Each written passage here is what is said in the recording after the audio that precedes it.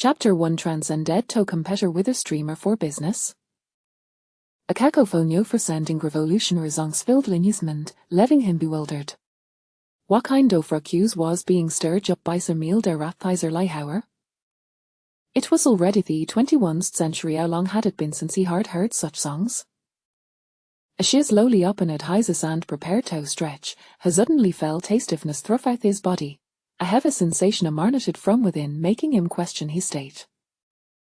Something was amiss. He had morella taken up, yet with the eyes waist and legs at ease if he had just run 10 kilometers. What hell? Where am I? What is this place? His familiar apartment had inexplicably vanished, and upon opening guises, he found himself surrounded by dense forest sandgrasslands as though he had been thrown into fueled. He was lying in an unfamiliar environment that seemed utterly alien to him. Wie was this? He stood up, frowning, wondering which scoundrel had circa twisted sense of you mortar toshamont of his bench. Could it Betheland Lord? That shouldn't be the case. He had just bought 6 months' rent. At this moment, all he had left in he spoke to a refu coins and the Trental contract.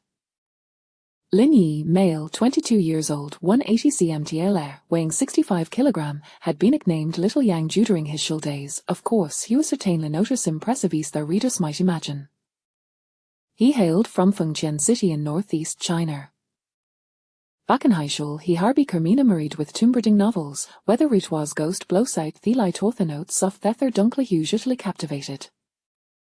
So during the collegian trans-examination, he disregarded his parents' vehement objections and applied to the archaeology department at Tianjin University. His teachers were astounded by his audacious guts. With such excellent grades, how could he kusers a canny kimaja? With what even after graduation? He paid no heed to their skepticism. How could ordinary people comprehend the divine perspective from the pinnacle? 4 years later, he graduated and remained at the University Aching assistant. Archaeology, however, was nothing like the blood-pumping adventure he had imagined. He had not entered tombstone earth treasures, nor had he made up for protective excavations. Naturally, he had not gained any fame. During those ferias, Hemmerly acquired solid theoretic knowledge and learned a few methods so fact appraisal from his professors. As for excavating tombs, that was far beyond his reach. In the capital, his salary had reached an astonishing 6,000 yuan, yet it was still below the average wage, rented a small studio that cost him 3,600 yuan a month. That left him with barely an Tolavian. Meanwhile, his classmates, who had also entered Tianjin University with him, studied finance and graduated to secure positions at financial institutions, earning at least 6 figures monthly. Reality had slapped hard. Finally, he understood Tate Heaven the divine must strivatoja vive. Tomakeen's meet, Hefton visited Panjiayuan, scouring stalls in her pace of finding it treasures, much like in the novel she adored, hoping to improve his circumstances. Unfortunately, while there were a man stalls, finding a bag and ways a kinter climbing a mountain. Even determining the authenticity of a fragment was a mething Thessaloners were more adept than hewers. Thus, the prospect of uncovering hidden gems was utterly unattainable. He distinctly remembered visiting Astal at Panjiawan yesterday, where he had spotted a piece of Zaire deathers and boulder wall newt without any carving marks. He had instantly taken a liking to art. When he inquired about the price, the vendor insisted it was Hashi Anjadi on demand at 10,000 yuan. After hurgling for a fanhour, exhausting all his persuasive skills, he finalized Kirati Pisa for 200 yuan. That unscrupulous vendor must have made yet a profit of 180 yuan. With their walnut in hand, he had returned at home, contemplating how to win some money, as shoes on the verge of ruining out before the next paycheck. However, upon waking, his rental room had vanished. He found himself unceremoniously dumped onto his bench. Thank goodness it was a murder heat me and that sleeping outdoors for a night wouldn't result in frostbite. Upon checking, it seemed an Elias back pocket followed him, and you still wearing the same clothes as from yesterday. A plain whitey short sleeve shirt with no design, now slightly soiled, along with ripped jeans and whitey sneakers. The entire outfit couldn't have cost more than 200 yuan. He also had a backpack which usually carried to hold his wallet and ID. He carefully opened the backpack and was relieved to find his ID and wallet still intact. Inside, he called Sifu bank cards together. They held less than 100 yuan yet all had 6-digit PINs. He often wondered if the banks considered such lengthy PINs excessive. Fu coins left were a million afari sub were euride. These ways all that constituted his net worth. Additionally, he heard bronze in a vessel, a replica crafted by a talented classmate Laning whose family had inherited the craft. This bronze ever cell was made from bronze dating back over 2,000 years, reimagined using modern techniques. Standing at 32 tall with a 5 base, it conformed to all standards for bronze artifacts from the spring and autumn period, adorned with characters Zhong'eran Lodge's eel script. This method of replication was far superior to Western practice of excavating artifacts from the ground and hastily claiming the mashi looms from a century's past.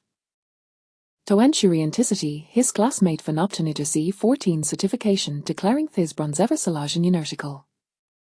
During their 4 years together, Laning returned to the Sorthu upon graduation, leaving the vessel as a keepsake for Linyi. It was a valuable possession and a venison art piece. It could fetch around 1,000 yuan wherever he went. Wait a minute, where's my walnut? The one I just bought yesterday? I heard just percased that suja di wal nuthandal, and no it was inexplicable missing. Harami jed through his clothes and backpack but found nothing. With Asai lamented ham his fortune of 10 follows closely behind good fortune. He hard spent this food money for the next few days in that walnut, and no wheat was gone. Waste this mento teach him a lesson about the harsh realities of life? Gurgle. At that moment, his stomach grumbled.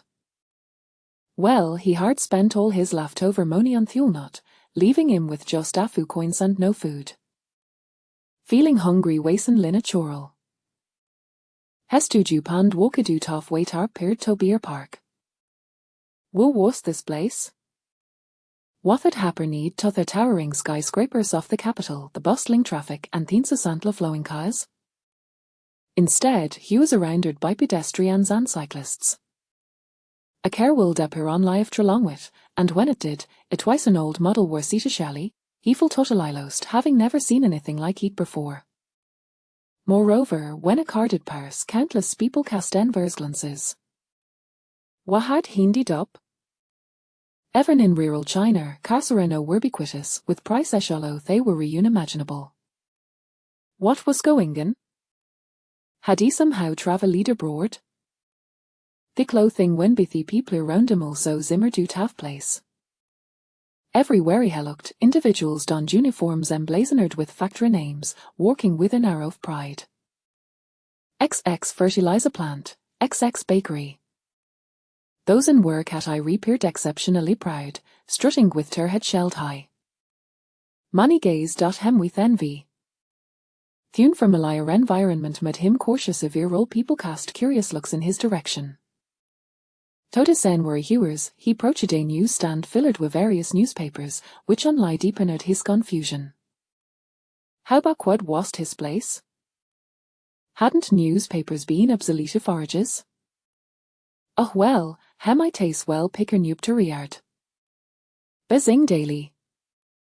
Wait, hadn't that ceased publication ages ago? Happy Kidupanother, Bezing Suburban Daily. Bezing Morning News. Wast he's really the capital? Evenify that regress 30 years, it shouldn't blickethis. Some things seemed off right, the date. July 2, 1980. Thedder 'twas boldly printed in front of him. My heavens! Had he truly travelled back in time? A whirlwind of motions flooded his mind: joy, fear, discomfort, and regret. It seemed he hadn't made an I wish sorper for med any good deed show had it happened. Hey, young man, are you going to buy some thing or not? If not, don't waste my time. A voice in fluent Beijing dialect snapped him back to reality. Helukid up to seat newsstand owner, a man in his 60s with a square face, clearly alical, eyes expression radiated nothing but suspicion. Sir, sorry, I. He tendered to say he would buy some thing but sudden realize he teeth had truly hard crossed over, he had na murney. I've happily died modern kerns, the vendor might think you's a spy. Not buying. Half a smile, feeling awkward. Then get lost. Don't think my business. The vendor waved his hand impatiently, nearly swatting him in the face why this fan. Linnaeus' expression darkened, but Heffelpulpless, a man with money is arm and a man without money is a hard life. Asha turned Toliev, he cold still hearth vendo grumbling behind him. Clenching his fist sang furrowing his brow, he contemplated returning to throw the coins in the vendor's fist, but reconsidered. If something were rather apparent the police got involved, he wouldn't know how to explain himself. Surely, Hack wouldn't we put his ID from 2001 to prove his identity. Wonder rang aimless lie down the street, his stomach grow laden protest yet he had no solutions. Everything required money and he had none. He hard near dear to where money was a destiny to be a starving Timmy traveller. Asking for seemed like a possibility, but would his former pridey offenging university realize stoop to competing with streamers for business? Chapter 2 Big Gold Tooth. Wang Fatty, is this place haunted? Before heck near it, Linny heard found himself at Panjiayuan. Him. Panjiayuan, it seems that, perhaps, I am Otantila destitutive droll. Hestil hader bronzu Sealan he spoke it, Althagit was a replica, although Nisa Sarai documentation ways intact, especially if foreign appraisal within a vital seal, surely, he could exchange it for some. With this tort, he felt an overwhelming get a return and give his good friend Laning a houty kiss savi. Late songs house bitter racing, the newest tapes be Sam Hui. Come a take your lick, don't misite, you won't regret it. Not far away, a burly man over 6 feet tall was below in Gina Rao voice. Up and seeing Linny enter, the man's voice grew even louder. The men thela disanthisman Linny felt nine explicable sense of familiarity. Would he feel thighs way upon our vingent his strange world? Carsting accuries glancethaman, intender twine Uramand continuing to Panjiayuan, but he notici Darthur sleaze a looking fellow merging from within up and spotting the heftaman, this sleaze eye character Roshido vewi the sycophanty grin. Brother Kai Xuan, ik knew you'd be who? Kai Xian? Hearing thie's name, Linny Waster Kennebach dot thishu be man were scold Kai Xuan? Wait a minute. As the Zykofen topen at his mouth, the gleaming gold tut in his miles parkled brilliant line the sunlight. Could it be? Wast his time famous big gold tooth?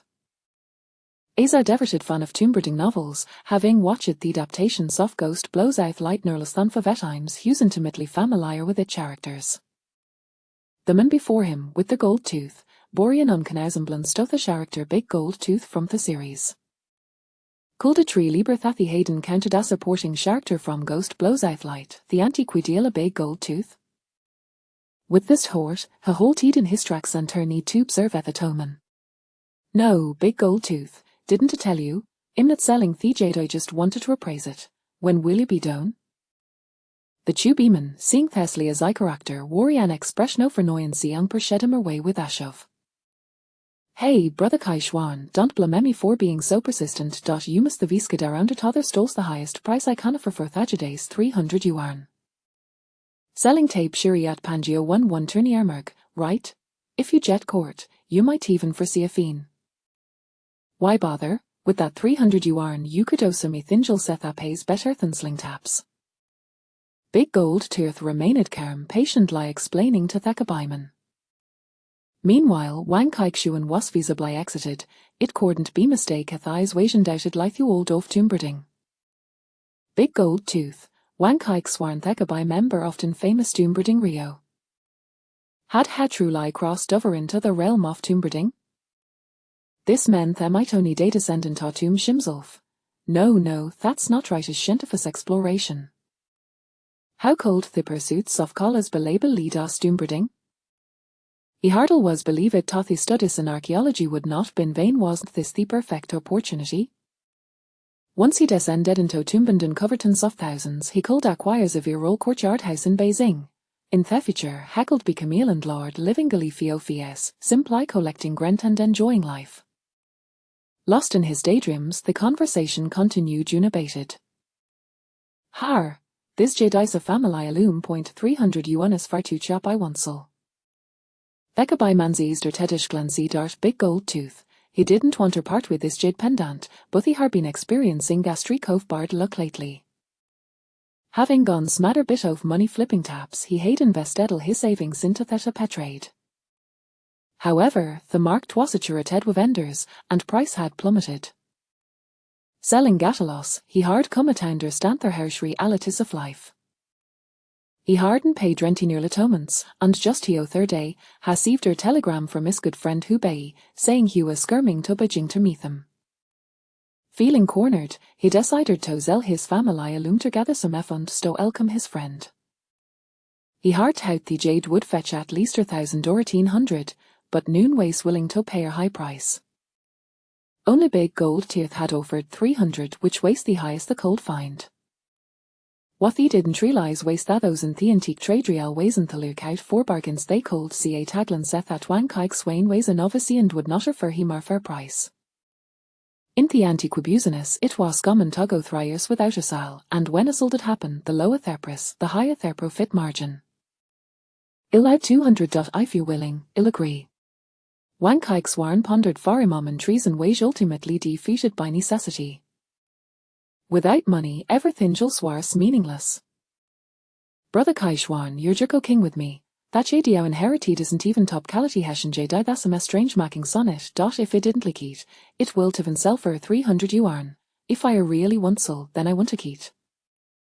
Big gold tooth feigned a sigh, as a seasoned veteran Huis Noriki at Pangio Warnhar cold heavy at maneuver by Wang Kaishwan a novice.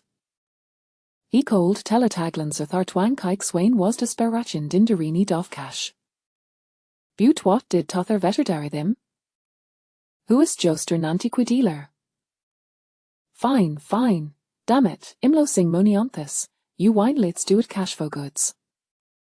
Wang Kike Swarn removed Ajadi pendant from around his neck and hand edito big gold tooth. Her cold and thidier glimmer if excitement and highses.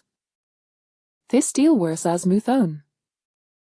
That jade cold diesel so far at least 3,000 yuan. In the 1980s, very few in Beijing Gina Vero hundredi warn a month thighs was equivalent to thrier swags for an ordinary worker. A real antiqui dealer?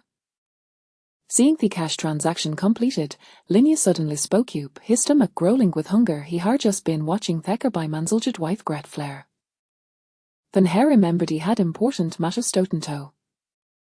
Indeed, young brother, Durhavini treasures to sell, you've come at the right place. Big gold tooth is a stand fair. Big gold tooth, in our good mood after completing a transaction, turned to Wang Kike Swain with a friend lead meaner. Hearing this, Linny cold and thelt patrol hises. Just moments ago he hard taken agedy pendant worth thousands for a mere 300, and no had the audacity to claim honesty. However, refrained from speaking further. It was a grave mistake to speak out of turn when he didn't know onion, especially since he was scanting in big gold tooth tosis demine establishing his identity. Indeed, brother, I heard your family hime I wish to sell but this place. Heglan seed at the bristling crowd and desetated, but big gold tooth understeered instantly. Her sen cedar gadil ways athend. Follow'm. Big gold tooth led through a wainto Pangiayuan, and Linny followed closely behind, unafraid of what might happen. Heiserly fear Shabina Barton countering monstrous and ancient tombs weak had prompted him to take martial arts classes. He hard spent econ cider a blee man to have money on that. After years of diligent training, he felt confident in his abilities. For some reason, Wang Kike's one pershedis dries a clef forward and followed them inside as well. The arrived at her story front where big gold tooth entered. Andy Roman holokid like her Clark Caladute, boss. Big gold tooth niddied in response and old Wang Kike Swain to reception room. Brother, this is me shop. Ithasa maranown her en Pangiayuan. Big gold tooth smiled confidently, taking pride in mentioning his hope. Linyi wasser warathat big gold tooth was quite ethuialthy figure in thiziror this skills he cold certainly thrive ein Beijing and thefuture. This blacy strew lie impressive big brother. Linyi gave him a thumbs up, praising the establishment. All right, brother, let's see what you've got, shumath his treasury of the eyes. Big Gold Tooth said with a friendly smile, but when he noticed Wang Kaiksu anfalo ingemin, his expression shifted slightly, Thor hesitated nothing. Having just swindled this fellow whiter faggy pendant, he didn't want to reveal in his ignorance to see it after, Wang Kaiksu and Wassa Berleman and if it come to a fight he wouldn't stand a chance. Of course, within Penjiayuan he wasn't afraid of Thekabaiman and Sathi deal wires made, Thejada pendant washes, and you wore Dave ethu per hand wherever he went. All right, thys a temis or family Olympus stone for generations. If it weren't for my current troubles, I would never consider sling it. Linyi opened his backpack and took out the bronze vessel. The moment Big Gold Tooth laid us in the bronze vessel, he was captivated. In Thyserer, bronze artifacts were not yet restricted from Zelaint with Ryers. If Linyu were to bring his bronze vessel in, Big Gold Tooth would likely know Tevin to Rita making of her. Chapter 3 A counterfeit item sold for 45,000 yuan. Indeed, this trade is quite lucrative. The collectors of antiques cannot bear to see anything of value. The Bronze Jew, a vessel popular during the Xia, Shang, and Zhou dynasties, has long been regarded as both a ceremonial object and a drinking vessel. It features a rounded belly, with some rare square variants. The front end of one side has a spout, for pouring wine, while the back has a pointed tail. Between the spout and the mouth, there stands a column, and on one side of the belly is a handle, supported by 3 conical legs underneath. At this moment, the bronze Jew before him is indeed of the rounded variety. At a glance, Big Gold Tooth can ascertain its authenticity. With his years of experience, he would never mistake it for a fake. This is undoubtedly a remarkable find. What a treasure! As he gazes at the large seal characters adorning it, he feels his heartbeat slow in awe. The presence of inscribed characters certainly indicates its extraordinary nature. It must be an artifact of a feudal lord at the very least. It is imperative that he acquires it. Brother, does this wine vessel have any particular provenance? After a considerable pause, Big Gold Tooth regains his composure and turns to Lin Yi, his demeanor returning to normal. Wang Kaixian, observing the two, is somewhat puzzled. This rusty trinket, though larger than his own jade piece, seems rather unremarkable. Why does Big Gold Tooth appear as if he has lost his soul? Could it be that this object holds significant value? To be candid, my ancestors hailed from England, and my grandfather was a merchant. This bronze wine vessel is a treasured heirloom of our family, dating back to the spring and autumn period, belonging to the noble Zhangji'er. You mean to say these 2 characters refer to Zhangji'er? Upon seeing the 2 seal characters, Big Gold Tooth feels as though he has been struck by a bolt of joy. Zhangji'er, also known as Duke of Jin, was a significant figure in the spring and autumn period, during which Jin was one of the 5 hegemons, and for a lengthy period, the largest state. In the Warring States period, it divided into 3 kingdoms, Han, Wei, and Zhao, yet it still remained one of the 7 heroes of the Warring States. Duke Wen of Jin was the one who propelled Jin to its zenith. If this vessel indeed belonged to him, its value would soar. Indeed, you may verify the inscription. This treasure has been authenticated by English experts using C14 dating methods, confirming its age to be over 2 millennia. Recently, my grandfather passed away, and I brought his ashes back home to lay him to rest. Initially, everything went smoothly. After the burial, I took a train from the Magic City to the capital, only to discover that my belongings were stolen, my wallet, identification, everything lost, leaving me with just this family heirloom, which I hoped to exchange for some money. Linny again retrieved the previous certificate from his backpack and handed it to Big Gold Tooth. Having operated in the antique trade for many years, Big Gold Tooth is not unfamiliar with such matters. C14 is a method of authentication used in the Western world, analyzing the powder to ascertain the age of the artifact, with an error margin not exceeding a century. Initially, he even suspected that this was a trap set for him. However, the bronze Jew on the table is unmistakably an exceptional piece, showing signs of having been cherished through generations. The high-end, sophisticated authentication document he presented, adorned with a large red seal, seems unlikely to be a forgery. He retrieves a book from a nearby cabinet, filled with countless seal characters, quickly locating the 2 characters and comparing them with those on the wine vessel.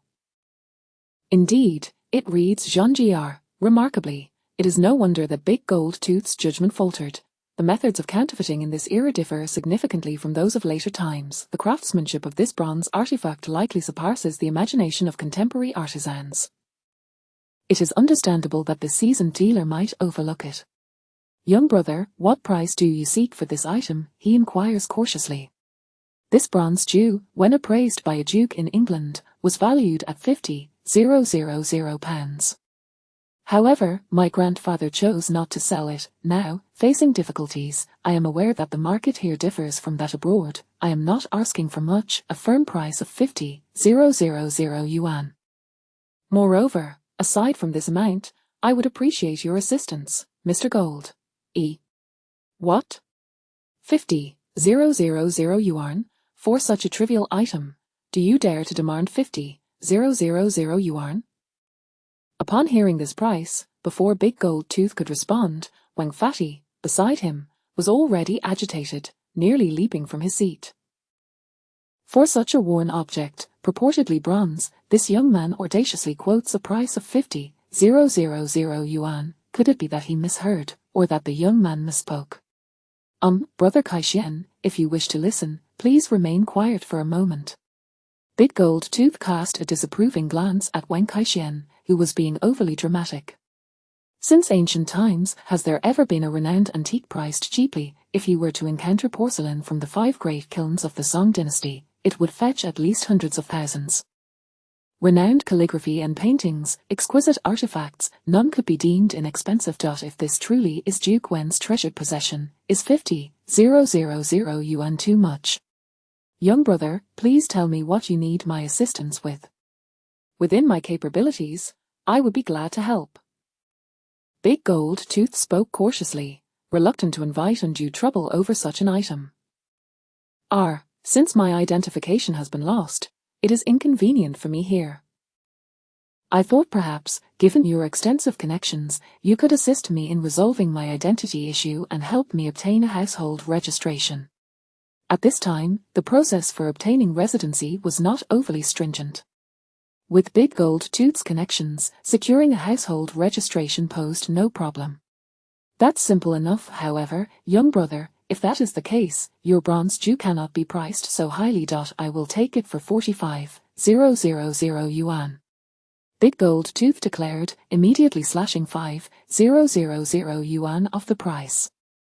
Lin Yi's heart soared with joy, but having studied archaeology for years, he had cultivated a certain resilience, yet his face betrayed a spectrum of emotions: reluctance, hesitation, sorrow, ultimately culminating in a sense of helplessness.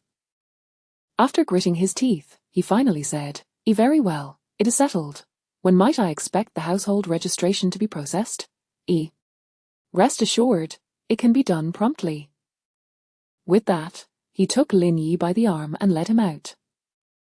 Watching the two depart, Wang Fatty remained bewildered. Is that it? A transaction worth several tens of thousands concluded just like that? But isn't that thing merely bronze? It hardly seems worth 50,000 yuan. He still wished to inquire of Big Gold Tooth why this item was deemed more valuable than his jade pendant, only to see the two already leaving. Damn it, this fellow has definitely swindled me. How dare this unscrupulous merchant pull a fast one on Fatty? No, the next time I encounter this scoundrel, I must reclaim my jade pendant. Suddenly, he came to a realization: this mere bronze wine vessel had fetched a staggering 45,000, and yet he still required D.A. Jr. to procure a household registration certificate. His jade pendant, also crafted from jade and not without age, was likely not to be less valuable than this wine vessel. Lin Yi followed D.A. Jr. to a police station, marveling at how he managed to accomplish this. In just half an hour, he obtained the household registration certificate. The swiftness of the process left him astounded. Indeed, having connections in the court makes for an easier path to office. Upon returning to the shop, a transaction was promptly executed. Lin Yi received 45,000 yuan, while the Golden Tooth acquired the bronze goblet. Both parties fulfilled their respective needs. Observing the stacks of cash on the table, Lin Yi couldn't help but feel a mixture of amusement and exasperation. Accustomed to mobile payments, he found himself somewhat ill at ease with such a substantial amount of cash in hand. A mere 10 yuan for a staggering 45,000, totaling 4,500 pieces. Master Jin, do you happen to possess a Siheyuan? Or perhaps you know someone selling one. I am in search of a place to settle. Observing the capabilities of the individual before him, he noted how swiftly the other party procured a household registration certificate for him. Brother Lin, do you wish to establish roots in the capital? He cast a peculiar glance at Lin Yi, pondering why this lad, who seemed to embody the spirit of John Bull, would desire to return. The current era starkly contrasts with that of the future. The 1950s celebrated heroes, the 1960s embraced poverty, and the 1970s revered diplomas, each a reflection of its time. At this juncture, the nation had recently undergone reform and opening up, with many yearning for the Western world, striving to venture beyond its borders. Countless individuals sought foreign identities, employing all manner of schemes, yet it was rare to encounter someone returning from abroad with a household registration. Alas, John Bull has not been particularly peaceful in recent years, and it is not very accommodating to us. Perhaps it is better to come back and enjoy a few tranquil days. Lin Yi feigned a sigh, though hunger was gnawing at him, compelling him to maintain his composure. Very well, I shall keep an eye out for you. Should any news arise, I will contact you post-haste. Master Jin did not immediately acquiesce, and Lin Yi felt no disappointment upon hearing this. Their initial meeting stemmed from that bronze goblet, and it was unreasonable to expect the other party to acquiesce to all his wishes. Furthermore, he had already struck it rich. A counterfeit bronze artifact had fetched him an astonishing 45,000 yuan, equivalent to the value of 45,000 in the 1980s, while a Siheyuan likely would not exceed 30,000 during that era. Were it not for the presence of Master Jin, he would have been tempted to exclaim his gratitude for their family heirloom left by his brother. I shall not intrude further, Master Jin. He carefully placed the money into his backpack, rose, and strode out of Master Jin's establishment, fearful that the other might discern any hint of his true intentions. Meanwhile, Master Jin paid him no mind, instead turning his attention back to admiring his bronze goblet. Chapter for the Fiery King. Fatty, this splendid item. He must diligently seek out a buyer. A bronze artifact with authentication and inscriptions can undoubtedly fetch a handsome price. One could say, today he has struck a veritable fortune. As Lin Yi stepped out, barely having left Penjiayuan, he was abruptly seized by a portly figure. Little brother, you remember me, don't you? Wang Kaixian greeted with what he considered the most amiable tones, having witnessed the earlier transaction firsthand. 45,000. Although he was unclear about the details of the deal, seeing the boy's joyful countenance made it evident that the money had been secured. Of course, brother Wang Kaixian, right? Lin Yi regarded Wang Kaixian with a cautious demeanor, who seemed to sense his own impulsiveness. Ha, brother, how about this? Fatty will take you to the bank to deposit the money, and then we can chat. All right, don't worry, I'm not a bad guy. At this moment, when Fatty was curious about whether the jade pendant he had given away had incurred a loss, and he knew he could not afford to quarrel with the lad. Lin Yi nodded, placing his trust in Wang Kaixian's character. After all, he was somewhat of a long-time fan. Soon, they arrived at the bank, where Lin Yi deposited the money, leaving himself with merely 1,000 yuan for his daily expenses. In this era, possessing such a large sum of money was akin to losing two small quadrangles in later generations. Moreover, many youths returning home were aimlessly wandering about. The society was chaotic, and should he be robbed, there would be nowhere to voice his grievances. Fatty, do you have something to ask me? Let us head over there for hot pot, it's on me. Upon leaving the bank, a sense of relief washed over his face as he recalled his burgeoning hunger. All right, brother, you're generous. Let us go. Hearing the mention of hot pot, Wang Fatty's eye sparkled. After a diet of cornbread, he was nearly yearning for something flavorful. Naturally, he could not be aloof when someone invited him for hot pot.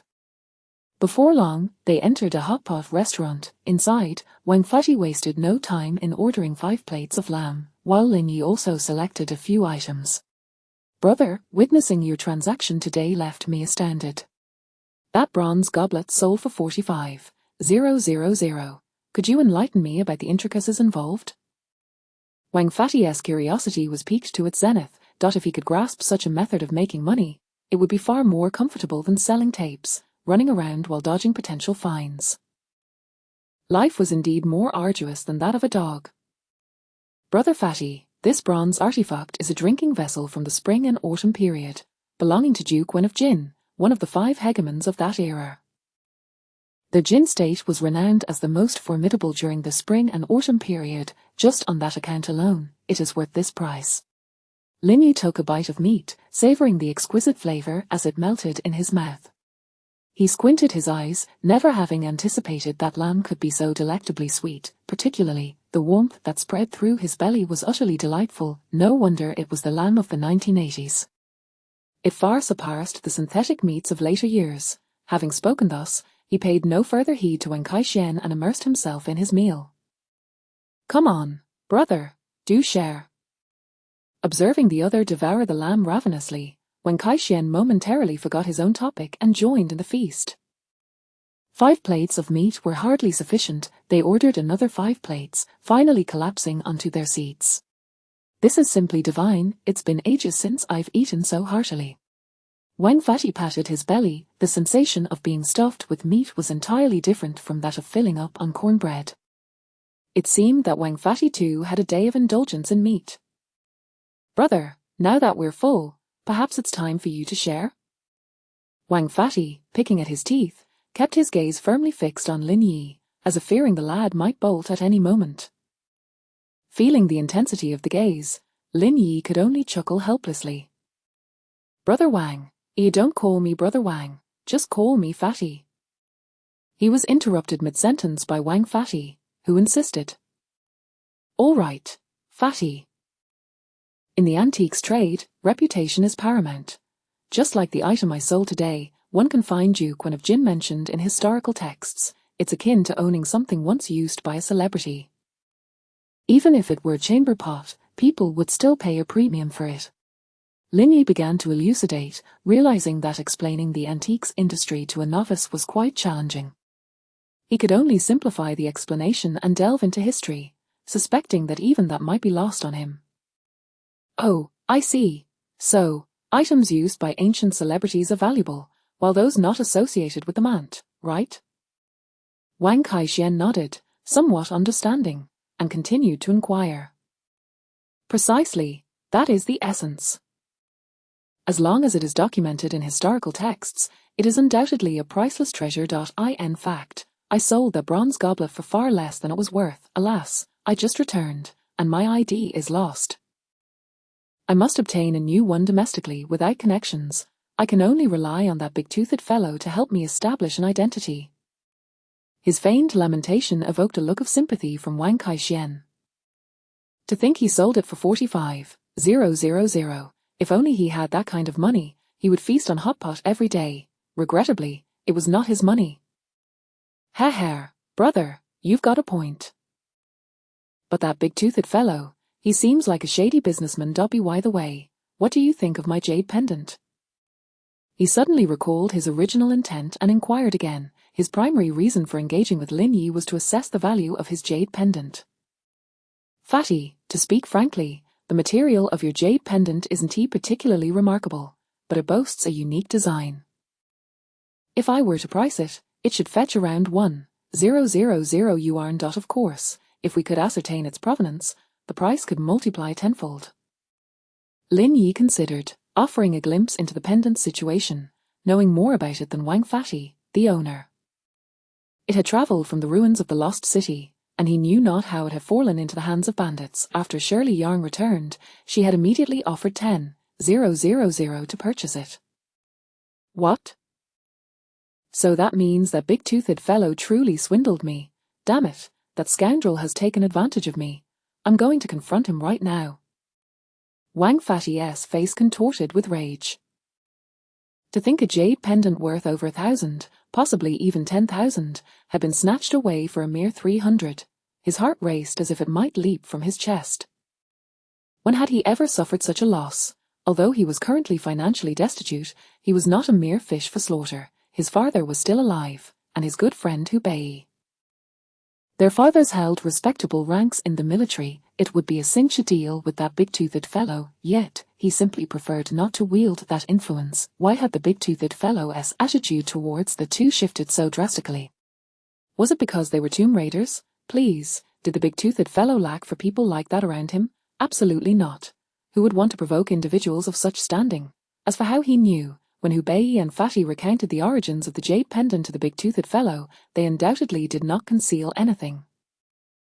A commander who had once quelled bandits in the Xinjiang province was a family friend of Wang Fatty's father. How could his father's status be low? Thus, when the big-toothed fellow later associated with the two, he behaved like a sycophant. Fatty, if you go looking for him now, you probably won't find him. Witnessing the ferocity on Wang Fatty's face, Lin Yi could only laugh bitterly and shake his head. Indeed, this man had a character that sought to gain without suffering loss. I'll wait for him at his shop in Panjiayuan every day until he returns. How dare he swindle me? I'll make him aware of the consequences. Wang Fatty understood he was being overly impulsive. With nightfall approaching, it would be quite difficult to catch the big-toothed fellow at Panjiayuan. Fatty, you know I just arrived in the capital. Besides that bit of money, I don't even have a place to stay. I wonder if you know anyone selling a quadrangle nearby. If so, please do recommend one. Rest assured, I will not forget your kindness. Lin Yi seized the opportunity to speak up, realizing that purchasing a quadrangle was the right course of action. Acquiring one would mean a future investment worth at least hundreds of millions. You know what? I do have an acquaintance who is preparing to sell a quadrangle. Since you don't have a place to stay, why don't you come to my place for the night? Tomorrow, I'll take you to buy a house. Wang Fatty's eyes lit up upon hearing the word benefit, eager to ensure Lin Yi wouldn't escape, and immediately agreed to let him stay at his place for the night. Lin Yi cast a peculiar glance at Wang Fatty. Were it not for having seen the tomb-raiding world, he might have thought this fellow harbored ulterior motives. He had just come into a substantial sum, and yet this man was inviting him over. Who could know his true intentions? He had no doubts about Wang Fatty's integrity. While he had his flaws, his character was trustworthy. All right, then I'll trouble you, Fatty. Since he aimed to foster a good relationship, there was no need to put on airs. All right, brother, follow me. I have everything ready. With that, he led Lin Yi out of the restaurant and onto his tricycle. As Lin Yi glanced at the tapes in the vehicle, he picked one up, Half a Catty, 8 Liangs by Sam Hui, an album likely released in 1976. At this time, it should not have been considered a new album in Hong Kong. However, in the contemporary mainland, where the entertainment market was virtually a blank slate, many long popular songs from Hong Kong were experiencing a resurgence in popularity. Chapter 5. This Broken Walnut. Could it truly be a divine essence? Much like the zombie films of Uncle Nine, which gained immense popularity in the 1980s, they only made their way into the mainland in the 1990s. Initially, it was through videotapes, followed by VCDs, leading to an influx of various Hong Kong films that became a sensation in the mainland. At that time, possessing a radio was considered a mark of a good family. Wang Fatty, pedaling his tricycle, soon arrived at the entrance of a dilapidated courtyard. Brother, we've arrived, it's this place, can you help me carry the tapes while I lock the bike? This tricycle was Fatty's most significant asset, worth dozens of yuan. Losing it would be catastrophic. Lin Yi nodded, clutching a box of tapes. After Fatty secured the bike, he grabbed another box of tapes and beckoned Wang Zhenkai to follow him into the courtyard. This was a 2-entry courtyard, and the place he rented was in the front yard. Upon opening the door, a strange, rancid odor assaulted his senses. He instinctively frowned. Could it be that Fatty hadn't tidied up the place for months? Brother, my place is rather humble compared to your John Bull, but please come in. At that moment, the other party's voice reached his ears. Entering, he found the room was not large, merely about 20 square meters, with a heated bed occupying nearly half of it. The rest of the space was cluttered with tapes, quite an impressive collection. The interior was starkly bare, with only a wash basin, a toothbrush nearby, and, not far off, a few ragged clothes sprawled across the bed. likely discarded after a change. Sensing Lin Yi's gaze, Fatty chuckled awkwardly. Hee hee, it's quite simple here. Please don't mind. He quickly tossed the clothes into the basin before continuing, it's nothing, fat brother, it seems your home could use a woman's touch. At this moment, Lin Yi felt an overwhelming urge to leave. Good heavens, this was far worse than the bench he had slept on yesterday. This surely felt less like a tomb-raiding adventure and more like a trial by tribulation. Alas, fat brother wishes for that too, but as you can see, all these tapes are my entire fortune. Initially, I heard from a friend about this business, and I did make some money at first. Then, that friend encouraged me to buy more, assuring me of huge profits. In the end, after piecing together 3,000 yuan, all of it went into these tapes. Yet, shortly after purchasing, the prices plummeted, and I couldn't even recoup my capital. Wang Kaixian sighed as he glanced at the tapes beside him. This was indeed a sorrowful tale. He had hoped to make a fortune from this venture, only to find himself a mere tool for others' profits. Lin Yi cast a sympathetic glance at him. This situation was not foreign to him. Many pyramid schemes in the future operated on such a model, initially allowing small profits before coaxing participants into bulk purchases. When they returned with their stock, they discovered the market prices were lower than their purchase costs. They were left with two choices: sell at a loss or endure the burden. Most of those who pushed this business were relatives or friends. This was a classic case of harvesting the NAV. Clearly, Fatty was one of those being exploited. The pioneers of the 1980s who dabbled in such schemes undoubtedly reaped great rewards, while those who joined later may have seen modest gains. However, when the masses flocked in, losses became commonplace, with some even losing their lives. Fat brother, I've heard songs from Hong Kong before. These seem to be tapes from their clearance sales. They not the current hits. He pointed at Tracer Ting's Is Sweet Honey ear and remarked. Fat brother is aware he has been duped, but I can't even find the person who sold me these tapes. What can I do? If I ever see him again, I'll give him a good smack. Fatty's face twisted with anger at the mere mention of that person. After all, they had been friends for years, yet he had been so thoroughly swindled. Forget it, let us not dwell on that. Brother, tidy up and get some rest. Tomorrow, fat brother will take you house hunting. He cleared a spot on the bed for Lin Yi and kicked off his shoes. In that instant, Lin Yi felt as if the entire sky had darkened. What kind of biochemical weapon could cause such a reaction? Fat brother, how many years has it been since you washed your feet to achieve such a potency? He covered his nose, staring in horror at Wang Fatty.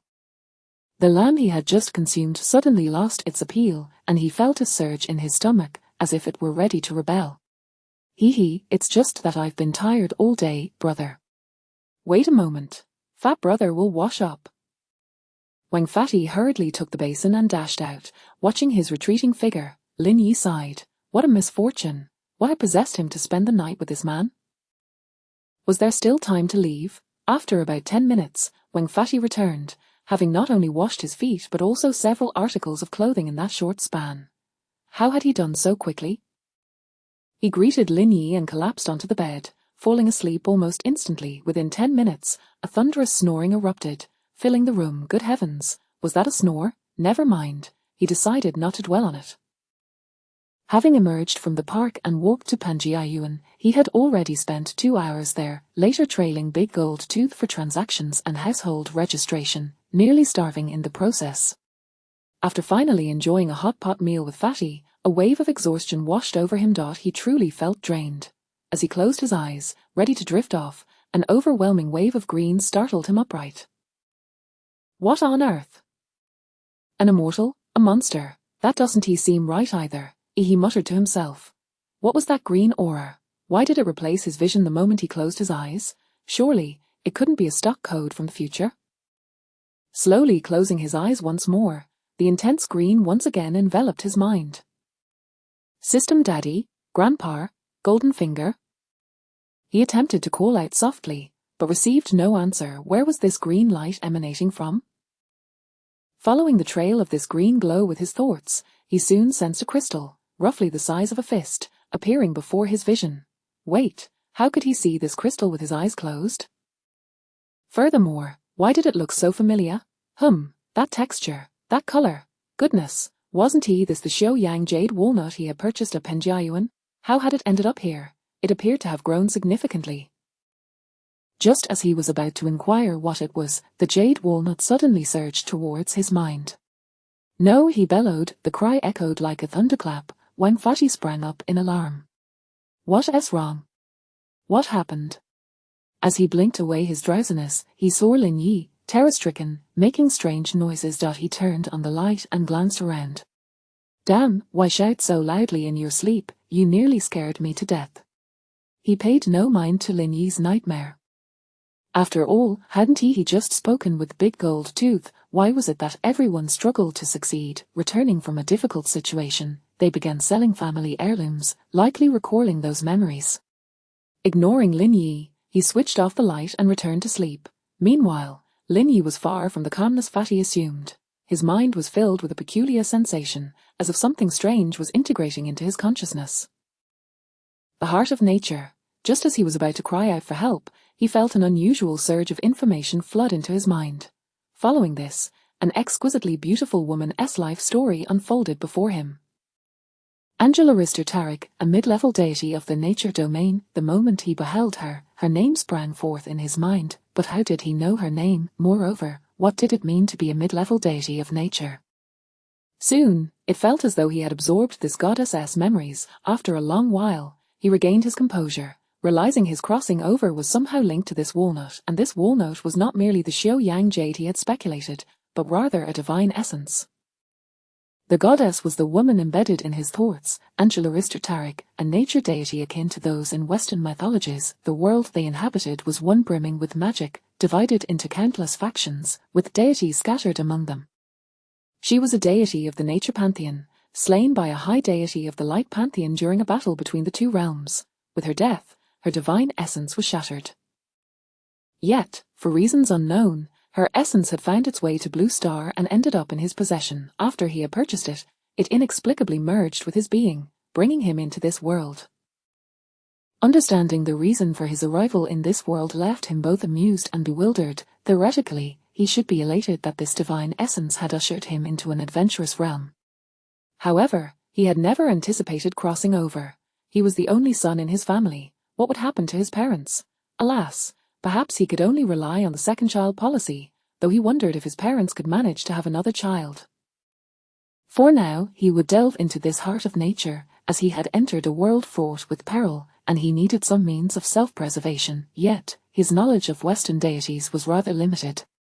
Chapter 6, The Rank of the Sorcerer. Cautiously delving into the depths of memory, Lin Yi discovered several cultivation methods residing within his mind. The nature element, too, was subdivided into various cultivation systems. The magical arts, particularly those of the natural realm, were predominantly healing spells, with only a handful of offensive incantations, many belonging to the healer archetype. This did not particularly surprise Lin Yi, as he recalled that in novels or games, the natural element was often portrayed in this manner. However, upon encountering a natural poison mage, he was taken aback, pondering whether this was the fabled a toxic healer. Furthermore, there existed a summoning aspect within the natural magic, involving the collection of various biological materials and the essence of souls, enabling the summoning of creatures to engage in combat through magical conduits.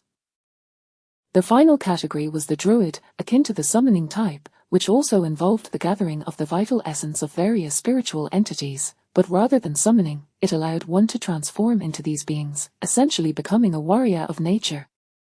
The levels of natural sorcerers were categorized into 10 distinct ranks, with the lowest tier being the apprentice mage.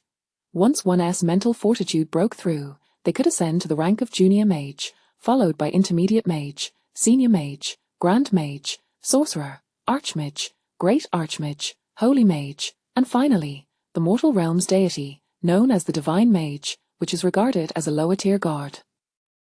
The classification of each tier was predominantly determined by mental capacity. The sorcerer's cultivation system was structured around 10 tiers, namely, apprentice mage, junior mage, intermediate mage, senior mage, grand mage, sorcerer, archmage, great archmage, holy mage, and divine mage.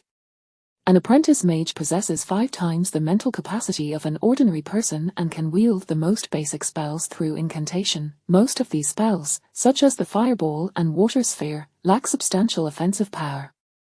Natural magic follows suit. Upon becoming an apprentice mage, one could learn the spell Natural Healing, allowing them to mend wounds at thrice the normal rate, usable for a duration of 30 seconds. Next is the junior mage, whose mental capacity reaches 15 times that of a regular individual, enabling them to perform simple magical manipulations and some basic offensive spells, such as a small-scale fire attack that can extend several meters. In terms of natural magic, a level 1 mage has access to the spell Natural Spear, which allows them to rapidly assemble a barrage of arrows from nearby flora to strike at foes. The potency of Natural Healing also intensifies, with a restoration speed that can exceed 5 times and lasts for a minute. Intermediate mags possess 3 times the mental fortitude of junior mags, reaching a total of 4 to 5 times that of an ordinary person. They can begin to utilize basic control spells, and their magical attack power starts to escalate. Senior mags, boasting a mental capacity 100 times that of an ordinary individual, find themselves in a realm where their magical capabilities vastly surpass those of the average person. They can deploy large-scale magical formations covering dozens of meters. For instance, the natural magic within their minds can restore 100 ordinary individuals at an astonishing speed, thereby earning them the title of the Supreme Healer. To attain the rank of Grand Mage, a qualitative transformation occurs within the sorcerer's mental sea, forming a crystal akin to the golden core cultivated in the central plains. However, the sorcerer's core is more akin to the magical cores defined within the Western paradigm, rather than the golden core. Upon reaching the Grand Mage level and constructing their magical core, they gain a continuous source of magical energy, which significantly enhances their capabilities, allowing Grand Mags to cast spells almost instantaneously compared to junior mags. As for sorcerers, their cores expand in size with the deepening of their magical energy, surpassing 5 times the volume of a Grand Mage's core. When their internal magical energy exceeds 5 times that of a former Grand Mage, they are recognized as sorcerers. With the amplification of magical energy, the sorcerer's power continues to grow, marking a transition from quantitative to qualitative changes in their magical prowess. Advanced magic can sway the tides of minor wars, delivering devastating attacks or large-scale blessings. Sorcerers who can effortlessly utilize 7th level magic are labeled as archmages. Thus, the distinction between sorcerers and archmages lies in the depth of their magical essence. Upon achieving a perfected magical core, they begin to evolve towards higher realms, forming a wondrous spiritual world akin to the primordial spirit in Central Plains cultivation. Great archmages can easily wield 7th to 8th level magic and, when prepared, can also invoke 9th level forbidden spells. Holy archmages experience a transformative evolution of their spiritual world, which may fuse into a complete realm, effortlessly casting 9th to 10th level forbidden spells through their innate magical power. They can significantly influence the outcome of a war, being almost mythic figures within mortal conflicts. Divine mags see their spiritual realms materialize into reality, creating divine domains. They can effortlessly draw mortal souls into their divine realms, allowing those souls to exist eternally, akin to the Western concept of immortality. The natural divine mage residing within his mind had lived for no less than 20,000 years, and were it not for the divine conflict, her lifespan would remain uncertain. Immortality was not beyond the realm of possibility. Although her divine status was damaged, it still functioned, having transformed her body directly into that of a junior mage, bypassing the apprentice tier entirely. At this moment, he felt a surge of vitality. The weariness that once plagued him vanished completely. Furthermore, an interface resembling game attributes materialized in his mind, conveying the message relayed by his divine status. Physical strength, 2. 1 times, mental capacity, 16 times, able to cultivate magic, junior summoning arts, basic magic, natural healing. The 1st level magic, natural healing, is a spell utilized by apprentice mags, capable of restoring wounds at thrice the normal rate, consuming 4 mental points per use. The 2nd level magic, natural spear, is an offensive spell that utilizes plants to form a spear-like barrage against foes, consuming 10 mental points per use. Upon seeing the magic, he felt somewhat speechless, realizing that as a junior mage, he could wield an attack spell. The first level magic seemed quite decent. As for the summoning magic, it required him to seek out the blood and essence of living beings. As long as he found the carcass of an animal or forged a pact with animals and plants, he could convert them into his summoned beasts.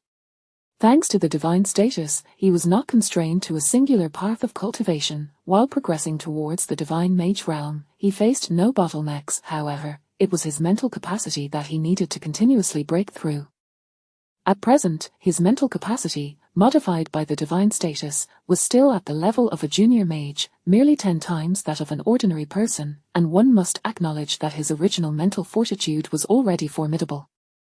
As for further enhancements, such measures would no longer be mere modifications. A mental overload could shatter an ordinary person's mental state, rendering them a fool. As the sky brightened, his spirit remained in an exalted state, and suddenly, he found himself thrust into the world of tomb raiding, awakening the talents of a sorcerer.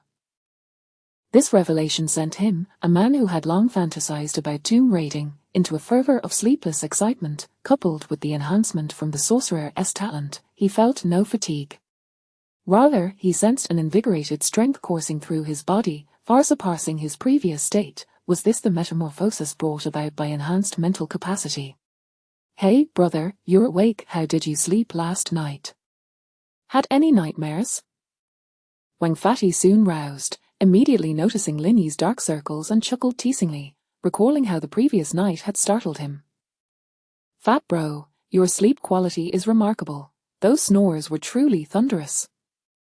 Lin Yi retorted nonchalantly, returning the jest. The thunderous snores had indeed been a remarkable experience for him. Hee, that's only natural. Fat bro is in excellent health." Fatty shrugged it off, fully accustomed to the situation. "Today, Fat bro will take you to buy a house. I know an old gentleman not far from here, surnamed Liu. This fellow has been in the business for 3 generations. During the Qing dynasty, he was at least a low-ranking official. After the fall of the Qing dynasty, his family fortunes waned, and in his generation, they were left with a courtyard house not far from Huhai. Brother, let us go take a look. You will absolutely adore that place," Fatty declared, not forgetting that today's primary mission was to assist Lin Yi in purchasing a house, hoping to earn some benefits in return. As for seeking out Big Gold Tooth, that matter was kept to himself. He chose to prioritize making money over revenge. After all, once Commander Hu arrived, he would need to boast to him, wouldn't he? Having had breakfast, the two set off towards the courtyard house that Fatty spoke of. At this moment, Lin Yi's thoughts were entirely consumed by the courtyard house, while Fatty was preoccupied with the potential benefits from Lin Yi. Their conversation was a mix of idle chatter, mostly awkward exchanges. Huhai is part of Shishihai, comprised of 3 sections, Qianhai, Shihai, and Huhai. To distinguish it from the northern, central, and southern lakes, it is collectively referred to as their 3 back lakes. The Huai area stretches from Dianmen Outer Street in the east to Xinjiku Street in the west, and from Pingan Avenue in the south to the northern Second Ring Road in the north, encompassing a total area of 146.7 hectares, of which 34 hectares are water bodies and 11.5 hectares are green spaces.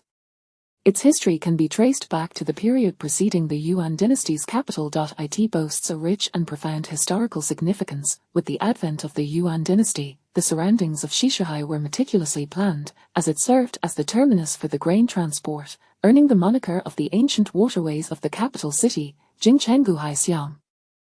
During that era, the banks were lined with taverns and opera houses, alongside bustling shops and workshops. Huhai is a serene locale where one can appreciate water while gazing at the mountains, with willow trees gently swaying by the shore.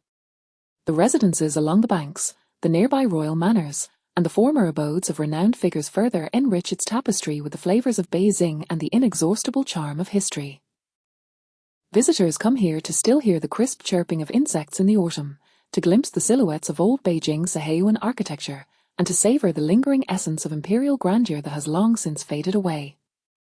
Chapter 7. How can a courtyard house be so inexpensive? During the Qing dynasty, this locality was predominantly inhabited by high-ranking officials and nobility, with each courtyard holding substantial value. However, with the establishment of the new era, where workers and farmers took the reins of power, many of these courtyards were confiscated. They either became offices for street administrations or were distributed among the ordinary working class. Numerous courtyards transformed into communal residences, akin to a large compound where dozens of families occupied a single courtyard, as was not uncommon in that era. With the onset of reform and opening up, some of the originally owned courtyards were returned to their rightful owners, leading to the sale of courtyard houses in the 1980s. Many sellers were remnants of the previous regime. The individual known to Wang Pangzi was someone whose family had served in the capital for generations, owning an entire courtyard in the picturesque area of Huhai. Thanks to Pangzi's rickshaw, their journey was swift, and soon they arrived at a seemingly expansive courtyard, halting their ride. "This is the place, my brother. I assure you, this courtyard will exceed your expectations, and you will be thoroughly satisfied." As he disembarked, he continued to extol the virtues of the courtyard to Lin Yi, nodding in agreement. Lin Yi had already taken note of the courtyard's considerable expanse upon arriving. Upon reaching the entrance, Lin Yi hastily approached to knock. Shortly thereafter, an elderly man dressed in a vintage green long gown, sporting a goatee, appeared before him. The gentleman, likely in his 50s, leaned on a walking stick, and his eyes occasionally sparkled with a glint of sharpness. His dishevelled hair framed his face, suggesting a neglect of grooming over a significant period. In many dramas, characters of such appearance rarely embody protagonists. Who could it be? "Oh, it's you, Wang Pangzi." Upon recognizing Wang Kaixuan, the old man smiled, revealing a set of yellowed teeth. Lin Yi, standing nearby, could distinctly detect the scent of tobacco emanating from the man's mouth, unmistakably the aroma of old-fashioned pipe tobacco. "Indeed, Master Liu, I've come bearing good news for you today." Wang Pangzi responded cheerfully, acknowledging the old man's greeting. "Oh? What sort of good news could you possibly bring?" Master Liu, seemingly indifferent, was familiar with Wang Kaixuan's background. An individual of modest means, the young man accompanying him, though handsome, was dressed in attire that hardly suggested wealth. As a remnant of the previous era, particularly from a family of high status, he recognized the signs of decline, yet his discerning eye remained sharp. The young man's clothing, while peculiar, bore no hint of fine materials. Many assert that the Chinese lack luxury goods simply because they have never had the opportunity to encounter them.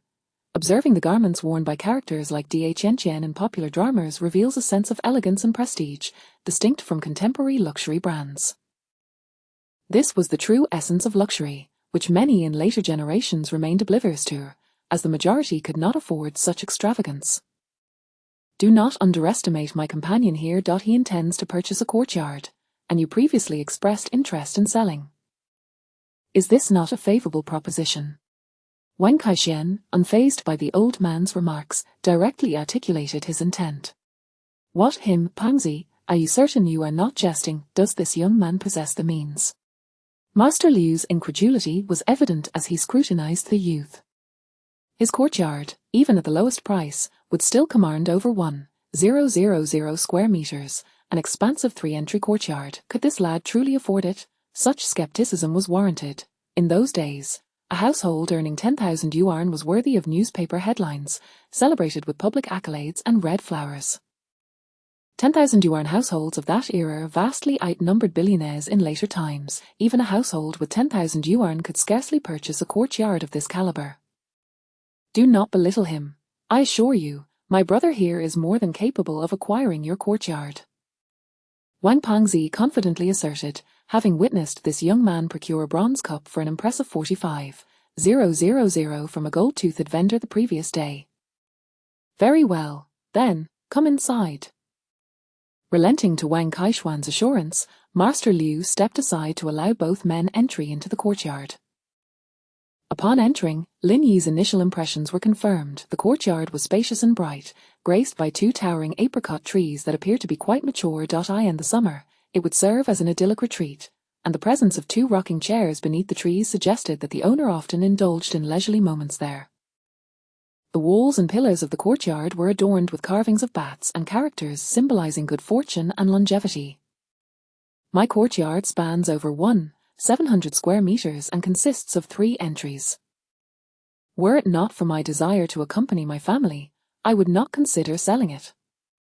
Master Liu rambled on as he guided them through the courtyard. Lin Yi observed that while certain areas showed signs of age and required renovation, the charm of the courtyard was undeniable. In later years, a property of this caliber in such a prime location would be unattainable without substantial financial means. Master Liu, I find this courtyard quite appealing. What price do you have in mind for the sale? Lin Yi inquired after surveying the premises thoroughly, his satisfaction evident. Originally, I intended to sell this courtyard for 40,000 yuan. However, given the scarcity of buyers in the capital at present, and considering you came with Wang Pangzi, I will let it go for 35,000. If that suits you, we can transfer ownership today. Old Liu's expression suggested he felt he was making a significant concession, which elicited a chuckle from Lin Yi, who was well aware of the market dynamics of courtyard houses at that time. In the 1980s, courtyard houses were often regarded with disdain, as many had become crowded communal residences, housing multiple families. Sometimes even more. Privacy was virtually non-existent, and convenience was compromised. As the 1980s progressed, high-rise buildings gained popularity, diverting many people's attention. Many preferred to reside in the so-called tube buildings rather than in courtyard houses. The notion of living in a standalone villa was considered a mark of envy. As for courtyard houses, they were often dismissed as undesirable. With their substantial land area, the price of a courtyard could likely secure a small standalone villa, further diminishing interest in such properties. What was once coveted in later generations bore the stigma of disrepute in this era. To acquire a 1,700 square meter courtyard by Shishahai for 35,000 yuan would be a dream come true in later times, but at this moment, it felt like an audacious demand. Upon hearing this figure, Wang Kaixian was the first to object. Wait, Master Liu, that seems rather unreasonable, does it not? The last time I visited, you indicated a minimum price of 30,000, and now you are asking 35,000 just because my brother is here. That hardly seems fair. Wang Pang's words caused old Liu's expression to shift. He seemed to realize there was a traitor among them. What, is that so, Master Liu? Are you perhaps taking advantage of my ignorance regarding the market? Lin Yi, initially inclined to accept the 35,000 offer, was taken aback by Wang Pang's bold negotiation tactics. Do you truly believe my courtyard is worth less? It's one of the larger ones in the vicinity, and there are no issues with it. Go on, take a look at other courtyards. Most are occupied by multiple families that are nearly impossible to evict. Master Liu glared at Wang Pangzi before slowly speaking. Lin Yi understood the situation. Many courtyards remained unsold because they housed numerous families who had lived there for decades, often assigned by the state. Evicting them without providing alternative accommodations was nearly impossible. In later years, many families transitioned to apartments through such arrangements, only to regret their decisions in the new millennium. That does not justify gouging my brother. 28,000 yuan, old Liu. If you agree, my brother can pay you today. If not, then so be it. Wang Pangzi boldly declared, slashing the asking price from 35,000 to 28,000 yuan, which thrilled Lin Yi. That is unacceptable. It's far too low. Raise it a bit. Let us settle on 30,000. I'm already taking a loss here, thanks to your betrayal. Old Liu seethed, his frustration palpable. Brother, let us go. We'll leave this courtyard behind. Wang Kaixian asserted, ready to depart with Lin Yi in tow. You little rascal. Fine, 28,000 it is. Master Liu grumbled, resigned to his fate. He had marked the price at 30,000 for over a year, only to have potential buyers turn away upon hearing it. The 35,000 figure was merely a starting point for negotiations, but he had not anticipated Wang Pangzi's audacious counteroffer. What do you think, brother? Wang Pangzi turned to Lin Yi, who had captured his interest.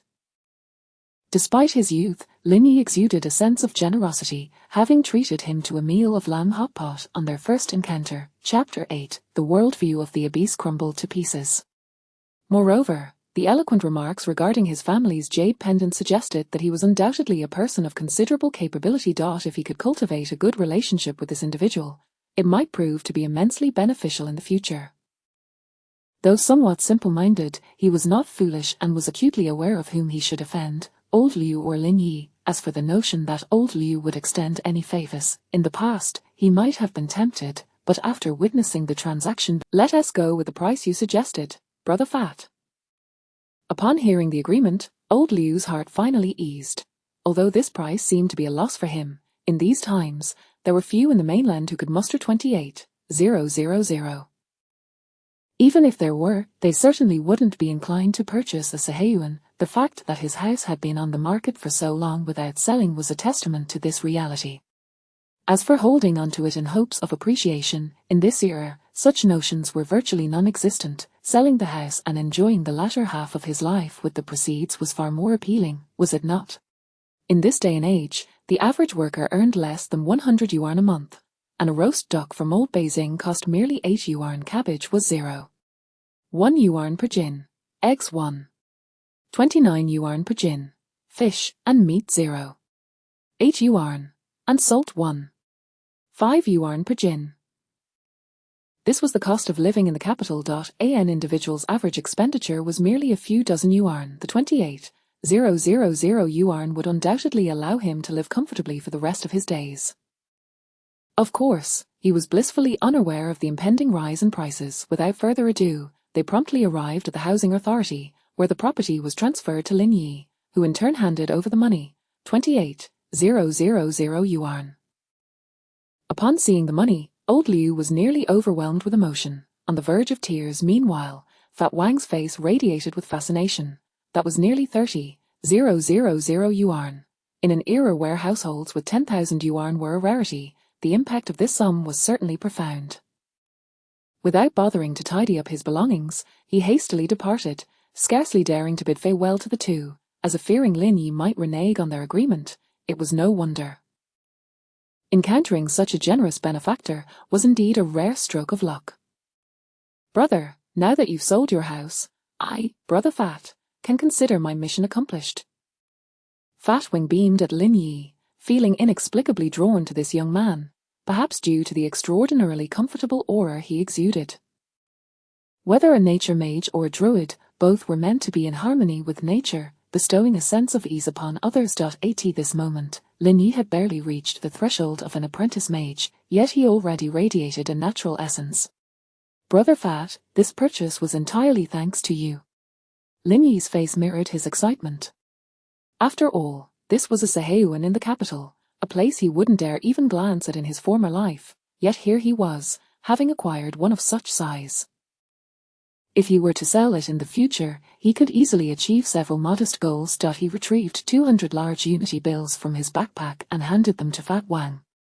Brother Fat, I initially prepared. The house cost 28,000, but I am not one to lack gratitude. Without your assistance, I might not even have secured this property for 30,000.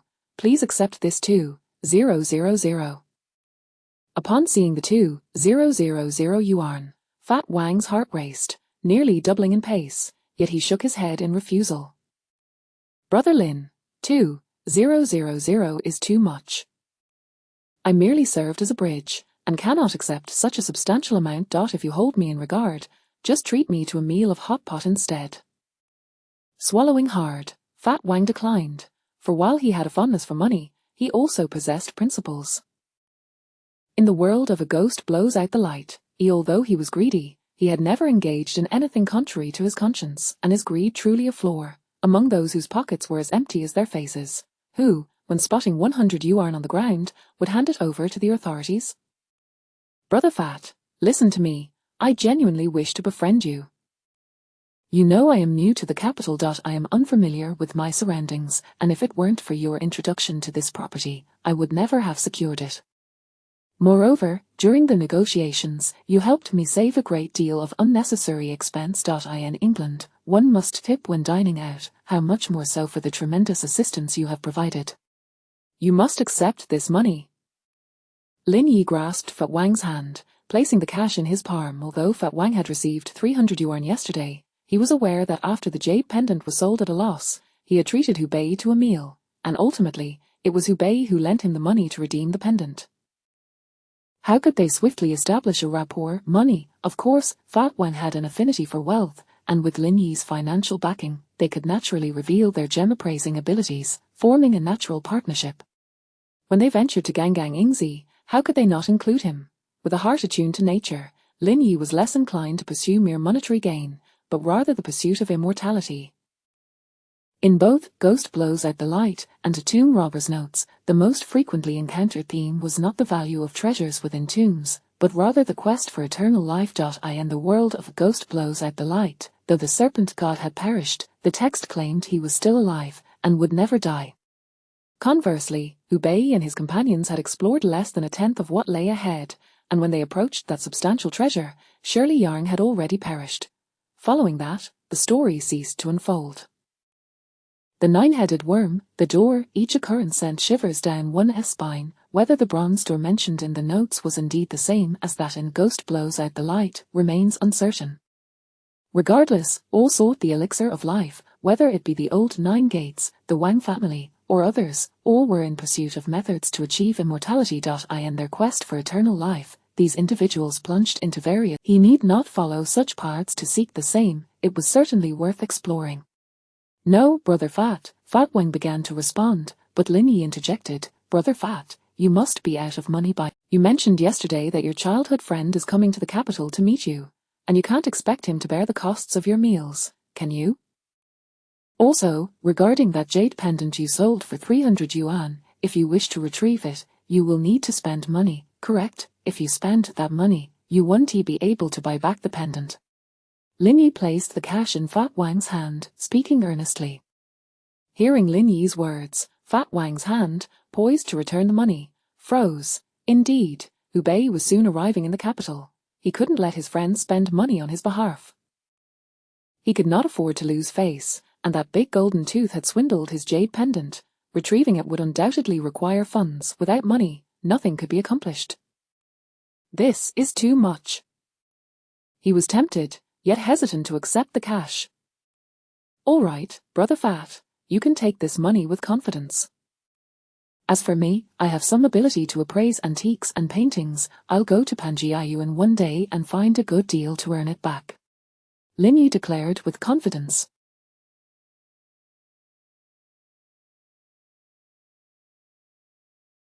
In this era, numerous antiques that would fetch high prices in the future were still relatively inexpensive, and those that were costly in later years could also be acquired at a fraction of the price. Now that he had money, he intended to acquire treasures to reserve for himself. All right then, consider this money a loan from Brother Fat. I promise to repay you once I have the means. Fat Wang sighed, ultimately accepting the cash. The tall man, standing at 1.8 meters, now had tears welling in his eyes, for those in poverty truly understood the value of money. Lin Yi smiled and refrained from further conversation. This money was merely the cost of his entry into their tomb raiding circle, and he hoped for Fat Wang's acceptance. In this world, Lin Yi possessed little beyond his backpack, with its contents holding no value here. Fat Wang arranged to treat him to dinner the following evening before taking his leave. Lin Yi began clearing out the items old Liu had left behind and purchased daily necessities. Thus, a day passed. The next day, he did not seek out Fat Wang, knowing that it was the day for Fat Wang and Hubei to reunite. His presence would serve no purpose and might only displease them.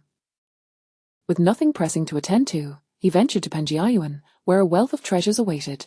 Unlike the era that would follow, where everything seemed counterfeit, Panjiayuan at this time still held many genuine artifacts. After some time, his hands were laden with bags point for paintings, 2 official kill pieces from the Qing and Ming dynasties, and a few small trinkets. Of course, not all were found at bargain prices.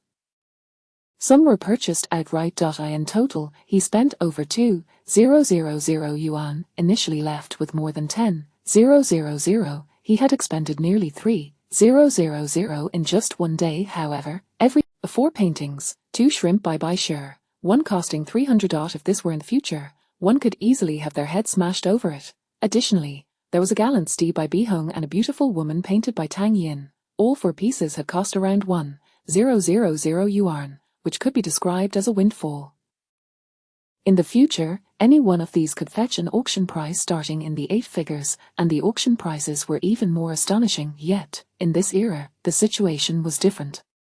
While the antique trade was beginning to flourish, a significant temporal gap still existed. Chapter 9, Lin Yi, What Nonsense About Blossoming Prosperity. It resembled the exquisite porcelain of the Song. The reason for this is that the Qing dynasty is still too close in time, and very few have taken notice. Moreover, during this era, many individuals acquired items at relatively low prices, allowing them to effortlessly make substantial profits while reducing their inventory.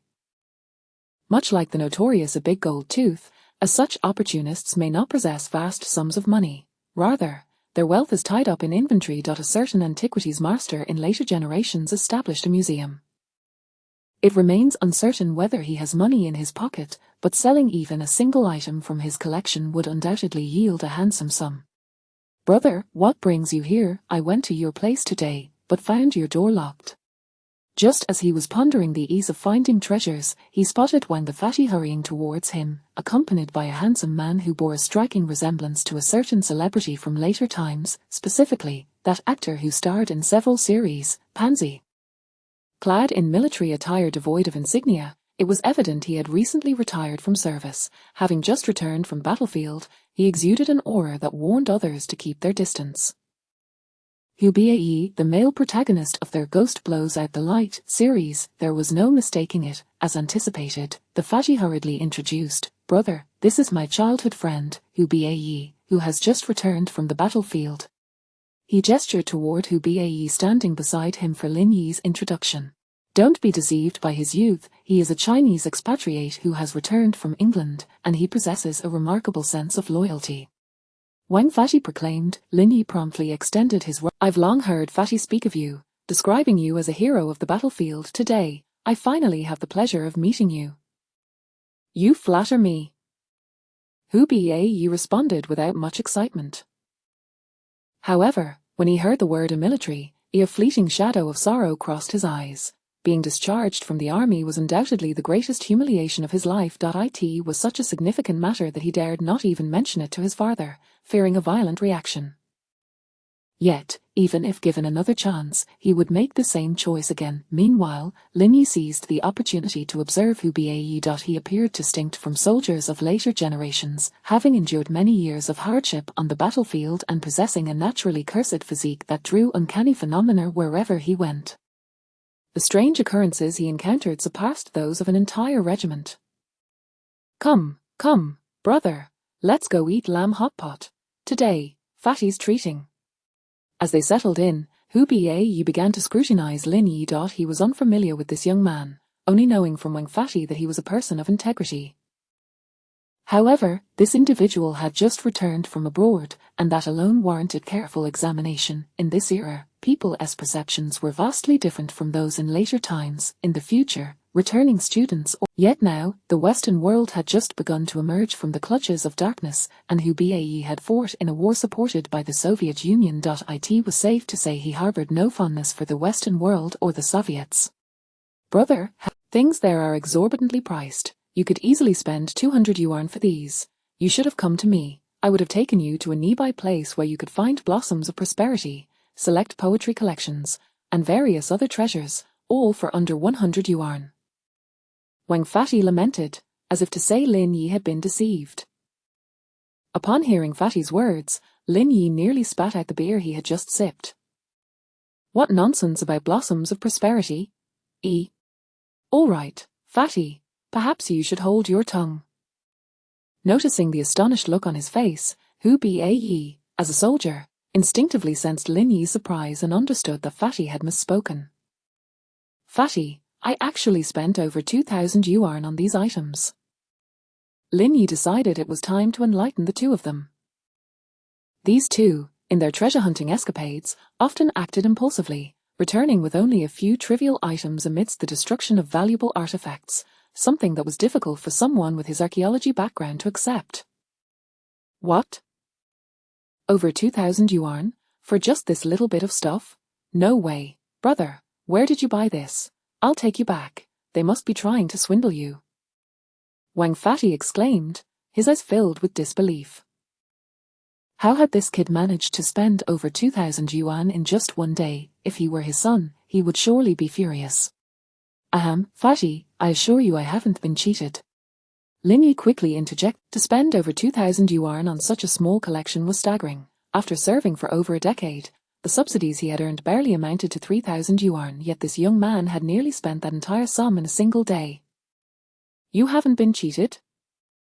Fatty curiously examined the items, which consisted of a few jars and paintings, none of which appeared to be worth 2,000 yuan.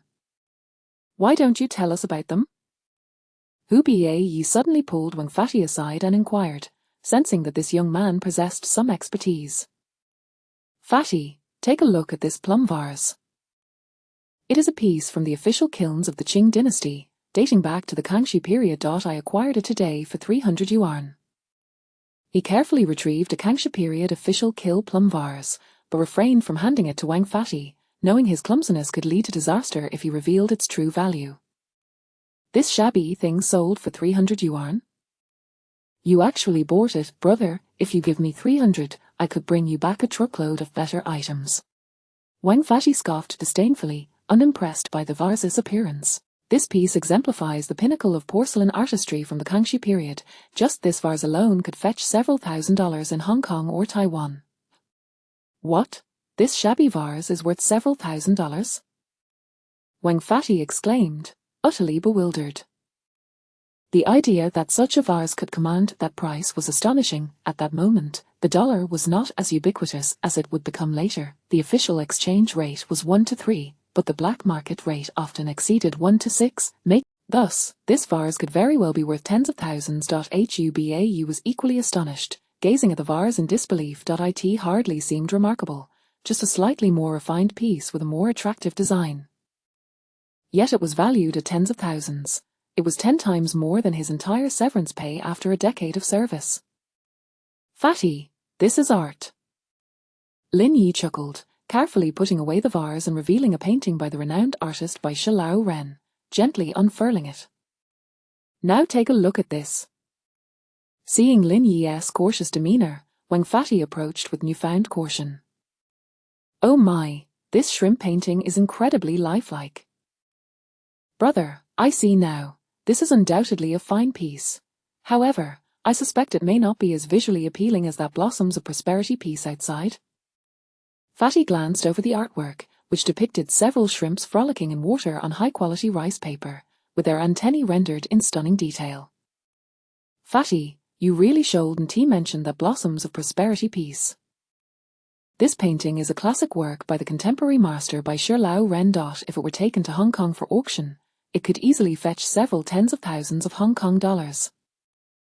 If it finds the right buyer, it might even exceed 6 figures. Lin Yi shot him an exasperated glance, clearly irritated that Fatty continued to bring up that other piece. What? This painting could sell for tens of thousands, in Hong Kong dollars? Wang Fatty was nearly speechless, overwhelmed by the revelations Lin Yi had shared, which far exceeded anything he had encountered in years. Initially, he thought Lin Yi was a reckless spender for blowing over 2,000 yuan in a day, and if he were his son, he might have disowned him, yet now he was being soundly proven wrong. A mere plum vase was worth several $1,000s, while a painting could potentially sell for tens of thousands of Hong Kong dollars, even surpassing 100,000. What a world of contradiction. The antiquities trade is all about discernment and timing, much like that piece of jade you once sold at Penjiayuan. When you sold it, no one would offer you a fair price because they aim to buy low. Yet, when it comes to selling, one must seek a buyer with whom fate aligns, allowing for a transaction that would exceed 3,000 yuan. Chapter 10: The Fat Man's Jade Pendant, Infused with a Curse. Lin Yi spoke up when Fatty suddenly understood. So that's how it is. Upon hearing Lin Yi explain the jade pendant to him, he finally reacted. He was merely a victim. The family heirloom, sold for a mere 300 yuan. What? Fatty, you sold the pendant. What happened? Upon hearing Wang Fatty's words, Hu Bie suddenly sensed something was amiss. That pendant, which Fatty always kept close, seemed to be truly missing. Oh, don't even mention it. Fatty was deceived. He rambled on, recounting the events to Hu Bie. After listening, Hu Yi immediately stood up, determined to help Wang Fati reclaim what was rightfully his. "All right, brother. Calm down for now. I've been searching for that scoundrel as well. Once I find him, he shall not escape unscathed. However, today is primarily for dining." Wang Fati held Hu Yi back, as his thoughts were racing. He wasn't in a hurry regarding the pendant. What he truly yearned to know was the nature of Lin Yi's remarkable dealings. In just one day, he had stumbled upon such a fortune and profited immensely. If he, Wang Fati, possessed such abilities, wouldn't his life be splendid? Hu Yi, having been friends with Wang Fati for many years, naturally discerned the latter's thoughts. It made sense. After all, in just a day's time, why should they fear that so-called big gold tooth? Their familial connections were not something ordinary people could rival. They simply maintained a low profile. At this moment, he too was quite curious about Lin Yi. Previously, Fati had mentioned that this young man was quite impressive, having traded some bronze item for tens of thousands, purchasing a courtyard, and even giving Fati 2,000 yuan as a bonus.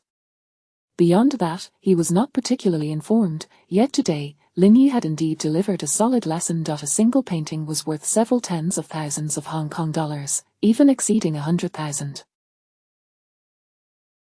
Regardless of the exchange rate, it was still foreign currency, which was far more valuable than the local currency in these times. The meager amount of resettlement funds in his pocket couldn't even match the worth of that vase. He was eager to learn about the intricacies of these transactions. Fat brother, allow me to enlighten you. In the antique trade, it is often said that one may not open for business for 3 years, but when they do, they feast for 3 years.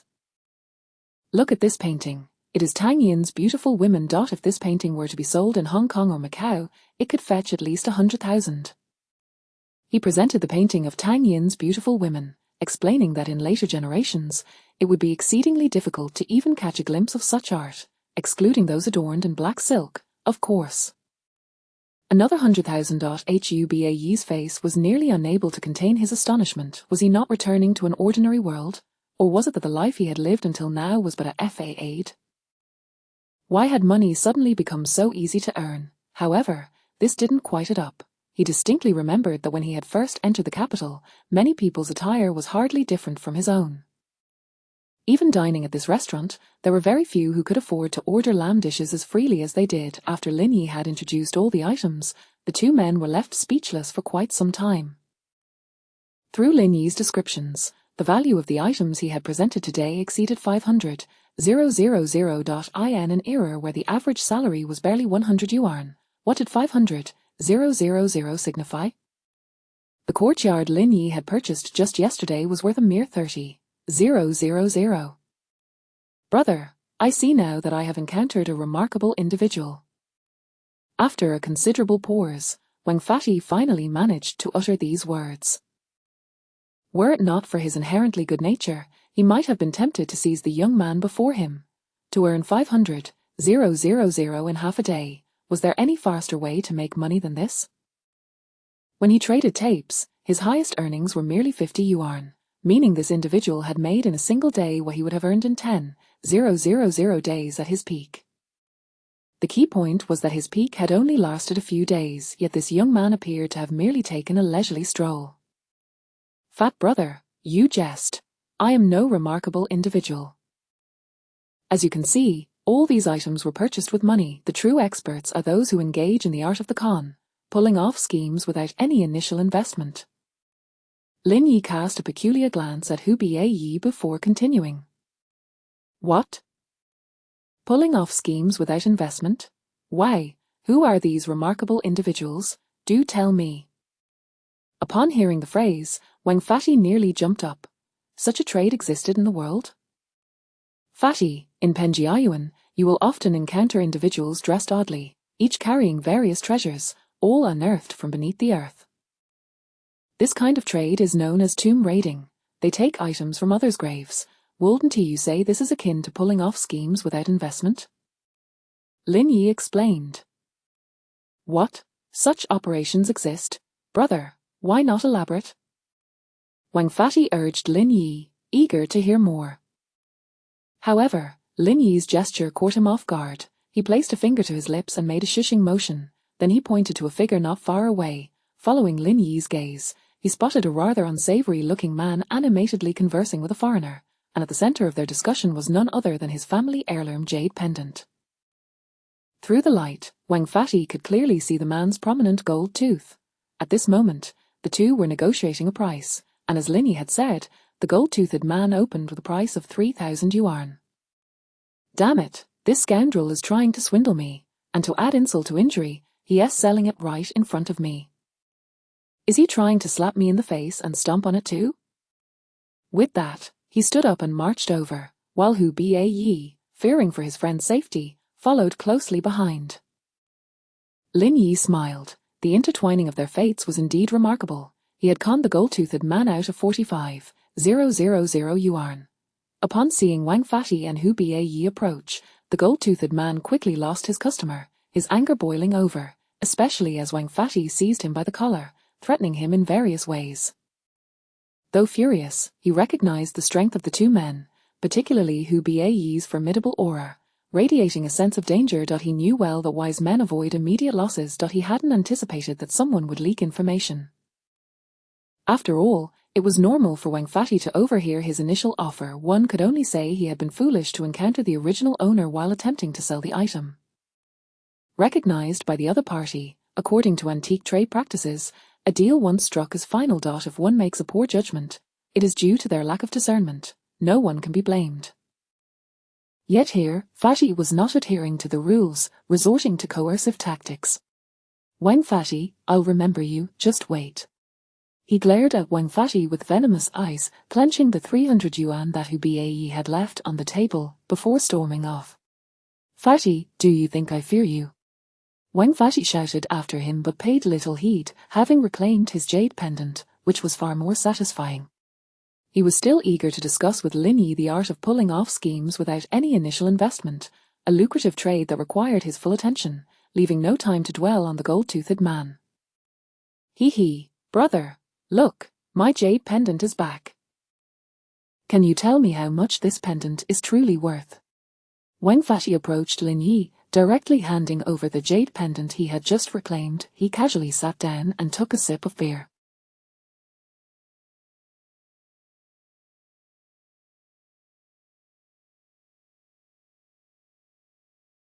With the pendant back in his possession, his mood had lifted considerably.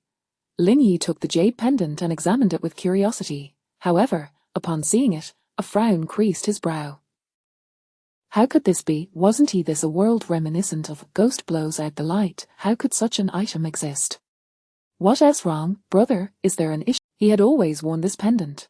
Why did it feel as though something was off with this young man? Fat brother, this pendant you've always worn. It hasn't brought you any good fortune, has it? Lin Yi shot Wang Fati a peculiar glance, scrutinizing him for a while before speaking. Oh. How did you know?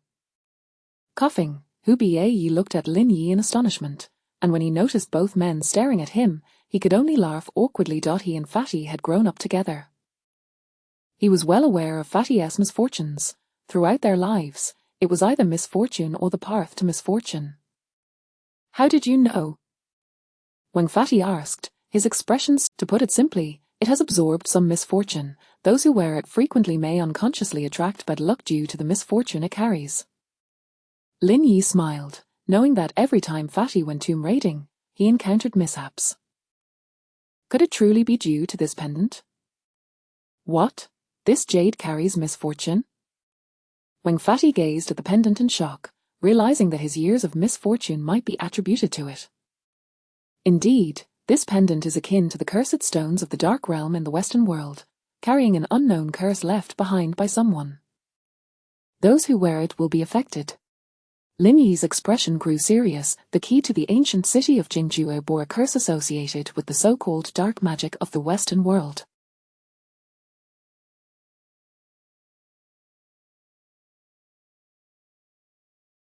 This was indeed peculiar. What lay within the ancient city of Jingzhou, and what manner of existence was that serpent deity?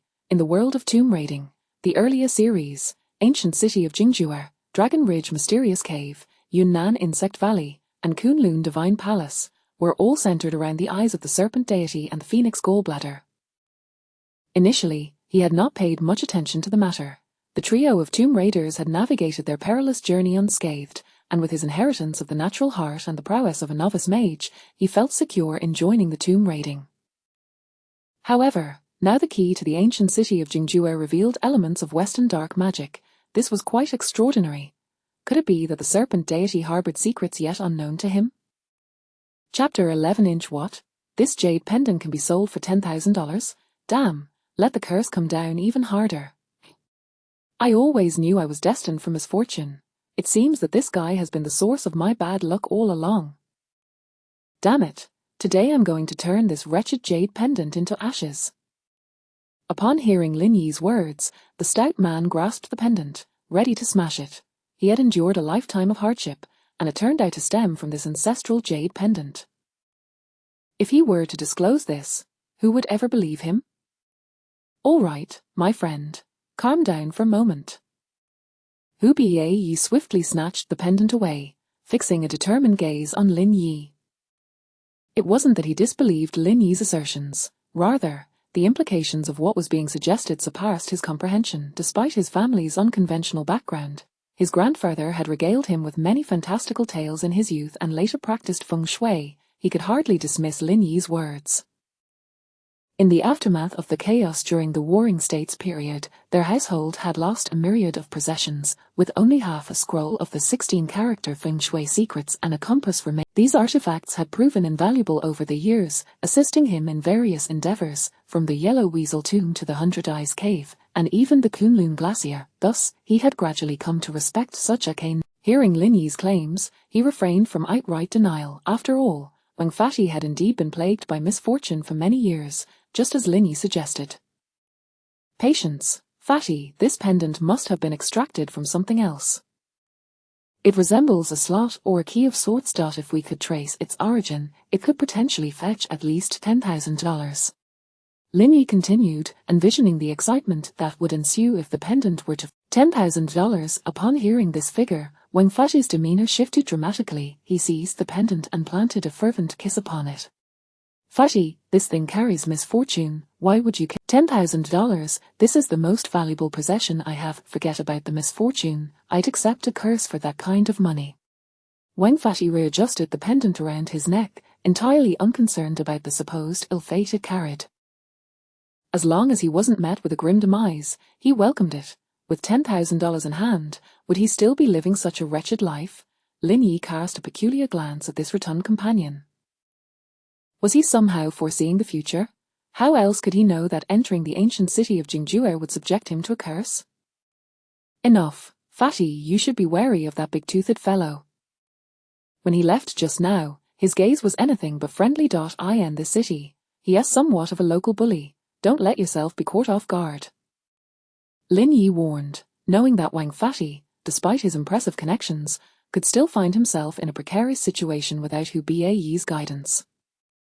Of course, Wang Fati was not without his own advantages. His family's background could easily intimidate someone like the big-toothed man, who would think twice before provoking him. After all, a mere uncle or relative could ensure that the big-toothed fellow would be left hungry or even behind bars. The scoundrel was not as untouchable as he believed, especially when it came to someone like Wang Fati. A second-generation heir, however, such an escalation would undoubtedly bring shame upon Wang Fati.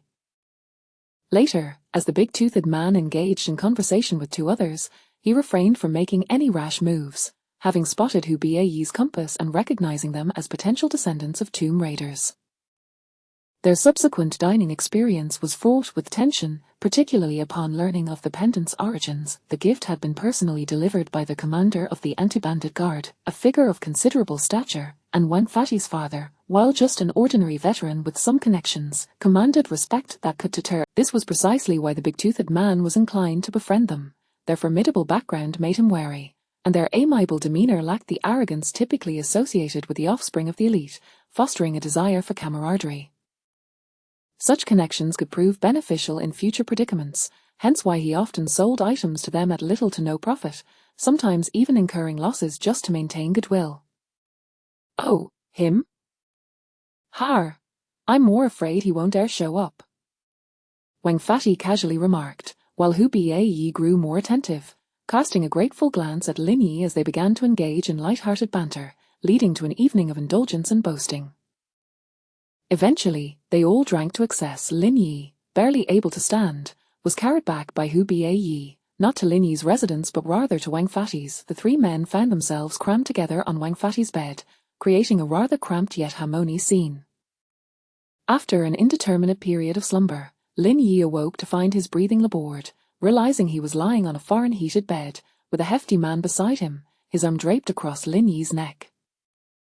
In that moment, a peculiar odor wafted from the man's armpit. Oh no, he nearly retched. It was the height of summer, and the heat in the capital was stifling. Even wearing a shirt left one drenched in sweat, and Wang Fatty was not one to bathe regularly, carrying a particularly pungent scent. For someone like Lin Yi, accustomed to daily showers, it felt akin to a biological weapon.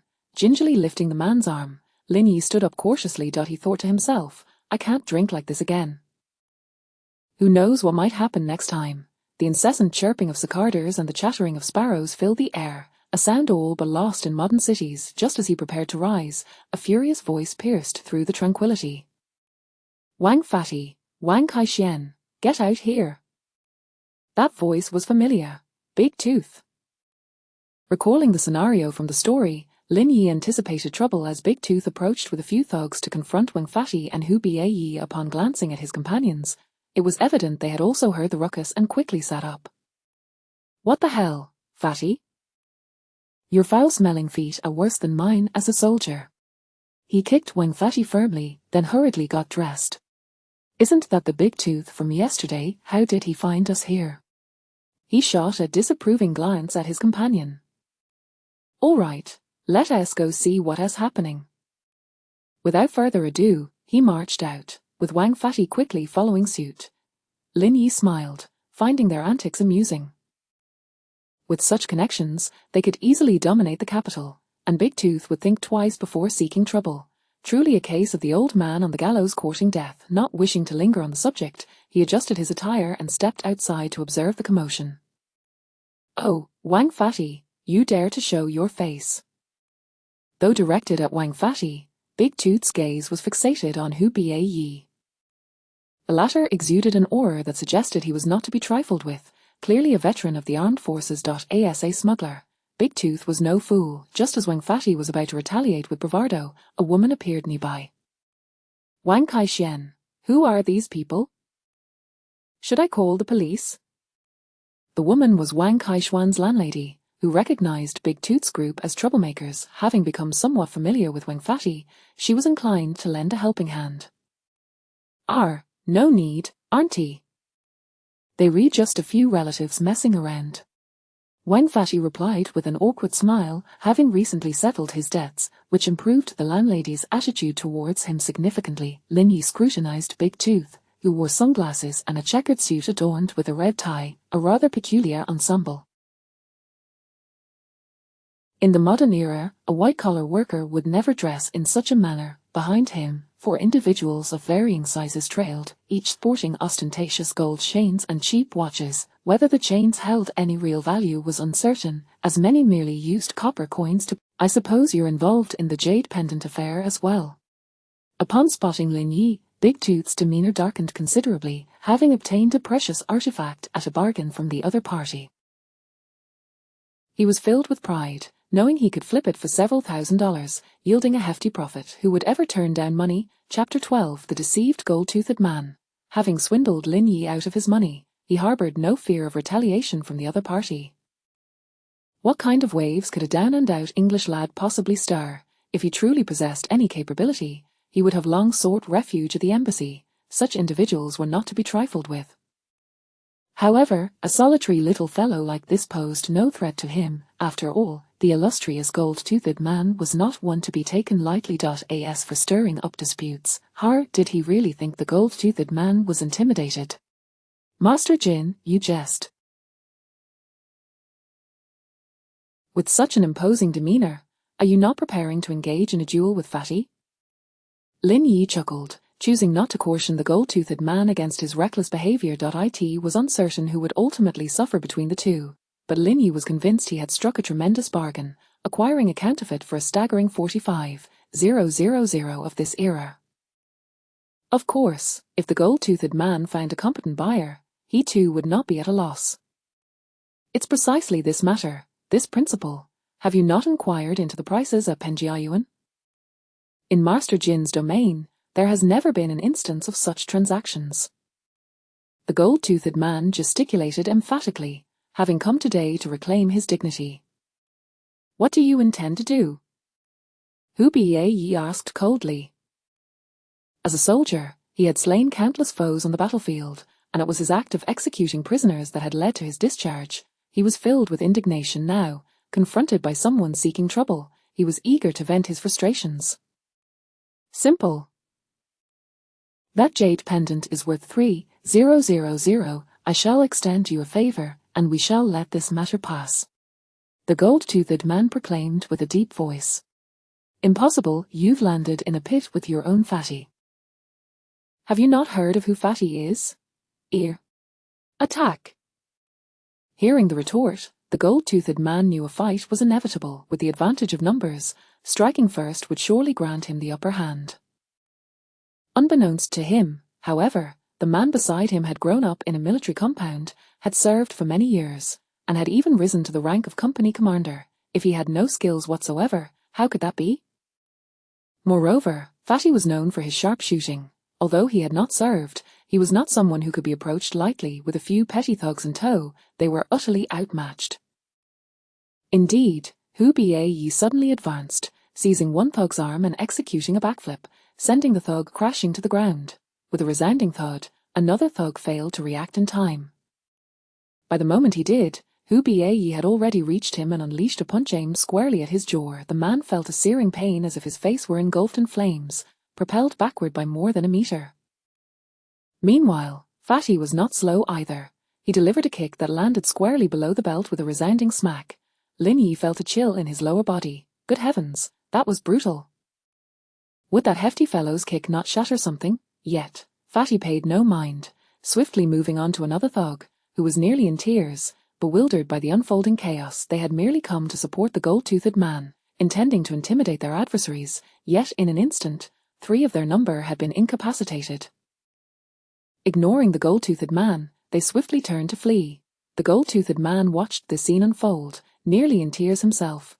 Good grief, he had encountered someone formidable. In an instant, his reinforcements had fallen or fled. What was he to do now? Do I still have the luxury to claim this as a misunderstanding? Casting a glance at the pitiful figure groaning on the ground, his legs felt like jelly. If he were to be dealt with in such a manner, he would surely be in agony. At this point, it's too late to say so. Just as Fatty was about to strike, Lin Yi restrained him. Fatty, hold on. Fatty paused, bewildered. Brother, what gives? Fatty, this Master Jin actually bears no grudge against us. How about we have a chat, Master Jin? Lin Yi suggested, casting a glance at Hu Bie, who nodded in agreement. Shall we step inside for a discussion? Hu Bie suddenly proposed, as if he had found a lifeline, prompting the gold-toothed man to nod eagerly. A wise man does not seek trouble when it is unnecessary. The group entered Wang Fatty's room, where the gold-toothed man showed no interest in the decor. His eyes were immediately drawn to the feng shui compass that Hu Bie had placed there.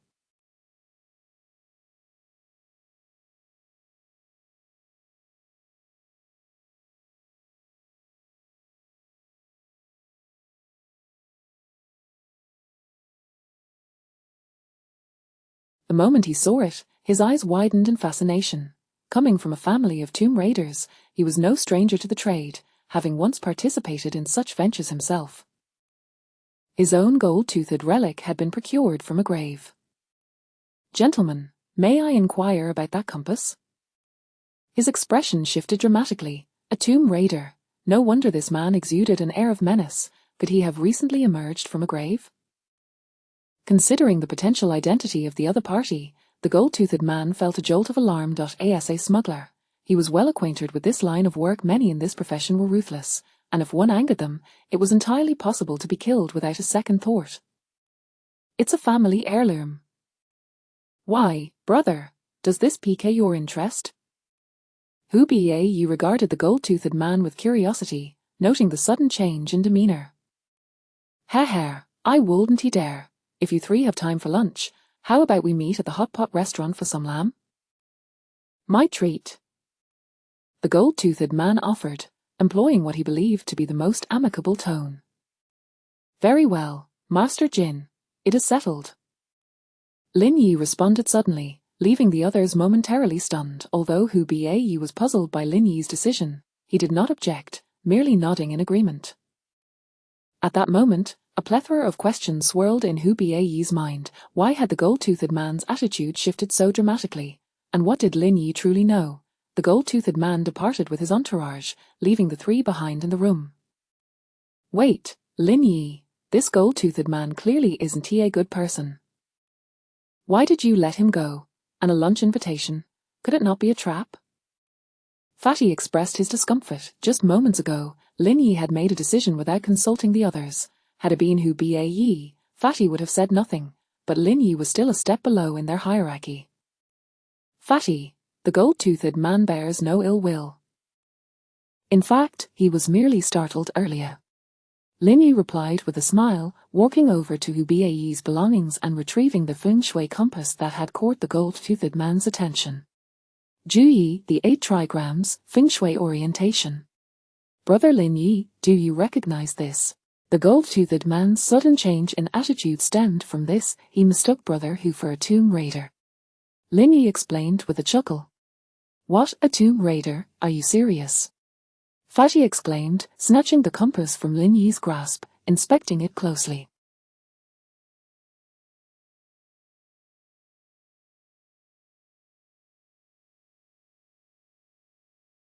To him, it seemed unremarkable. After all, he had seen such trinkets many times over the years. Could this simple object truly frighten the gold-toothed man? Indeed, historically, tomb raiding has always been a matter of life and death.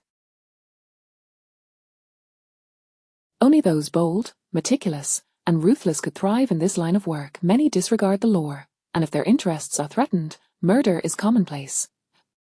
So the gold-toothed man believed Hu was a killer? Fatty burst into laughter, realizing his brother had been misunderstood. While he too had taken lives, it was in the chaos of war. Exactly, Fatty, the gold-toothed man, as a local strongman in Penjiayuan, has already reclaimed the jade pendant. There is no need for us to make an enemy of him. Lin Yi reasoned, knowing full well that should they ever venture into tomb raiding, they would require the gold-toothed man's assistance in future transactions. Indeed, Fatty, having reclaimed the jade pendant, we have no reason to completely alienate the gold-toothed man. Hu Ba mused, having not anticipated that a mere compass could frighten the gold-toothed man into retreat. Given his keen insight, he surmised that the sudden shift in the other man's demeanor was motivated not only by a desire to mend relations but also to obtain valuable items from them. After all, Lin Yi had just informed them that tomb raiding was a business devoid of capital. Treasures unearthed from graves were naturally meant for sale. Very well, let us indulge in this meal. I am genuinely curious about the intricacies of this trade. Fatty remarked, his eyes gleaming with intrigue. A compass capable of instilling such fear in the gold-toothed man was a curiosity indeed. Especially considering the shock Lin Yi had previously delivered, earning tens of thousands in a single day. If he were in the nearby Forbidden City, it would pose no difficulty at all. After conversing for a while longer and checking the time, the group decided to head out for the meal. Frankly, the atmosphere had grown quite dull. In the early 1980s, without the internet, mobile phones, or even the rarity of television, entertainment options were scarce.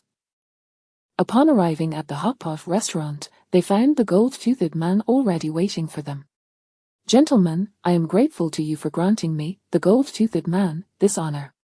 Upon seeing them enter, to avoid any awkwardness, Lin Yi quickly interjected, please, have a seat.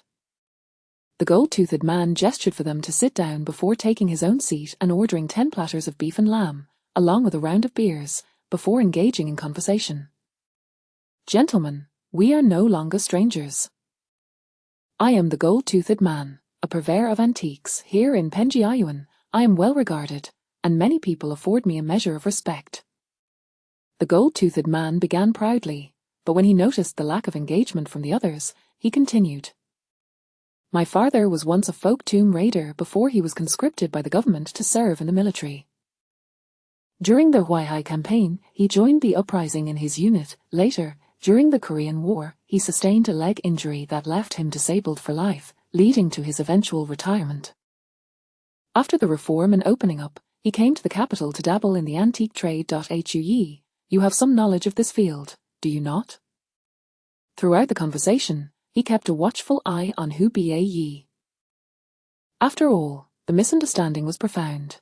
Hu Bie's aura was so intimidating that the gold-toothed man perceived him as more fearsome than even the most notorious tomb raiders. In those days, who was the most dangerous to provoke? It was undoubtedly those who disregarded the law, the murderers and arsonists. In the depths of the mountains, tomb raiders frequently clashed, and they were known to turn against their own companions. One could only imagine what they would do to outsiders. If such a group set their sights on him, the gold-toothed man would have to be constantly wary of his own life.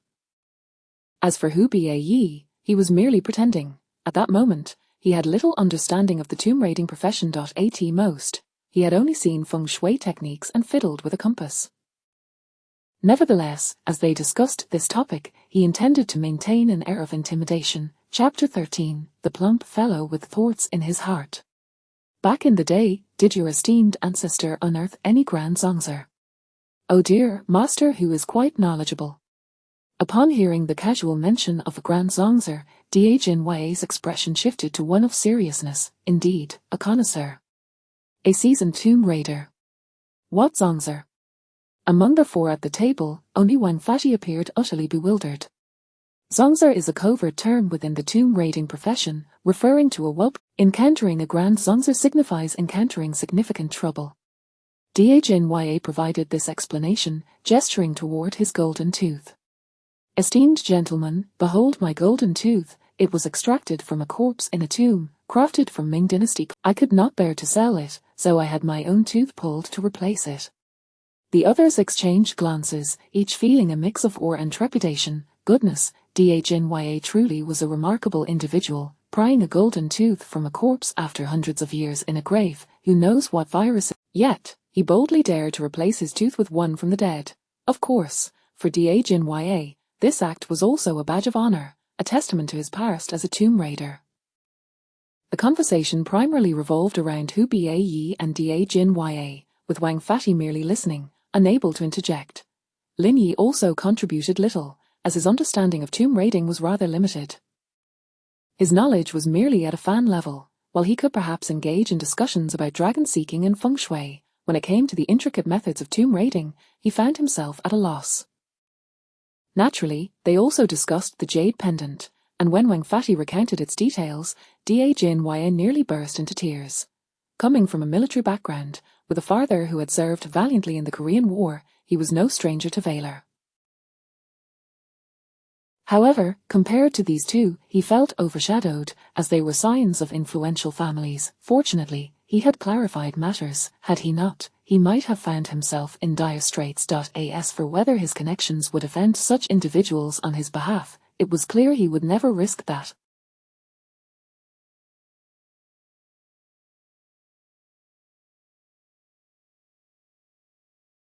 Casting a peculiar glance at Lin Yi, he thought, this fellow is quite something. No wonder he mingles with such prominent figures. He must be aware of their backgrounds. Truly, those who return from the outside world possess an impressive breadth of experience.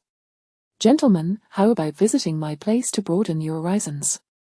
After finishing their meal, Dajnya inquired, primarily direct. If he could establish a rapport with this individual, he would have a significant advantage in Penjiayuan and might also secure a source for his acquisitions. Absolutely. Wang Fati exclaimed excitedly. These past few days, he had developed a keen interest in this line of work, partly due to Lin Yi's astonishing earnings, tens of thousands in a day. The second reason was undoubtedly the engaging conversation between Dajnya and Hu Bie. As tombs were rife with treasures, even if he couldn't unearth anything substantial, a gold tooth like Dajnya's would suffice, worth a few thousand at least. Had it not been for Lin Yi's generous loan of 2,000 yuan, He might have been reduced to begging by now. He scarcely cared about how the money was earned. As long as it was not illegal and the compensation was sufficient, he would even consider eating dung. What, then, was the difference when it came to tomb raiding? Observing Wang Fati's enthusiasm, Hubei felt a twinge of helplessness but could do little about it. He knew his good friend all too well.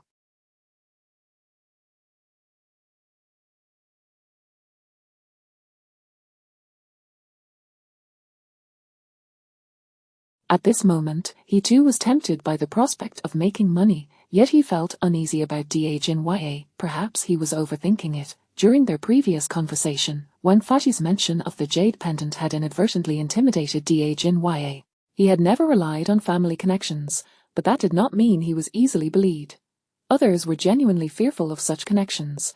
The influence of a military lineage was not to be underestimated. Having spent a decade in the army, he felt profoundly disconnected from society.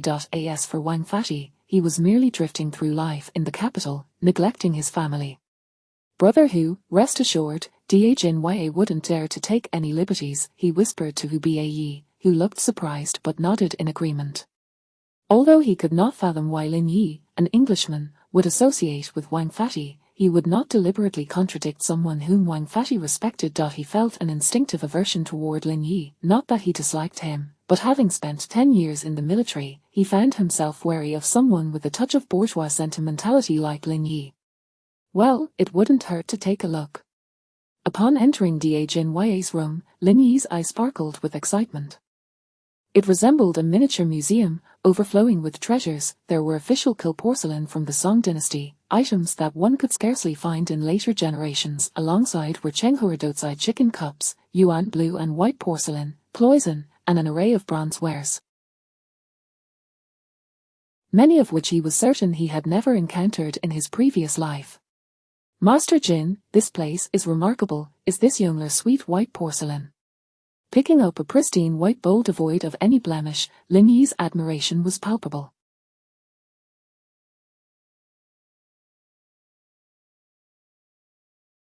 The fine texture and lustrous glaze were hallmarks of sweet white porcelain, and it was even capable of having colors added at any time. Har har, Brother Lin, your eye for detail is exceptional.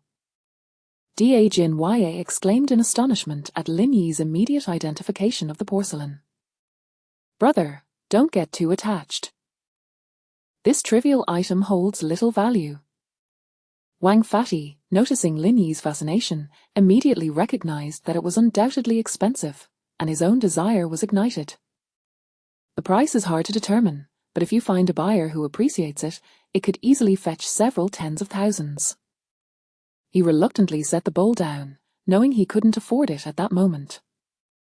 In Dajinya's possession, he was aware of its true worth. Har har, a true connoisseur. Dajinya gave him a thumbs up. Master Fati, this Yongler sweet white bowl was offered at 40,000 Hong Kong dollars by a merchant last month, but I didn't sell. Dajinya remarked mysteriously. 40,000, Wang Fati's mind was blown. For such a trivial item to be worth 40,000, Hubei also scrutinized the bowl, realizing it was far from ordinary. It seemed to shimmer, reminiscent of the spring onions he had seen in villagers' homes during his countryside visits. That must be why it was so valuable. After examining a few more items, Lin Yi ceased his inspection. There were simply too many treasures in this room. If it were in a later era, he could easily exchange several items for a small fortune, but alas, this was the 1980s. Master Hu, Master Fati, Brother Lin, do you recognize these? Dajinya suddenly produced two uniquely shaped objects and handed them to Hubei, knowing Wang Fati was utterly clueless. Mo Jinfu, Hubei blurted out upon seeing them. The items resembled the claws of some creature, entirely black, one end sharp, the other tapering to a point, shimmering with an odd luster, adorned with several strange golden lines, inscribed with the ancient characters, Mo Jin. Indeed, it is the Mo Jin Fu. Dajinya affirmed with a serious demeanor. I present these two Mo Jin Fu as a gift to you both. I hope that when you venture into tombs, you will allow my brother to assist in selling any items you bring back, and I shall take a small commission. He handed the two Mo Jin Fu to Hu Bae and Wen Fati, completely overlooking Lin Yi. Old Hu. At this moment, Wen Fati was practically beside himself with excitement, nearly agreeing on the spot. The revelations brought by Da Jin Ya and Lin Yi had left him in AWE.in the past. He had earned a meager living, laboring daily for a few coins, but life was all about comparison. Da Jin Ya, the shrewd merchant, possessed treasures worth untold sums. Selling just one would allow him to live lavishly for a lifetime. If he could enter this profession, even if he didn't uncover anything of great value, he could still earn several thousands.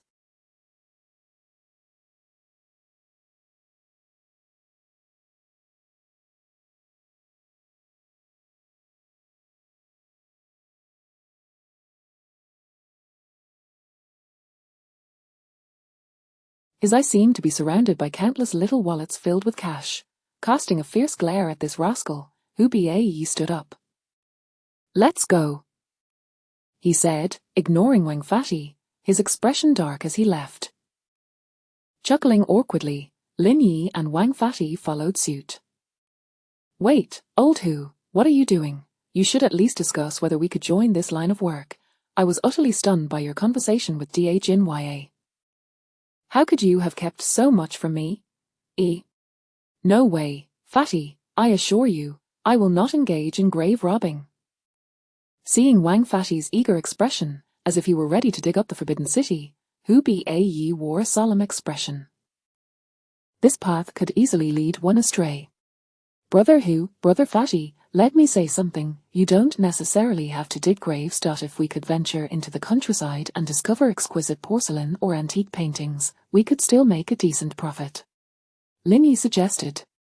"Did you hear that? I believe what Brother Lin says is correct. Remember Gang Ingzi? Which of those villagers doesn't have some bottles and jars fished out of the water? Those items, if we manage to find a few, could be worth a fortune." "Didn't you hear? Brother Lin and Da Jin Ya casually mentioned that each of their items is worth thousands." Chapter 14, The Identity Issue, all arising from fabrication. Upon hearing Lin Yi's words, Wang Peng's eyes gleamed with excitement. Indeed, how had he not considered it before? In their hometown, which family did not possess a few jars of pickled vegetables? What if one of them turned out to be an antique? Earning tens of thousands could be as effortless as that. They could transport goods from the countryside and exchange them for money at the hands of Da Jin. Was it not more comfortable than selling cassette tapes? Indeed, Brother Hu, Brother Pang, neither of you has capital. Let us three join forces. I will provide you both with 2,000 yuan as initial investment, and once we profit, you two can repay me. Lin Yi spoke again, wishing to accompany them on their tomb raiding expedition.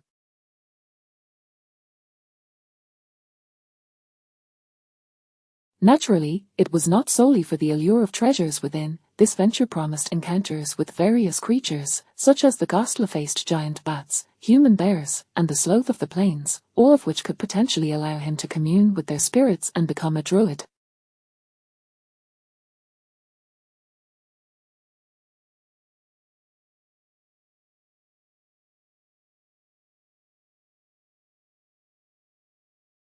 He harbored no concerns about nature-based magic, for becoming a druid, along with mastering poison magic, required the exploration of diverse creatures. Hu Bae furrowed his brow but remained silent. "Not at all, Lao Hu, what exactly do you mean?" Wang Pengzi felt a twinge of discomfort. He sought clarity from his good friend. Would he agree or not? Lin Yi was already offering money, and after paying rent and spending over 200 yuan on meals these past few days, he had little over 1,000 left. Such a sum was hardly sufficient, especially when considering Hu Bae's situation. Hu Bae himself had barely 600 yuan left. Together, they barely had enough for a small courtyard, let alone for meals. "Brother Lin Yi, what is your true intention? Moreover, is this how you Englishmen infiltrate our land through capital?" He regarded Lin Yi coldly, momentarily catching him off guard. What did it have to do with him? Englishman. It seemed he recognized his standing. Times were different now, unlike in later years, where certain materialistic or sycophantic attitudes towards foreigners proliferated. Here, especially among those from the military, there was an instinctive resistance to the Western capitalist world. Our brother Hugh, you misunderstand. I have no ties to the English. Lin Yi hastily clarified. Initially, when Sherry Yang had introduced herself with the title of Eagle, both had remained highly vigilant. It was only after several life-and-death experiences that they became lovers. Oh, brother, did you not return from England? Hu Baiyi's brows arched again, pressing for answers. Well, brother Hu, the truth is, we were somewhat compelled. You recall the First World War, right?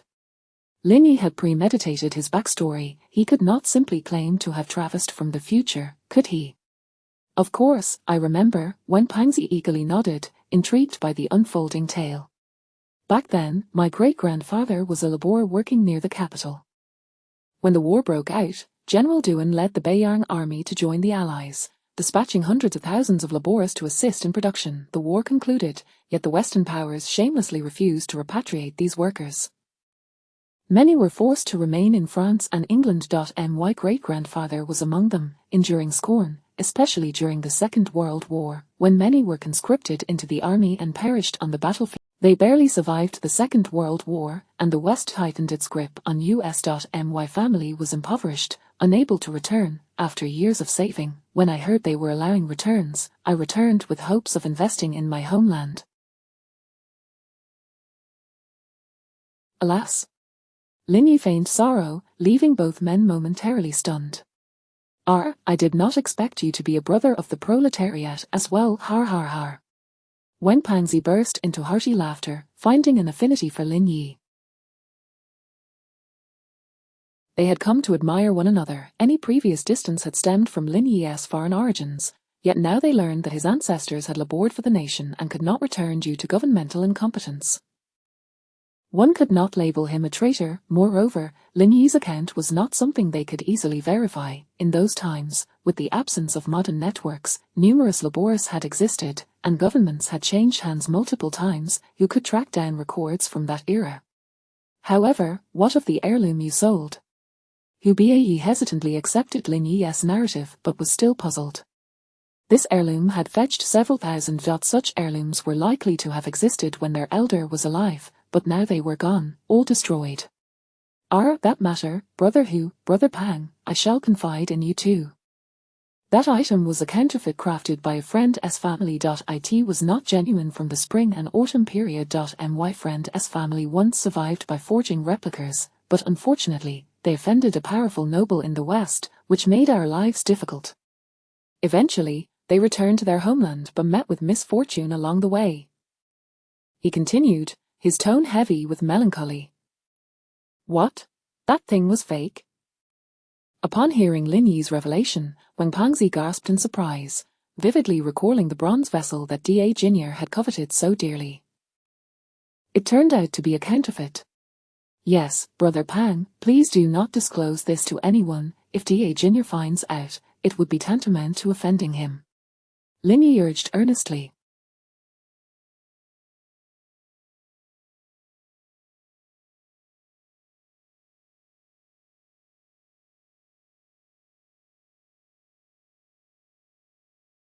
He held no concern for Da Jinier. What consequence could it have? In the realm of antiques, one's discernment was paramount.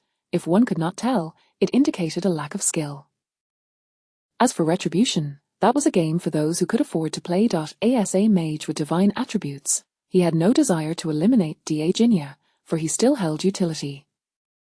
Had it not been for his ambition to join the protagonist's ranks, he would not have spun such elaborate tales. Alas, in these times, identity was a formidable barrier. It was not merely him. Even Shi, the madwoman of the Eagle, faced dire consequences for entering the rabbit family without official notice, resulting in her being treated as a rogue in the capital, leading to significant embarrassment for her. He, brother, you have indeed brought honor to me. Har har har, let that scoundrel be deceived in turn. Wang Pang's excitement was palpable. If a mere counterfeit could sell for 45,000, he would surely learn from this brother. If he could grasp even a fraction of such skills, he would live a carefree life. Rest assured, we shall keep this matter to ourselves. Hu Baiyi nodded, beginning to acknowledge Lin Yi, though he was not entirely convinced yet. How about this, brother Hu? If I ever engage in actions that betray the interests of my country, you and Brother Pang should promptly report me to the authorities or, better yet, execute me without hesitation. I will not utter a word in protest. I will share my bank card password with Brother Pang, take the money as a means of eliminating a threat to the people. Lin Yi stated, placing his trust in their integrity. Very well, Brother Lin Yi, for this endeavor, we shall take you along. The three of us will venture to Gangang Ingzi. Hu Yi nodded decisively. Splendid. Lin Yi felt a surge of excitement. They were about to descend into the tomb. He was not overly concerned about this journey to Gangang Ingzi, as the experts had already stripped the village of all remnants, leaving behind naught but shattered shards. 2 Novices attempting to snatch treasures from seasoned experts was sheer folly. Perhaps a few trinkets might remain, but they were not the ones to recognize them. This was fortuitous. It ensured that the two would accompany him into the tomb. The Wildman Gorge was the ideal location, with human bears, wild boars, and the pig-faced giant bats. These were the creatures he sought. He was uncertain whether the human bear referred to a mountain baboon or a brown bear, as many descriptions in ghost tales were not comprehensive. In the drama version, the human bear had been replaced with a wild boar. Regardless, all these beings were well suited to enhance his combat prowess. Becoming a druid would allow him to thrive in this tomb-raiding world. Should he ascend to the status of a holy mage or even a god of magic, he might explore the divine entities of this world. The snake god, the great meat chunk, and that enigmatic being, the 9-headed insect, each was a tantalizing prospect, yet for now, he dared not approach them. The trio gathered a few changes of clothing before the two began shopping fervently. Upon arriving at the train station, burdened with numerous packages, Lin Yi was taken aback. Were they relocating? Brother, you've arrived just in time. Lend me a hand with these, for I am utterly exhausted. Wang Pangzi handed over several parcels, finally releasing a sigh of relief. Brother Pang, it seems you have purchased quite an abundance. Lin Yi observed the mountain of items, including a second-hand television. Goodness, it appeared Wang Pangzi had nearly depleted his 1,000 yuan. I am merely preparing to help our fellow villagers prosper. One must gather good things. Indeed, let us go. Chapter 15: A Feast of Protected Animals. A few individuals swiftly boarded the train, and after a day of jolting travel, they arrived at the county town. Just in time, they encountered a villager who was there to greet arrivals, who took several of them along for the journey.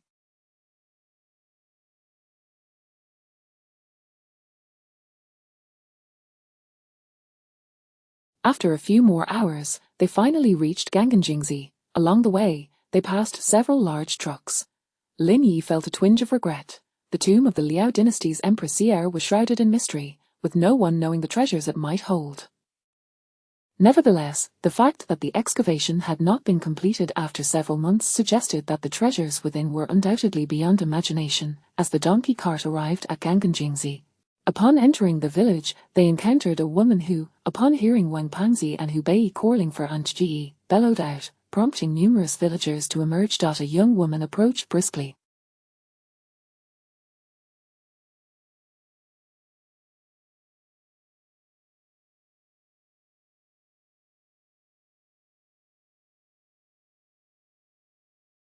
She was fair-featured and dressed modestly, yet her poise could not be concealed. Lin Yi glanced at Wang Pangzi, concluding that this must be his former romantic interest, Yang Zi. Brother Bei, Brother Pangzi. I have missed you terribly. You haven't come to see us in all these years. Yang Zi, we have missed you too. Wang Pangzi's eyes glistened with tears upon seeing her. If it hadn't been for Yang Zi's father disapproving of him back then, they might already have a child by now. Alas, what a pity. Come, introduce yourselves to your uncle.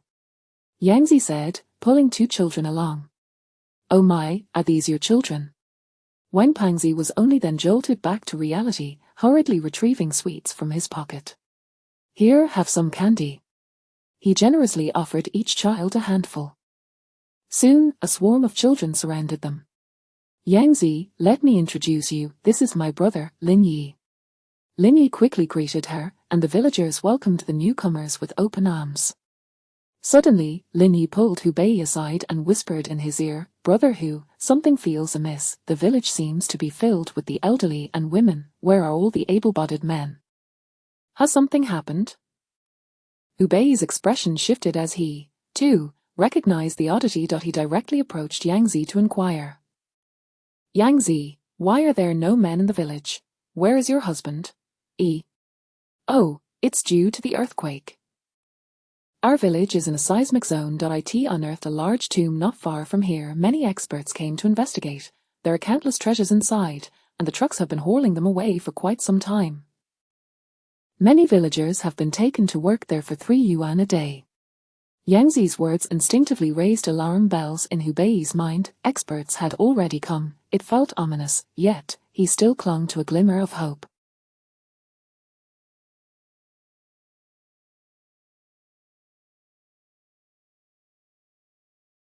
Soon after, the village had arrived, engaging in nostalgic conversations before moving on to the gift-giving segment. As Hubei presented a television and began explaining its functions, Linyi struggled to maintain a straight face, fearing he might burst into laughter. He had surveyed the surroundings in the house and had yet to find a power source. "Brother Bei, there's no electricity here." His words rendered Hubei momentarily speechless. "What? No electricity?" He glanced at the television, and the awkwardness was palpable. "Oh, let us eat first," suggested the newly appointed village head, attempting to dissipate the embarrassment. During the meal, Wen Pangzi could no longer contain his curiosity and spoke up first. "Village head, those jars and bottles of pickled vegetables in our backyard are worth a fortune in the capital. If we could sell them there, we could make a small fortune. Each could sell for several hundred at least." He refrained from elaborating further, fearing it might alarm the villagers.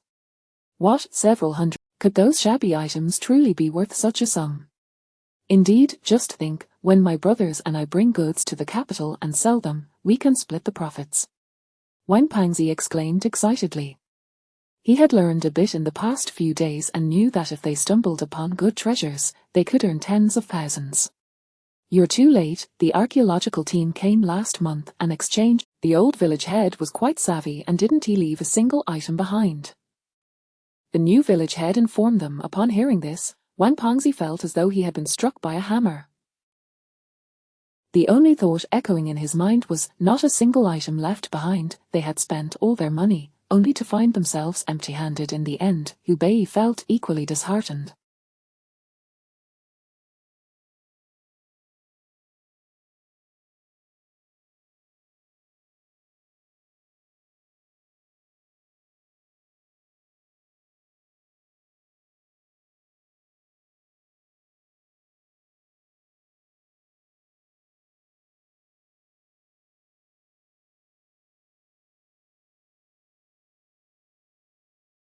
Upon hearing the words archaeological team, he instinctively sensed trouble, and now he realized that this group had cleaned out everything, leaving nothing for them. The lavish spread of wild delicacies before them felt like mere scraps.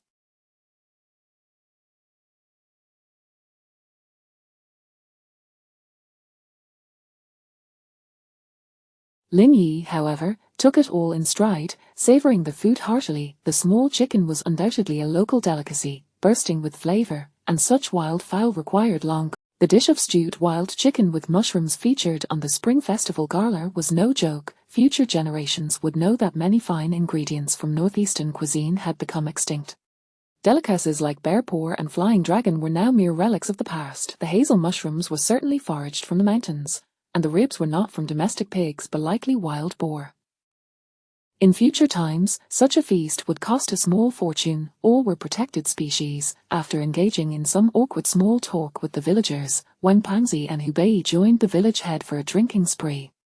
Linyi chose not to partake, instead relishing the delicious fare, knowing that such opportunities were fleeting. "Brother, I fear this time may disappoint you. As you've heard, there's nothing left in the surrounding areas.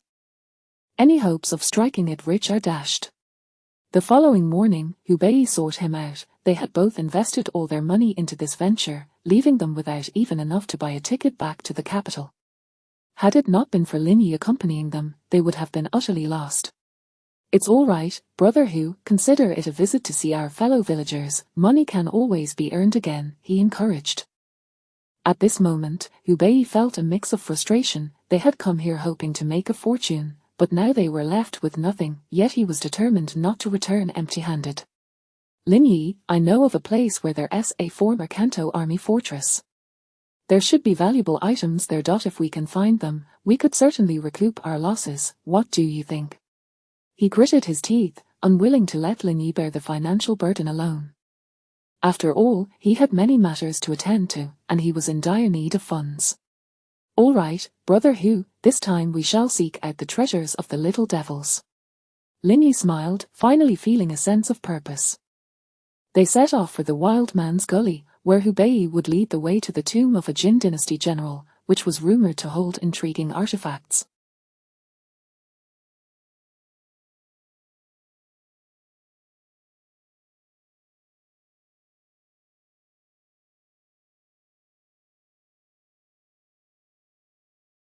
However, due to a misfortune involving extinguished lights, they ended up returning empty-handed, having been beaten by a creature known as the Red Hound. Had it not been for triggering a mechanism, they might have met their demise within.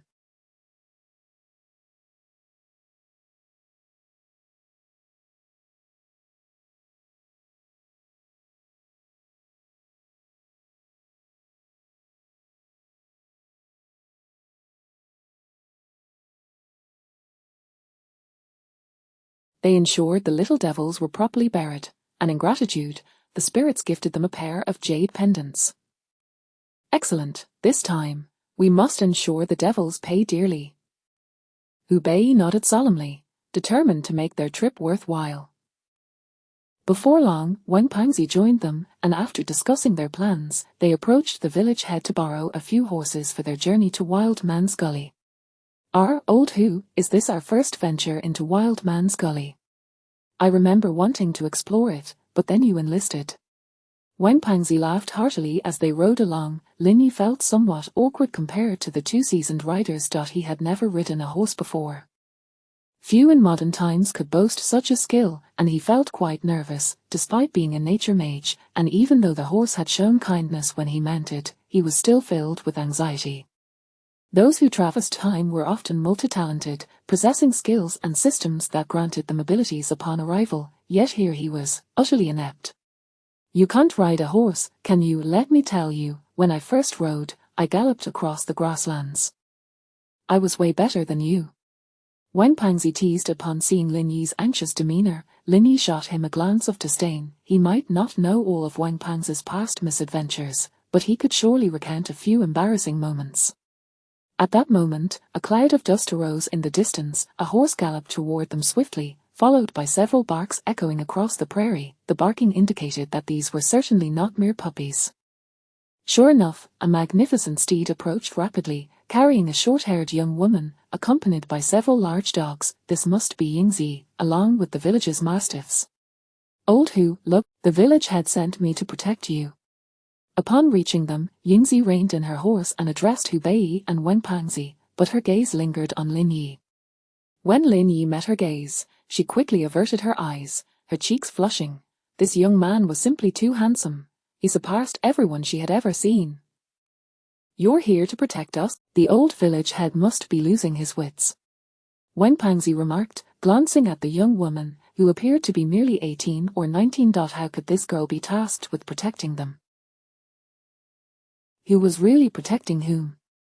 If I weren't here, you wouldn't be able to leave Wild Man's Gully. You're headed in the wrong direction, this way. Yingzi dismissed his skepticism. Chapter 16 The First Use of Magic. Then, leading the way, they ventured forth in a particular direction. Me. Just as the rotund king was about to voice his thoughts, Lin Yi interjected. Brother Fat, I must concur with what the other party has said. Without her, we would undoubtedly find ourselves lost in this forest.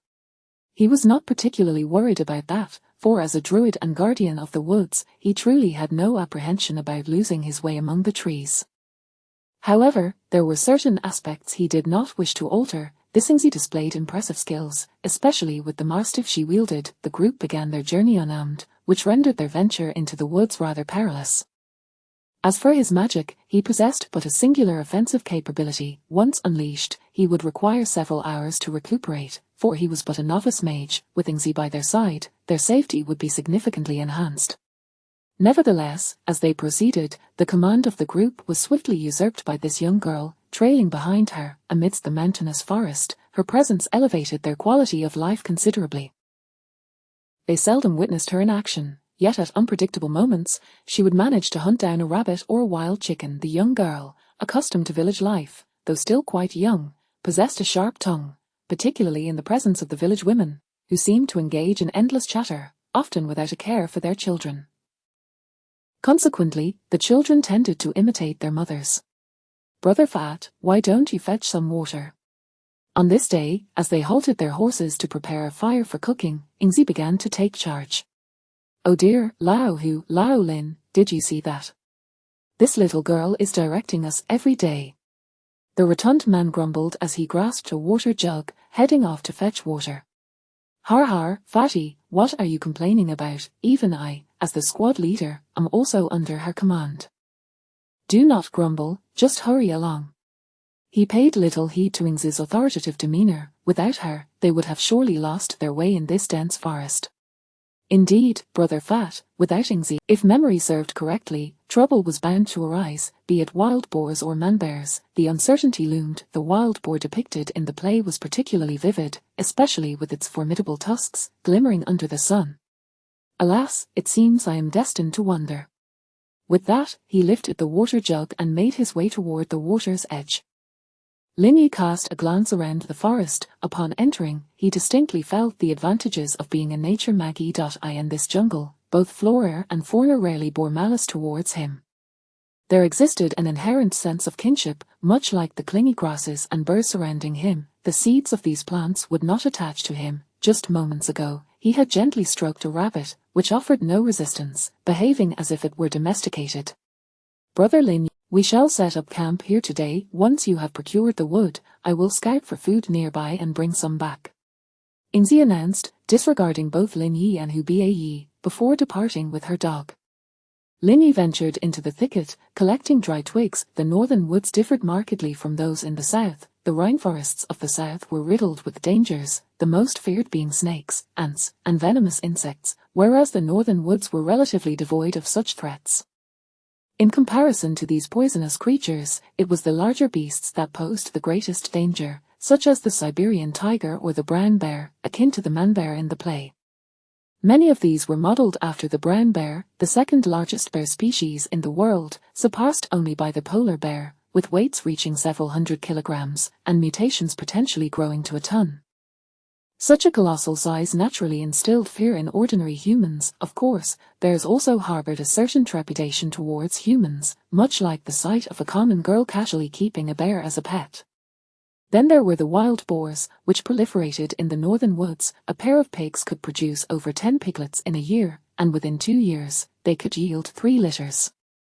If left unchecked, a mere pair of pigs could establish a thriving population in just a few years. Additionally, there were the wolves of the jungle. These large creatures were the most formidable inhabitants of the northeastern forests.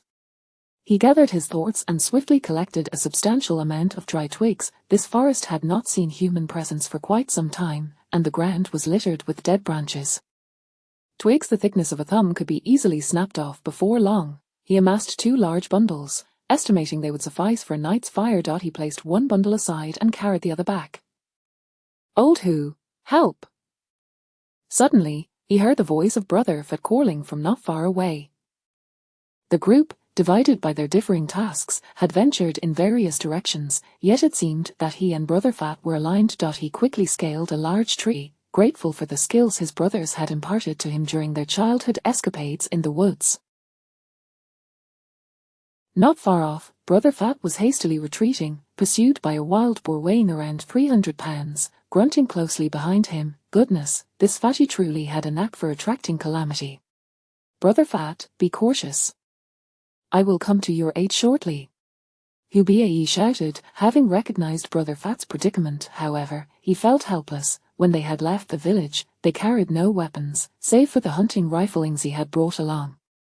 Yet now, Ingzi had gone hunting, and there was not a single sturdy stick in sight. To venture forth unarmed to rescue Brother Fat, that would be folly. He might end up being the one served as a meal. Just as he anxiously searched for something to assist Brother Fat, he spotted several dogs charging forward, the mastiffs. In this critical moment, the mastiffs Ingzi had brought sprang into action. These dogs were seasoned hunters, well versed in the habits of wild boars. They barked loudly, forming a perimeter around the boar, yet refraining from direct confrontation. Whenever the boar attempted to charge at one dog, the others would swiftly launch an attack from the opposite direction, preventing the boar from concentrating its efforts on any single dog. The wild boar spun in circles, hesitant to retaliate, emitting desperate cries. The mastiffs, however, did not recklessly engage the beast. They were no match for its bulk, especially considering that the wild boars of the northeast had thick hides, often coated with pine sap for protection, rendering them nearly impervious to attack, akin to being clad in armor. Any dog that found itself impaled by the boar's tusks would find survival exceedingly difficult. Yet, hunting dogs seldom acted alone, particularly with their master present. In the face of humanity, wild boars were not particularly intelligent. At this moment, several mastiffs were focused on rescuing Brother Fat, who had already managed to escape the boar's clutches, albeit in a rather disheveled state, with his trousers barely pulled up, half of his white behind exposed. What a sight it was! Observing the colossal wild boar not far off, Brother Fat was filled with terror, sweat pouring down his face like rain. Lin Yi, meanwhile, was also intoning a spell, for a mage must harness their mental energy to construct a magical array to perform their incantations. As a novice mage, time was of the essence. Spirits of nature, heed my call, unleash your wrath upon the foe before me. Spear of nature, arise. Several spears, each the thickness of a thumb, materialized before Lin Yi and, with astonishing speed, hurled themselves toward the wild boar. A mage attacks their adversary with mental energy. Once the target is confirmed, the strike is precise, devoid of any erroneous deviations. Bang! A gunshot rang out. Not far away, Ingzi, unfazed, swiftly fired a shot at the wild boar. As a child of a nomadic tribe, she had grown adept at hunting from a young age. The bullet struck the boar squarely between its eyes. Simultaneously, numerous green spears penetrated the wild boar's body. The creature let out a chilling wail, crashing to the ground. Hubae bore witness to the entire scene, utterly stunned by what he had just witnessed. Moments ago, he had not heard Lin Yi chant any magic. Suddenly, from one direction, a plethora of enormous green spears had appeared and, at an unbelievable velocity, had plunged into the wild boar. How was this feat accomplished? As a soldier, he was acutely aware of the difficulty involved. Javelins had been a staple in human warfare since time immemorial, especially in the Western world, where the term javelin frequently appeared in the annals of battle. The armies of ancient Greece and the Roman Empire had fielded such troops. The spear measures approximately between 1.5 to 1.7 meters in length and weighs around 5 kilograms, with a throwing distance of 30 meters. Should one aspire to extend the spear's flight further, the addition of a leather loop is recommended. This modification may enhance its effective range to about 60 meters. However, the likelihood of striking a target once launched is largely left to the whims of fate, as, at such close proximity, even a fool could discern the trajectory. Provided the opponent possesses the agility to evade swiftly, the chances of being struck by such a projectile remain remarkably low. Only a large-scale javelin would possess the requisite lethality. The use of wooden javelins introduces further complications.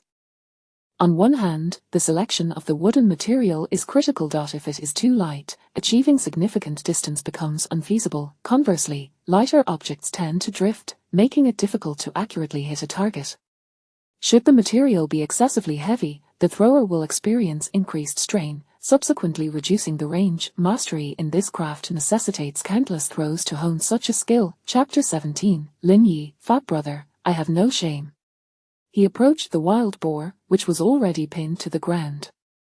The wooden stakes appeared remarkably uniform, each approximately 2 meters in length, and from several dozen meters away, 5 javelins had been launched simultaneously, all striking their target. Moreover, through sheer inertia, the wild boar was driven into the earth.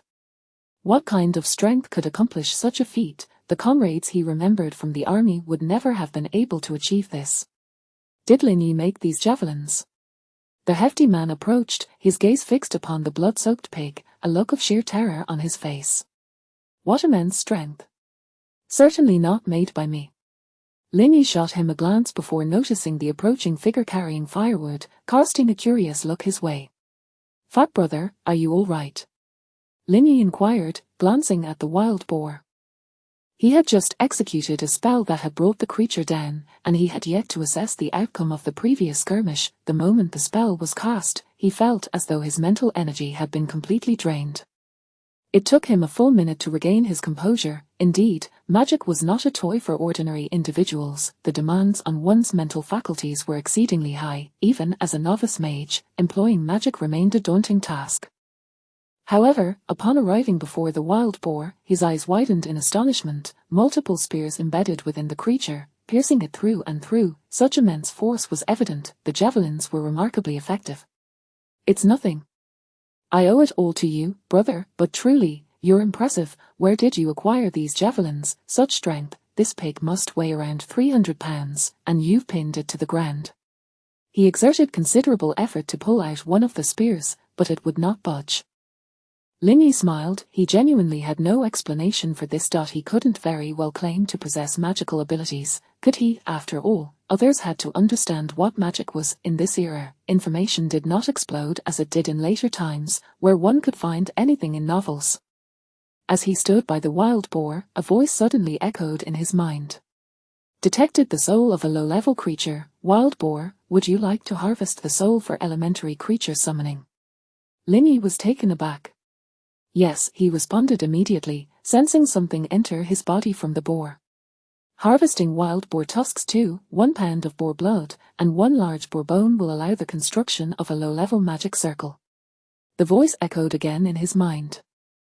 He glanced at the wild boar, pondering where to place these items. Before he could react, a strange space appeared within his consciousness. The domain of the divine was the most basic space the divine essence could maintain, capable of holding up to 5 cubic meters. Seeing the transformation of his divine essence brought Lin Yi joy. It was akin to having his own system. It was quite considerate of it to provide him with 5 units of storage space. Nevertheless, it was likely that he alone would utilize the divine space for such low-level items. He quickly unfastened his water bottle and carefully collected the boar's blood. The creature had already been drained for quite some time, making the task quite challenging. Brother, what are you doing? The hefty man inquired as he observed Lin Yi collecting the blood in his water bottle. Each person had only 1 such bottle. Why would one fill it with boar blood? Fat brother, I have a use for this boar's blood, as well as these 2 tusks. Lin Yi carefully extracted the tusks with a dagger he always carried. Hey, what use do those tusks have? Leave the face for me, I love that face. The hefty man dismissed it casually, assuming Lin Yi was merely collecting the large tusks. Rest assured, fat brother, I have no shame. Lin Yi quickly replied, only to realize the absurdity of his statement. Why was he even mentioning shame? At that moment, Yingzi approached to assist in butchering the wild boar, as much of the meat was destined for her several mastiffs. Lin Ji, you're truly impressive, such a large pig, thrown from so far away. How did you manage to throw it with such precision? I observed that each javelin struck true. Yingzi sliced deftly, and with her participation, their pace quickened considerably. I was just a bit too excited earlier, overextending myself. You should have seen me. After throwing, I needed a good while to recover. He offered no further explanation. After all, how could he elucidate the complexities of magic? As a university student from a later time, he could explain scientific concepts without issue. However, elucidating the principles of a magic circle constructed through mental energy, which then transformed into wooden javelins to strike foes, was an entirely different matter, one not grounded in science, and thus far beyond his capability. Once he had removed the last large bone, he exhaled in relief. He had finally gathered enough materials to summon the wild boar he had previously felled to fight alongside him. Though he had subdued it, its combat prowess remained formidable. Hu Bei quickly started a fire, and the group gathered around the blaze, feasting on roasted wild boar meat. Yingzi, true to her reputation as a child of the forest, prepared the roasted meat in such a way that Lin Yi and the others savored every bite, their mouths watering. Yingzi, this roasted meat is exquisite. The hefty man exclaimed. By the way, Yingzi, why is this place called Wild Man's Gully? Could it be that wild men truly inhabit this area? As night fell, the group, now full and satisfied, Hubei curiously inquired. This area was once known as Moonholding Gully. It is said to be the burial ground of noblemen from the Jin dynasty. Later, the Mongolians defeated the Jin army at Black Wind Pass, discarding the bodies of their soldiers into this ravine, which then became known as the Dead Man's Gully. Eventually, wild men appeared here, and thus it was renamed Wild Man's Gully. Ingzi explained while roasting the meat. After preparing the roasted meat, she began feeding some raw meat to the mastiffs, who devoured it voraciously, causing Lin Yi to feel a pang of envy. Mastiffs, renowned hunting dogs, would fetch a hefty price in his previous life, each likely worth tens of thousands. Unfortunately, they were far too fierce. He had no means of acquiring them. Such large creatures were loyal to their masters, and not just anyone could command them. Though the mastiffs bore him no malice, they did not show him much affection either. "Sister, have you ever encountered a wild man?" the hefty man asked, intrigued. "Never. I've only heard my father speak of them." Ingzi shot him a glance, noting the dwindling firewood. "I need to gather some more, we're running low." "Sister, I'll accompany you, I'll protect you," the hefty man quickly offered. "Hey, no need. You're not as useful as a dog." With that, she took the mastiffs and ventured into the woods. Lin Yi, at that moment, was gazing up at the moon, which hung full and bright in the sky, occasionally shrouded by clouds. As night deepened, the moon ascended higher, the mountains on either side of Wild Man's Gully cradling it as if holding it in place. Though he knew little of geomancy, he found the scenery enchanting. "Brother Lin, have you noticed something?" Hubei approached Lin Yi, who was lost in thought. He had sensed something amiss. Just moments ago, the moon had not yet reached its zenith, and now, as night deepened, it hung directly overhead, creating a unique geomantic configuration reminiscent of scenes from their family's secret techniques. "Brother Hu, I am not well versed in geomancy, but these towering mountains encircle us, the moon hanging high above, the greater Khingan Mountains to the north, and to the west, an endless grassland. This place should indeed be a treasure trove of geomantic significance, wouldn't you agree?" He recalled the narrative quite distinctly. "Indeed, this place is just as you described, Brother Lin Yi. The surrounding grassland resembles a vast ocean, while Wild Man's Gully serves as a grand river flowing into that sea. I wouldn't dare claim it could be a royal burial site, but interring a general or noble here should pose no issue."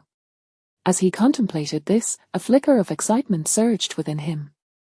They were effectively gambling everything. Their funds were nearly depleted. Although Lin Yi pledged to support them with 2,000 yuan, they had nothing to show for it. Even if they received that sum, it would still not suffice. If they could discover a noble's tomb and retrieve valuable items, even selling them for several thousand yuan could dramatically alter their circumstances, wouldn't it? Several thousand yuan could secure a courtyard residence in the capital, granting him the means to care for the families of his comrades. "Brother Hu, you are correct. It seems probable that an ancient tomb lies hidden here, though I wonder where it might be located." Lin Yi remarked with a smile. He was the only one among them who knew of the tomb's existence and was aware of the zongzi contained within. However, he had no intention of divulging that information at this moment. "Brother, look over there. If I'm not mistaken, the tomb should be in that direction," Hubei asserted with confidence. After years of diligent study, he had gained a foundational understanding of geomantic techniques, and with such clear evidence before him, he could swiftly pinpoint the location of the tomb. Lin Yi nodded. Professional matters were best left to those with expertise. If he wished to learn about geomancy, he would need to start from scratch. Many aspects required a fresh beginning, and that was no simple task. Chapter 18, The Fat Man. Is this dark and gloomy thing really gold? At that moment, a sudden cry from Ingzi pierced the air, followed by the sharp crack of a gunshot. The sound jolted several individuals, prompting them to exchange alarmed glances. "This is bad.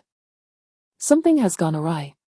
The group hastened towards the direction of Ingzi. They were not far apart, and after running a few dozen steps, they soon spotted her. Upon realizing Ingzi was unharmed, they collectively exhaled a sigh of relief. "Ingzi, what transpired? Why was there gunfire?" Hubei questioned gravely, observing the girl who, after encountering wild boars in the mountains without fear, now appeared pale and trembling.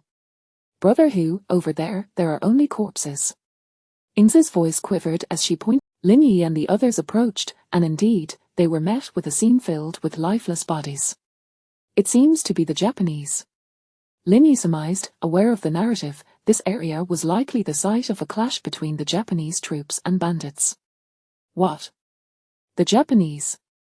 Wang Fati, upon hearing this, approached with a serious demeanor, his eyes widening at the sight of numerous corpses. He spat vehemently. How could these Japanese appear here? Could it be that they came for tomb raiding? Wang Fati connected the dots regarding their expedition's purpose, his astonishment evident. Lin Yi remained silent, surveying the ground littered with Japanese bodies, each still clutching a Type 38 rifle. One soldier's hand even gripped a ceremonial officer's dagger, its hilt adorned with yellow tassels. Good stuff. He stepped forward and pried the dagger from the soldier's grasp. Brother, have you discovered something valuable? Hearing Lin Yi's exclamation, Wang Fati's spirits lifted. After all, they had come in search of wealth. If the Japanese possessed treasures, he was determined to acquire them. Fat brother, this is a Japanese officer's dagger, highly sought after by many, especially with this yellow tassel, indicating nobility.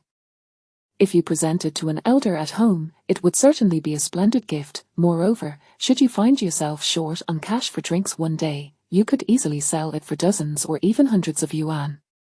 Lin Yi handed the dagger to Wang Fati. In later years, such officers' daggers were not particularly inexpensive, but Lin Yi had no desire to collect such items. He noticed Wang Fati wearing a gold watch and, after a moment's appraisal, removed it. What a pity. If it were a Patek Philippe, this watch could fetch several thousand yuan. Quite unfortunate. Hey, brother, you are truly discerning. How could such a fine item be considered unfortunate? It all belongs to me now. Wang Fati chuckled as he stowed both items away. Hu Bae observed the two readily claiming the Japanese possessions and remained silent. If the Japanese items were taken, so be it. Brother Hu, how could there be Japanese here? Ingzi, having regained her composure, now understood the gravity of the situation. Initially startled by the sudden discovery of the dead, she felt reassured with several companions by her side. I'm not entirely sure. Hu Bae replied, his curiosity piqued as he rummaged around and unexpectedly unearthed a notebook. This Japanese soldier actually kept a diary, he said, flipping it open and reading aloud. This group of Japanese belonged to the Quantum Army, entering this area for a specific mission. However, for reasons unknown, their reinforcements never arrived. Instead, a band of tomb raiders approached them, claiming the Japanese had surrendered. They, not believing it, engaged in combat with the raiders, resulting in the raiders' demise. Ultimately, they confirmed the surrender but, unable to accept it, chose to end their own lives. Hu Bae recounted, half bewildered and half surmising the diary's content. Brother Hu, regardless of how these Japanese met their end, if we wish to access the tomb, we must procure weapons and equipment.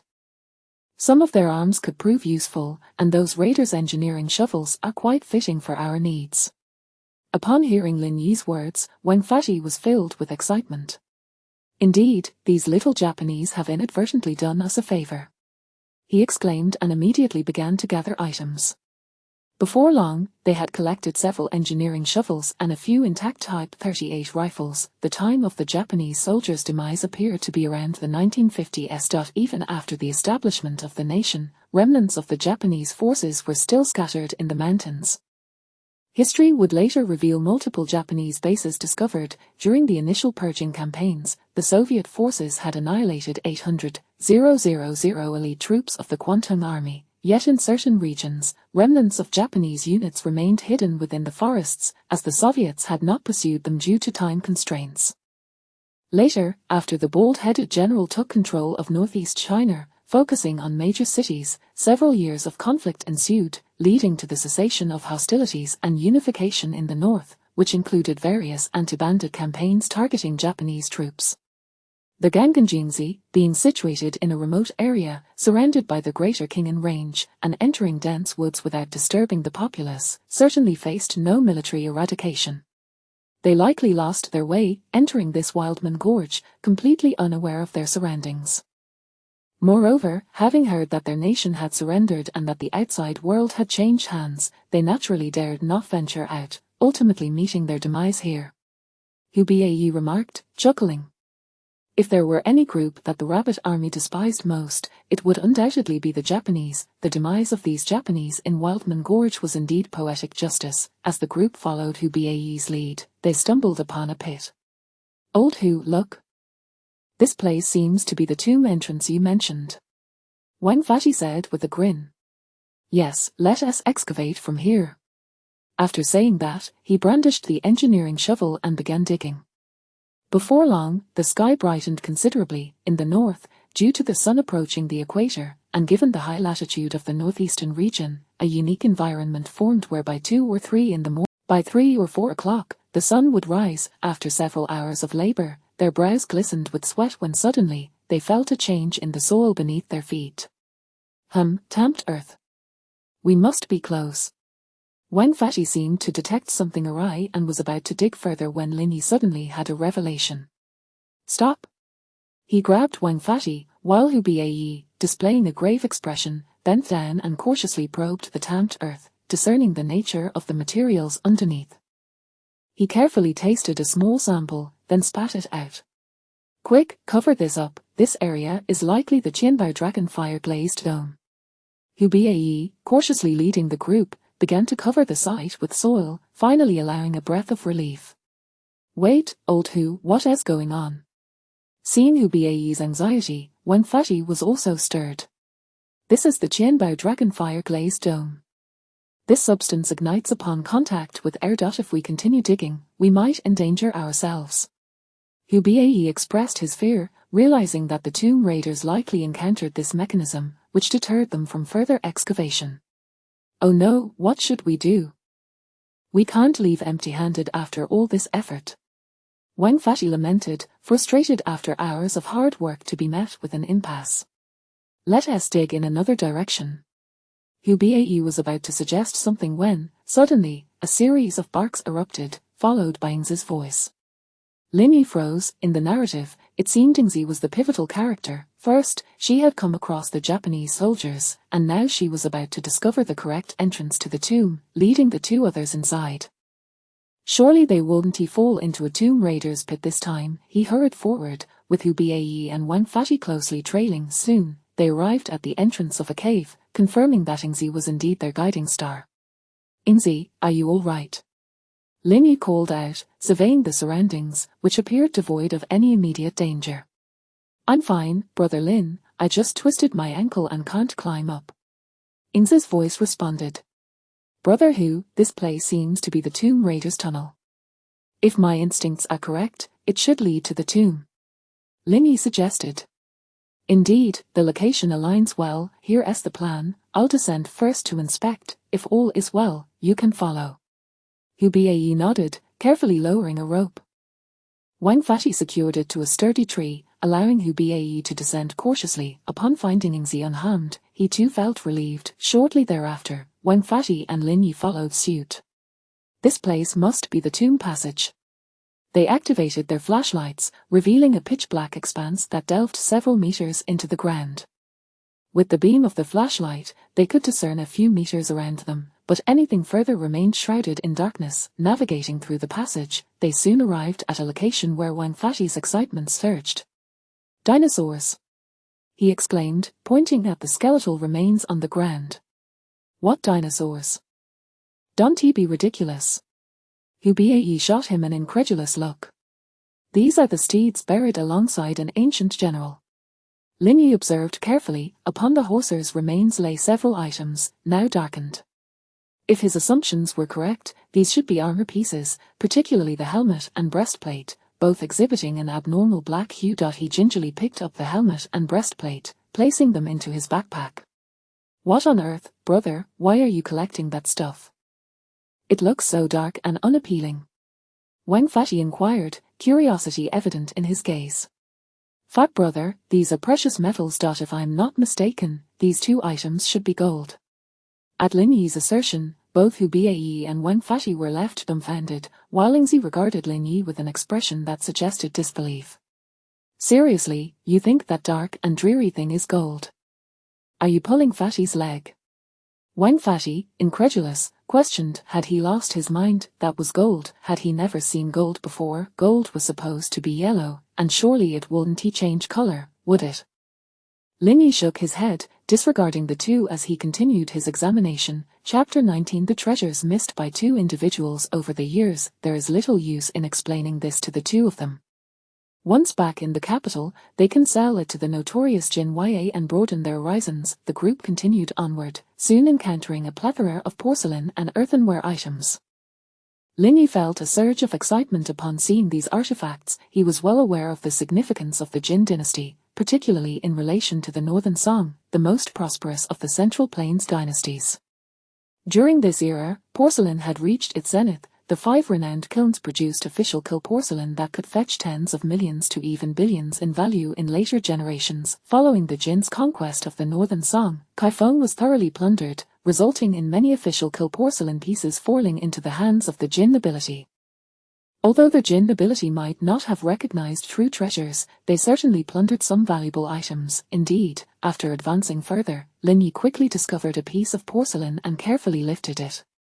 It appeared to be a wine vessel, standing approximately 40 centimeters tall, with a handle and spout, characterized by a thin and delicate body, a white glaze with a yellowish sheen, and etched with floral designs. A true treasure. This was undoubtedly porcelain from one of the 5 famous kilns, specifically Dingju porcelain. Brother, is this really a treasure? Wang Pangzi, witnessing Lin Yi's near obsession, looked utterly bewildered. However, he had no doubts about Lin Yi's discerning eye. After all, this young man had a keen sense for valuable items. Absolutely, fat brother, just this single piece could easily trade for my entire courtyard. Lin Yi replied with a smile. What? This little thing can be exchanged for a whole courtyard. Brother, you aren't pulling my leg, are you? Wang Pangzi knew the value of Lin Yi's courtyard. Upon hearing that this item could match that worth, he was astounded. Although Hubei was not fully aware of the condition of Lin Yi's courtyard, he had heard Wang Pangzi mention it cost 30,000 yuan. Indeed, Lin Yi had spent 30,000 yuan, including the brokerage fee for Wang Pangzi, and when Lin Yi claimed that this item was worth 30,000 yuan, Hubei felt his breath quicken. Yes, this is a treasure among the 5 famous kilns of the Song dynasty. He carefully handed the piece to Hubei, who, upon receiving it, felt as though the small object weighed like a mountain, unwilling to even move for fear of dropping it. It was worth several tens of thousands. Little did he know that Lin Yi's claim was significantly understated. Items from the 5 famous kilns had not dipped below $1 million in market value since the 1980s. Such exquisite Dingju wine vessels could potentially fetch 2 to 3 million if they fell into the hands of an expert. Lin Yi paid no heed to the two, continuing to inspect other pieces of porcelain. Not far away, he spotted several porcelain bowls. These 5 small bowls appeared to be part of the same set, all from Dingju, while the remaining items were largely ordinary folk-kill porcelain. He swiftly gathered the bowls into his backpack and reclaimed the wine vessel from Wang Pangzi. Fat brother, this wine vessel, along with the small bowls, constitutes a complete set of official kill porcelain. Once we return, we should be able to sell it for at least 100,000, without a doubt. Lin Yi declared with a grin. 800,000, excitement illuminated the faces of Hubei and Wang Pangzi. The most they had ever held was merely 2,000 yuan. Who among them had ever seen such wealth? 800,000 would allow them to split 50,000 each. All right, brother, I trust you. Had it not been for you, I would have likely dismissed this item, Wang Pangzi exclaimed, his face brimming with excitement. By the way, you ought to examine the remaining porcelain carefully for anything even more valuable. Let us ensure we all benefit from this. Wang Pangzi gestured toward the nearby jars and vases, inquiring eagerly, with so many items, surely a few must be worth 10 or 20,000. Hee, fat brother, most of these pieces are folk-kill porcelain, and the most valuable among them is likely this RU-kill porcelain. If it were official kill, it could rival the previous piece, but alas. He picked up a large plate and remarked, folk-kill items, no matter how aesthetically pleasing, could never compare in price to official kill wares. How much is this worth? Wang Pangzi asked, intrigued by Lin Yi's lament. Perhaps around 1,000 yuan. With all these plates, bowls, and jars combined, we might value them at 20 to 30,000. Lin Yi pointed to the dozens of porcelain pieces scattered on the ground. Goodness gracious! We've struck gold. Wang Pangzi exclaimed upon hearing the estimated value. He was utterly flabbergasted that Lin Yi would dismiss such treasures so casually. What audacity! His own courtyard had cost him merely 30,000. That meant this haul could equal the value of his courtyard. He hurriedly began stashing the porcelain pieces into his own backpack. Fat brother, do be cautious, these items are quite fragile and can shatter easily. If they break, they won't be worth anything. Observing Wang Pangzi's hasty packing, Lin Yi felt compelled to advise him. He had already secured the Dingju porcelain in his spatial pocket. Such precious treasures could not be risked. Har har, what a bountiful harvest. Old Hu, I told you, coming to Ganganjing was a splendid idea. Wang Pangzi carefully placed the porcelain into both his and Ying's backpacks, even adding fine sand to cushion the items and prevent accidental breakage. Yingzi looked on in astonishment at the porcelain nestled in her backpack. Could such a small collection truly fetch several tens of thousands? In these times, money held immense value, especially in rural areas. An ordinary family might not earn even a single yuan in a day. For instance, a family cultivating 10 acres of land, yielding 500 jin of grain per acre, would only earn around 1,000 yuan for the entire harvest, not accounting for seeds, fertilizers, or labor costs. Averaged over 12 months, their earnings would barely exceed 100 yuan monthly, and that is assuming favorable weather conditions. This explains why archaeological teams offer just 3 yuan a day, attracting many able-bodied individuals to assist. Thus, these few dozen pieces of porcelain held a value equivalent to a common villager's income over several decades. Who wouldn't he be astounded if Yingzi were to learn that the Dingju porcelain Lin Yi had collected was valued at over 1 million? She would likely be overwhelmed. What staggering wealth! The combined worth of everyone in her village wouldn't even match that amount. Hu Bei was equally satisfied. This venture was a monumental success. Lin Yi had begun collecting items he wasn't certain were gold, yet these porcelain artifacts could potentially make them all wealthy overnight. He never even dreamed of acquiring items worth over 100,000. With this newfound wealth, he could support his comrades' families. However, the thought of his fallen comrades cast a shadow over his joy. Let us keep moving. This time, I'm determined to strike it rich. Har har. Wang Pangzi declared, eager to press onward. Hu Bei furrowed his brow. He was beginning to reconsider. He had never intended to engage in tomb raiding, and having unexpectedly acquired such wealth was sufficient for their group. Continuing further posed a risk to their safety. Fatty, he was about to suggest they retreat when suddenly, Wang Pangzi accidentally triggered something. A loud crash echoed, followed by the sound of shattering porcelain. Damn it! Wang Pangzi was utterly flabbergasted. The ground had seemed perfectly level, yet he must have stepped on something. He stumbled and fell, causing several porcelain pieces he had just packed to break. Thankfully, the more valuable items had been secured in Ying's backpack. What on earth, Fatty, what are you doing? Hu Bei's expression changed upon witnessing Wang Pangzi's mishap, but before he could react, he felt a shift in the tomb-mess atmosphere. A creaking noise echoed, and soon a coffin emerged from the ground before their astonished eyes. Har har, so this is the mechanism, there must be treasures inside. Wang Pangzi, upon seeing the coffin, could hardly contain his excitement. The loss of several porcelain pieces had pained him, but surely the treasures within the coffin would far exceed their worth. If they could open it and retrieve the valuables inside, wouldn't that be worth far more than the broken porcelain? In his mind, porcelain was merely a superficial luxury, while he yearned for gold and jade, true treasures. This sentiment resonated with the common folk of the Central Plains for generations. Gold and jade have always been considered precious commodities, from ancient times to the present. After arriving here, Lin Yi had indeed acquired numerous valuable items, yet Wang Pangzi remained skeptical of their worth, even dismissing the porcelain Lin Yi had just secured. Fatty, don't be reckless. Hu Bei cautioned as he observed Wang Pangzi preparing to pry open the coffin lid, a frown etched on his face.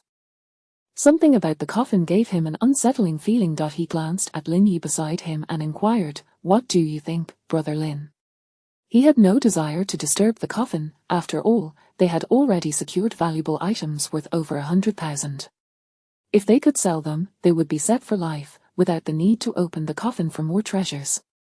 Brother Hu, since we're here, we ought to see what lies within.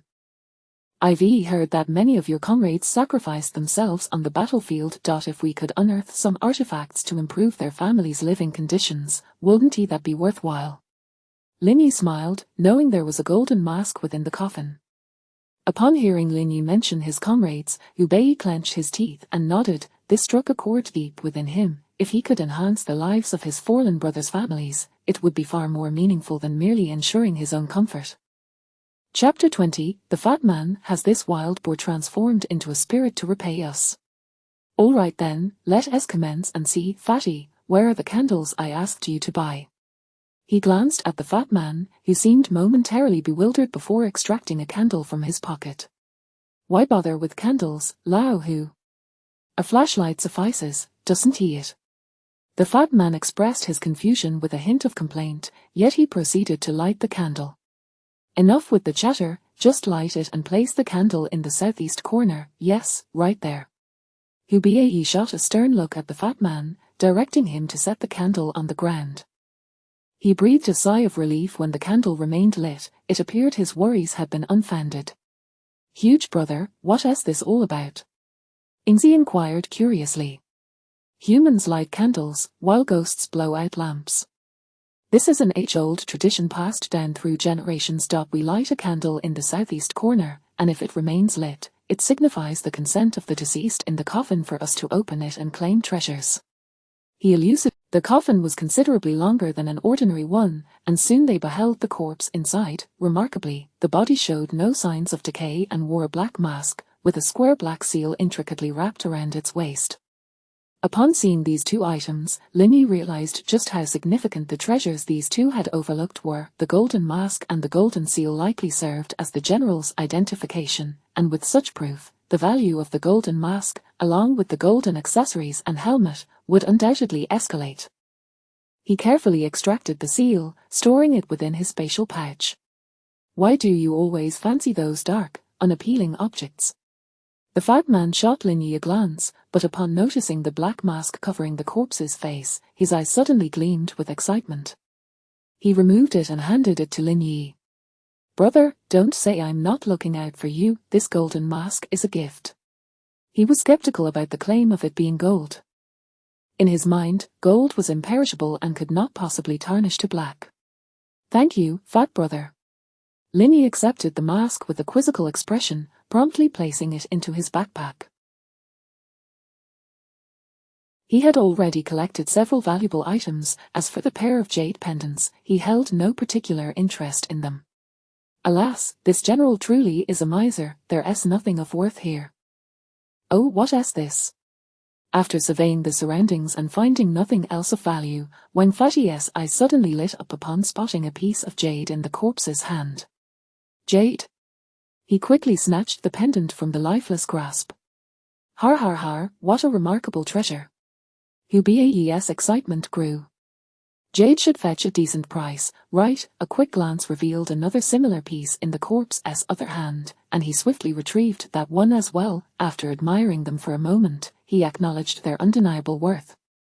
They were translucent and exquisite, truly treasures. His ancestors had once belonged to the landowning class, and although his grandfather, Hu Guohuo, had witnessed the family's decline, he had managed to amass considerable wealth through his knowledge. Unfortunately, during tumultuous times, much of their fortune had been destroyed, and Hu Guohuo himself had met a tragic fate, leaving behind only a compass and his feng shui techniques.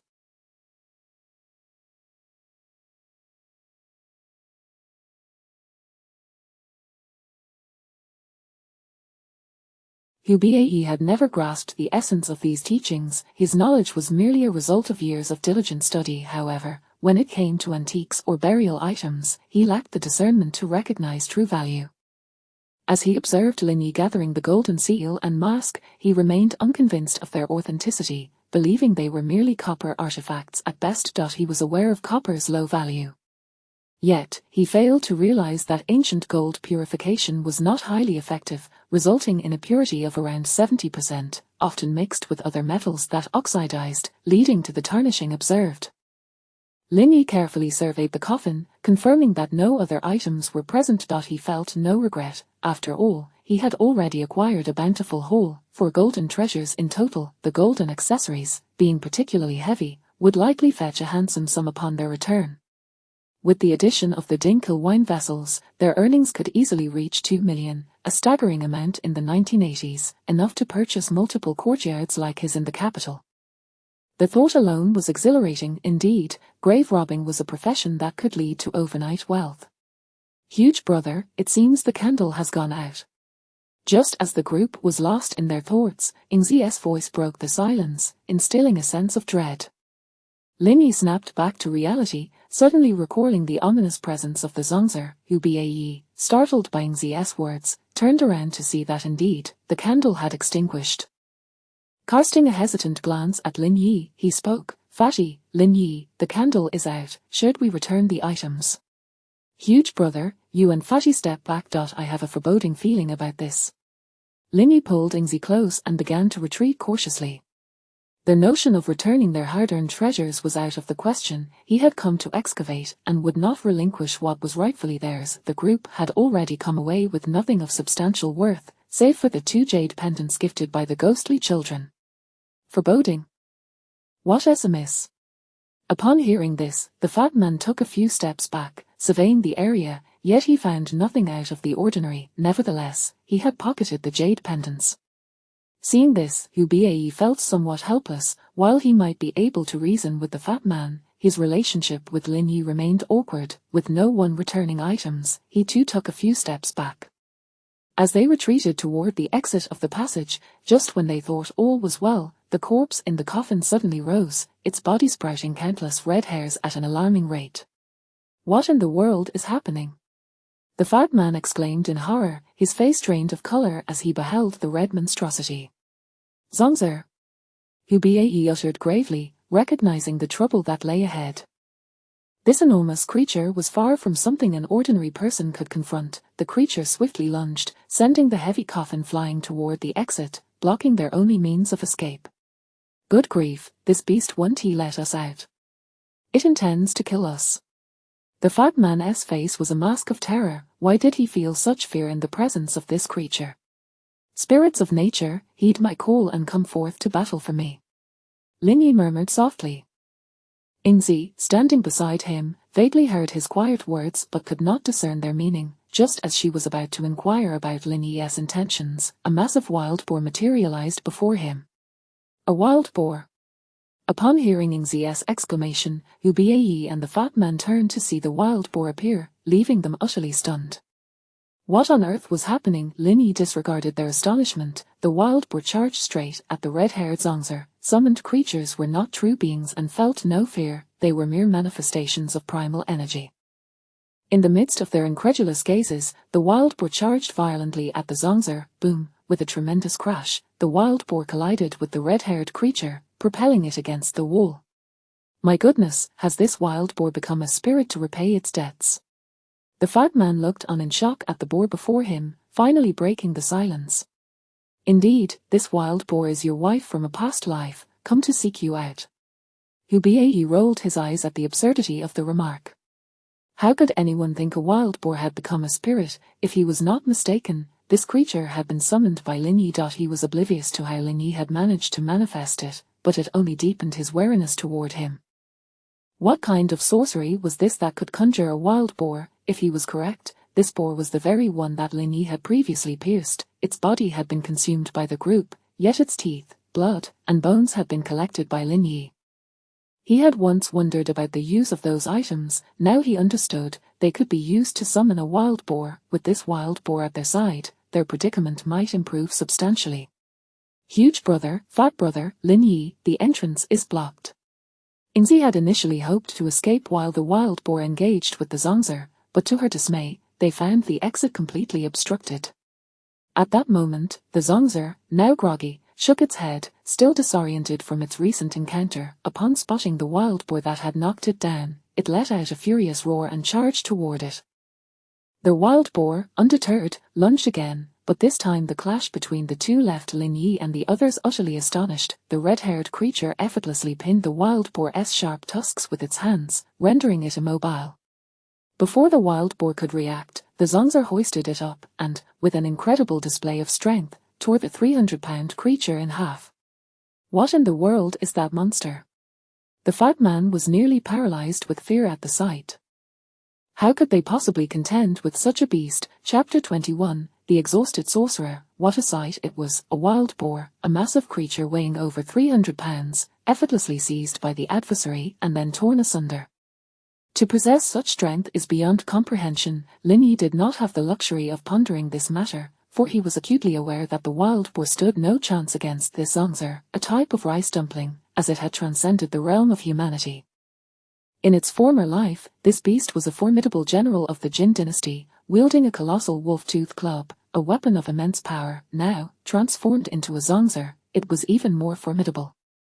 "Brother Lin, I'm terrified. How are we supposed to deal with this?" Yingzi exclaimed, her face ashen, clutching Lin Yi's clothing tightly, as if fearing he might abandon her. Do not fret. Although this creature is powerful, it is not invincible, Lin Yi reassured her, gently patting her head. "What, Brother Lin, do you have a secret weapon to combat this Zongzer? Please, reveal it." Hu Bai's face lit up at Lin Yi's words. If they could neutralize this Zongzer, surely they would escape death. "Brother Hu, do you recall what lies above us?" Lin Yi suddenly inquired, causing Hu Bai's expression to shift from concern to hope. "Are you referring to the heavenly treasure dragonfire glazed roof?" Hu Bai's voice was tinged with anticipation. "Indeed, look over there." Lin Yi pointed towards a specific direction, the very location of the heavenly treasure dragonfire glazed roof. "We must lure this creature to that area, and then Yingzi can fire her weapon to shatter the glazed tiles above. The fiery oil will rain down, and if we maintain a safe distance, we should escape unscathed." Lin Yi pondered for a moment before articulating his plan. "Brother Lin, I can accept your proposal, but this Zongzer is no fool. How shall we keep it stationary? Its speed is alarming." Hu Bai shook his head, contemplating the challenge. "I can immobilize it instantaneously. As long as we can lead it there, it will be manageable," Lin Yi asserted confidently. "Very well, if you possess such capability, I shall take the gamble. After all, if we do not eliminate this creature, our chances of survival are slim. Fatty, follow me." With that, he led the way towards the Zongzer, each of them wielding a black donkey hoof. Lin Yi was taken aback. When had they acquired such items? He had not seen them retrieve anything during their journey. However, there was no time to dwell on this curiosity. Fatty charged forward, and just as the red-haired Zongzer attempted to attack him, Hu Bai swiftly advanced, inserting the black donkey hoof into the creature's mouth. The Zongzer appeared momentarily stunned by their hoof's presence. This red-haired creature seems to be rather easily subdued. It has been momentarily restrained," Fatty marveled, astonished that such a formidable Zongzer could be halted by a mere donkey hoof. Just as he was about to utter more, Lin Yi's voice rang out from behind. "Be cautious, the effectiveness of that black donkey hoof is limited." Upon hearing Lin Yi's warning, Fatty had no time to ponder further and swiftly evaded. In that fleeting moment, he felt a powerful gust of wind as the red-haired creature's hand swept past the very spot he had just occupied. Had it not been for Lin Yi's timely warning, he would likely have suffered severe injuries, if not worse.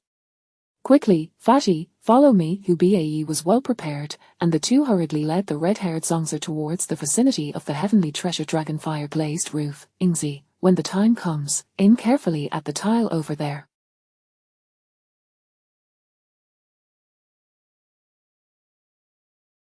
Lin Yi instructed gravely, pointing towards the distant roof. The fiery oil burned fiercely, and any miscalculation could lead to unforeseen consequences. If they failed to defeat the Zongzer, they would find themselves in dire straits, especially in this enclosed space where air circulation was limited. Intense flames would deplete the oxygen, and without it, survival would be nearly impossible. "Brother Lin, rest assured, I will hit my mark," Yingzi promised earnestly. If tasked with anything else, she might falter, but shooting was her forte. As the finest hunter of the Arakan tribe, her marksmanship was renowned throughout the region. Lin Yi nodded, his serious gaze fixed on the battlefield. At that moment, Fatty and Hu Bai had successfully drawn the Zongzer's attention, but their own condition was far from ideal. The Zongzer was impervious to blades and bullets, and each encounter left them bearing injuries, albeit minor due to their robust constitutions. Otherwise, they would have been overpowered long ago. Lin, hurry. I can hardly endure any longer, Fatty cried out, on the brink of madness from the relentless torment. Yet, in a moment of distraction, the Zongzer seized the opportunity and lifted him, preparing to hurl him away. Lin Yi recognized that the moment of truth had arrived, and he could not afford to miss this chance. Spirits of nature, heed my call, launch an assault on the foe before me. Spear of nature, go. His incantation did not shy away from Ingzi, as several peculiar spears materialized at his command, plunging rapidly towards the red-haired Zongzer. Ingzi stood in astonishment. What on earth was happening? With a series of piercing sounds, 5 enormous wooden spears appeared before Hu Bae just as he attempted to rescue Fatty. These spears, propelled with incredible speed, pierced through the Zongzer's body, driving it into the wall behind. A cacophony of enraged roars erupted from the Zongzer, akin to a furious howl, leaving both Hu Bae and Fatty momentarily stunned. Fatty, Hu, return quickly. As Lin Yi's urgent call broke the moment, the two realized this was not the time for contemplation. They hastily retreated. Ingzi, now, Lin Yi shouted once more. Ingzi had regained her composure, and, seeing the red-haired Zongzer nearly free from the wall, acted decisively. She fired her weapon at the roof, shattering a tile with a resounding crack. As the fragments fell, they struck the fiery oil below, igniting it instantly. Flames surged downwards, engulfing the Zongzer just as it broke free from the wall. The inferno spread rapidly, and the creature's anguished cries filled the air, but it was futile. Soon, it was consumed by the flames. Old Hu, look, this fire is terrifyingly powerful. That massive Zongzer was incinerated in an instant. Fatty exclaimed, shaken. They had once excavated this wall, nearly breaching it, and had they succeeded, he too might have met the same fate as the red-haired Zongzer. Enough chatter, let us move. Hu Bae shot Fatty a stern glance, urging him to follow as they made their way towards Lin Yi. This time, he had clearly observed the spear Lin Yi conjured. The Zongzer had not entered with such a weapon. Brother Hu, Fatty, I'm relieved to see you both safe. Ingzi breathed a sigh of relief, her heart still racing from the ordeal. The Zongzer and the raging flames had left her deeply shaken, yet, it was Lin Yi who astonished her the most. Whether it was the wild boar or the spears, they seemed to materialize from thin air, invoking a profound and unsettling fear. We must leave this place at once. The air is dwindling, and if we do not escape soon, we may find ourselves trapped here, Lin Yi declared, disregarding the fearful gazes of his companions. Indeed, the air has undoubtedly thinned after the recent conflagration. If we do not act swiftly, we shall suffer greatly. Hu Bae concurred, and the group began to strike the walls, soon discovering a seemingly hollow section. Unbeknownst to Lin Yi, a strange black aura, akin to smoke, suddenly emerged from the charred remains of the red-haired Zongzer behind them, swiftly entering his body. In his heightened state of anxiety, he failed to notice the transformation occurring within him, his focus solely on Hu Bae's actions. Upon witnessing the hollow space where Hu Bae had struck, Lin Yi surmised that this was likely the site of the Guangdong army stronghold. Quickly, we should be able to break through here. Brother Lin, can you still summon the wild boar? If you can conjure another, we may be able to breach this wall, Hu Bae inquired eagerly. Lin Yi shook his head, exasperated. What a preposterous notion. He was merely a novice sorcerer, his mental energy nearly depleted. If not for the pressing danger, he would have preferred to sit and meditate to restore his strength. Brother Hu, I am utterly exhausted. Summoning a wild boar is out of the question. Even a mosquito would be a challenge. Earlier, we wielded a wolf-tooth club weighing at least 100 pounds. If we combine our strength to strike this wall, we should be able to break through, Lin Yi proposed urgently. Chapter 22, What kind of beasts are these, and how could they possibly leave anything behind? Indeed, now that you mention it, I recall that spiked club. Brother, you truly are brilliant. Several individuals joined forces to hoist the spiked club and swiftly brought it crashing down against the wall. The wall was inherently hollow, and on the other side, it had been transformed into an underground base by the enemy.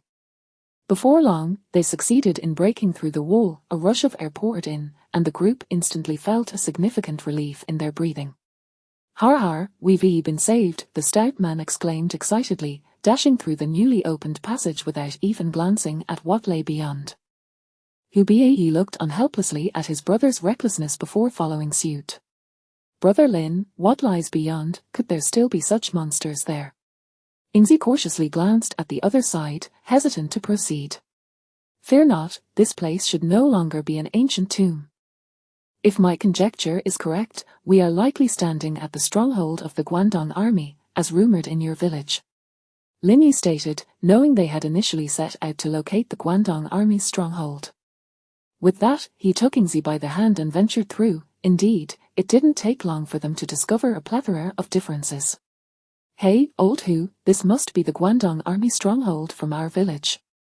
With Japanese characters and various air raid shelters surrounding them, the stout man was visibly thrilled.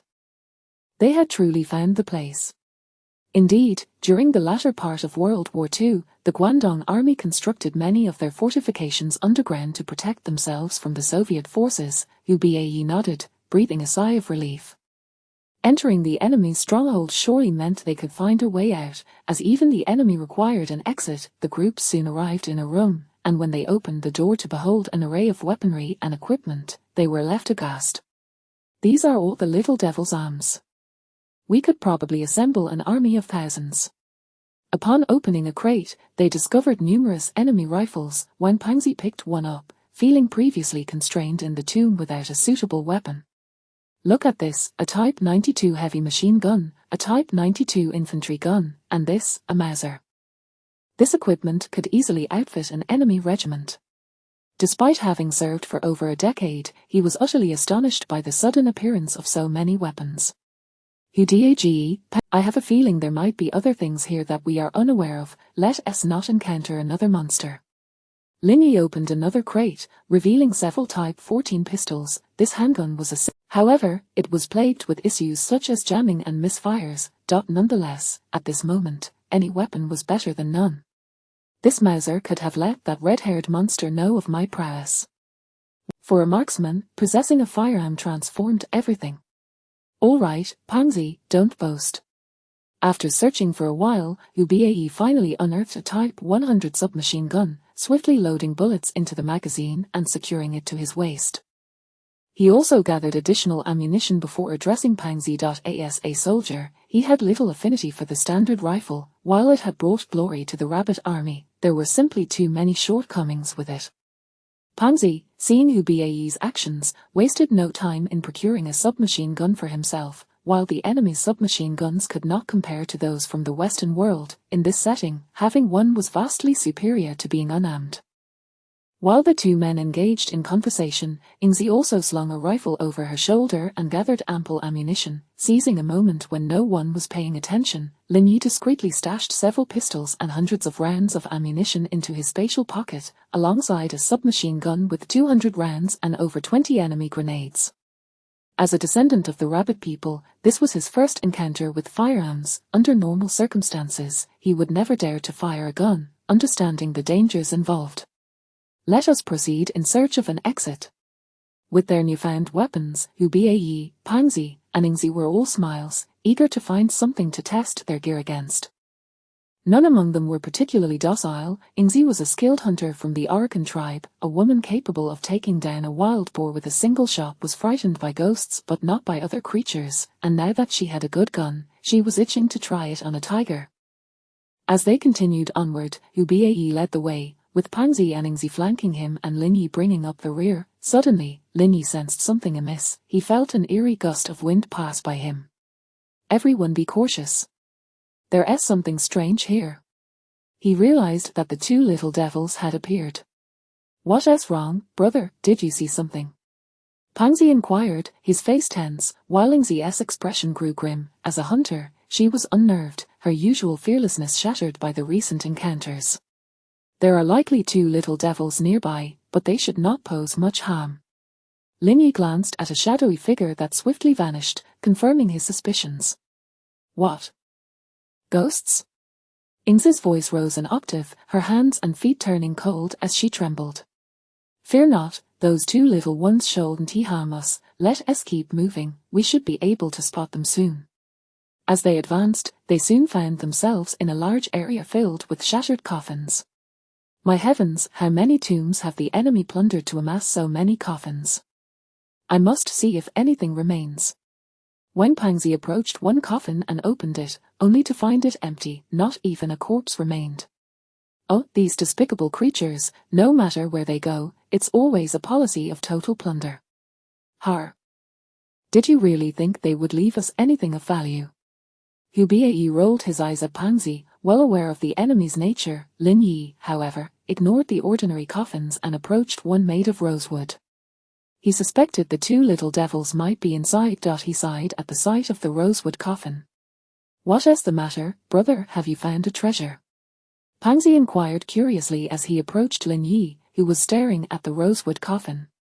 Indeed, Pangzi, this coffin, if taken out, would surely be quite valuable. Such a shame. Lin Yi remarked, knowing the worth of rosewood in later generations, true rosewood was nearly impossible to obtain. You mean this coffin is worth a lot? Upon hearing Lin Yi's words, Pangzi's eyes lit up, envisioning a small fortune. Ahem. While it may be valuable, it is not easily sold. Lin Yi sighed, recognizing that collectors for rosewood coffins were few and far between. Not many would want to collect a coffin. Brother Lin, what do you mean? Hu Bai approached, casting a curious glance at the coffin, pondering what kind of person could afford such an item. The best fate for this coffin would be to enter a museum for public admiration. If the opportunity arises, it would be best to donate it. Lin Yi glanced at Yingzi, recalling that the elder party secretary later donated the Guangdong army stronghold. He was uncertain who ultimately received the coffin. Chapter 23, The Pig-Faced Bat. No, donated, isn't he that a bit of a pity? Upon hearing that it had been donated, the rotund man's expression immediately shifted, his face betraying an overwhelming sense of loss. Brother Fat, such a large object, we cannot possibly retrieve it, can we? We can't exactly take this thing on a train, it simply wouldn't fit. If we were to dismantle it, its value would undoubtedly diminish significantly. Rather than that, it would be wiser to donate it, thus preventing such a precious treasure from being damaged, Lin Yi reiterated, though his motives were not entirely altruistic. He simply couldn't bear the thought of destroying such a uniquely crafted coffin.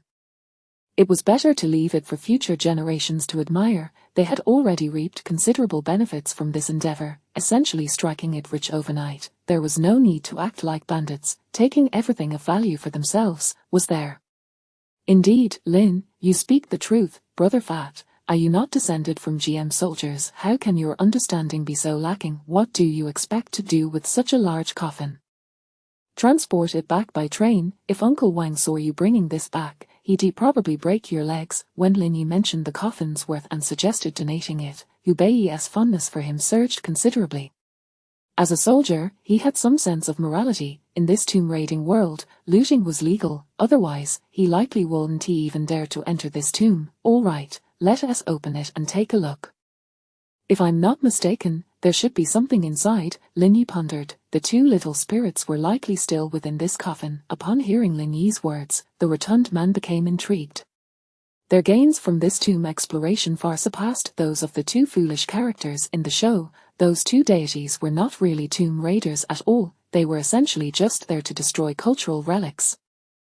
Whatever was valuable, they seemed determined to ruin. They had carelessly discarded Song and Jin dynasty porcelain, and as for Hu Bai's later claims that it wasn't porcelain, that was merely a cover for his embarrassment. Just like the exquisite Dinkel porcelain wine set Lin Yi held, it was likely that few in later generations would even get a glimpse of such treasures, and that golden mask, in the 1980s, could fetch over 100,000, even several 100,000. In later times, it would certainly command at least several million. It was hard to say just how many opportunities they had missed out on. With great effort, they pried open the coffin lid, revealing two lifeless children inside. Upon seeing the pale, eerie faces of the children, Yingzi let out a yelp and clung to Lin Yi like a koala, hiding her eyes in his embrace, too terrified to peek out. It was summer, and the clothing they wore was quite thin, causing Lin Yi to feel a rush of warmth that made him both amused and exasperated. How could there be two children here? Goodness, what on earth happened to these two? The rotund man was equally astonished upon seeing the children. His curiosity piqued as he reached out, only to be halted by Hu Bai's warning. Don't touch that mercury spot, it's highly toxic. Hu Bai glared at the rotund man, cautiously illuminating the ghostly children with his flashlight. After a long pause, he sighed and continued, "My grandfather once told me that these children were alive when mercury was poured into their heads. After they died, their bodies were coated in mercury powder, preserved as specimens, enduring for millennia. To preserve them effectively, it must be done while they are still alive. The blood of the deceased cannot circulate and thus cannot be injected." What a wicked feudal society! The rotund man felt a surge of anger rise within him, yet he could not find his voice for a long time. Upon hearing Hubei's explanation, Ingzi lifted her head. Now, as she gazed at the two children, her fear had transformed into sympathy. How cruel! Enough, brothers, let us not dwell on this. These little ones have been dead for over 1,000 years.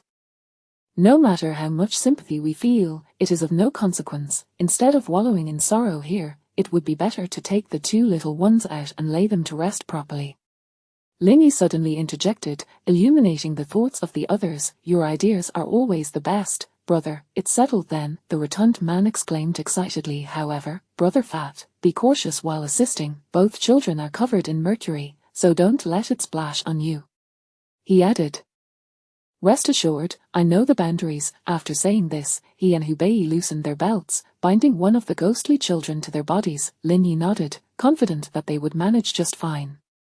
The two ghostly children were quite mischievous in the show, yet they seemed to guide the group in removing them, and in the end, they generously tossed 2 jade pendants to the duo, ensuring they did not leave empty-handed.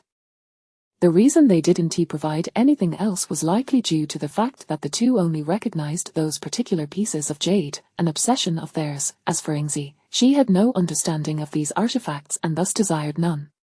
The ghostly children would certainly not offer her any compensation. Soon, they reached an entrance to a cave. Just as the rotund man was about to rush in, he felt a chill run down his back.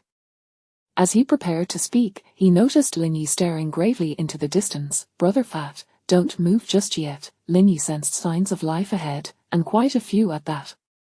Ever since becoming a nature mage, his perception of life had surpassed that of ordinary individuals. "What is the matter, Lin? Is there something strange in this area?" Hubei looked at Linyi with suspicion. Throughout their journey, Linyi's actions had been rather unusual, as if he had foreknowledge of their expedition. Whether it was the Zongzer or the two ghostly children, everything felt overly peculiar. "There is something inside." Linyi pointed toward the cave entrance. "What is it?" The rotund man now approached with caution. "If my guess is correct, it should be bats," Linyi asserted confidently, referring to the pig-faced bats. In the Central Plains, many bats had been excessively demonized. Bats do not suck blood, they prefer to feast on insects, helping to balance insect populations and thus benefiting humanity. Only a select few bats are blood feeders. The pig-faced bat before them spread its wings, measuring several tens of centimeters. "What is there to fear about bats?" The rotund man rolled his eyes at Linyi's comment and boldly strode forward. Just as Linyi attempted to utter a warning, he saw the rotund man had already entered. "Damn, what is this?" He had barely begun to voice his thoughts when he heard the rotund man's exclamation, followed by a cacophony of eerie shrieks as countless pig-faced bats swooped down upon them. "Brother Fat, you truly are more of a hindrance than a help." Hubei stood aghast at the swarm of bats. Rat-tat-tat, the submachine gun unleashed a hail of bullets, taking down several pig-faced bats that plummeted to the ground. Without hesitation, the rotund man joined in, firing at the swarm. Due to their sheer numbers, several bats fell beneath his onslaught. Linyi focused on a massive bat in the distance. If memory served him correctly, it was likely the Bat King. The sight of this creature captivated him. Bats are indeed remarkable beings. Human radar technology is derived from bats. They possess a natural ability to detect any living creature, making them the ideal companions for exploring dark tombs. They can sense unfamiliar beings from a great distance, and attempting to eliminate this bat would not be an easy feat. The enormous pig-faced bat seemed to have noticed him too, diving toward him at an astonishing speed. Yet, he remained unperturbed. Although he was a mage, his power stemmed from his mental fortitude. The bat's speed, while impressive, was not beyond the realm of his ability to perceive. With his heightened awareness, the bat's velocity was merely a trivial matter. As the creature neared him, he swiftly brandished his blade, striking its wing with precision. With a whoosh, the blade sliced through its wing, causing blood to cascade forth as the pig-faced Bat King plummeted to the ground, injured. However, the creature was not yet dead. Witnessing this, Linyi rushed forward, delivering a fatal blow to the bat, ensuring its demise. He began to collect its blood and wings, yet he found it peculiar that despite having exhausted his mental energy moments ago in the cave, he now felt no lingering fatigue. Attempting to cast a magical array to capture the Bat King's soul proved effortless. It felt as though his mental energy had replenished. What on earth was happening? He was incredulous. Magic, when likened to modern technology, was akin to a smartphone. Initially, it was a simple device with two functions, making calls and sending messages. As technology advanced, the capabilities of smartphones expanded. By normal logic, his mental energy, having been depleted, should be akin to a phone running out of battery. To regain his mental strength, he would need to meditate. He hadn't had the opportunity to meditate, so how had his mental energy restored? Yet, at this moment, he chose not to dwell on it. Chapter 24. Lin Yi, that is an anal plug, not something to put in your mouth. Having dealt with the pig-faced giant bat, by now, aside from the deceased bats scattered around, most of them had flown away. Whether it was the pig-faced giant bat or the ordinary bats, due to their poor eyesight, they were terrified of bright lights. Wherever there was illumination, they would flee as if their lives depended on it. Their recent attempt to attack was merely an effort to extinguish the sudden beam of the flashlight. Once the light could not be eliminated, they would scatter in all directions. Thank goodness these bats are quick to escape. Otherwise, just wait until I make this group bleed one by one. The rotund man sat on the ground, panting heavily. Moments ago, he had used a submachine gun to take down over 10 bats, and now, gazing at the corpses littering the ground, he spoke with a grim tone. We should hurry and leave this place, fat brother. Look over there. If I'm not mistaken, there are definitely other creatures in this area. Lin Yi did not dismiss the rotund man's statement. Bats were not particularly frightening. If memory served him right, this group of bats was likely prey for another creature, the ground sloth. In the world of ghost-blowing light, the description of that creature was of one possessing an eagle-like hooked nose, blood-red monstrous eyes, a face akin to that of a baboon, a long neck, and skin as dark and tough as that of a bear, with hind limbs shaped like bows and forelimbs notably short. Hearing Lin Yi's words, Hu Bae was taken aback, and just as he prepared to retreat, he spotted several shadows appearing behind them not far off. What on earth is that? As he spoke, Lin Yi also turned around. Within the beams of their flashlights, several bizarre creatures were slowly advancing toward them. Ground sloths. Upon glimpsing these creatures through the flashlight, Lin Yi's expression shifted. These beings bore an uncanny resemblance to the descriptions found in ghost-blowing light. Ground sloths. What are those? Although all of them were armed, they did not exhibit the same fear as depicted in the original work. A carnivorous species that enjoys feasting on giant bats, they must have been attracted by this swarm. When Lin Yi saw the ground sloths, he did not feel overly panicked. On the contrary, upon encountering these creatures, a sudden thought struck him. Perhaps he could capture a few and add them to his animal army. While their appearance was not particularly impressive, their combat prowess should be quite formidable. He couldn't help but wonder how they would compare to the wild boar from earlier. Brothers, what do you think we should do? Through their journey, Lin Yi had demonstrated what it meant to be trustworthy, and the others understood that without him, they would not have had it so easy. There are a total of 5 ground sloths. As for how many more there might be, we are uncertain. You, fat brother, and Ingzi will each handle 1, and I'll take care of the remaining 2. He fixed his gaze on the 2 largest ones, a glimmer of determination flashing in his eyes. These 2 were the most robust. All right, it's settled.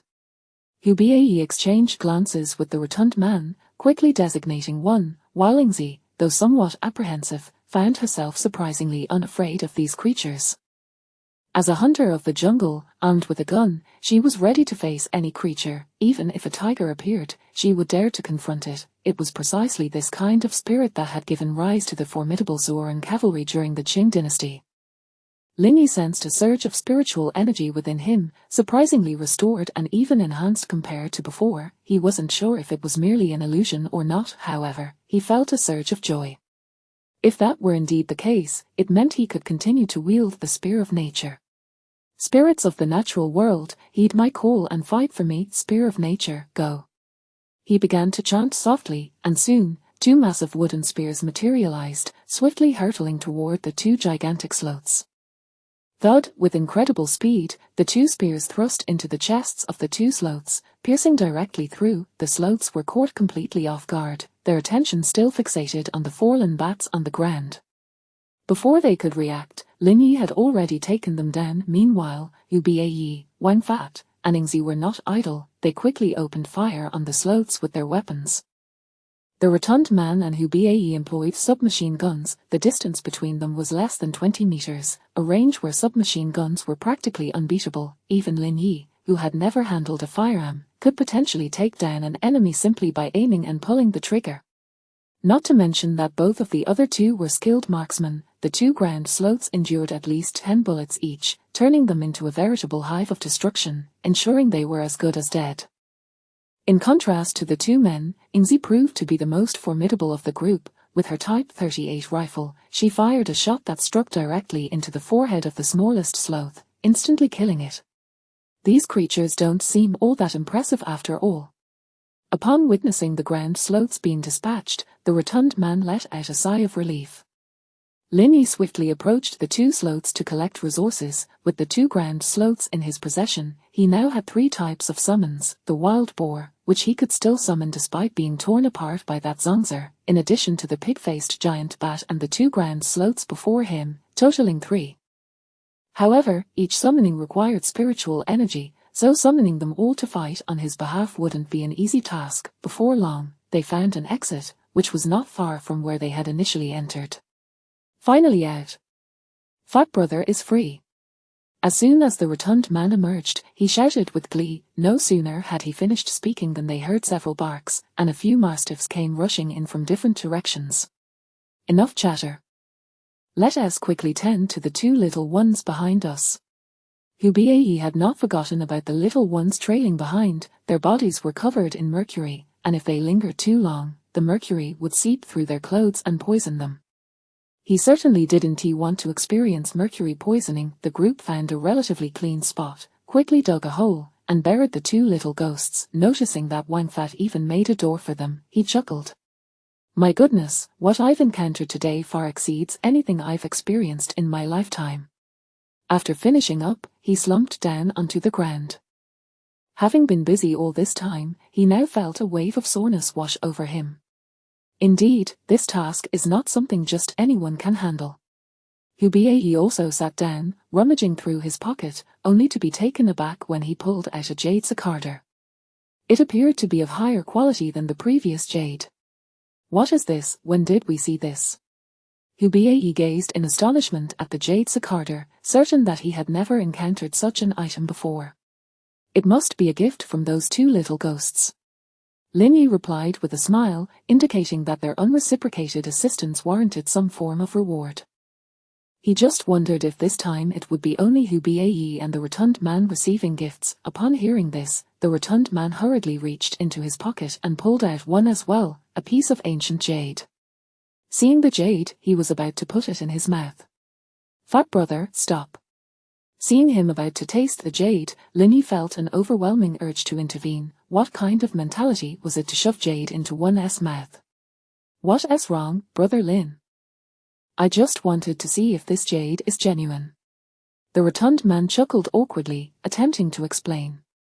Fat Brother, if I'm not mistaken, the piece of jade in your hand is an ancient 9-orifice plug, while the cicader in whose hand was likely something that ancient nobles held in their mouths after death.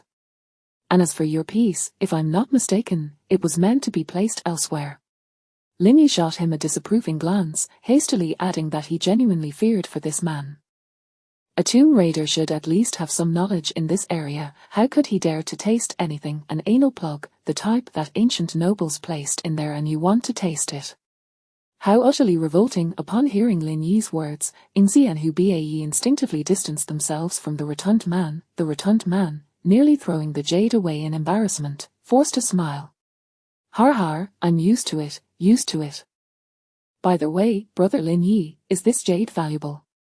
Suddenly, it seemed he remembered something and quickly inquired. Money was the most important thing. Fat Brother, the piece in your hand is likely Hachin jade, while the one in whose hand could fetch around 70 to 80,000. As for yours, it may only sell for about 20 to 30,000.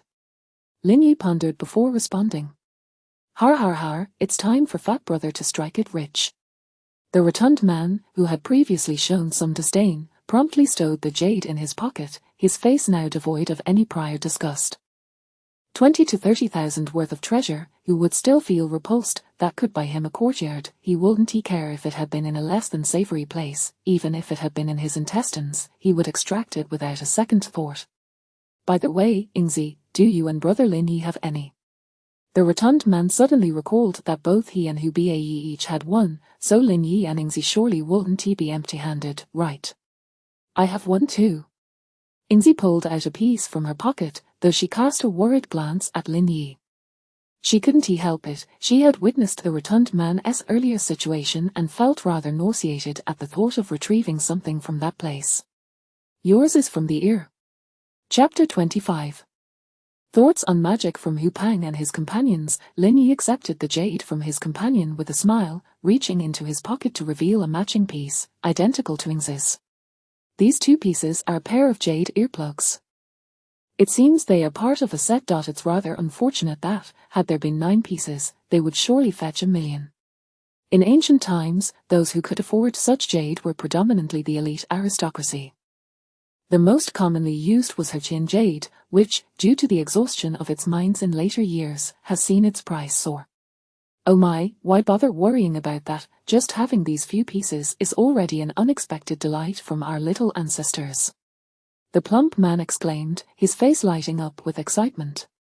The value of these jades could easily exceed 100,000. This time, they had indeed struck it rich. Lin Yi nodded in agreement, acknowledging that these items were entirely supplementary to their endeavors. Following the plump man's suggestion, they decided to enhance the offerings for their 2-inch ancestors. Essentially, this venture was drawing to a close. As they exited the wild man's gully, Hu Bae and his companions exchanged glances and turned to Ingzi. Ingzi, you remember the location, right? You should take the villagers to deliver what can be utilized at that Kanto army stronghold. Wait, are you not returning? Ingzi questioned, her eyes flickering with reluctance as she looked at them. Her emotions had been quite complex over the past few days. We have matters to attend to and must return to the capital. We'll come back to see you after some time. Hu Bae hastily replied. Having acquired such valuable items, they felt the need to secure their gains. Their purpose for coming was, after all, to make a profit. With their pockets empty, what use would there be in returning to the village? They wouldn't want to impose on others for food and drink indefinitely, would they? Ingzi left, glancing back 3 times as she departed with her Tibetan mastiff, while Hu Bae and his companion swiftly made their way to the bus station, boarding a public bus, followed by a train. Brother Lin, what was the deal with that wooden spear and the wild boar? Once settled on the train, the plump man finally asked, a question he had long wished to pose. They had been so busy from their entrance into the wild man's gully to their exit that they had not had a moment's rest. On the bus, they had merely been switching modes of transportation, and the high value of their belongings made the journey feel perilous, with many pickpockets about. It was only on the train that they could finally relax. That was a form of Taoist magic. Lin Yi replied thoughtfully. If he were to accompany the two on their grave-robbing escapades, he could not conceal such abilities, for magic invariably requires incantations. Taoism. Is the ancient form of Taoism that powerful?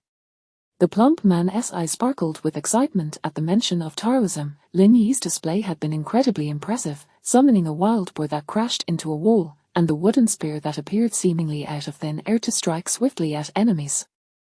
It was more forceful than any throw. Of course, there are various types of Taoist magic. What I employ is rather akin to the art of summoning soldiers from beans. Lin Yi refrained from elaborating on the intricacies of magic, knowing that the understanding of such concepts would likely elude them, especially in a time when information was not as readily available as in later eras filled with an abundance of online novels. Do you think I could learn Taoist magic? The plump man asked, his expression brimming with anticipation. Knowing that such magic was so impressive made him wish he had studied harder in his youth. Well, my friend, the foundation of Taoist magic lies in spiritual power. If your spiritual power meets the required standards, becoming a sorcerer shouldn't be too difficult. Linyi pondered for a moment before responding. He was uncertain whether either of them could truly become mags. He himself had gained the ability due to his divine essence, but for the plump man, achieving mage status would necessitate possessing more than 5 times the spiritual power of an ordinary person. He was unsure if that was within his reach. What? It requires spiritual power, what is that? The plump man inquired, looking utterly baffled. Hubei listened intently, intrigued by the mention of spiritual power. This term was familiar to him, as soldiers often encountered it. Every soldier in the rabbit army possessed remarkable willpower, which was essential for maintaining vigor on the battlefield. To put it simply, spiritual power is one of the 3 innate treasures. Essence, Qi, and spirit. Spiritual power is akin to the divine. I cannot precisely define it, but for an ordinary person, it amounts to 1. To become a Taoist sorcerer, your spiritual power must exceed 5 times that of an average individual. Linyi struggled to articulate these concepts clearly. 5 times spiritual power. The plump man exclaimed, astonished. Wait, brother, are you pulling my leg? How many times the average are you? I currently possess approximately 15 times the spiritual power of an ordinary person. To illustrate simply, if we were to stay awake without sleeping, you might manage 2 days and 2 nights, whereas I could easily go a week without sleep without any issues. Upon hearing Lin Yi's explanation, the plump man nodded, though he still seemed somewhat confused. Brother, are you saying that the entry requirements are quite stringent? Hubei interjected, nodding in understanding. If it were so easy to wield such Taoist magic, there would be throngs of practitioners everywhere. Indeed, Hu, it's akin to the feng shui secrets passed down in your family. Though the text is not lengthy, mastering its contents cannot be accomplished in just a day or 2, some may never grasp it in their lifetime. Upon mentioning Hubei's feng shui secrets, both men fell silent, each recalling their own experiences with the text. Particularly for the plump man, every time he encountered the feng shui secrets, it felt as though he were deciphering an ancient script. Is there hope for me to become a Taoist sorcerer? The plump man asked with hopeful eyes. I cannot say for certain. How about this, when you return home, I will write you a meditation method. If you manage to grasp the basics within a month, you might just become a Taoist sorcerer. If not, with persistence, you may eventually succeed. Lin Yi replied with a smile, knowing he could not guarantee success, but he was willing to help improve the abilities of the plump man and Hubei. However, becoming a mage was not necessarily a straightforward endeavor. As for becoming a druid, that required a heart attuned to nature, which would be even more challenging for someone as complex as the plump man. It was unlikely he could become a natural warrior.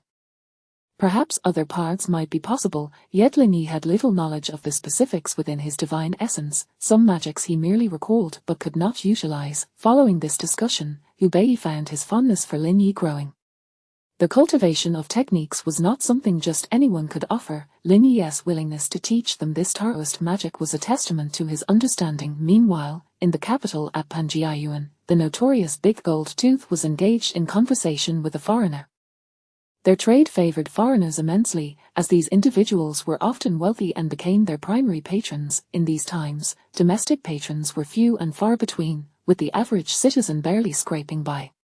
In certain regions, having a household with 10,000 yuan was a remarkable achievement. Even in the capital, wealthy individuals were scarce, thus, foreign buyers became the driving force in the antique market, most of whom were affluent enough to travel or trade in the rabbit family.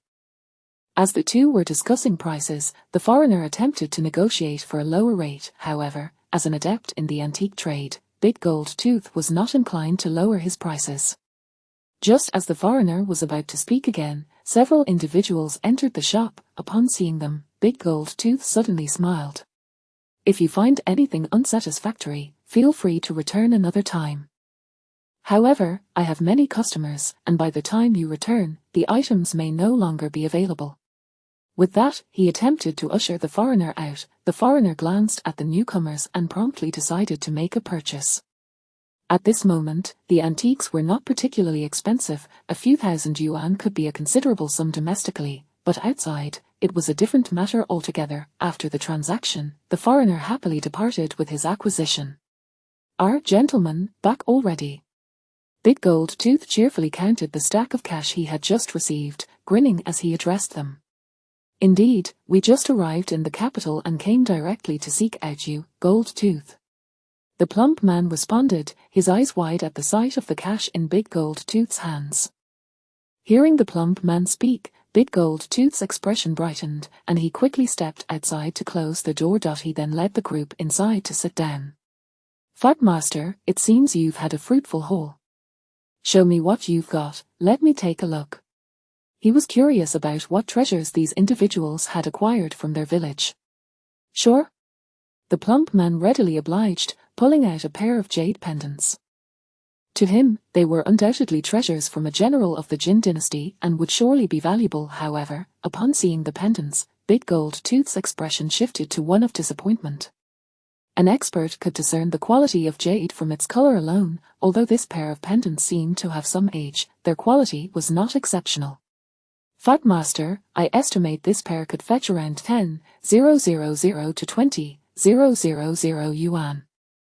The quality isn't particularly high, they've just aged somewhat. If we can ascertain their provenance, the price might improve. Chapter 26, A Few Who Became Rich Overnight. Big Gold Tooth placed the jade pendant on the table and spoke up. Upon hearing this, the chubby man glanced at Lin Yi and, as anticipated, it was indeed as Lin Yi had said, this item was not particularly valuable. Fat Master, you've been gone for so long, and you've only managed to bring back this pair of jades. Big Gold Tooth inquired curiously. No, take another look at this. The chubby man produced several pieces of jade from his pocket, remarkable items, high-quality Hichin jade. Upon seeing the jade cicader, Big Gold Tooth's eye sparkled with delight as he carefully picked it up and scrutinized it closely. Fat Master, this is indeed a treasure. Just this jade cicader alone could fetch at least 70 to 80,000. With these additional pieces, I estimate we could sell them for no less than 150,000. What a pity, if only we had a complete set, it could easily reach 500,000, Big Gold Tooth lamented as he gazed at the mere 4 pieces of jade. When the mention of 150,000 reached their ears, both the chubby man and Hubei felt a rush of joy. 150,000, this was wealth acquired effortlessly, merely for assisting in burying 2 ghostly children. They had stumbled upon such fortune. Who could have imagined, in their eyes, this outing had already exceeded their expectations. With just this little jade, to be able to sell for around 170 to 80,000, what more could they wish for? Is there anything else, Fat Master? Big Gold Tooth asked, his face brimming with excitement. With so many items, if he were to sell them, the commission he would earn would be substantial. Well, there are some porcelain items as well. He cautiously retrieved the porcelain pieces from his pocket, one by one. Upon seeing these items, Big Gold Tooth's eyes lit up even more. Splendid, this piece alone could easily be worth several thousand. This one there were about 10 or so porcelain pieces, each averaging over 2,000, totaling roughly 30,000. The chubby man was positively exhilarated. They had truly become rich overnight. Brother Lin, why don't you take out your items as well? At that moment, he suddenly recalled the set of porcelain wine vessels Lin Yi had previously tucked away. Those were surely the most valuable treasures Lin Yi had mentioned. Oh, Brother Lin has valuable items too. Upon hearing this, Big Gold Tooth turned his gaze towards Lin Yi. He found this young man enigmatic, thus feeling a mix of surprise and suspicion. Yes, I would be grateful for your appraisal, Gold Master. Lin Yi smiled as he produced a helmet, covered in black rust. The instant Big Gold Tooth laid eyes on the helmet, he leapt up in excitement. A golden helmet, he carefully took the item, weighing it in his hands. Brother, you truly have an eye for treasures. This golden helmet must have belonged to a general commanding thousands. Its quality is undoubtedly high. In ancient times, items associated with generals adhered to a strict hierarchy. Not just any general would don a golden helmet on the battlefield. Just like with tassels, using the wrong grade could lead to severe consequences. What, this thing is made of gold, Wang Fati exclaimed, having initially dismissed the helmet, yet now Big Gold Tooth claimed it was golden. Of course, this is a precious metal, you can pick it up and feel for yourself, this weight is not ordinary iron or copper. Big Gold Tooth gazed enviously at the helmet. Even if melted down, it would fetch a handsome sum. Goodness, does that mean the accompanying items and the mask are also made of gold? The chubby man looked at Lin Yi in astonishment. feeling as if he had missed out on untold riches. Are there also a golden mask and accompanying items? Big Gold Tooth's expression was one of utter delight as he looked at Lin Yi, akin to seeing the god of wealth. Sure enough, Lin Yi soon produced a mask and an accompanying item, both of the same color, adorned with black rust. What treasures! He swiftly took the golden mask, and after a long moment, sighed deeply. Truly remarkable treasures, but how much can these few items be worth? The chubby man asked curiously. Fat Master, it's no wonder you have such good fortune, encountering such fine items. Just this golden mask alone could easily sell for over 100,000, and if its origin is known, at least 200,000. As for this golden helmet, if we were to ascertain its former owner, it could also fetch around 200,000, but the accompanying items would be similar. Altogether, I estimate they could sell for around 500,000. Big Gold Tooth pondered for a moment before speaking. 500,000. The chubby man felt as if thunder had struck him from above. He nearly lost out on 500,000. Had it not been for Lin Yi, he would have been left banging his head against the wall. Har har, it's all thanks to you, Brother Lin, otherwise, we would have suffered a significant loss this time. Hubei was equally exhilarated. 500,000 plus the jade's tens of thousands amounted to at least 600,000. Even if he and the chubby man split it evenly with the other party, they would still each walk away with over 300,000. 30,000 in the 1980s could buy over 10 quadrants of courtyard houses, a staggering figure. Lin Yi then placed the golden seal of the general back on the table. Is this the general's seal? Big Gold Tooth was ecstatic. Possessing this item would undoubtedly elevate the value of the treasures immensely. The disparity between items with provenance and those without was monumental. Indeed, it is indeed the general's item. Lin Yi nodded. This object could significantly enhance the prices of all treasures within the tomb. In the antiques trade, much often revolves around lineage. Why did the Emperor of Seals willingly stamp this and that? Was it not because these items were treasures, steeped in heritage? Every time he perused the archives, upon seeing his seal, did it not compel one to sing his praises? Although later generations may have scorned him, he nonetheless ensured that one would remember him through such means. Is there anything else? Big Gold Tooth looked on expectantly. This group had struck it rich this time.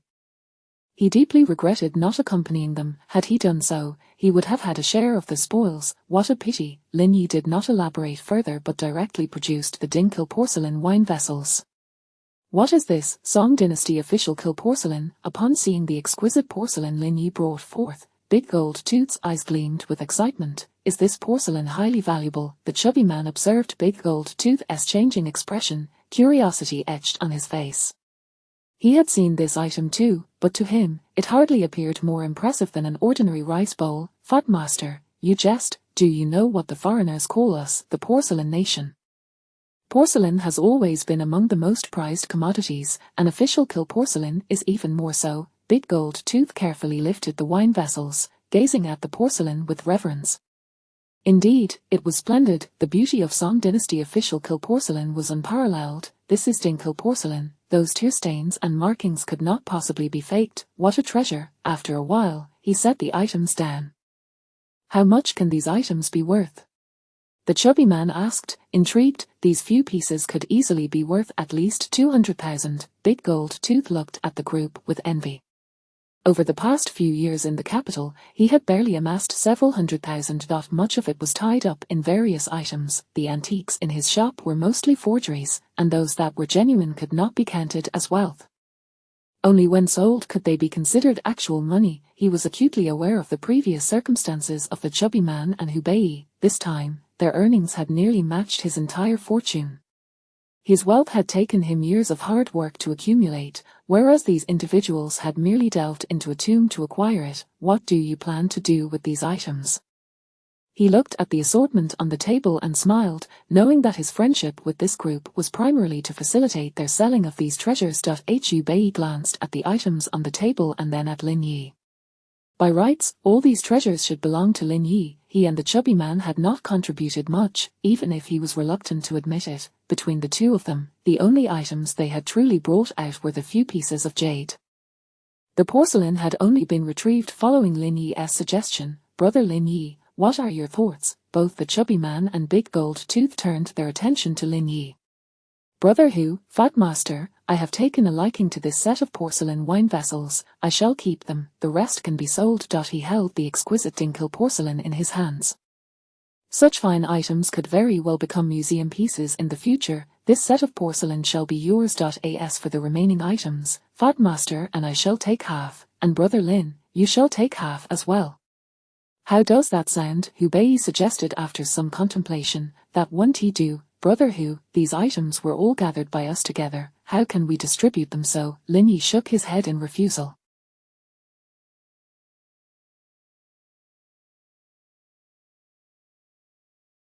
Brother Lin Yi, if it weren't for you leading us this time, Fatty and I would have only managed to bring back a couple of jade pieces at most.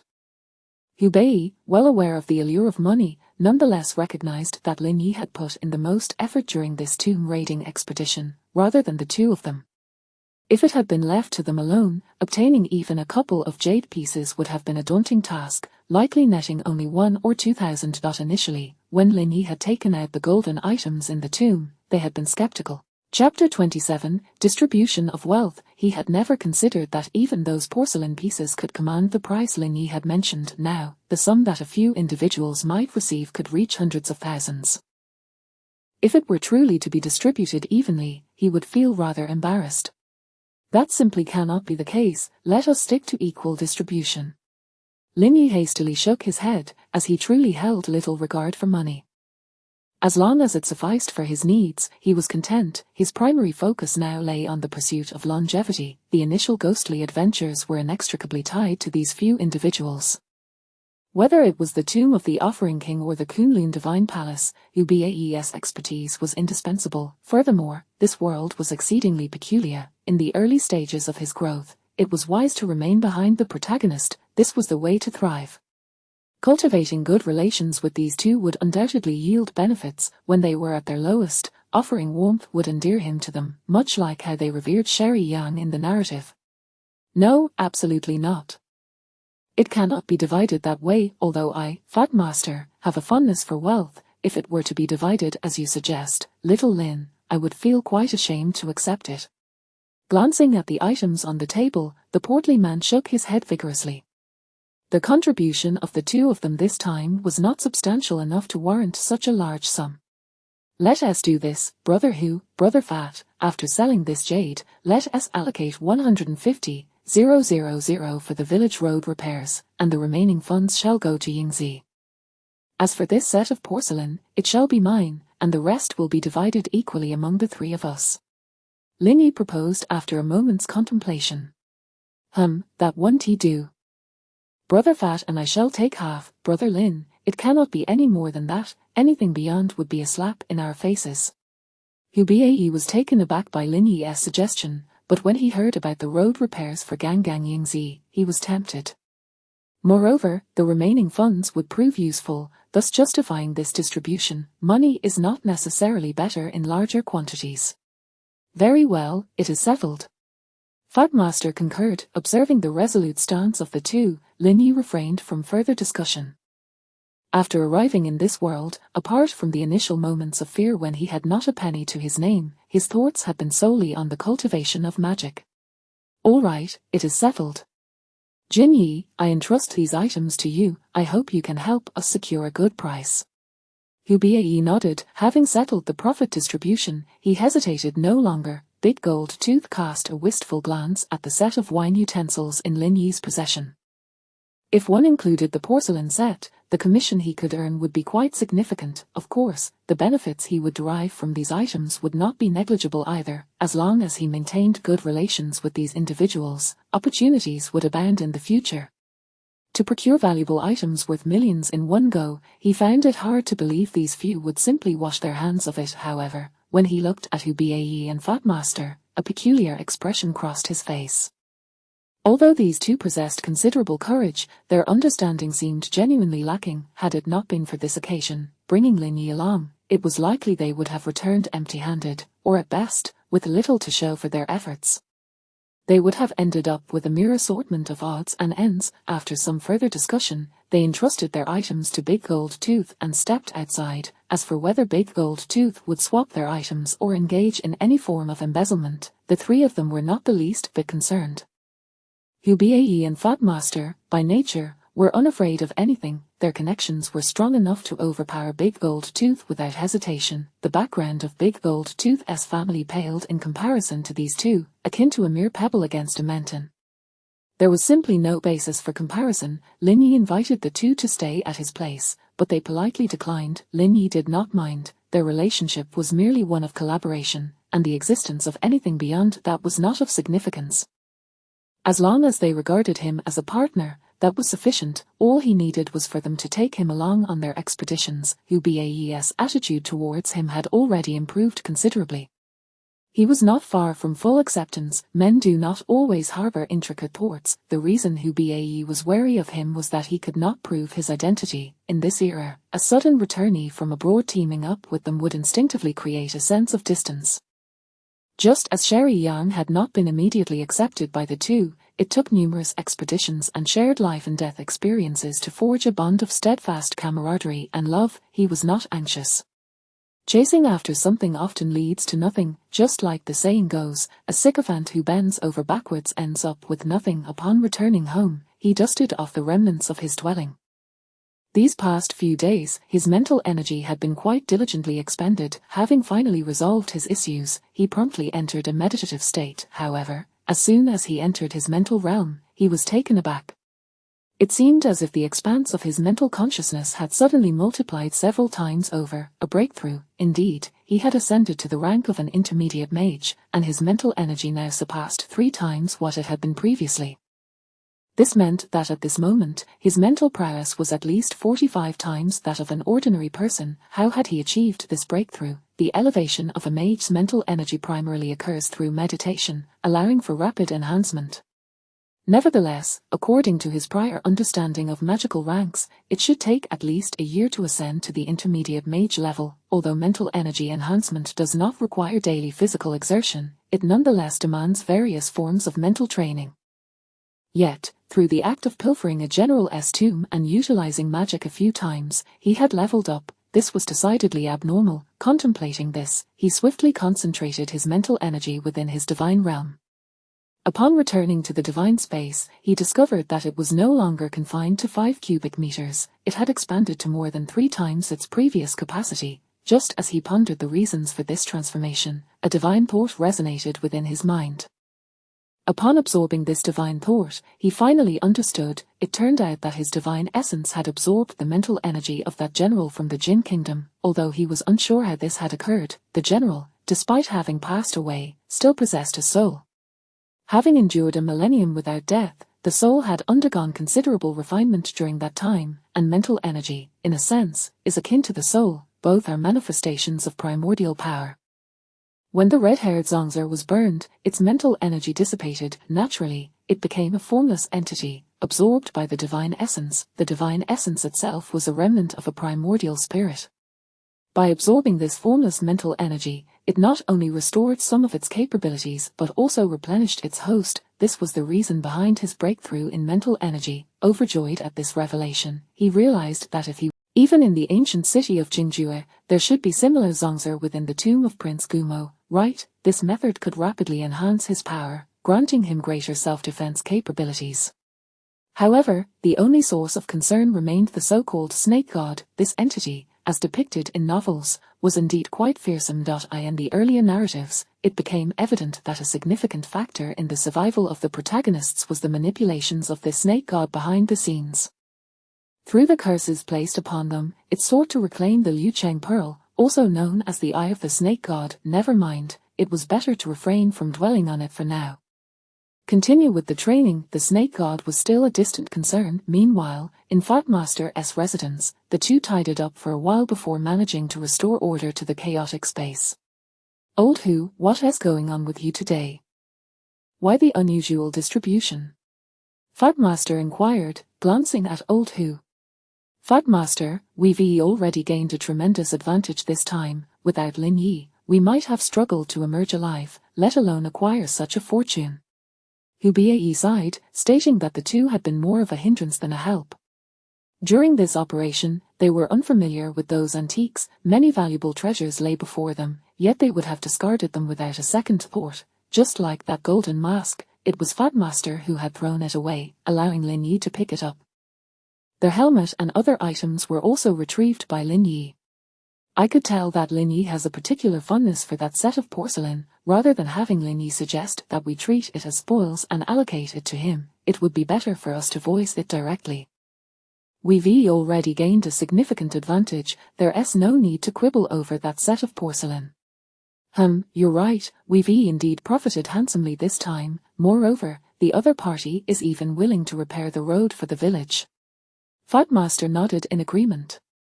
A matter neither had initially considered, Lin Yi proposed it, and the jade could be regarded as an additional gain. Repairing the village road was also a commendable act, especially since Yingzi was involved. Shouldn't we give Yingzi a bit more money? Fat Master suddenly asked. Didn't you hear Lin Yi? Just giving Yingzi 10,000 is sufficient, anything more would do her more harm than good. Hubei pondered for a moment before continuing. In this era, the annual income of a rural family was quite modest.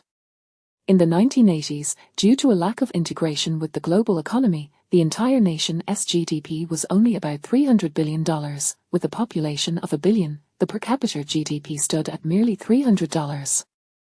This figure represented GDP, not individual income. Chapter 28, The Great Gold Tooth may belong to the old Nine Gates. It is easy to imagine the potential income one could amass. In this era, becoming a 10,000 yuan household is exceedingly rare. Bestowing 10,000 yuan upon Yingzi would instantly elevate her to that status. A young girl, suddenly transformed into a 10,000 yuan household, would inevitably attract numerous unforeseen complications. Hubei, of course, understood the adage that possessing wealth can lead to peril. Indeed, that's settled then. Alas, once the funds arrive, we should consider acquiring a Seheyuan, similar to what Brother Lin Yi has done. We could then learn much from him in Panjiayuan. This experience has truly broadened our horizons. The Faji chimed in. This time, the two of them were merely spectators, akin to visiting a treasure mountain yet failing to recognize true gems. To encapsulate it in a phrase, it was like Cow Pie's wife entering a vegetable garden, Jinji pulling up vegetables. All right, let us retire early. Remember to ask Brother Lin Yi for that method of spiritual training tomorrow. If what he says holds true, perhaps we brothers could also harness such mystical arts. When we descend into the tomb, it may not be as daunting as it seems. Hubei remarked, already intrigued by Lin Yi's mystical arts. However, he remained cautious, for no one could ascertain the veracity of Lin Yi's claims. Though he had gradually accepted Lin Yi as a friend, he still felt the need for vigilance, particularly since this English-returned individual's words lacked. As a soldier who had traversed many lands over the years, aside from his comrades who had shared life and death with him and the fatty before him, he remained wary of everyone else. Rest assured, this concerns our future, and I will not forget it. The fatty nodded in agreement. Time flowed like water, and several days later, the Great Gold Tooth summoned a few individuals to his shop. Gentlemen, we have successfully sold your items. The golden mask fetched 200,000, the helmet another 200,000, the explosive powder 300,000, the seal 150,000, and the jade was sold for 180,000. The porcelain added another 30,000, in total, that amounts to 1,060,000. The Great Gold Tooth reported cheerfully. How did we manage to sell so much? The fatty exclaimed, astonished at the sudden windfall, which seemed rather inconsistent with their prior discussions. Fat Master, we struck quite a bargain this time. Recently, a new restaurant named Shinyu opened in the capital, and they wanted to purchase some items, so they took all of ours. The seal you brought back confirmed the two owners' identity, allowing us to command a higher price. The Great Gold Tooth explained. Shinyu Restaurant. Upon hearing the name, Lin Yi's expression shifted dramatically. The old Nine Gates. Indeed, this world was not merely a realm of a ghost blowing out the light, but intertwined with the world of tomb raiding. Both worlds held powers beyond those of mere mortals. The ancient deities within Ghost Blowing Out the Light exhibited capabilities beyond human comprehension. In the tomb raiding world, numerous factions. Immortality. Brother, have you heard of Shinyu Restaurant? Noticing Lin Yi's change in demeanor, Hubei quickly inquired. He had been observant of Lin Yi ever since the mention of Shinyu, and upon seeing Lin Yi's sudden pallor, he became concerned. Could it be that Shenyu restaurant was formidable?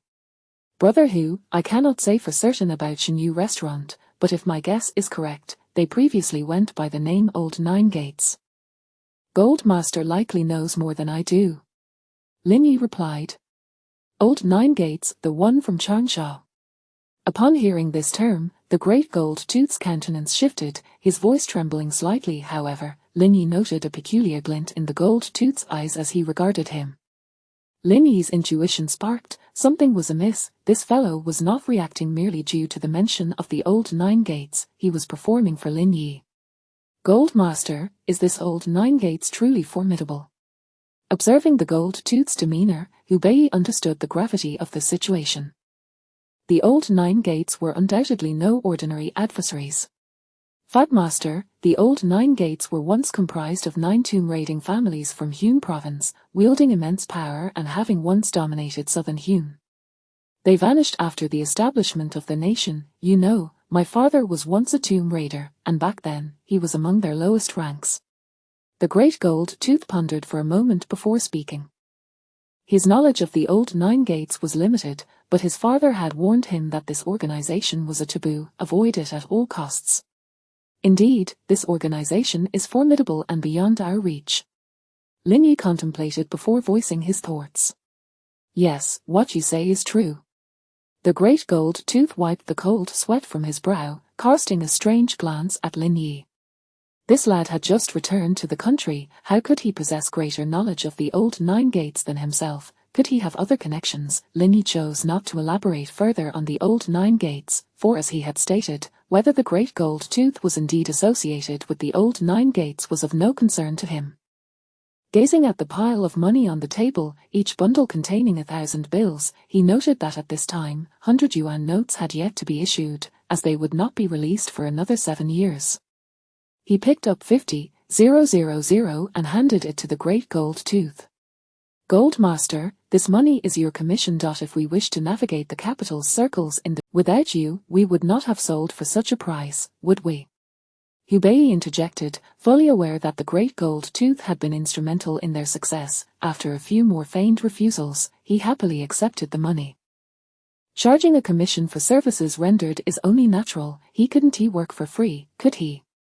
Now, regarding the remaining 1,010,000, Lin Yi continued. Brother Hu, allocate 200,000 for road repairs in the village, and with the extra 10,000, let us give it to Yingzi, for her assistance has been significant. Lin Yi set aside 210,000, and both Hu Bei and the fatty nodded in agreement.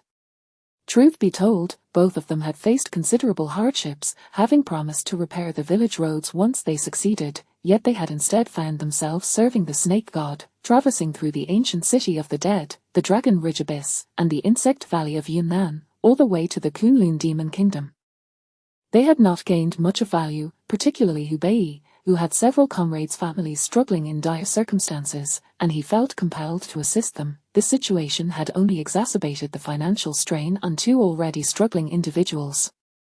Had it not been for the subsidies from Shirley Yang later on, they might have faced ruin. However, with Lin Yi's involvement, their first tomb raiding venture had yielded over 1,000,000, instantly elevating their fortunes. Concerning the remaining 800,000, as you proposed, Lin Yi brother, you shall take 400,000, and the fatty and I will each take 400,000. He had never seen such a sum before. To be honest, if Lin Yi and the great gold tooth weren't present, his gaze would have been glued to the pile of cash. Meanwhile, the fatty was salivating at the sight of the money, aware that half of it belonged to them. Once they had their share, he could indulge in hot pot or any delicacy he desired. With 400,000, he and Hu could easily spend a fortune without a care. Agreed, we shall proceed as Brother Hu suggested. Lin Yi nodded, affirming the previously established distribution plan, which would not change. Gentlemen, it seems you have all become overnight millionaires. The great gold tooth observed the substantial sum with envy, averaging several 100,000 for each person, a fortune in the 1980s. Who wouldn't he envy that? By the way, gentlemen, today a friend informed me that an archaeological team is planning to explore the western frontier. I wonder if you would be interested. I hear it's funded by a consortium from the Eagle Country. I thought, since neither the fatty nor brother who are particularly familiar with antiques, it might be a good opportunity for you to broaden your horizons. The great gold tooth suddenly recalled a conversation from earlier that day. He glanced at the group and inquired. Western frontier from the Eagle Country. Hubei frowned, harboring significant reservations about the Westerners. Yes, indeed. I've heard it's a project backed by the Eagles, but I'm not privy to the specifics. You gentlemen might consider visiting and then decide whether to participate. The great gold tooth smiled, though he was not entirely aware of the circumstances surrounding the group. However, when he heard about their previous encounter in the tomb where they had dealt with a red-haired foreigner, he knew they were capable individuals.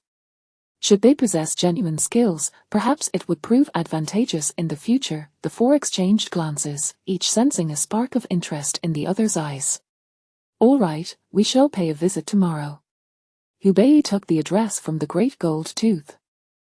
After some additional conversation, they all returned home. The following day, bright and early, Lin Yi arrived at the Seheyuan to meet with the two. After receiving their share of money, Hubei and the fatty had purchased a Seheyuan as well, situated not far from Lin Yi's residence.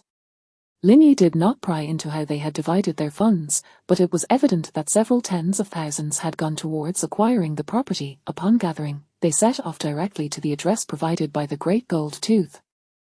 Lin Yi felt somewhat bemused. Accustomed to modern conveniences such as subways and taxis, he found himself wandering the sun-drenched streets of the capital, turning countless corners until they finally arrived at another Seheyuan.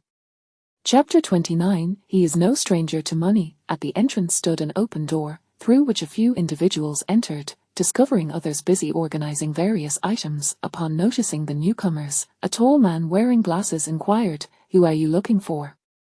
"Is Professor Chen here?" Hubei asked.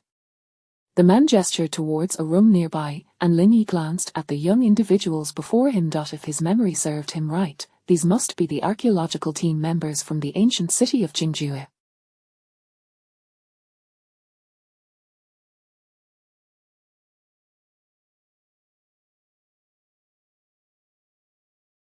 Two men and a woman, indeed, they were Chu Jian, Sadaping, and Yisun.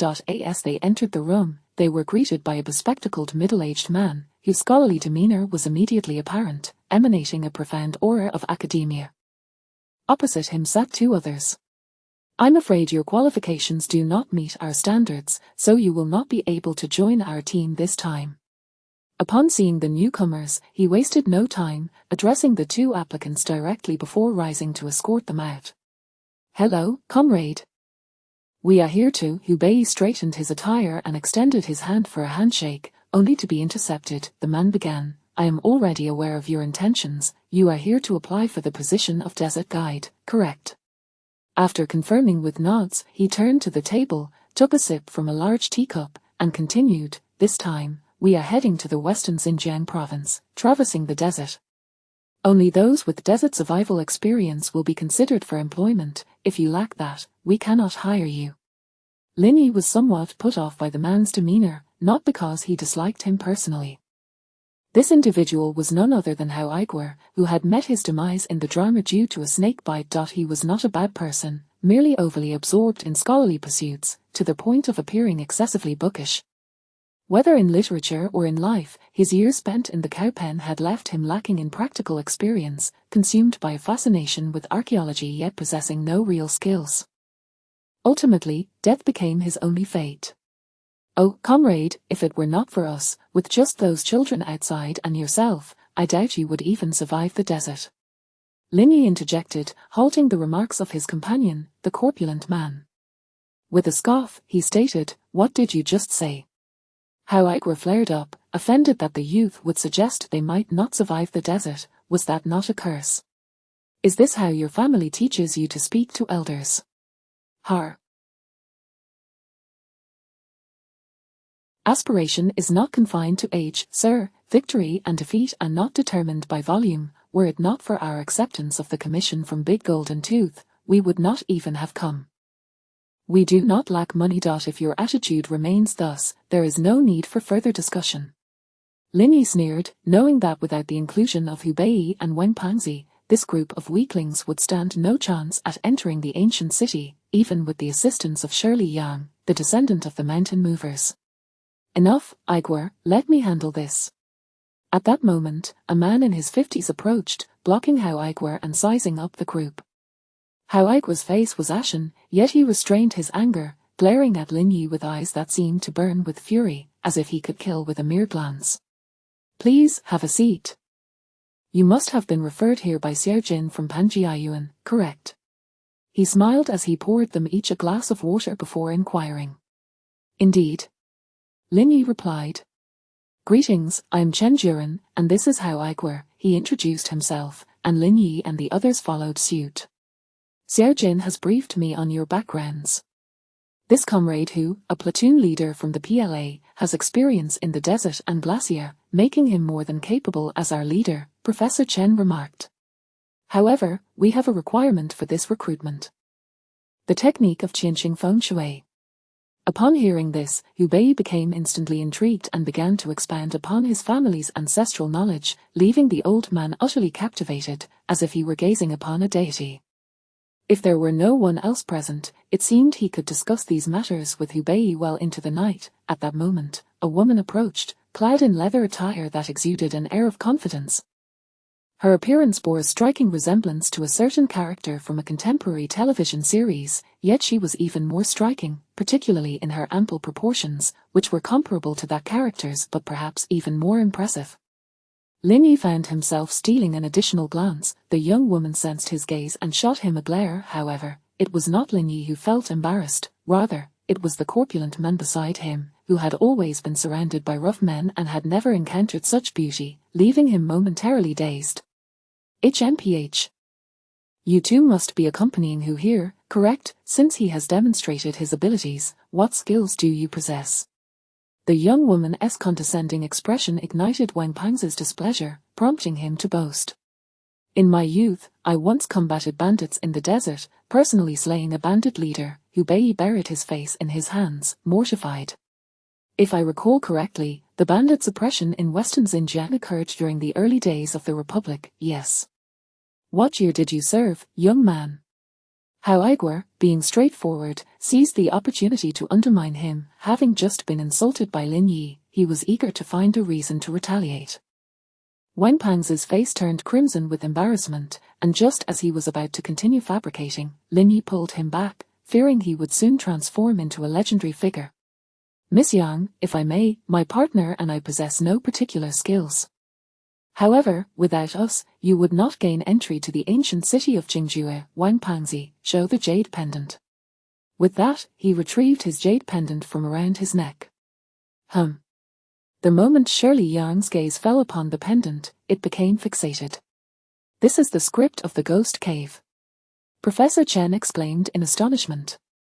Indeed, Professor, you have a keen eye. This is indeed the Ghost Cave script, originating from the ancient city of Qingjue. I have previously stated that without us, you cannot gain entry, simply cannot. Lin Yi asserted calmly. I will purchase that jade for $10,000, Shirley Yang declared. Wang Pangzi, let us depart. Upon hearing the offer, Lin Yi snickered, pulling Wang Pangzi along, while Hubei frowned, preparing to follow suit. $20,000. Shirley Yang's voice rang out once more, sending Wang Pangzi into a frenzy of excitement.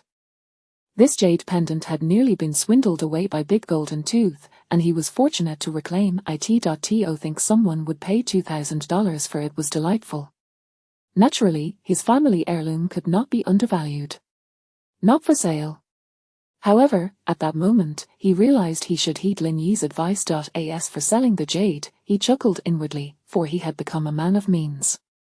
Wait. At that moment, Chen Juren hurriedly intervened. Professor Chen, do you intend to compel us to relinquish the jade pendant? He was well aware of Shirley Yang's background, having returned from the Eagle Country, raised as a capital tycoon's daughter, accustomed to the privileges of a princess. Yet, he would not be like Hubei and Wang Pangzi, easily swayed by a mere $2,000. HMPH. Shirley Yang huffed coldly, feeling somewhat caught in a dilemma. Having encountered an item inscribed with the Ghost Cave script, she was reluctant to let it slip away, fearing the consequences of missing out. Yet, as a young lady of privilege, she would not stoop to apologize to these plainly dressed individuals. It is a misunderstanding, Mr. Hu. We wholeheartedly agree with your presence, and I fully support the inclusion of this young brother and Brother Wang. Chen Juren quickly exclaimed, recognizing the significance of the jade to their journey and unwilling to let it go to waste. However, he also understood that Shirley Yang, having returned from the Eagle Country, did not share the same mindset as those from his homeland. Hu Bei tugged at Lin Yi, suggesting that even if collaboration was not possible, they need not make their relationship overly strained, especially with Big Golden Tooth facilitating matters between them. Lin Yi settled back down, not particularly intent on contesting with Shirley Yang. Gaining entry to the ancient city was certainly feasible. However, in the drama, Hu Bei and Wen Panzi had been woefully deceived.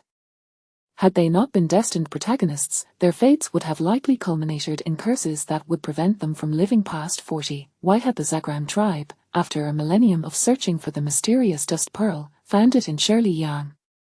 Was it because she was the reincarnation of the Queen of Jingjue, or due to her own prowess? Regardless of her strength, could it possibly surpass that of her grandfather, Zhi Yushao? Certainly not, for once the Zagram tribespeople encountered her, their lineage would effectively end. If they failed to recover the mysterious dust pearl while she was still alive, it seemed unlikely anyone would aid the serpent god in resolving this issue in the future. Thus, her group ultimately entered the tomb of the Offering King and retrieved the mysterious dust pearl. Chapter 30, a reward of $100,000 for everyone. The curse was lifted and returned to the serpent god.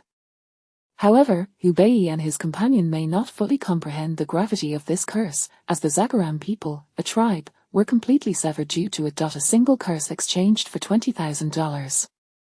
Of course, Hu Bei did not come away empty-handed. He returned with a beautiful woman in his arms. All right, Brother Lin, we agree to your joining us. Now, what conditions do you have? Chen Juren hurriedly inquired, sensing the awkward atmosphere and stepping in to mediate. Among them, he was the only one with a decent understanding of social dynamics. The others, especially Hao Igor, had endured the stigma of being an antiquities professor for many years, and during that period, he had suffered the most. It could be said that surviving was a divine blessing for him.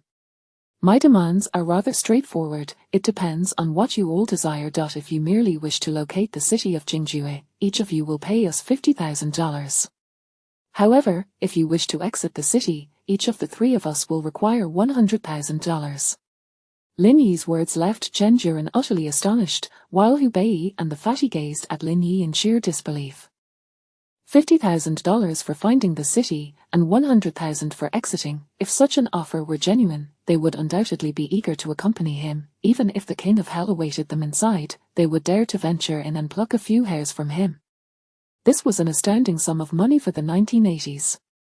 Impossible, you are not worth that price.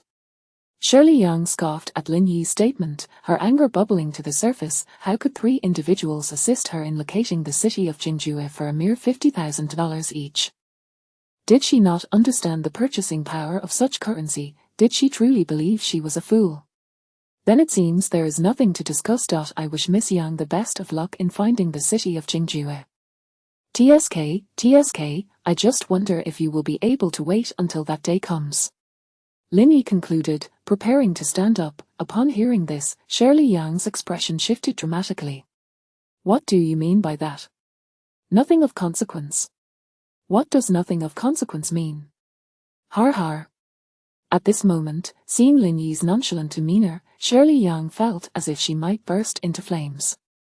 I agree to $50,000 per person, but the transaction will only be valid upon locating the city of Jingjue. Shirley Yang coldly huffed, having decided that if Lin Yi had not confidently assured her of their capability to locate the city, she would never have consented. Of course, you should consider yourself fortunate. Without us, it would be utterly impossible for you to reach your desired destination, Lin Yi asserted confidently. I end the narrative. Without Hu Bei and the fatty, this group would undoubtedly fail to reach the city of Jingjue. The individuals accompanying Shirley Yang were akin to a pair of toes trying to play out a hand of cards without the necessary connectors. Getting through was not an easy feat. Shirley Yang chose not to say more. Having made her decision, she did not wish to prolong the conversation, especially with Lin Yi, as she felt that every additional word exchanged would cause her no small measure of distress. As Lin Yi and his group exited, the fatty gazed at Lin Yi with excitement. "Brother, you are truly remarkable. Just a casual jaunt like this could earn us a cool $300,000. This money is truly easy to come by." At this time, the exchange rate of dollars to RMB stood at 1:3. However, on the black market, the rates were significantly more favorable, reaching as high as 1.6 and at times even 1:10. After all, during that era, the government was in dire need of foreign currency. In dealings with Westerners, who only accepted dollars, this created a situation where we were the demand side. This method was but one of the ways the eagle was harvesting wealth from around the globe. At that time, we were but a mere chicken in the claws of the eagle. If Lin Yi's negotiation yielded a successful find of the city of Jingjue, then their worth would immediately surpass $100,000, transforming them into millionaires in an instant. Such a prospect was enough to send the fatty into a frenzy of excitement. "Indeed, Brother Lin, splendid work this time."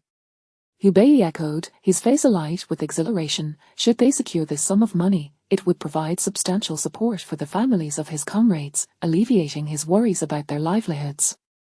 His own life would improve significantly as well. The last time he received funds, he sent 1,000 yuan to each of his comrades' families, totaling over 100,000. As for sending more, he hesitated. At times, having too much money felt like a burden. With this money, they could sustain themselves, and whatever the future held could be dealt with when the time came. Having been discharged from the military, he felt adrift, uncertain of what path to pursue. He had never anticipated that coming to the capital to find the fatty would lead him to Lin Yi and the Golden Tooth, who encouraged him to embark on this path, resulting in a windfall of hundreds of thousands.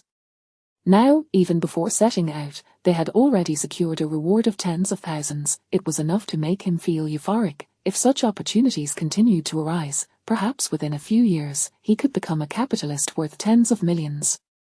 Oh wait, no, he was fundamentally opposed to capitalism. "Brother Hu, fatty, this venture may prove far more perilous than our previous expedition to the tomb of the Jin general. We must prepare ourselves." Lin Yi did not share the same carefree attitude as the others. Although the narrative suggested that they faced no real dangers, with his presence, he remained uncertain about potential unforeseen complications and felt it necessary to keep certain elements under wraps. Upon hearing Lin Yi's words, Hubei and the fatty nodded gravely. If Lin Yi deemed the situation dangerous, they would certainly take it seriously. Shirley Yang's mind was also in turmoil. Having encountered Lin Yi today, she sensed he might possess knowledge that transcended the ordinary, especially in the peculiar way he regarded her. It felt as if he could see right through her, an experience she had never encountered before. "Little Yang, if, just hypothetically, you're truly dissatisfied with them, we might still have the option to recruit further. Perhaps we could find another leader." Chen Juren, noticing his niece's discontent, offered this suggestion. When he heard Lin Yi demand $50,000 per person, he was taken aback. Their total investment for this venture was only $50,000.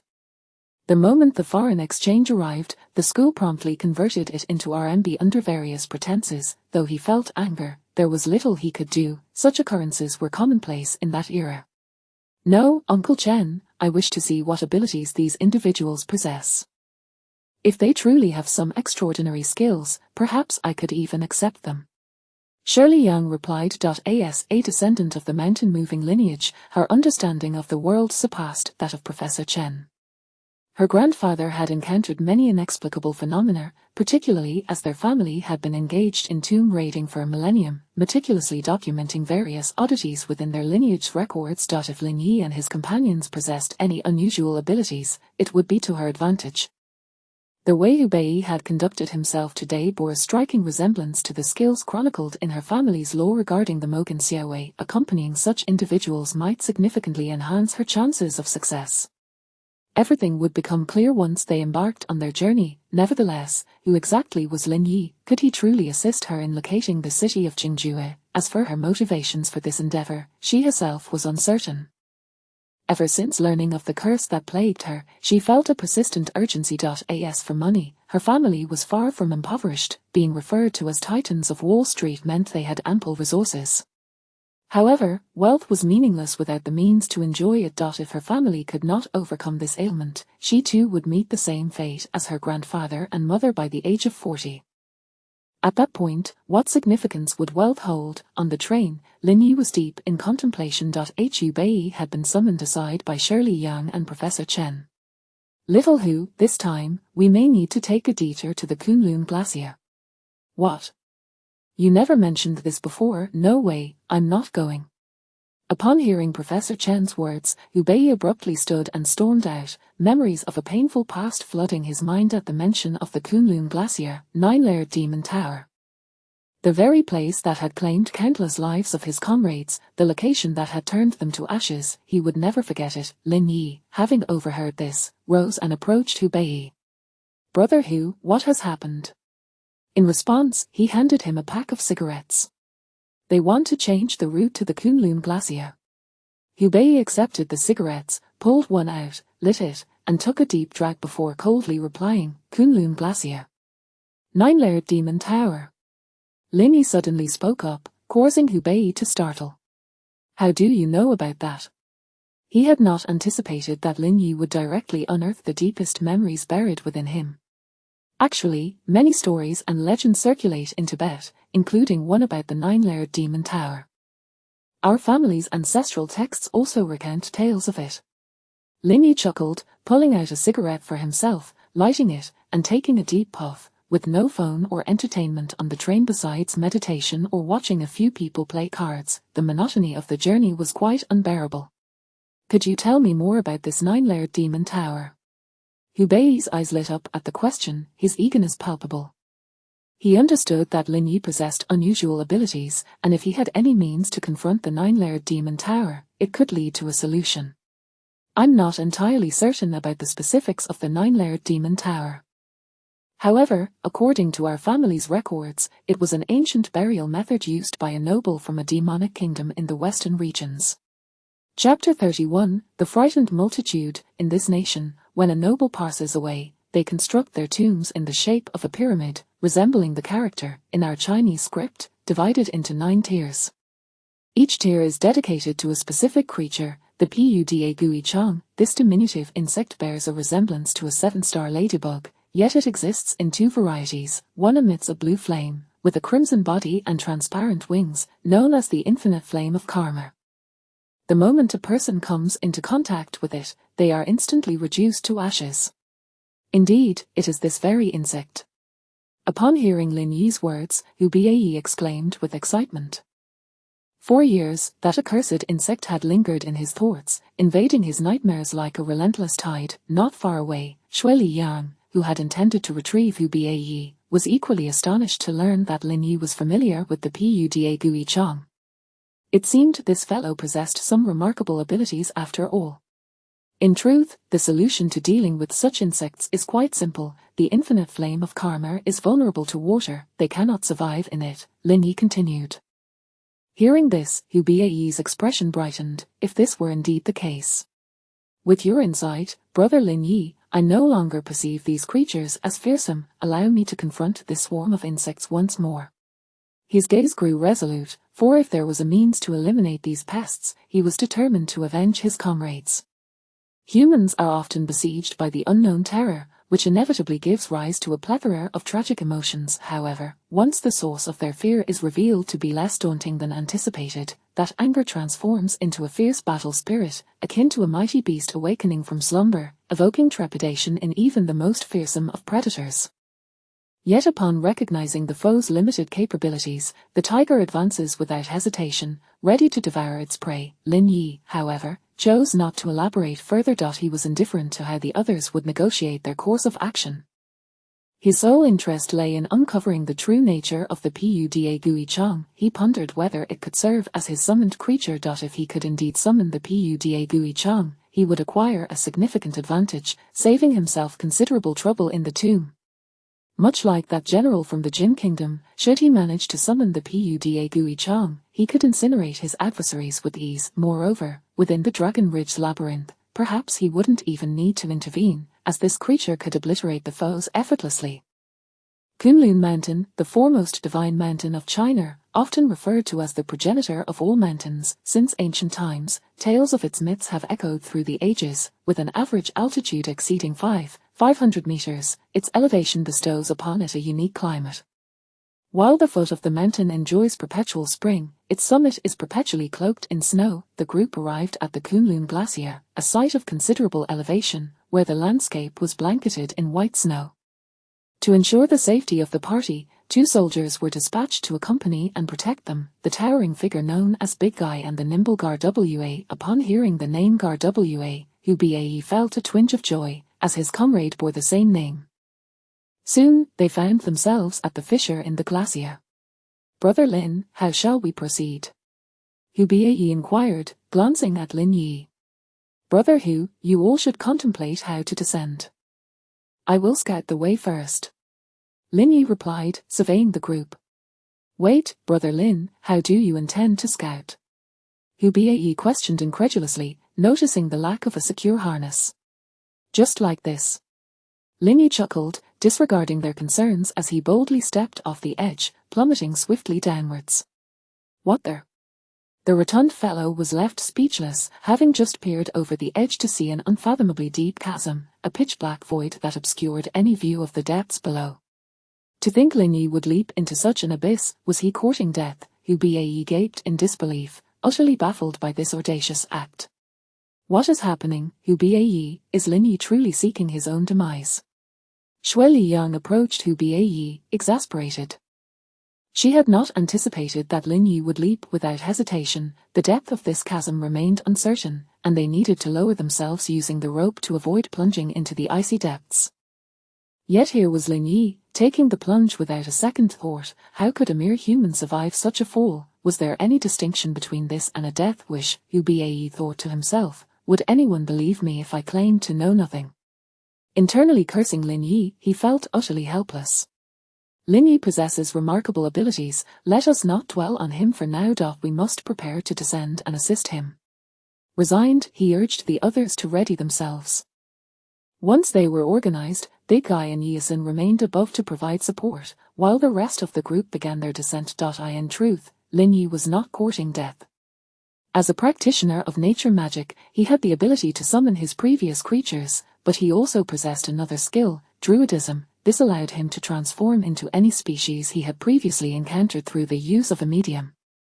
Having acquired the visage of the pig-faced bat, he fell a certain distance before invoking his magic. He transformed into the pig-faced bat and landed deftly at the fissure. This ability was one he would not display before others, hence his daring leap into the abyss. As for whether his companions would be frightened, that was of no concern to him. He had not compelled them to witness his actions. Upon landing, he ventured a few steps and stumbled upon a corpse, long frozen in time. The body had become an icy effigy, eyes wide open, seemingly filled with lingering regrets. Carefully, he retrieved the handgun from the corpse's grasp. It remained functional, a fine acquisition, destined for the portly fellow. After a cursory search of the body yielded little of value, he pocketed a few dozen rounds and pressed on. Delving deeper, he entered a cavernous space adorned with mica, carefully maneuvering his flashlight. Before long, he arrived at the banks of an underground river. Scanning the surroundings, he indeed spotted inscriptions of ghostly caves. This area likely marked the periphery of the 9-layered demon tower of the Demon Kingdom. Presumably, crossing this river would lead to the tower itself. If memory served correctly, this river housed the brawny salamander, yet it held no utility for him aside from its imposing size. Its combat capabilities were lackluster at best. The fire beetle, however, was a true treasure. Navigating cautiously through the warm waters of the dark river, he noted the stark contrast in temperature from the outside world. He even observed 2 species of shadowy, damp ferns thriving upon the rocky walls. Soon, he beheld the destination he sought, the 9-layered demon tower. This edifice towered several dozen meters high, its base heaped with an endless mound of corpses, emanating a foul stench of decay. Despite the fact that these individuals had long since perished, their skeletal remains still exuded a pervasive odor of rot, lingering within this semi-enclosed space. Before him, glimmering with a tricolored luminescence, were the fabled fire beetles. They swarmed in abundance, so numerous that they were impossible to count. Were it not for his knowledge of their insatiable appetite for flesh, he might have been entranced by their captivating glow.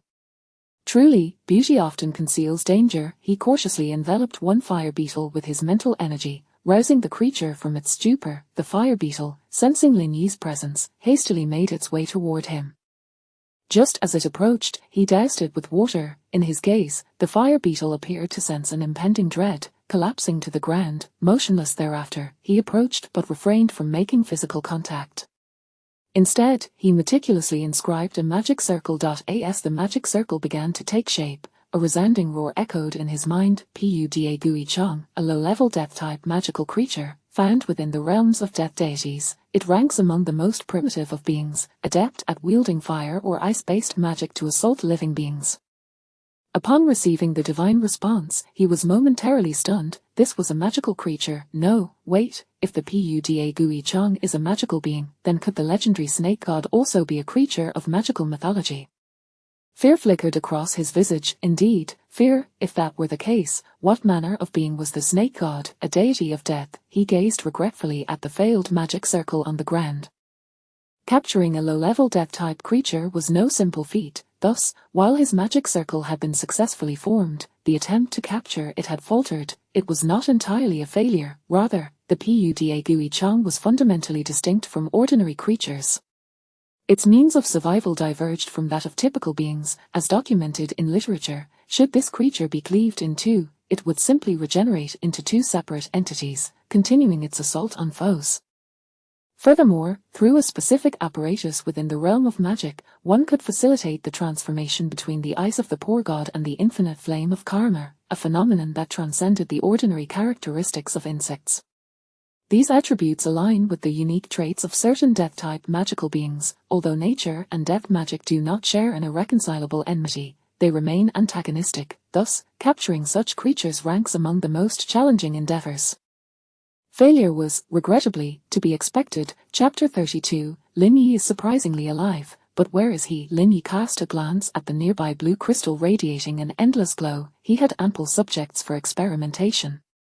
Hubei, did you not claim that your companion was down here? Where is he? This is no jest. One person is dead without cause, and how are we to explain this upon our return?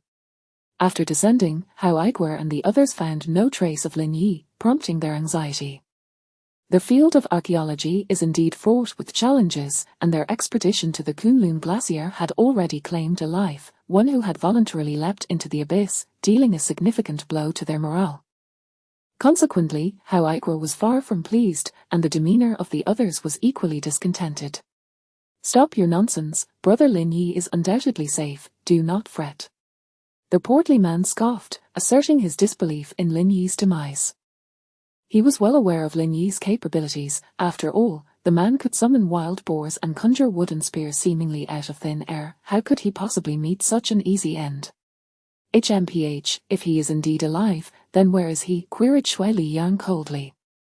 Hubei, undeterred by the group's concerns, began moving in a particular direction. He had just uncovered a crucial clue. Footprints. Yes, the snow here was quite substantial, and not far off lay a series of footprints, freshly imprinted. Among this group, only Lin Yi had descended earlier than they had. If his instincts were correct, these footprints were surely left by Lin Yi himself. There is someone here. Following the trail, Hubei soon arrived at the site of the earlier corpse. He scrutinized the body and quickly noticed something amiss. This man's hands had clearly been tampered with, and there had once been something significant here. A grave seriousness flickered in his eyes. If he was not mistaken, the man had likely been holding something crucial for survival, suggested by the positions of his fingers, which indicated the presence of a firearm. However, the gun was now conspicuously absent. This person must have been dead for quite some time, yet, it remains a mystery who this foreigner truly is. The others soon gathered around, whispering amongst themselves upon sighting the foreign corpse. If my conjecture is correct, this individual should have been part of my father's expedition team. Shui Liang remarked gravely, having recognized the equipment and belongings of the deceased. Her family was not merely affluent, they were titans of Wall Street. In the Western world, the Chinese families that had risen alongside the eagles were deeply intertwined with the underworld, their alliances had fostered their gradual ascent. There must have been others here, and not long ago, remarked Garwa, prompting a solemn reaction from everyone present. It must be Brother Lin Yi. Hubei said calmly, confident of his friend's safety. Truly, it was terrifying how he had leapt from such a height. How had he accomplished that? Clearly, Lin Yi was concealing something from him. Nonetheless, now was not the time to dwell on such matters. Such skill and bravery. To leap from such a high cliff, what extraordinary ability could make that possible? Chen Jiren marveled, pondering the nature of such prowess. At that moment, Shui Liang's heart was anything but tranquil. She had never considered what sort of extraordinary being Lin Yi might be. If anyone understood the dark underworld, it was undoubtedly her. Her family had origins in tomb raiding. Her grandfather, Zhi Yushao, had once slain an old yellow weasel and battled a six-winged centipede imbued with demon essence. Such beings were familiar to her, yet she had only heard of them and never encountered them firsthand. Now that she had met one, it was no wonder he spoke to her so candidly. Her grandfather had often stated that those with true skill remained indifferent to wealth. Just as her grandfather never cared for riches, having seen countless treasures, he was not easily swayed by the allure of wealth. He was forever in search of the elusive Miao Chen pearl. Who was Lin Yi? Truly, perhaps he could indeed assist her in locating the Miao Chen pearl. All right, let us proceed. Hubei disregarded the others and followed the trail of footprints. The archaeological team, along with the portly man, trailed behind him. This path was unmistakable, there was no other direction to pursue. Before long, they arrived at the location of the mica deposits. Upon witnessing the abundance of mica, Chen Jiren was visibly excited. So much mica. It must have originated from deep within the earth, exposed through tectonic movements. Truly astonishing, he exclaimed as he walked. All this talk, but is any of it valuable? The portly man inquired, seemingly uninterested in the material itself. Familiar phrases, familiar scents, his query effectively silenced Professor Chen, while Hao Igor, Chu Jian, and Sa Diapeng regarded him with disdain. Those in the field of archaeology, whether teacher or student, held lofty ideals. Who would casually discuss monetary value in such a manner? Fatty, keep your comments to a minimum, Hubei interjected, somewhat exasperated by the man. Even a cursory thought would reveal that these items held little worth. The ground beneath them was laden with tons of the stuff. If it were truly valuable, what would this cave be worth? Most tellingly, whether it was Professor Chen, Shui Liang, or the two archaeology students, their reactions to the mica were merely one of intrigue. No greed or avarice marred their expressions, confirming its lack of worth.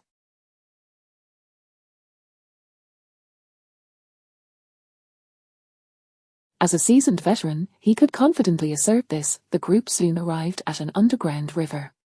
Professor Chen, we have reached the end of our path. If we wish to advance further, we must navigate through this subterranean river.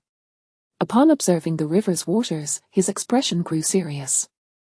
Having served for many years, particularly stationed near the Kunlun Mountains, he was well acquainted with such underground rivers. Many areas were seldom trodden, and the presence of peculiar creatures within was not unusual. Indeed, let us traverse this river.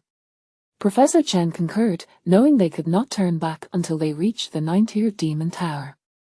As they continued onward, the temperature of the water took them all by surprise. Despite the frigid conditions outside, upon entering the river, they found the water pleasantly warm, akin to stepping into a hot spring during the depths of winter.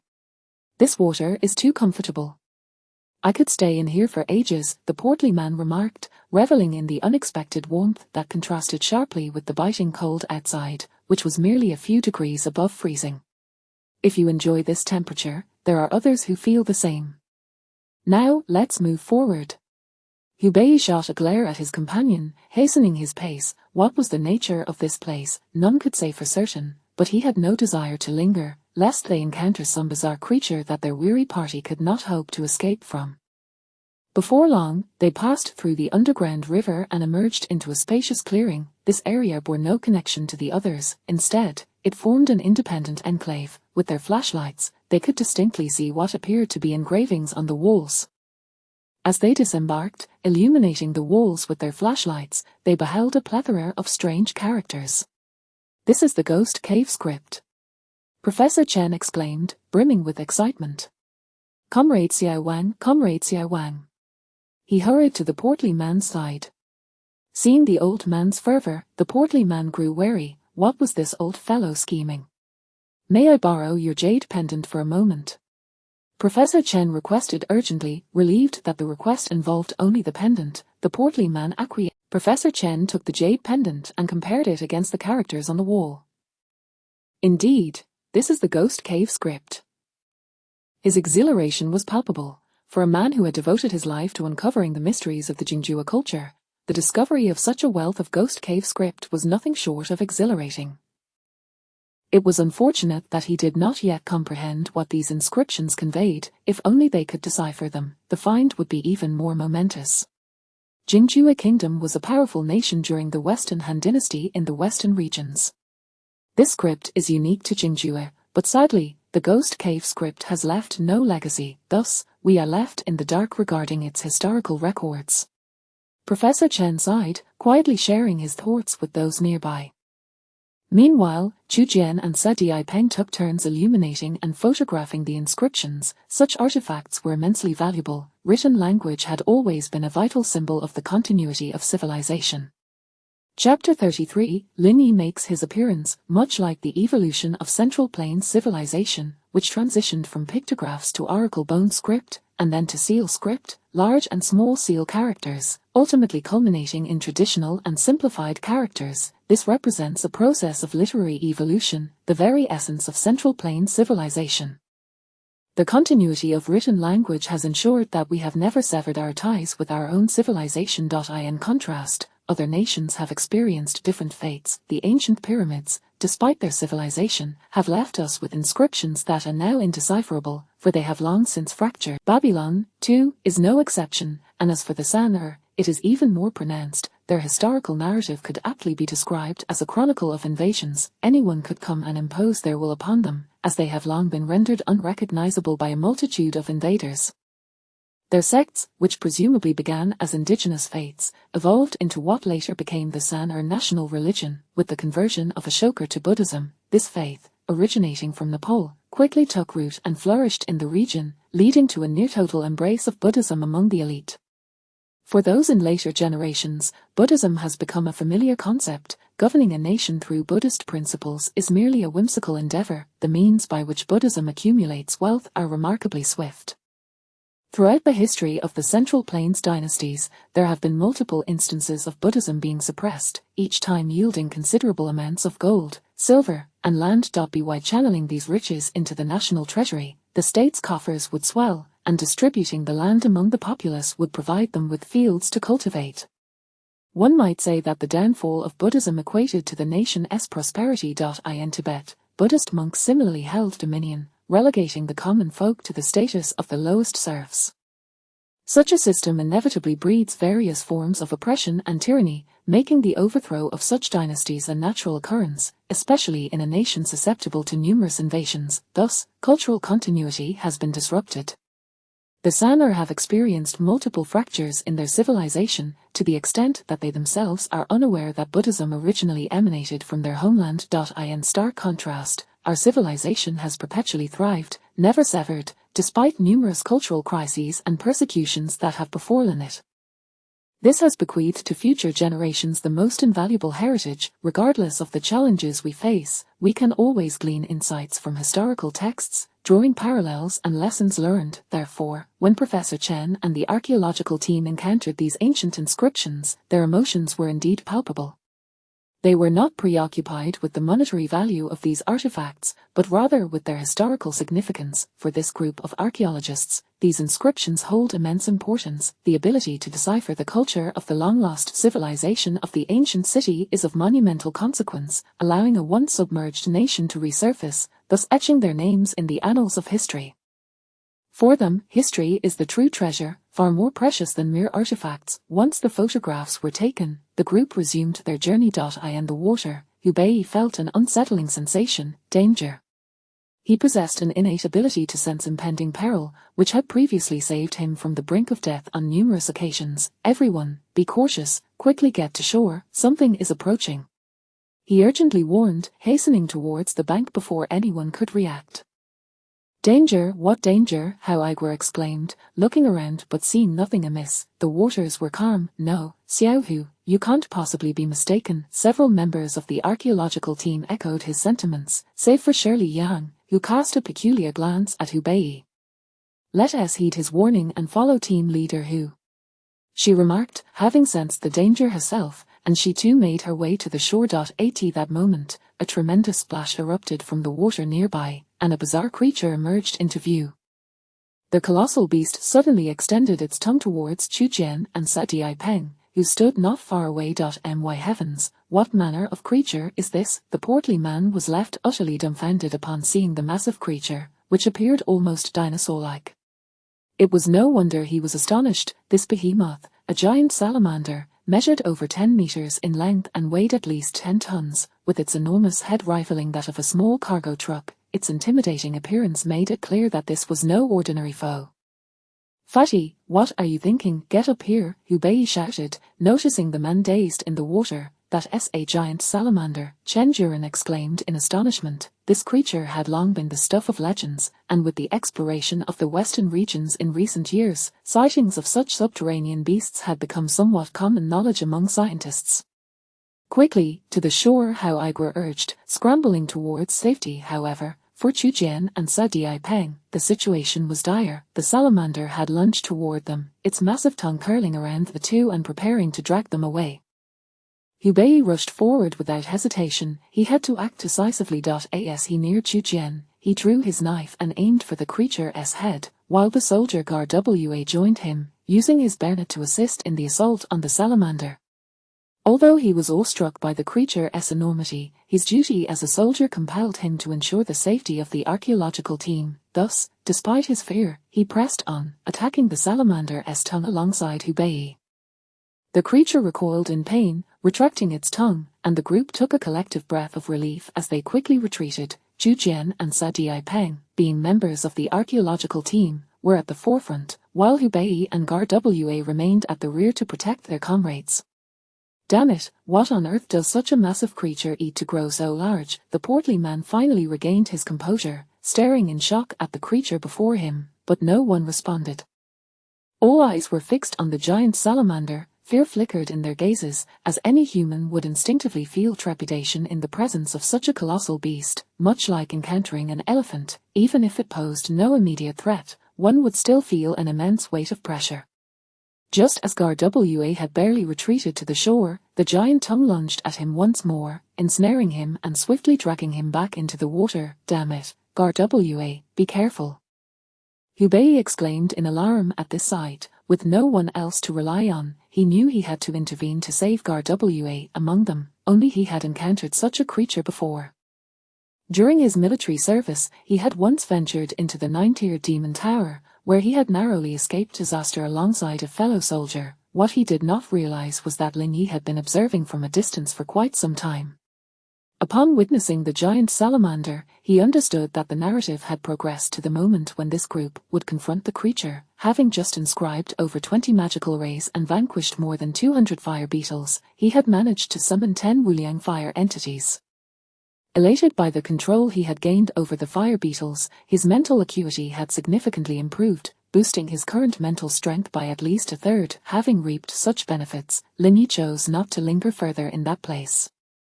Through the Wuliang fire, he had uncovered numerous ancient coins in the 9-tiered Demon Tower, amassing over 100 coins once used in the western regions, along with various adornments, before deciding to cease his exploration.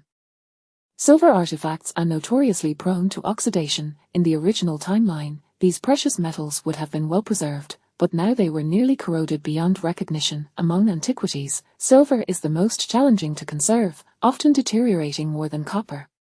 Even if he were to recover such items, they would hold little value. The risks in that area remained high. A single misstep could provoke the fire beetles into a frenzy, and he would be unable to withstand the onslaught of thousands of them. Even if he transformed into a giant bat, he would still struggle to escape with his life, thus, he prudently retreated from the area and returned the way he had come. Just as he reached an intersection, he stumbled upon the scene of several individuals battling the giant salamander. Fortunately, the distance from the 9-tiered demon tower was considerable, otherwise, the commotion they were causing would surely attract the fire beetles. Regarding Garwa, he had no intention of allowing the fellow to perish in the jaws of the salamander, and thus he sprang into action. Brother Hu, focus on saving him. Leave this creature to me. Just as Hubei was consumed with anxiety, he suddenly heard a voice nearby, and there stood Lin Yi, who had seemingly reappeared after a prolonged absence. The sight of Lin Yi relaxed him considerably, for he was well aware of Lin Yi's capabilities. Nodding in acknowledgement, he directed his efforts towards attacking the salamander's tongue with renewed vigor.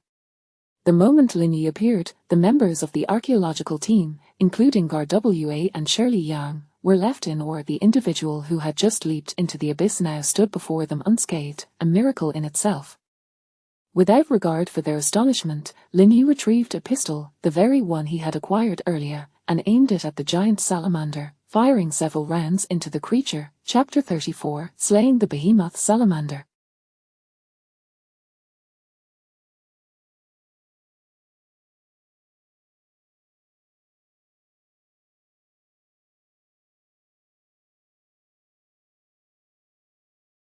The gunfire, of course, reverberated through the air, impacting the colossal salamander, while Lin Yi's marksmanship left much to be desired. The sheer size of this creature rendered the distance of less than 10 meters trivial.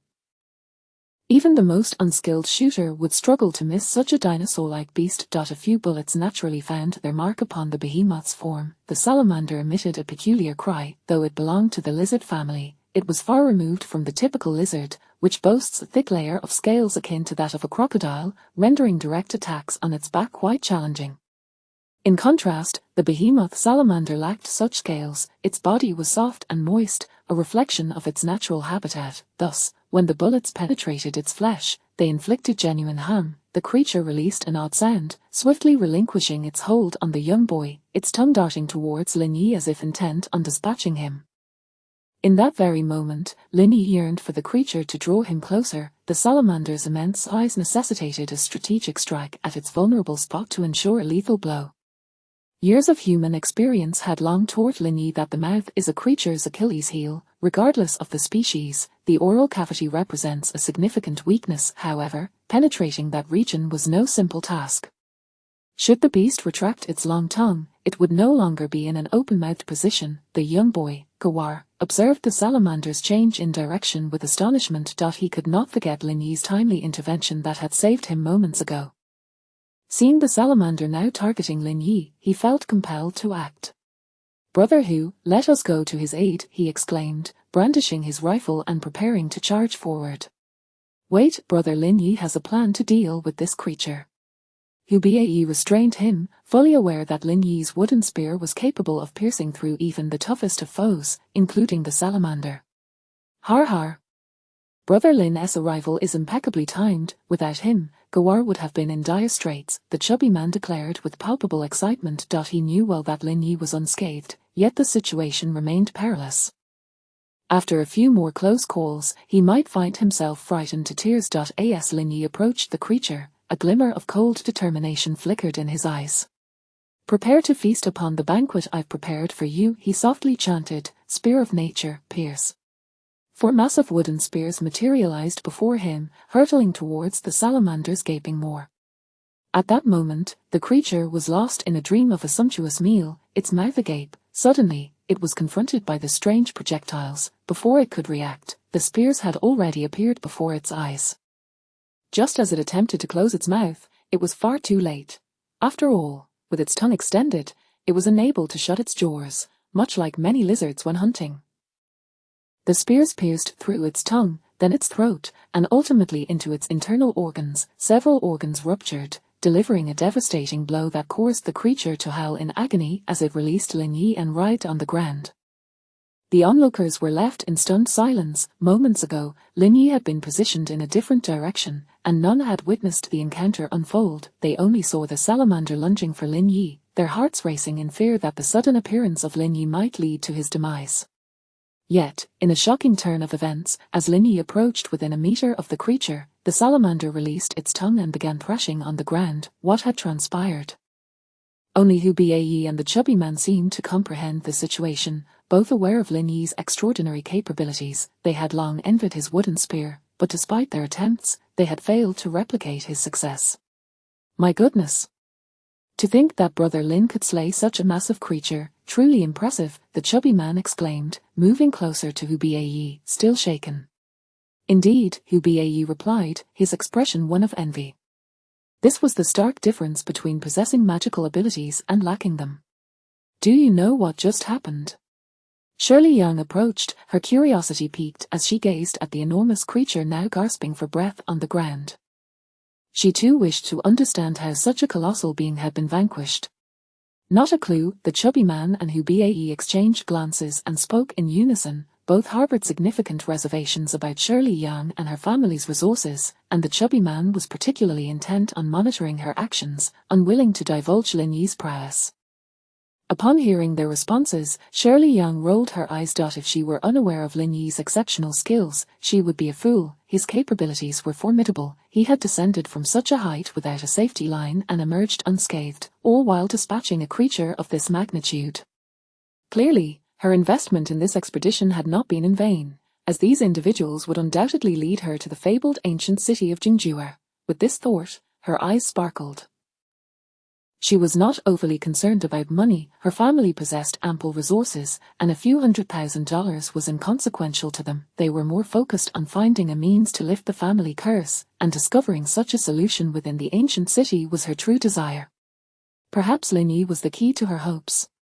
How are you, Brother Lin? Are you unscathed? Upon seeing Lin Yi approach, the chubby man curiously inquired, scrutinizing him closely. He noted that Lin Yi bore not a single scratch, and it left him feeling somewhat envious. How had this young man achieved such a feat? I'm fine, Brother Fat. Here, take this. It's a gun I found earlier. Your marksmanship surpasses mine, so it's better suited for you. Lin Yi handed over the pistol he had found, along with a handful of bullets. Excellent. The chubby man's eyes lit up at the sight of the firearm. As a sharpshooter, possessing such a weapon was akin to gaining an additional layer of protection. At that moment, he boldly declared, I, Wang Kaixian, am invincible in close combat. This gun belongs to a member of my father's team. It should be entrusted to me. Just then, Shirley Yang approached, recognizing the pistol as one once held by a corpse they had previously discovered. Har har. Lin Yi and the chubby man shared a laugh, dismissing her remark. All right, since Brother Lin has joined us, let us return to the group. We must continue our journey. Chen Juren quickly intervened, recognizing Lin Yi's prowess. He understood the importance of maintaining good relations with someone so capable. In this treacherous environment, the remains of the slain salamander served as a sobering reminder that safe passage required Lin Yi's assistance. Lin Yi nodded in agreement. Brother Lin, you just came from within. What lies ahead? The chubby man inquired, his curiosity piqued, while the others leaned in, eager to hear more. Brother Fat, ahead lies a 9-tiered demon tower, filled with fire beetles, also known as Puda gooey bugs. If you wish to proceed, you must tread carefully. These insects are exceedingly dangerous, Lin Yi warned gravely. With so many fire beetles, awakening them would spell doom for their small group. Although these creatures could be dealt with using physical means, like certain military-grade water cannons, maneuvering heavy equipment in such a location posed considerable challenges. Have you encountered fire beetles? Upon hearing this, Shirley Yang's gaze turned inquisitive. What had Lin Yi witnessed? Yes, there are numerous fire beetles inside. We must exercise extreme caution. If they awaken, we will surely be outmatched. He surveyed the group. Gawar was armed with a rifle, and he had just given the chubby man a pistol. It would be nearly impossible to gain an advantage against the swarm of insects. The reason he had emerged was a sudden recollection of the group that had entered earlier. One of them, Zhai Peng, had carelessly activated the camera's flash, startling a horde of fire beetles. Had they not been in proximity to the dark river, their chances of survival would have been slim. Oh. Shirley Yang nodded gravely, well aware of the fire beetle's formidable reputation. She would certainly remain vigilant. By the way, how did you manage to slay that behemoth salamander? She suddenly asked, recalling the creature's demise. Although she had not witnessed the wooden spears in action, she had seen the aftermath, the creature thrashing in fear on the ground. How had Lin Yi accomplished such a feat? Lacking any equipment, she could not dissect the salamander to uncover its secrets and could only speculate. Let us continue to write more. Thanks to my esteemed elder for the motivation to keep going. Chapter 35, The Peculiar Sooty Peng Secrets. Lin Yi chuckled mysteriously, choosing not to elaborate as he strode ahead. The rotund figure behind him grinned in amusement. He found this young man's disposition quite appealing, especially since he harbored a distaste for that foreign woman who constantly paraded around as if she were superior, which greatly irked him. Sherry Yang glared venomously in the direction Lin Yi had departed, vowing to herself that one day, he would be brought to heel before her. When a woman's competitive spirit ignites, she will not rest until her objectives are met. Before long, the group found themselves in the vicinity of the 9-layered demon tower. Heavens, is that the 9-layered demon tower? It is simply magnificent, exclaimed Professor Chen, his voice filled with awe. Bathed in a shimmering blue light, the entire structure of the 9-layered demon tower unfolded before the astonished eyes of the archaeologists. Gawar, overwhelmed by the sight, dropped to his knees, uttering a stream of incomprehensible words.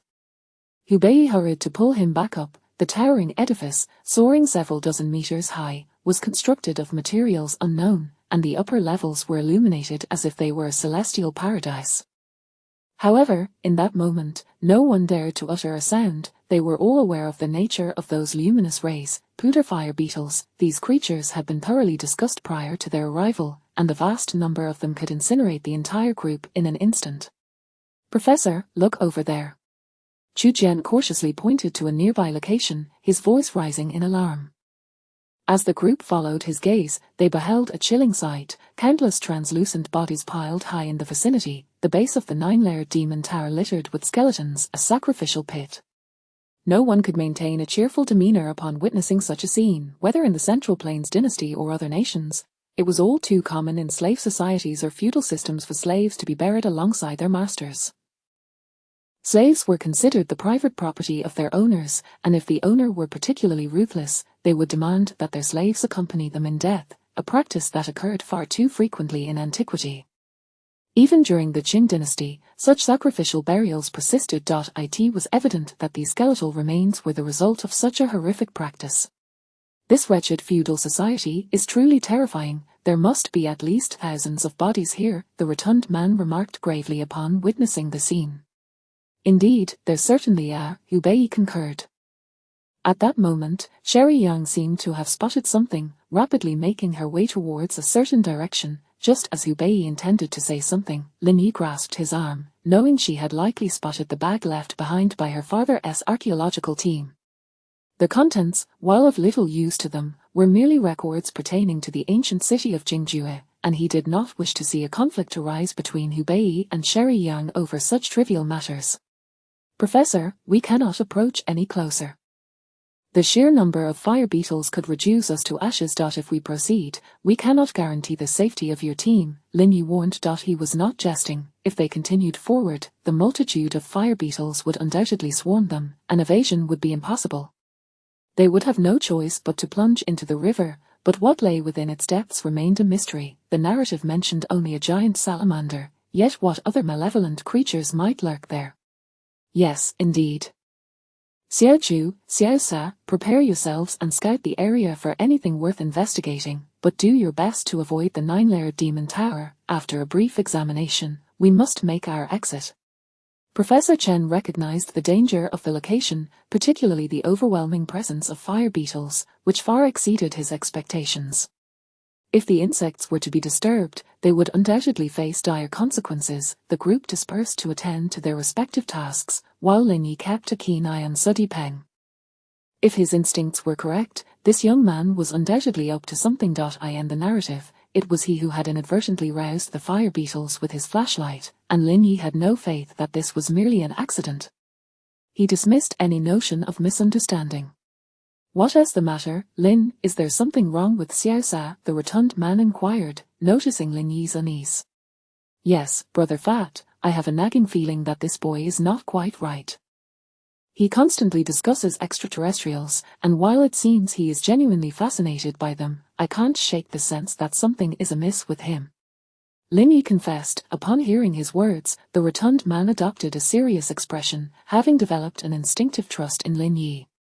After their experience in the tomb of the Jin general, he recognized Lin Yi as a capable individual, and his words warranted significant consideration. "Leave it to me, I will go take a look," the rotund man declared, cautiously making his way over. Lin Yi exhaled in relief, hoping that this time, no incident would occur involving the activation of the flashlight. As the rotund man approached Sooty Peng, he quickly observed a change in demeanor. Sooty Peng was carefully holding a camera, inching closer to the fire beetles, preparing to capture a photograph. "What are you doing?" the rotund man called out coldly. Sooty Peng was startled, yet he did not cease his actions, pressing the shutter without hesitation. Bang! The old-fashioned camera emitted a flash of light as it took the picture, precisely as anticipated. "Damn you!" the rotund man exclaimed in shock, realizing that this rascal was indeed up to no good. "Everyone, be cautious. Get into the river, the beetles are awakening." Hubei shouted, having witnessed the unfolding chaos. Previously, while several team members were focused on the area surrounding the 9-layered demon tower, none had anticipated such a calamity. When the crisis erupted, the group found themselves at a distance from the dark river. "I didn't mean to, I had turned off the flash," Sooty Peng pleaded, his face a mask of innocence as he looked towards Professor Chen and the others. The rotund man sneered, confirming Lin Yi's suspicions that this individual was, indeed, far from trustworthy. However, discussing such matters was futile. They needed to prioritize addressing the immediate danger. Countless fire beetles stirred from their slumber, racing towards the group. If they could not swiftly find refuge in the dark river, they risked being incinerated by the swarm. No one was willing to gamble with their lives, and the group hastily plunged into the water, while the insects appeared to sense their movement, swarming into the river like moths to a flame, the sound of splashing resounding all around.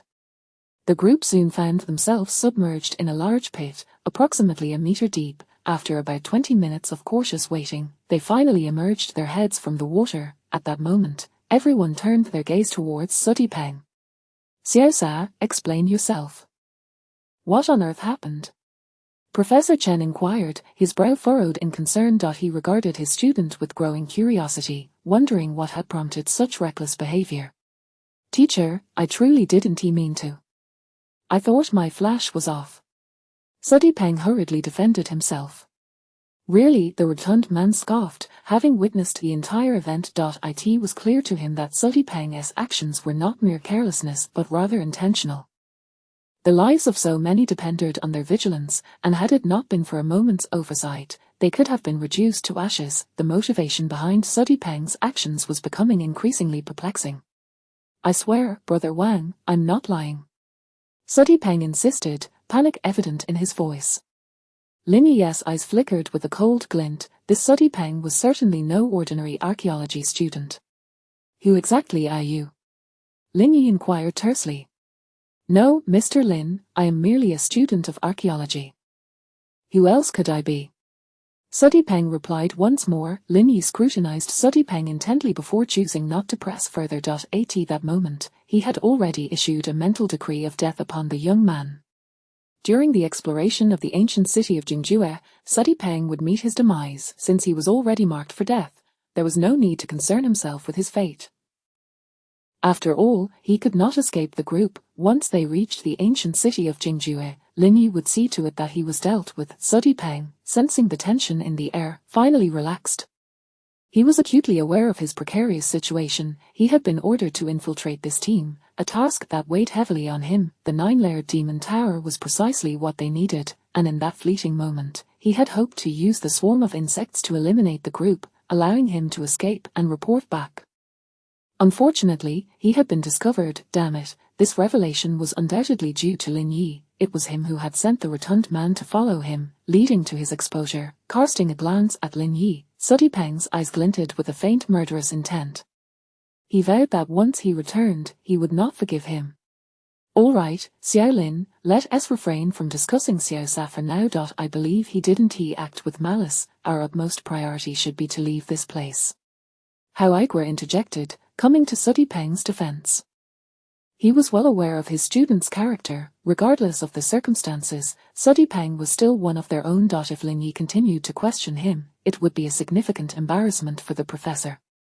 Very well, let us depart, Hu Bei added, attempting to mediate. They were still in a precarious situation, and danger could arise at any moment. It was imperative they vacate the area post-haste. Chapter 36, The Sudden Swarm of Snakes. All right, we should hasten our departure.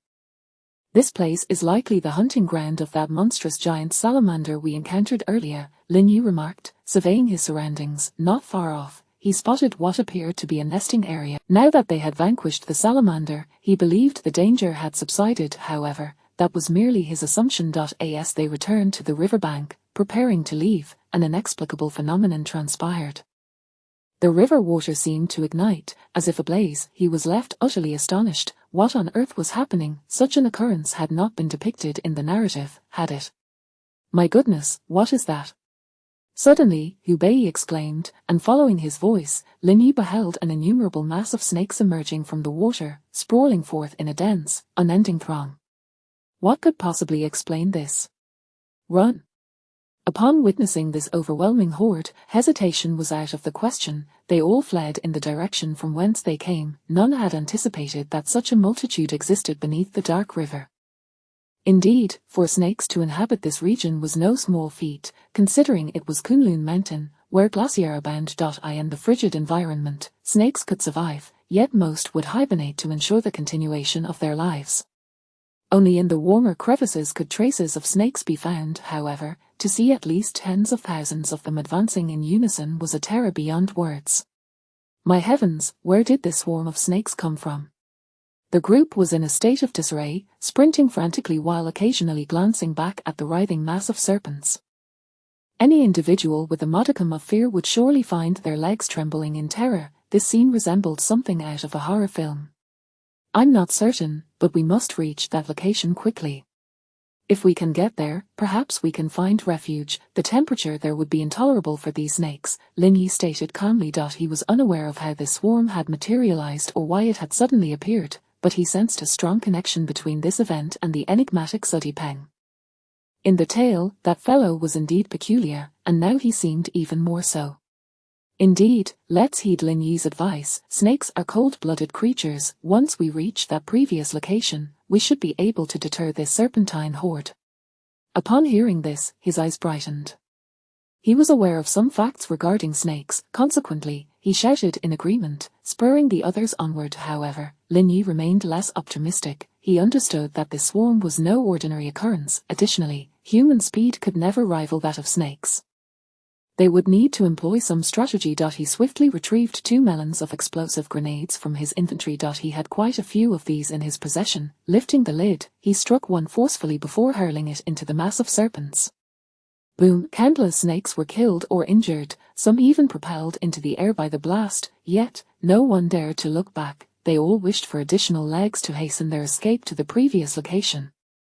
After tossing 2 more grenades, the serpents seemed to realize that these humans were not to be trifled with, scattering instead of remaining clustered. The earlier explosions had inflicted significant casualties on the swarm, eliminating at least several hundred snakes.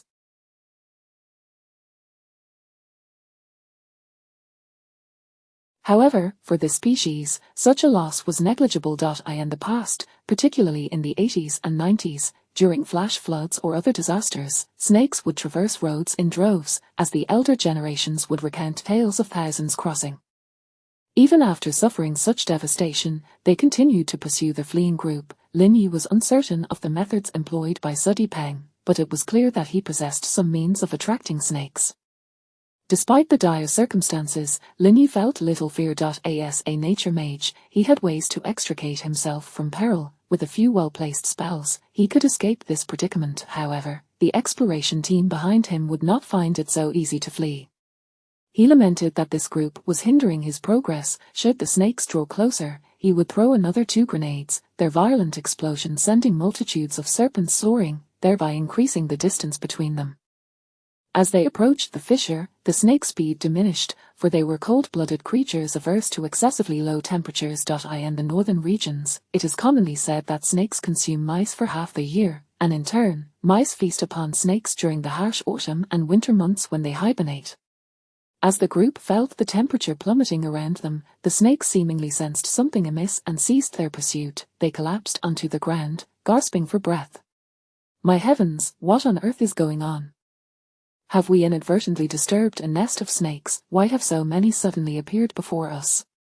The rotund individual sat on the ground, finding his breath uneven. The sheer terror of such a multitude of snakes was overwhelming. His slight frame would hardly suffice if he were to fall among them. I'm not sure, but little Sa, won't you enlighten us? What exactly did you do? Lin Yi turned to Sudi Peng, his voice suddenly cold.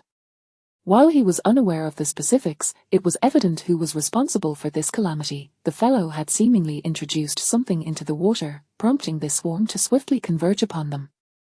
For many, snakes evoke profound fear, embedded deep within ancient genetic memory, and throughout humanity's evolution, this fear has persisted. Thus, upon encountering a snake, the instinctive reaction is often one of dread, regardless of whether these creatures pose any real threat.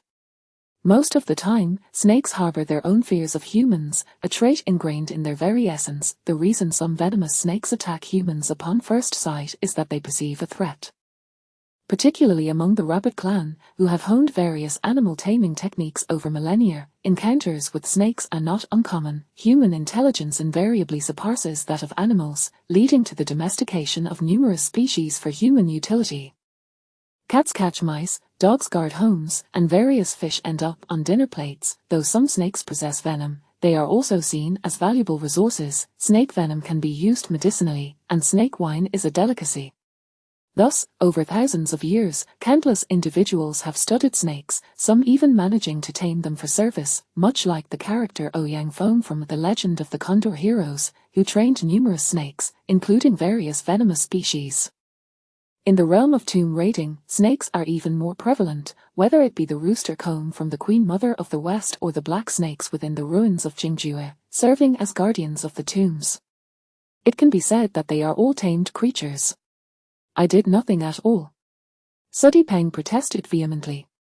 Nothing at all, Har, surely you jest. I distinctly saw you pour something into the water, and shortly thereafter, this situation unfolded. Shuiliang interjected coldly. Having been near Sudi Peng, she had observed clearly as he introduced something into the water, after which the snakes appeared. I did not. Sudi Peng's expression changed upon hearing her words, yet he continued to deny it. Little Sa, what on earth is your motive?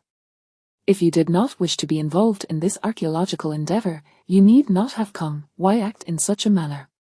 How Aikwa gazed at his student, his expression pained. As a teacher, though not particularly astute, he was not foolish. This was clearly a conspiracy, and Sudi Peng was undoubtedly seeking their demise. Teacher, you jest. I truly did nothing. Sudi Peng forced a nervous laugh. Just as he prepared to take action, he suddenly felt a chilling sensation around his neck and turned to see Lin Yi brandishing a weapon behind him. Wait, Lin Yi, what are you doing? Feeling the coldness of the weapon, he was filled with trepidation. Though the weapon was outdated, at such close range, it could easily penetrate his throat. Garwa, bind him, regardless of who he is. We must ensure everyone's safety first. Lin Yi instructed Garwa, who nodded in agreement, still reeling from the terror of the moment. Chapter 37, The Fat Man, I. Quit. In a swift motion, they bound their adversary with the ample ropes they had brought along. Brother Hu, you must lead them away from here at once. If my suspicions are correct, that recent explosion will undoubtedly attract a multitude of fire beetles, Lin Yi continued earnestly. Understood. Hubei nodded in agreement, preparing to depart. Just then, an unusual sound echoed from not far off, and Lin Yi's gaze fell upon a colossal python, stretching an astonishing 10 meters in length. My God, what is that? Exclaimed Shirley Yang, her eyes wide with disbelief as she beheld the approaching serpent. Fortunately, they had never witnessed a creature of such magnitude before. The monstrous pythons from the film Python Disaster seemed no less intimidating than the enormous serpent before them. The other members of the archaeological team fared little better, their expressions filled with despair as they sat frozen on the ground, watching the immense body of the snake create ripples in the water nearby. Run! No one had anticipated that such a gargantuan serpent would inhabit this area. This is a hot spring snake, a species known for its smaller size. How can there be one of this magnitude? Chen Juren gasped in astonishment upon seeing the creature barreling towards them. Lin Yi wore a look of confusion. This scene had never appeared in his memories. As a traveler, he had always understood the narrative, an advantage of his unique position, but now the storyline diverged from his expectations. The nature of this giant serpent remained a mystery to him, especially when he witnessed the creature collide with a boulder weighing several hundred pounds, shattering it into fragments. He realized this beast was not to be trifled with. What should we do, Brother Lin? This serpent is pursuing us relentlessly. If we cannot neutralize it, we may very well perish here, Hu Bei stated apprehensively. I cannot fathom how such a large snake exists, nor its intentions. It certainly did not appear without reason, Lin Yi replied, his expression grave. He was unaware of what anomaly had led to this situation, though he suspected it was the doing of Sadipeng. At this moment, that individual showed no signs of distress, being carried by Gawar as if entirely unconcerned by the unfolding chaos. Is it possible to, Brother Hu, take them and leave? I will hold it off and see if I can slay this giant serpent. Lin Yi suddenly declared, glancing at the people surrounding him. No, it is far too dangerous for you to face this alone. Hu Bei protested urgently, incredulous at the notion of sending Lin Yi to confront such a formidable creature unaccompanied. It will not take my life. Just ensure you all depart without interfering with me. Lin Yi insisted solemnly, eyeing the colossal snake. He carefully retrieved 2 grenades from his spatial storage and handed them to Hu Bei. Be cautious, he instructed, before disregarding any further protests and advancing towards the serpent. Witnessing this, Hu Bei felt a surge of emotion but recognized that this was not the time for sentimentality. He needed to lead the others to safety. A flicker of something strange crossed Shirley Yang's eyes, but she remained silent as she hastily followed suit. Lin Yi swiftly hurled several grenades at the giant serpent, slowing its advance. Though massive, the creature was no match for human weaponry. The cave was already confined, and its great bulk hindered its movement. Each grenade detonated near it, shattering its scales and sending blood and flesh flying. It was merely the snake's eyes that spared it from death, yet it incited its fury, abandoning the group to lunge at Lin Yi. Lin Yi felt no fear as he observed the others retreat to the dark riverbank. Only then did he exhale in relief. With the group gone, he had numerous tactics at his disposal. Spirits of nature, heed my call and restrain this creature before me, he intoned, summoning countless vines that appeared instantaneously to ensnare the serpent. The giant snake thrashed violently, attempting to escape, but Lin Yi provided it no respite. Swiftly chanting again, several enormous spears manifested, accurately piercing the serpent's skull and pinning it to the ground. Although the beast was lifeless, it continued to writhe, sending chills down the spines of those who witnessed it. Lin Yi sighed in relief. As long as it did not transform into some kind of supernatural entity, he was content. He pondered the sheer size of the creature, intrigued yet uncertain about how it had grown to such proportions. In the future, the largest snakes on Earth would likely be pythons, with one reportedly reaching nearly 7 meters in a zoo. Many spoke of even larger beings lurking in the Amazon rainforest, though these claims remained unverified. This serpent, however, was the largest he had encountered thus far. At that moment, the temperature around him shifted dramatically, no longer suitable for serpentine life. Other snakes had ceased their pursuit, yet this one seemed unaffected. Regrettably, the massive creature bore no trace of anomalous energy. With the presence of the pig-faced bat, a creature of the air, and the fire beetles, Lin Yi realized the potential devastation they could unleash. Although he had dismissed the notion of the tyrant salamander, he found himself intrigued by the giant serpent. With such an ally, he could wield considerable influence in the jungle or tomb. Cautiously approaching the now lifeless snake, he noted its body had ceased all motion. In some species, even after decapitation, they could still strike at their enemies, injecting venom. This serpent, with its rounded head, did not resemble a venomous snake. yet he dared not take any chances. After a lengthy pause, he began to collect its flesh and blood, unaware that the others had just returned to their previous location, only to encounter yet another crisis. Indeed, upon their return to the spot they had descended from, they were once again besieged by a swarm of fire beetles. In that crevasse, they found no water source to rely upon, nor the option to submerge themselves. They could only engage in relentless combat to fend off the fire beetles, utilizing grenades as their means of defense. However, their supply of grenades was limited. The entire team plunged into terror, and ultimately, young Gawar sacrificed himself, granting the others a fleeting chance to escape. Just as the group ascended the cliff, barely able to catch their breath, a resounding crash reverberated.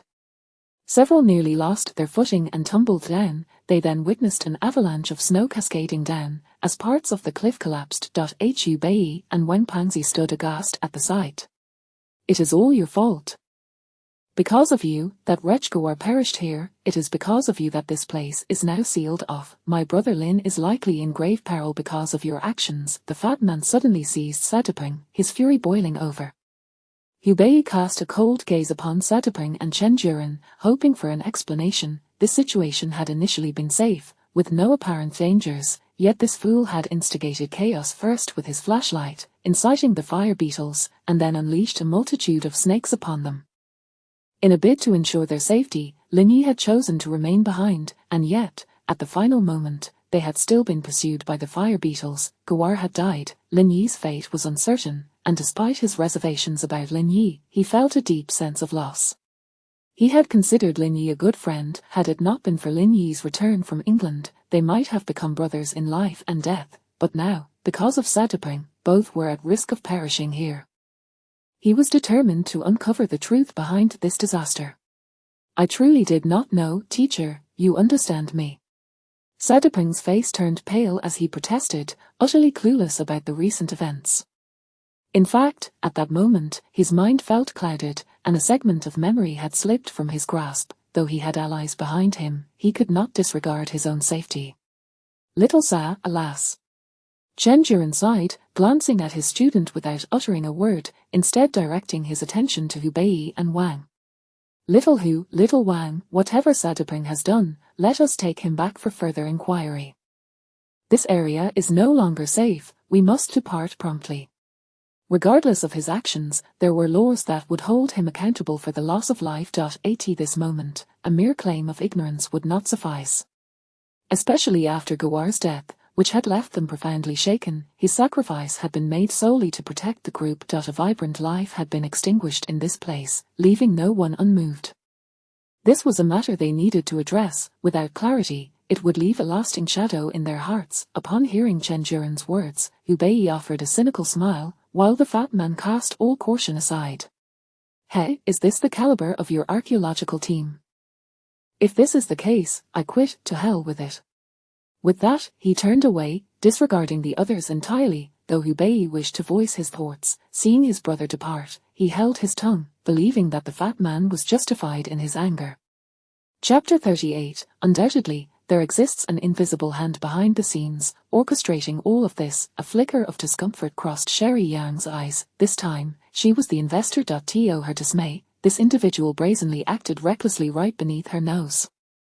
Even more frustrating were the so-called experts of the archaeological team, each one more ineffectual than the last, relying on one another to guide them to the ancient city of Jingjue. By the time her curse manifested, she might not even find her way there. Only Hubei and Lin Yi afforded her a glimmer of hope. Each of them possessed commendable skills.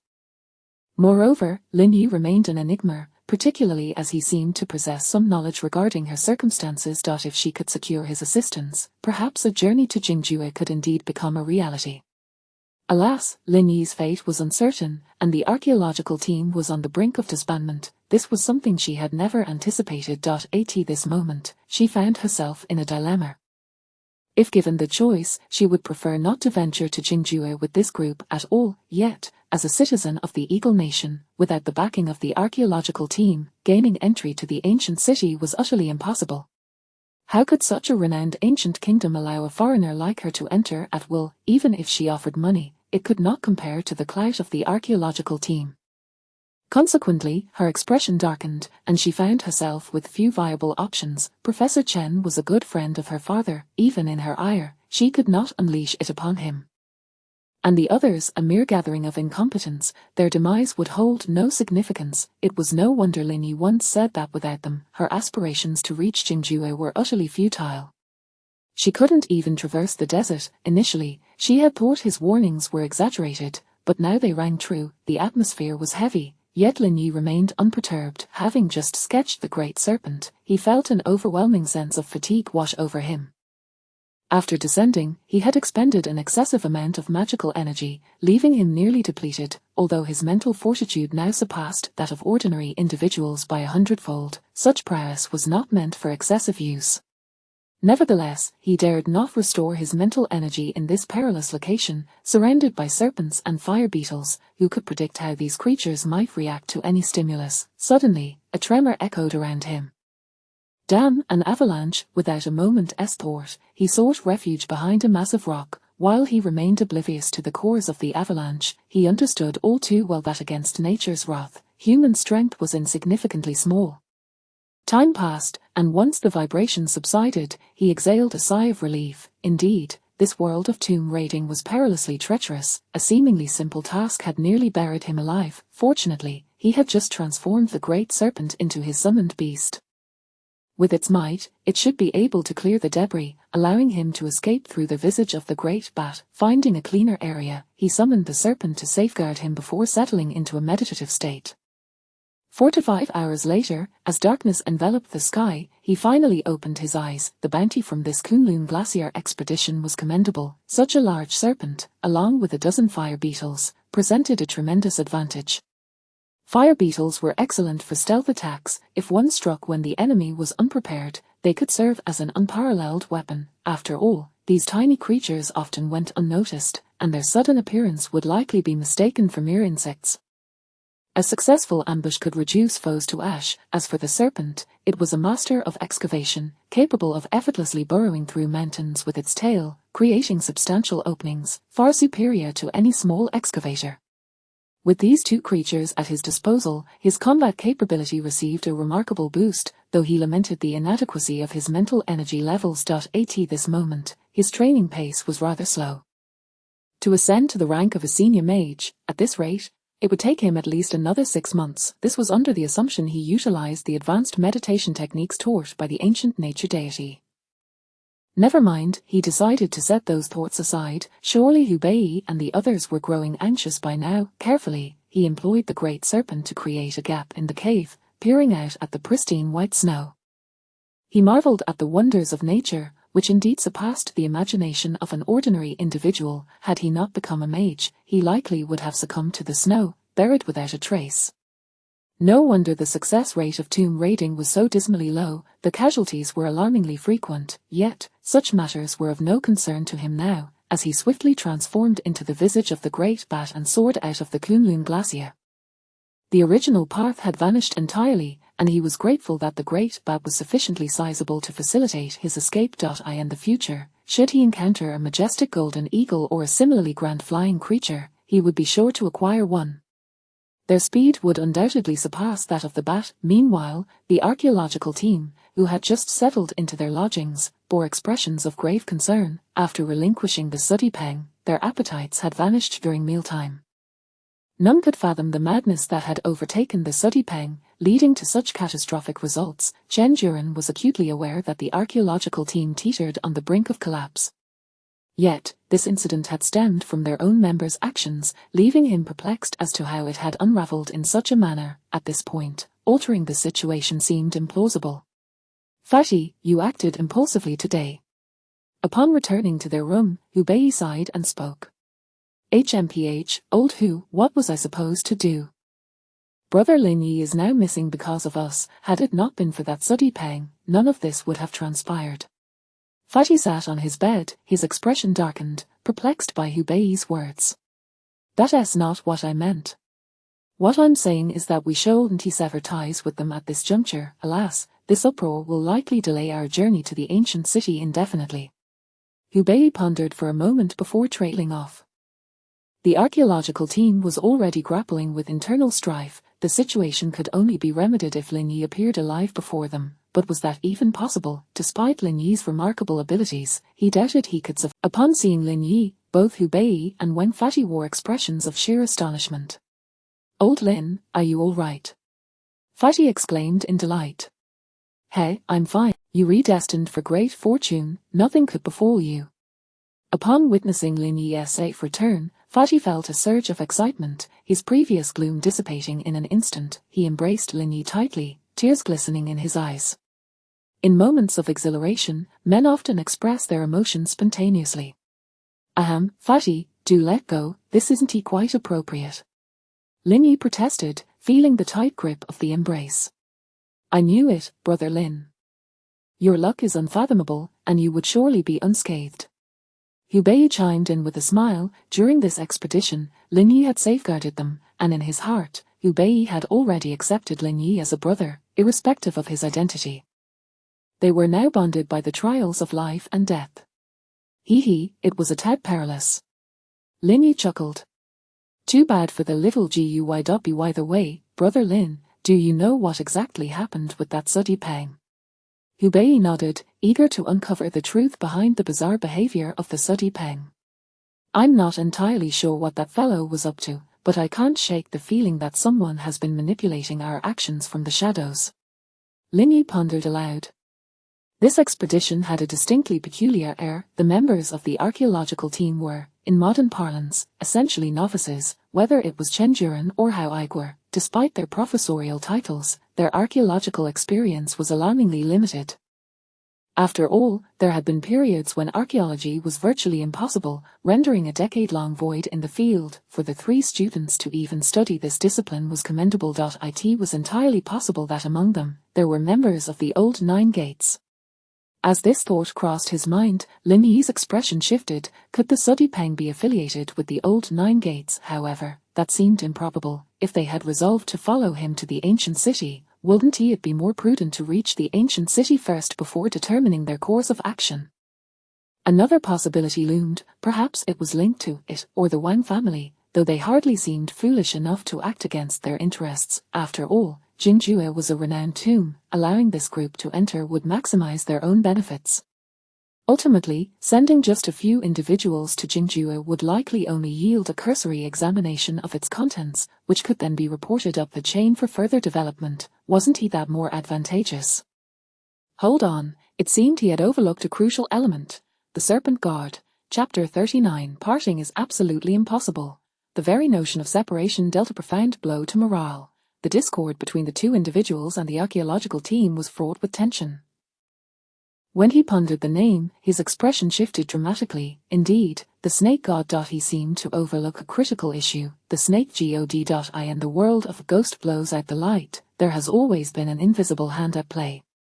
Just like in the narrative of the ancient city of Jingjue, how did Hu Bei and his companions emerge from it? Initially, those tomb raiders who ventured into the outskirts of the ancient city of Jingjue were met with a barrage of attacks from the vengeful spirits, resulting in the immediate demise of that heavily armed group of tomb robbers.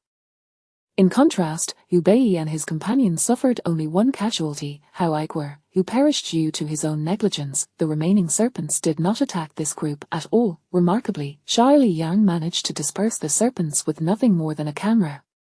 Meanwhile, several foreigners at the camp resorted to a bonfire, and despite the massive flames, not a single camera proved effective. A band of tomb raiders, armed with explosives and assault rifles, could not outlive the unarmed Hu Bei and his companions.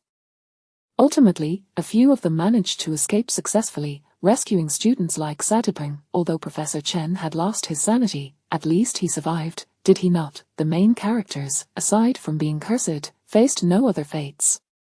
Following this, in the Dragon Ridge maze, Mardaden led a multitude into the depths, only to find themselves mere background figures, sacrificial offerings, with the majority meeting tragic ends within the tomb. As for the Xianwang tomb, the situation was even direr. Ordinary individuals seemed to possess extraordinary abilities. Watching from the sidelines, Chen Yulo wept, having paid a heavy price for his foray, losing thousands of brothers and his own eyesight. Ultimately, he could not even pass through the miasma. Thus, all these events were orchestrated by a dark hand, the hand of the Snake God. The reason for the Snake God's intervention was clear. It was due to him. I in the original script of the ancient city of Jingjue, he was non-existent. Yes, it remained uncertain whether this snake god was dead or still alive, but Lin Yi was certain that the Miao Chen pearl held immense significance for the snake god. In the original team, whether it was the archaeological crew or the trio of tomb raiders, they were mere pawns in the eyes of the snake god, particularly the trio of tomb raiders.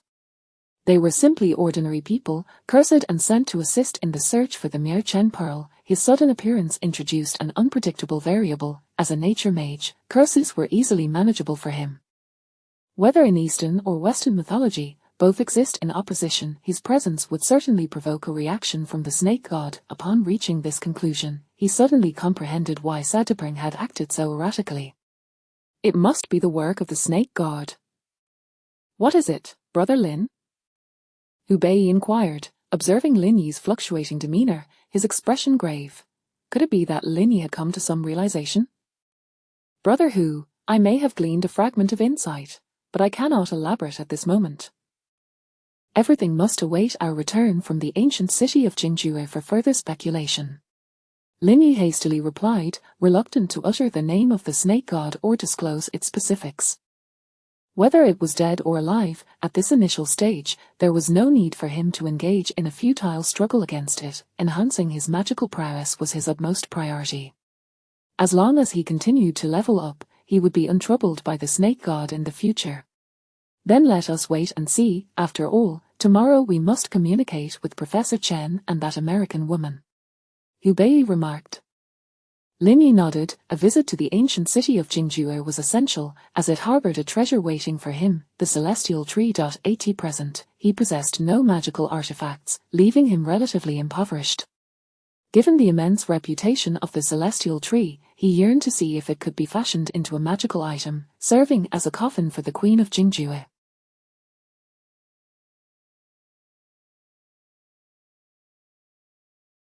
It would be a waste otherwise. If he could create a magic staff from it, it would surely surpass a mere coffin. Furthermore, considering its potential to nourish the corpse-fragrant devil's tongue, crafting a magic staff appeared plausible. A mage equipped with magical artifacts could significantly enhance their combat capabilities. Uncle Chen, do you think we will find the ancient city of Jingjue this time? The following morning, Xia Liyang cautiously watched her uncle as she ate breakfast. She felt a twinge of fear. As a descendant of the Banshan clan, their curse had persisted for over a millennium. Each tomb uncovered revealed the spectre of the Banshan descendants, yet after 1,000 years of searching, she had seen not a single hair of them. Once a grand tribe, their lineage had dwindled to just her. Recently, she had endured her first expedition to the Kunlun Glacier, losing 2 companions, one of whom was the inexplicably deadly Lin Yi. We should be able to find it. Rest assured, Xia, we have exerted tremendous effort to locate the ancient city of Jingjue. A flicker of determination shone in Professor Chen's eyes. Regardless of the circumstances, they must find the ancient city of Jingjue, even if it meant sacrificing his own life. The remote regions of the Western Territories had often been plagued by tomb raiders from the Western world. This behavior of plundering tombs was not new. During the era of the Sun Never-Setting Empire, as they dominated South and Central Asia, their raiders infiltrated the Western Territories, retracing the footsteps. Many tombs were emptied through the efforts of these marauders, and the nation's treasures were thus spirited away to foreign lands. The state had grown weak, and for over a century, no effective measures had been taken.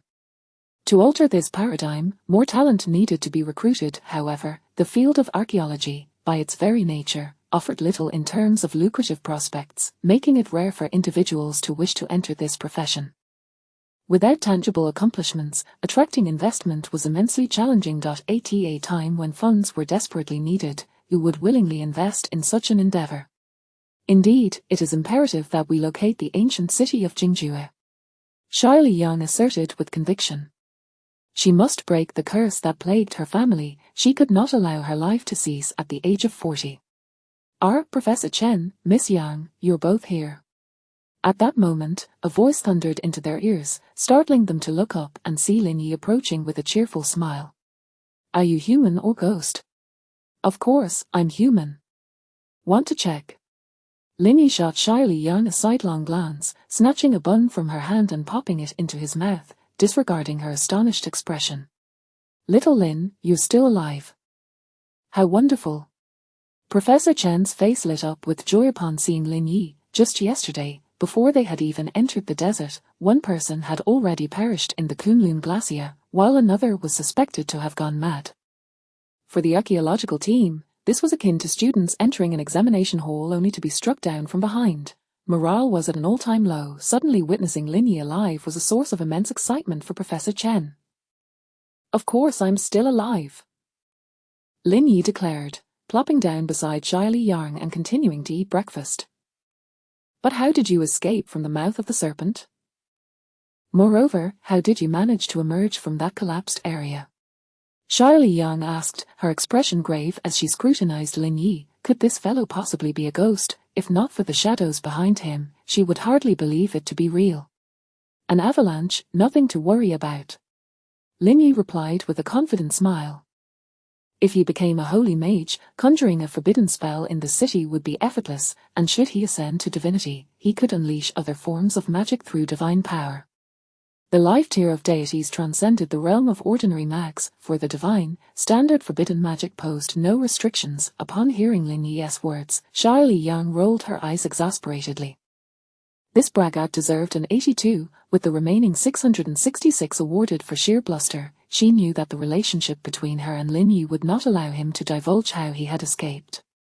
However, this only deepened her curiosity about him. How had he leapt from such a great height and emerged unscathed, now even walking out from an avalanche? What manner of person was he?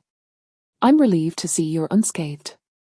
Had you encountered any misfortune, the expedition to the ancient city of Jingjue would have been jeopardized, Zhen Juren remarked with a smile. This was indeed the only piece of good news amidst all these events. Although he was unaware of Lin Yi's abilities during this expedition, whether it was defeating the formidable giant salamander or providing crucial support, Lin Yi had saved their lives. Most importantly, had Lin Yi faced any issues, Hu Bei and the fatty would have likely refused to accompany them to the ancient city of Jingjue. At that point, even venturing into the desert would have posed a challenge for the few of them. Now that Lin Yi was safe, they could continue their journey into the desert. Rest assured, Professor, we will accompany you all to the ancient city of Jingjue. After all, we still have money to earn, don't we? Lin Yi chuckled, recalling that he had yet to make his $10,000.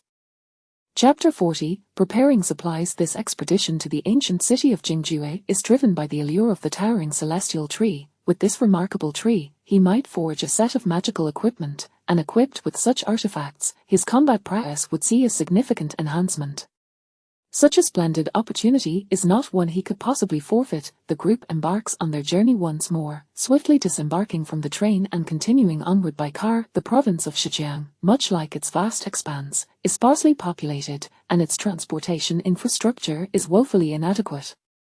Even in later times, this territory, which accounts for 16% of the Rabbit Kingdom's landmass, continues to grapple with significant logistical challenges. While other regions enjoy complementary shipping, this place remains neglected. Inside the vehicle, Lin Yi remains lost in meditation. The discomfort of this journey offers no solace. In the future, high-speed trains and airplanes allow for rapid transit to any destination. Even Zhejiang boasts airports and railways, which could save considerable time. Yet, in this era, such conveniences are unattainable.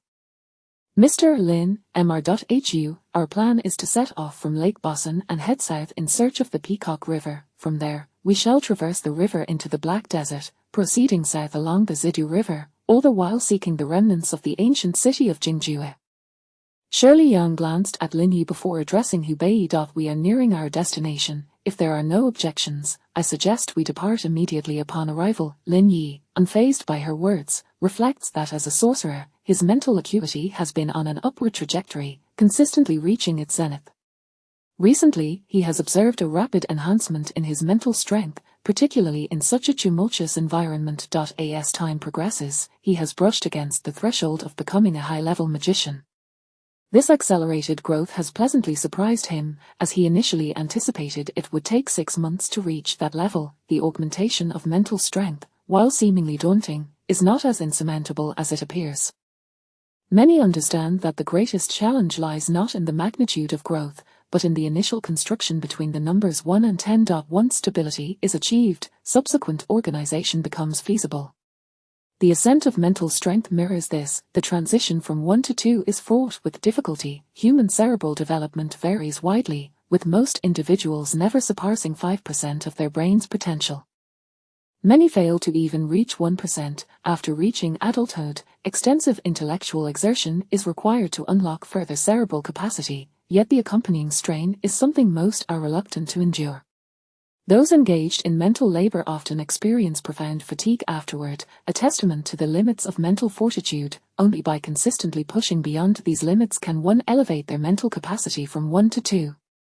However, carelessness can lead to severe consequences, potentially resulting in cognitive impairment. After all, the brain is humanity's most vital organ, vulnerable to the slightest harm. This scarcity of magicians is thus elucidated. The majority of individuals will, in their lifetime, never transition from 1 to 2, let alone continue to grow. Lin Yi, however, owing to the transformation bestowed by his divine status, has bypassed this stage altogether, leaping directly past 10 to become a novice magician. During his time at the General's Tomb, his mental acuity was further fortified, propelling him into the realm of the intermediate magician. Following meditation, the pace of his mental enhancement has quickened even more. Recently, his mental strength has reached a level 80 times that of an ordinary person, yet, the divine status warns him that upon reaching 100 times, his mental prowess will undergo an unforeseen transformation. What this change entails remains unclear, as the divine status has not provided further insights. He can only await the moment of breakthrough to comprehend it. Of course, I have no objections. However, are you certain this group can withstand the challenge? Lin Yi inquired, gesturing toward a few archaeologists nearby, whose conditions appeared rather poor. Indeed, the archaeological team was not in the best shape. After traversing the Kunlun Glacier and enduring several days of hardship, they were utterly exhausted. Even Hubei and the fatty bore expressions of fatigue. Transportation in this era is genuinely inconvenient. Shirley Yang surveyed the surroundings, her resolve wavering. It was evident that the team's condition was subpar, their endurance was questionable. What do you propose? Before we enter the desert, let everyone rest for a day. Then we can proceed. Miss Yang, I understand your urgency, but you must realize that entering the desert is no trivial matter. Without a proper mental state, our chances of navigating through the desert are slim, Lin Yi stated earnestly. He held little hope for the archaeological team. As long as they did not falter at a critical moment, that would suffice. If it were merely a matter of following Shirley Yang, Hubei, and the fatty on a tomb raiding expedition, he would be indifferent. However, with several novices in tow, whose demands were considerable, any misstep could lead to complications. Very well. We shall heed your advice, Shirley Yang conceded with a nod, recognizing that this was indeed the most prudent course of action. Furthermore, we must secure an excellent guide. Once we arrive, we must enlist Professor Chen to leverage his connections. Without a capable guide, our group stands no chance of navigating the desert, let alone exploring it. Lin Yi interjected again. In their narrative, they had relied on the guide, and Lyman, whose expertise rendered him an indispensable asset. Without him, their aspirations of entering the ancient city of Jingjue would be nearly impossible. Upon hearing this, Shirley Yang cast a glance at Professor Chen Juren. This should pose no issue. I shall liaise with the local authorities to resolve it. Fatty suddenly chimed in. Moreover, to venture into the desert, after traversing the Kunlun Glacier, you all must understand the necessity of having proper equipment to ensure our safety. Upon hearing Fatty's remarks, neither Shirley Yang nor Professor Chen Juren responded. Regarding weaponry, Chen Juren deemed it unnecessary. As an academic, he had never considered such matters. Shirley Yang, on the other hand, faced complications due to her sensitive identity as a citizen of the Eagle Nation, making it challenging to procure arms without significant trouble. Fatty Lin Yi shook his head. He possessed several firearms, including a few handguns and some bullets, as well as several rifles. These weapons could discreetly be provided to Fatty and Hubei. Additionally, he had a few daggers and bayonets for his own protection. As for the archaeological team, he was indifferent. His primary concern was ensuring that Hubei and Fatty remained unharmed. These three individuals were his future companions. Recognizing Lin Yi's subtle cue, Fatty understood that Lin Yi had likely made the necessary preparations. Familiar with Lin Yi's capabilities, he knew better than to question him further. The subsequent moments saw the archaeological team members pledging their resolve and uttering motivational speeches, which nearly lulled Lin Yi to sleep. If success were merely a matter of encouragement, there would be no need for anything else. However, he refrained from interrupting, acknowledging that such displays were characteristic of this era. Soon, their vehicle arrived at a border town, the last stop before entering the desert. Beyond this point lay the Black Desert. This expanse remained unfamiliar to him, yet he could not afford to underestimate it. Even as an intermediate magician, he held no substantial advantages within the desert's confines. Fortunately, his recent elevation had significantly increased his spatial capacity, now exceeding 10 cubic meters, allowing him to store some fresh water and vegetables. Once in the town, he separated from the group. Hubei and the others sought a guide and gathered various supplies, while he took the opportunity to store 2 tons of water in his base and purchase an assortment of fruits and vegetables. Upon entering Zhejiang, the cost of produce was exorbitant. In later years, dining in this region would reveal that vegetable prices rivaled that of meat. Lin Yi recalled that his father had a friend who frequently worked in Outer Mongolia, where only 2 types of. Conversely, meat was relatively inexpensive. He did not skimp on expenses, acquiring a significant quantity of cucumbers, tomatoes, eggplants, and apples, each by the hundreds of pounds. The total cost was considerable, amounting to several $100s, a substantial sum in the 1980s, enough to purchase a few pigs in some areas. Meanwhile, Hubei successfully engaged in Lyman after numerous negotiations, persuading him to guide them into the desert. Observing in Lyman, Shirley Yang felt a stirring in her heart, recalling Lin Yi's assertion that a guide was essential before entering the desert. Without such guidance, they would struggle to navigate their way out. Perhaps this individual had anticipated such a need. Impossible, it could not be. How could he have foreseen this? Chapter 41, Lin Yi, just consider this as my own cultivation. They have come in search of the ancient city of Jingjue, but it seems they are not entirely aware of the truth. Right, however, what on earth is this fellow up to? Soon, everyone gathered together, and upon seeing Lin Yi, Shirley Yang, and Hubei empty-handed, they felt somewhat displeased. They had successfully secured the guide, and Lyman, who was brought into the team through a combination of Hubei's coaxing and intimidation, and he had agreed to accompany them into the desert the day after tomorrow. Yet, this rascal had chosen to leisurely frolic about, exhibiting not a hint of tension. Were they preparing to venture into the desert, or merely taking a stroll at Tiananmen Square? Everyone, have we resolved the issue concerning the guide? I was merely engaging in some tasks within my capacity. By the way, there's a lamb soup shop ahead that is truly delightful. You all should give it a try. Lin Yi smiled, though he had accomplished far too much to explain at this moment. Eat your nonsense, you scoundrel.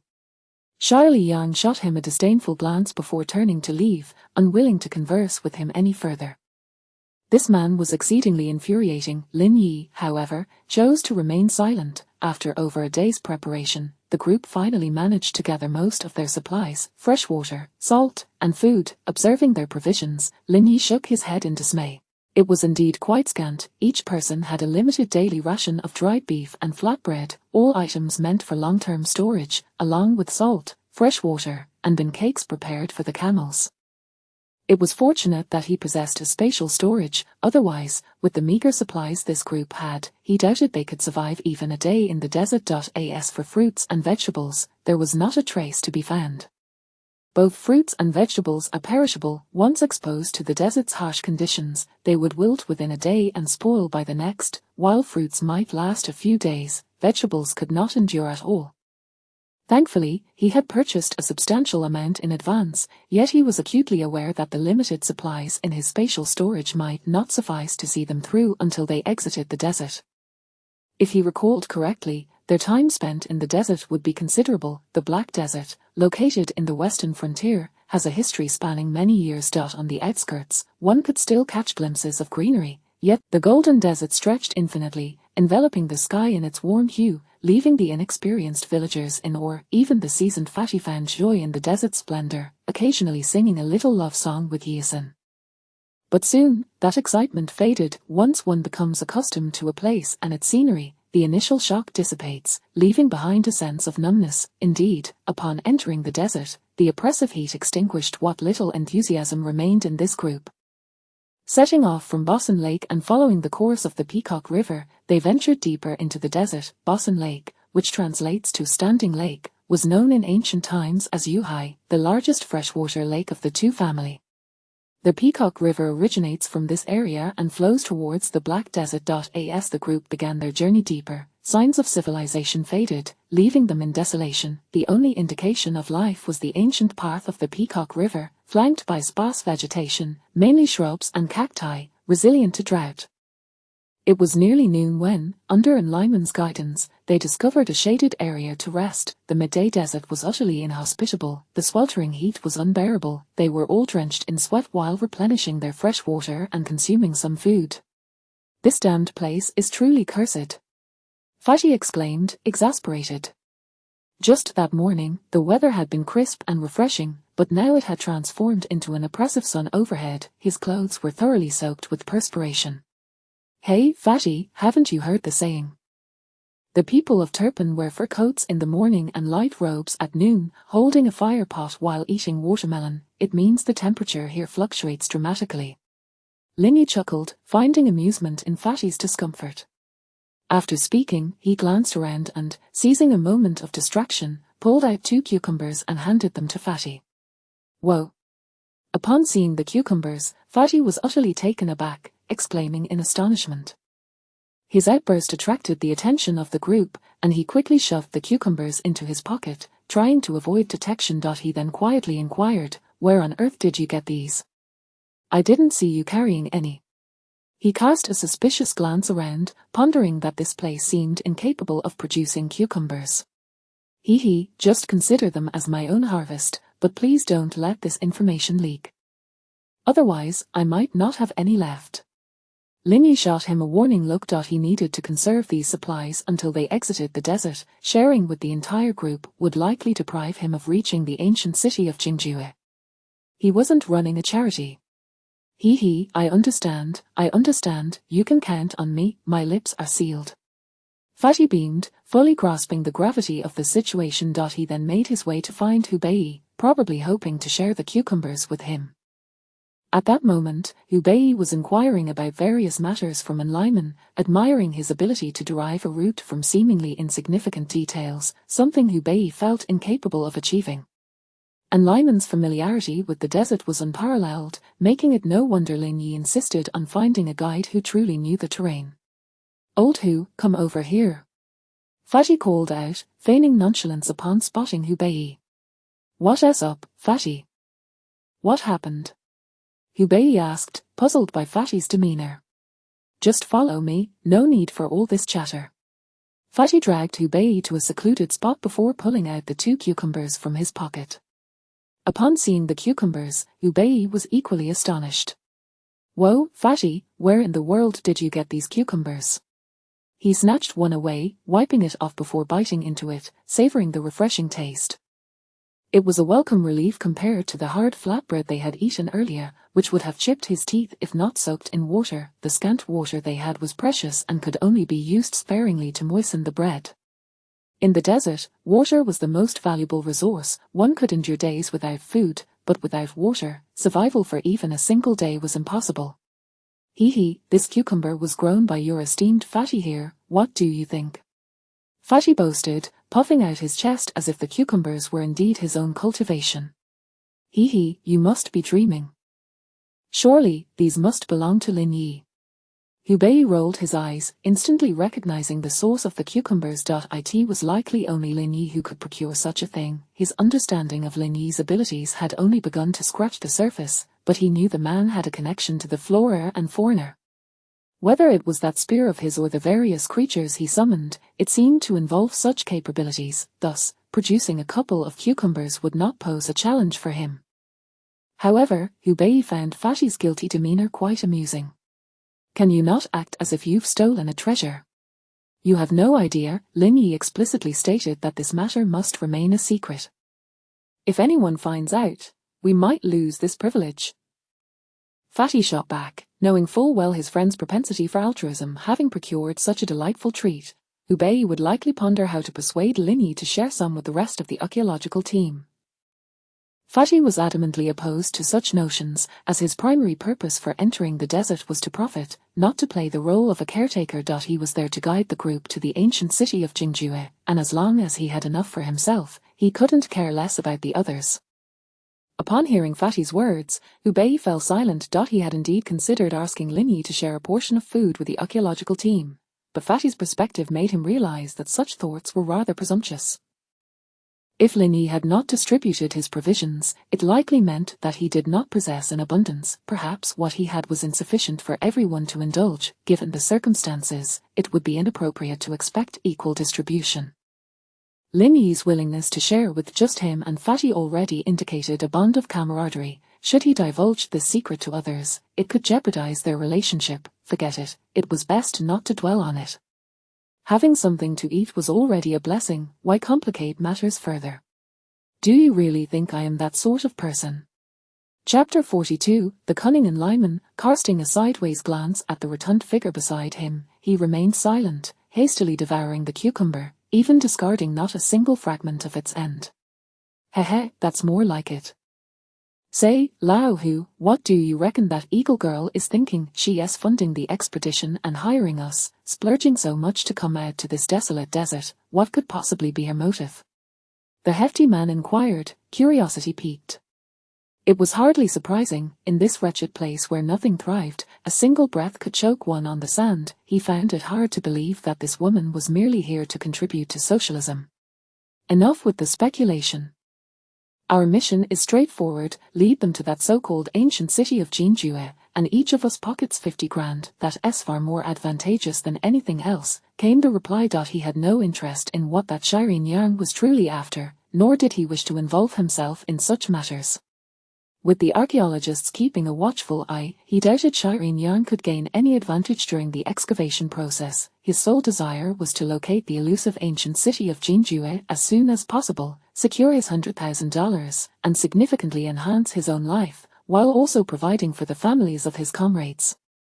With that sum, their lives would undoubtedly improve. The scars of war linger for many, haunting them for a lifetime. Some individuals online boast about their exploits in the S3 season or who they've fought. War entails sacrifice and bloodshed. It is not the loudest voices that bear the brunt of it, but the soldiers. Just as in the wars of later generations, each soldier's sacrifice leads to a family's disintegration. Men from the rabbit family, when traveling, can easily be ensnared by local girls, merely needing to buy a meal to take the girl home. No houses, no cars, not even a dowry required. All to escape the horrors of war. There is no such thing as a tranquil existence, it is merely that many bear the burdens for us. True enough, even if there are treasures to be found, it's unlikely to fall into the hands of that foreign girl, the hefty man mused, suddenly recalling Lin Yi, smiling as he spoke. Although he was not well acquainted with Lin Yi's circumstances, he firmly believed him to be a good person. The few who had endured a life-and-death trial together were undoubtedly trustworthy, but Shireen Yang was another matter entirely. All right then, let us finish the cucumber and head back. I can hardly stand being out in this blazing sun. Under the relentless sun, they promptly returned to the group. However, as they passed Shireen Yang, she instinctively sensed something amiss and cast a curious glance at the two. Was it merely a figment of her imagination? Why did it seem that these two were acting a touch unusual? Yet, the most peculiar of all was Lin Yi, who had already exhibited odd behavior on multiple occasions, thus rendering her somewhat immune to his eccentricities. 3 more days trudged by, and as they ventured deeper into the desert, various issues began to surface. This group lacked experience in desert travel, and their freshwater supply was dwindling rapidly. This was, in fact, a deliberate ploy by Lyman, who had not intended to lead them deep into the desert from the outset, hence he failed to advise them on adequate preparations. The speed at which their fresh water was depleting left Hubei and the others alarmed. If this continued, their supply would be exhausted in mere days. Brother Lin Yi, our fresh water is running out quickly. Do you have any means to replenish it? Over these past few days, Lin Yi had enjoyed the most comfortable existence among them. The others scarcely wished to speak, for speaking too much would lead to thirst, necessitating a freshwater intake. Silence reigned supreme in the desert. Only Lin Yi remained unaffected, riding atop the camel for an entire day, eyes closed, seemingly indifferent to the world around him. While others showed signs of fatigue, he remained vibrant, producing cucumbers, tomatoes, even apples and grapes for the hefty man. It was truly baffling how this fellow managed to conjure such provisions. Were it not for his awareness that Lin Yi was no ordinary individual, he might have considered whether the man had indeed cultivated some plants in the desert. Thus, facing the rapidly dwindling fresh water, he sought out Lin Yi, hoping he might devise a solution. "Brother Hu, I lack the capability for that. If you wish to replenish fresh water, consult an Lyman. He will undoubtedly find a source." Lin Yi replied directly. Although there existed spells within the realm of nature magic capable of gathering water, he had no intention of employing such methods. If they acquired sufficient fresh water, it would alter their course. If his memory served him right, they were likely to encounter a sandstorm soon, followed by their entry into the ancient city of Gumo, where they would seek underground water, and subsequently, the tomb of the Gumo prince. He found the situation within the narrative quite perplexing. A nation that had endured for over a century was reduced to a single prince's tomb, containing merely a stone coffin. How impoverished could such a country be? Even in such dire straits, how could they still dare to refer to themselves as a nation? And then there was the ancient city of Jinjue, the foremost among the 36 nations of the western region, which levied heavy taxes annually yet still possessed numerous treasures. However, when compared to the tributes paid over centuries by the 36 nations, those treasures hardly seemed significant. Therefore, for the sake of reaching the ancient Gumo nation, he could not afford to conjure fresh water that would alter their journey. Additionally, he had another goal. The treasures, amounting to $100,000, were already within his grasp. Should he acquire more treasures along the way, he could fetch a good price upon his return, swiftly establishing his own enterprise in this era. With wealth, he could procure items to conceal his identity. Upon learning of the Crescent Moon Hotel, a sense of urgency gripped him. The world of tomb raiding was rife with intricate factions. These individuals were consumed by thoughts of immortality, their obsession bordering on madness. Many high-ranking officials awaited their research findings, and the forces behind them were formidable, both domestically and abroad.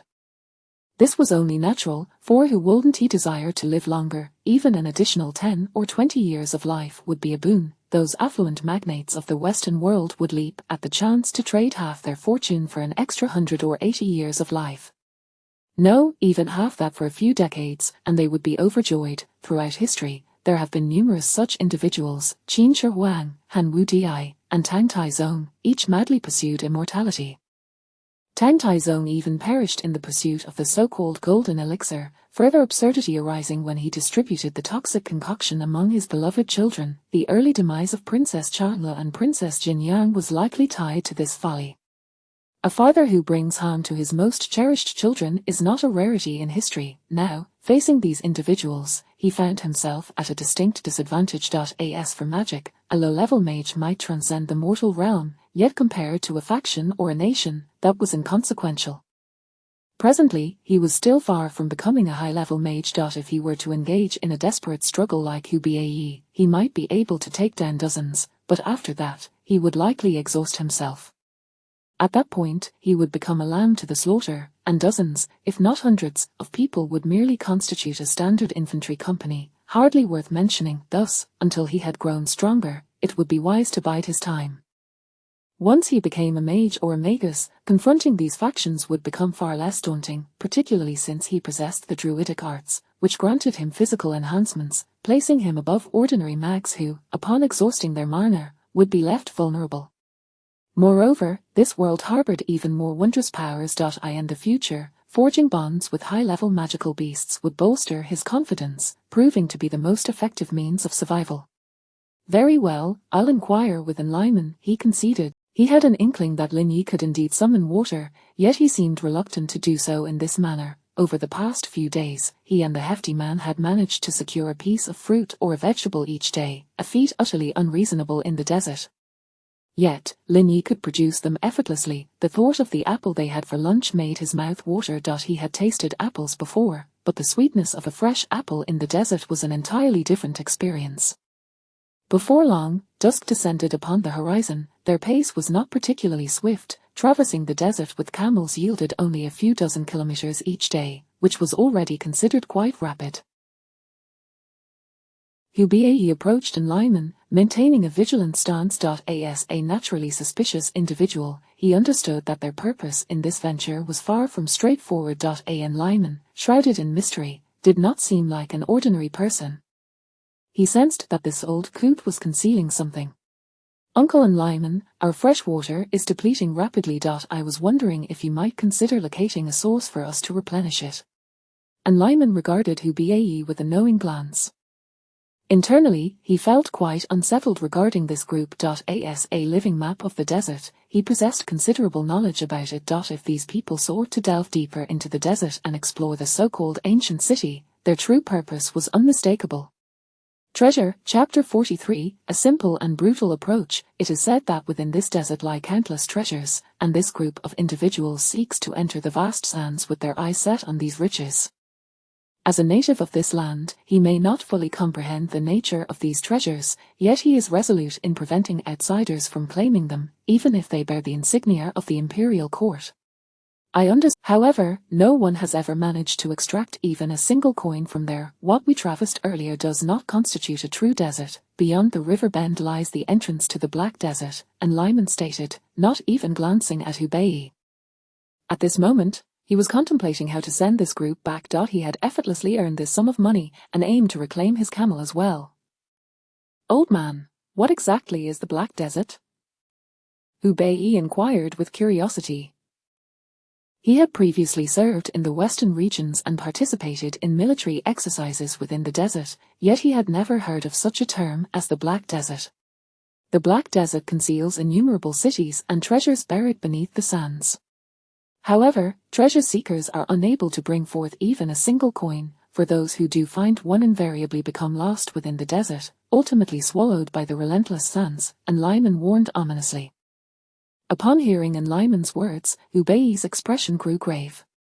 Is it truly that sinister? Initially skeptical of such tales, the experiences he had accumulated over the years had altered his perspective. After all, he had endured numerous trials throughout his life, perhaps due to his role as the protagonist in Ghost Blows Out the Light. His grandfather had regaled him with stories of how he had befriended a rat to indulge in opium, and he had once been a sent-down youth, capturing yellow weasels alongside Yangtze and others, only to encounter ghostly caves and later, the 100-eyed cave.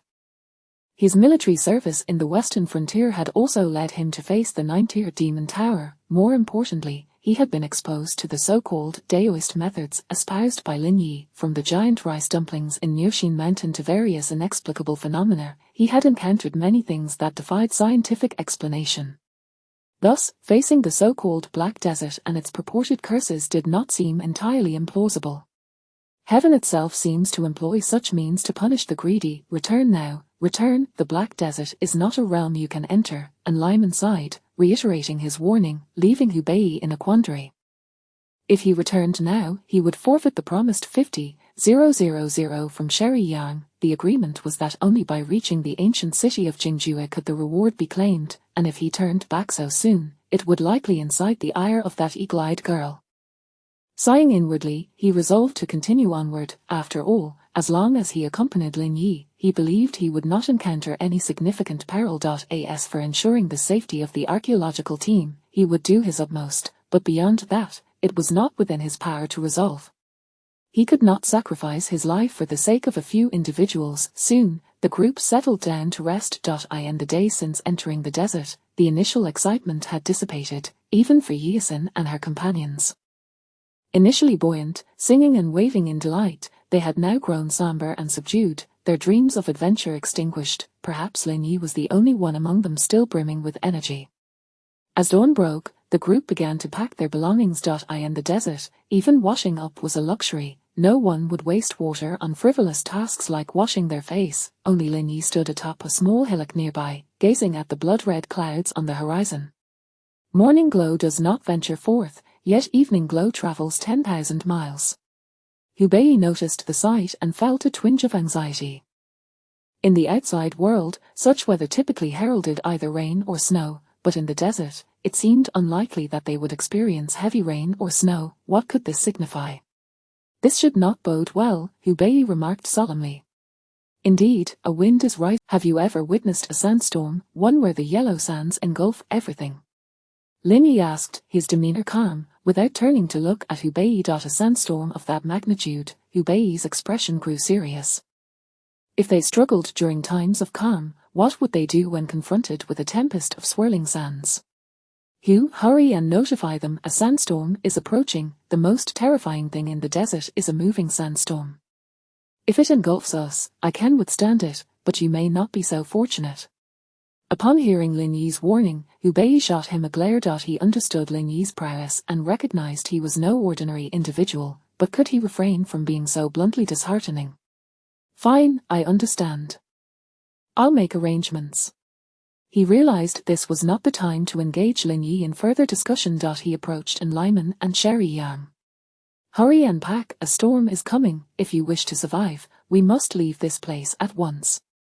Lyman cast a curious glance at Hu Bei, marveling at his ability to discern the impending storm. Sherry Yang, however, appeared utterly bewildered.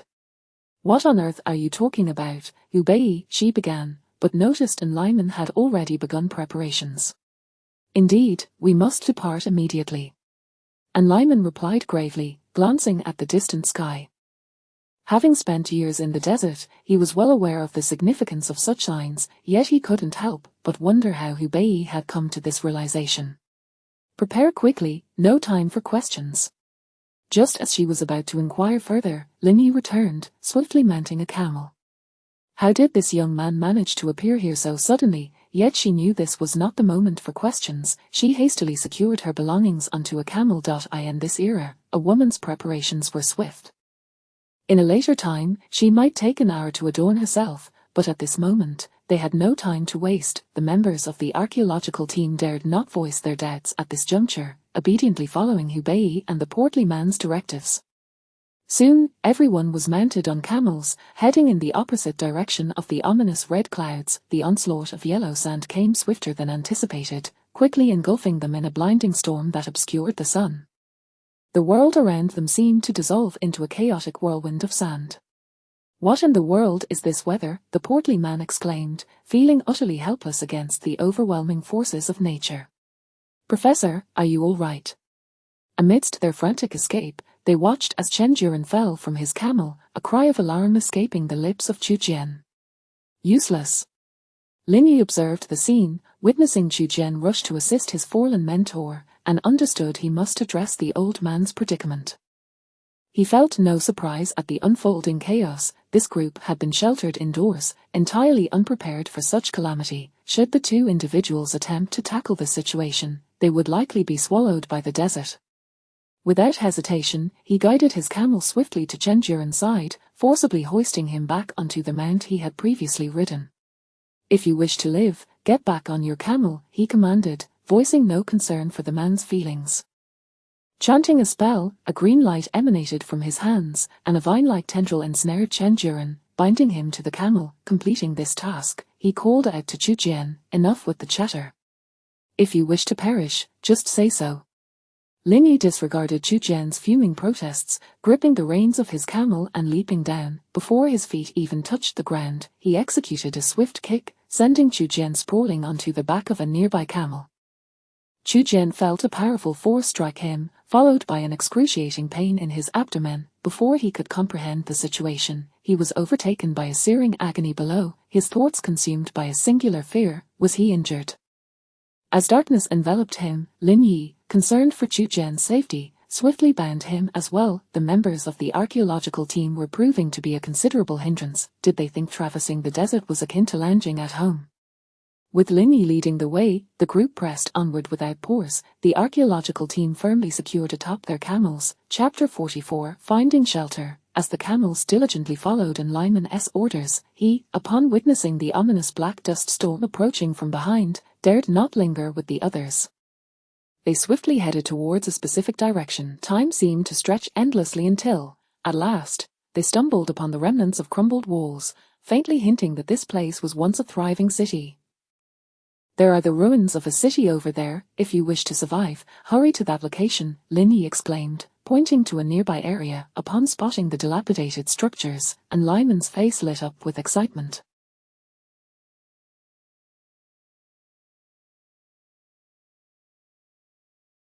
Quickly, head in that direction, we must not perish here. Upon hearing his urgent words, the group wasted no time hesitating, and the herd of camels bolted towards the indicated path. Upon reaching a dilapidated building, they rushed inside. Once they escaped the relentless storm of sand, the group collectively exhaled in relief. It had been a terrifying ordeal. Damn it, what kind of infernal weather is this? Sand is everywhere. The rotund man complained, at a loss for optimistic words. Peering through the recently crossed threshold, they beheld the swirling black sand not far away, blotting out the sun as if heralding the apocalypse. Merely gazing at it invoked an overwhelming sense of dread that seeped into their minds. "Are you all right?" Linny inquired, casting a glance at the closed-eyed Sherry Yang. "I'm fine, it's just that sand has gotten into my eyes," she replied, discomfort evident in her voice, yet she refrained from rubbing her eyes, fully aware that doing so would be futile. "The eyes are quite fragile." Linny regarded her for a moment. After all, she was his employer, and if anything were to happen to her, he would be at a loss as to whom to hold accountable for his payment. "Let me assist you," he offered, cautiously placing his hand near her eyes. As he murmured something indistinctly, Sherry Yang could not quite catch his words. However, she felt a fluid sensation flow from his hand into her eyes, effectively washing away the intrusive sand. What was that? She slowly opened her eyes, only to find that the discomfort had vanished, and he had withdrawn his hand. Just how much did this individual conceal from her? Throughout the storm, she had been observing the archaeological team, yet she had failed to discern how Lin Yi had bound Professor Chen and Chu Jian to the camels. Now he had employed an even more peculiar method to cleanse her eyes. During their previous encounter with the storm, everyone had been coated in sand, and regardless of how vigorously they brushed it off, they remained dust-covered.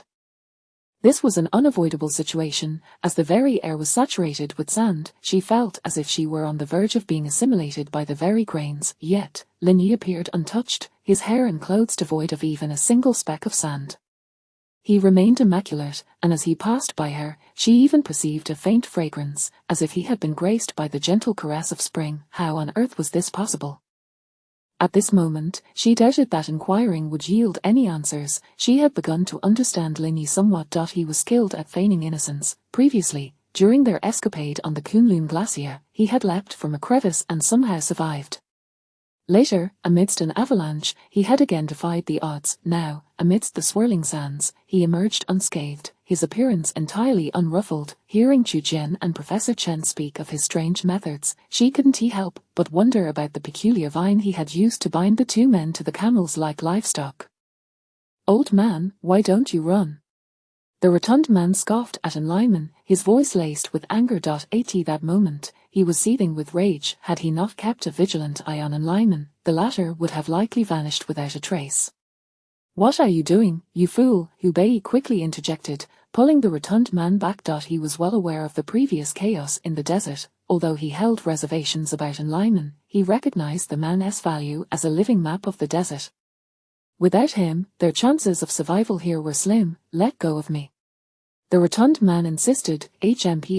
What else would I do?" This old codger wanted to flee during the sandstorm. If I hadn't been quick on my feet, he'd have surely vanished.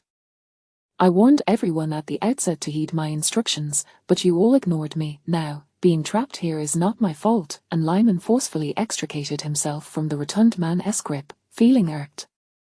He was not so young anymore, certainly old enough to be the rotund man's father, yet he was constantly being ordered around by him. Anyone would feel exasperated in his position.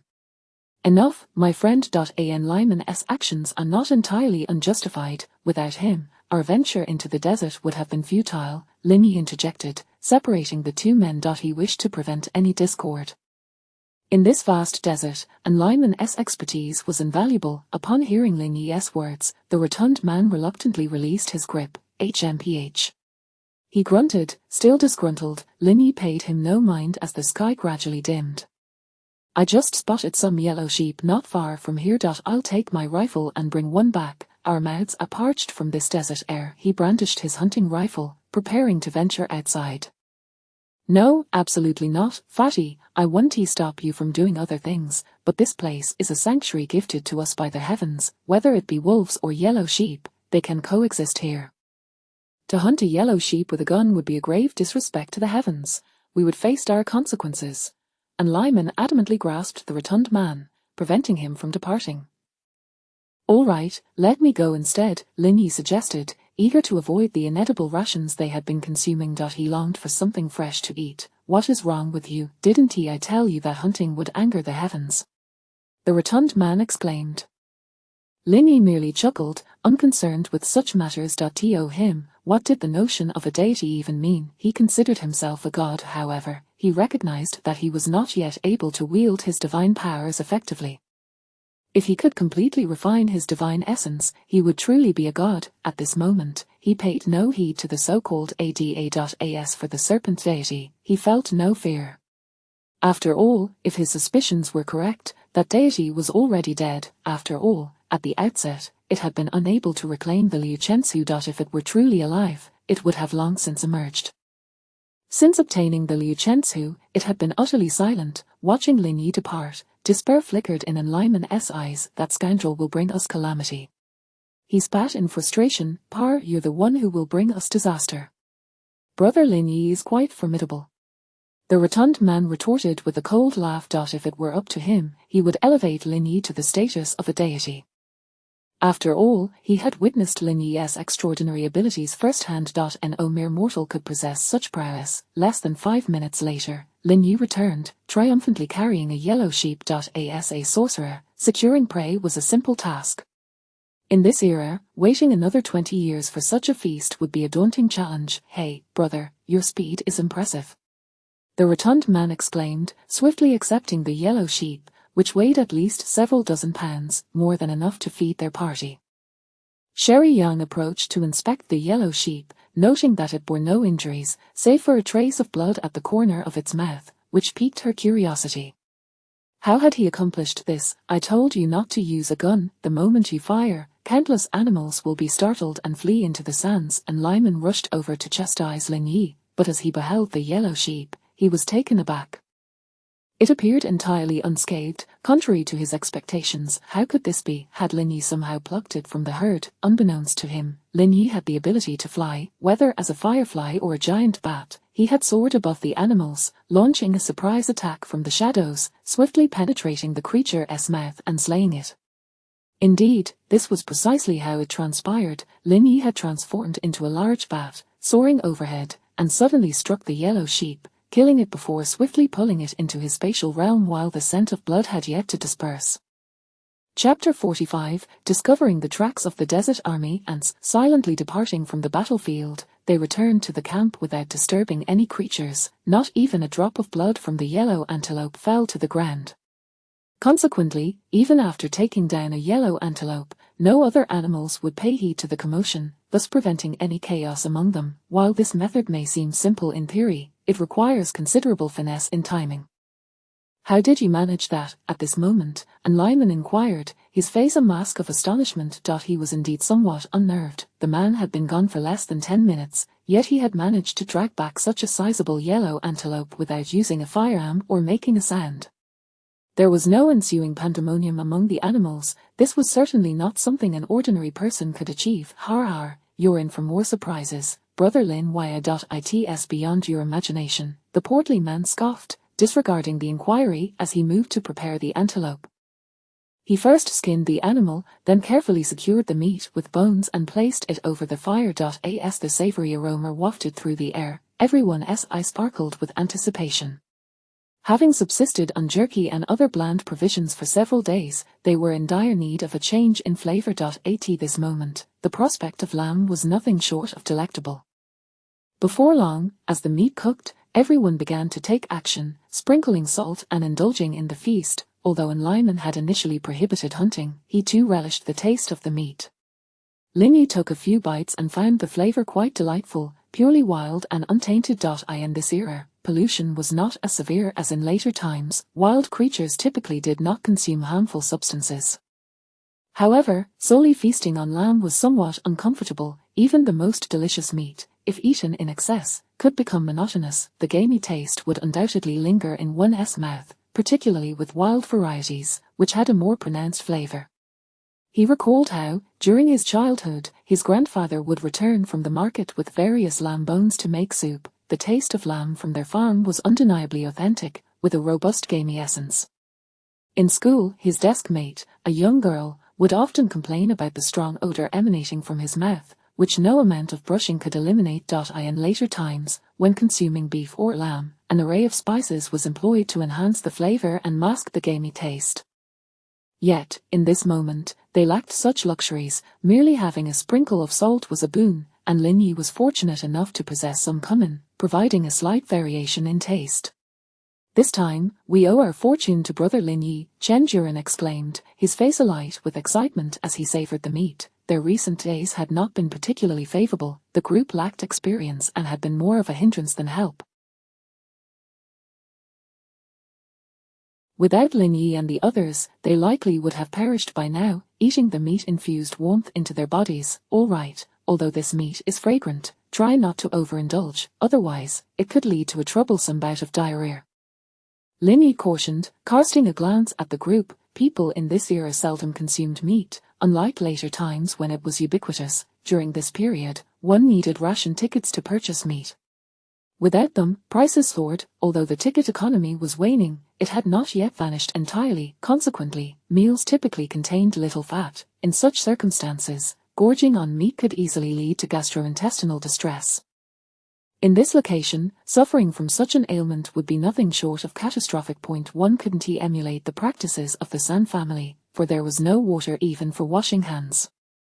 Upon hearing Lin Yi's warning, the portly man, who had been boasting about the meat, halted. Meanwhile, Shui Liang shot Lin Yi a disapproving glare. He was such a buzzkill.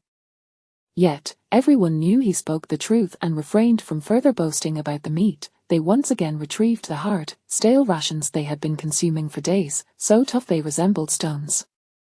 If they were fresh, it would have been bearable, but these had been stored for several days, and they hesitated to eat them, especially with the aroma of roasted meat filling the camp. It was difficult to force down the rations. After finishing their meal, each person harbored their own ports as they assigned Hubei and Lin Yi to keep watch while the others retired for the night. The day's journey had been arduous. Several hours on camelback, compounded by a sandstorm, had left even Hubei feeling overwhelmed. The others fared no better. After arriving at this location, Zhu Jian had also recovered somewhat. It seemed he had not sustained any fractures, but the pain was an experience he would rather avoid repeating. Thus, he kept his distance from Lin Yi, fearing another encounter with him. Lin Yi couldn't help but chuckle. Had the man not acted recklessly, Lin Yi wouldn't have had to respond in kind. After all, they were teammates. However, when faced with a threat, he wouldn't sacrifice himself for the sake of the group's safety. Without greeting the others, he began surveying the surrounding environment. If memory served him correctly, there should be an anthill nearby, home to countless desert army ants. Such creatures did not exist in the original world. Army ants thrived in rainforests, typically ranging from 2 to 3 centimeters in length, not as colossal as one might imagine. However, in films or television, their depiction was often exaggerated. Particularly, their sheer numbers could instill a sense of despair. Lin Yi found himself intrigued by these army ants. They were remarkable creatures in nature, possessing unique capabilities in reconnaissance and combat. Even in this desert, leopards and wolf packs dared not confront swarms of army ants. If he could capture a queen ant and make it his contracted beast, he might one day command his own legion of army ants.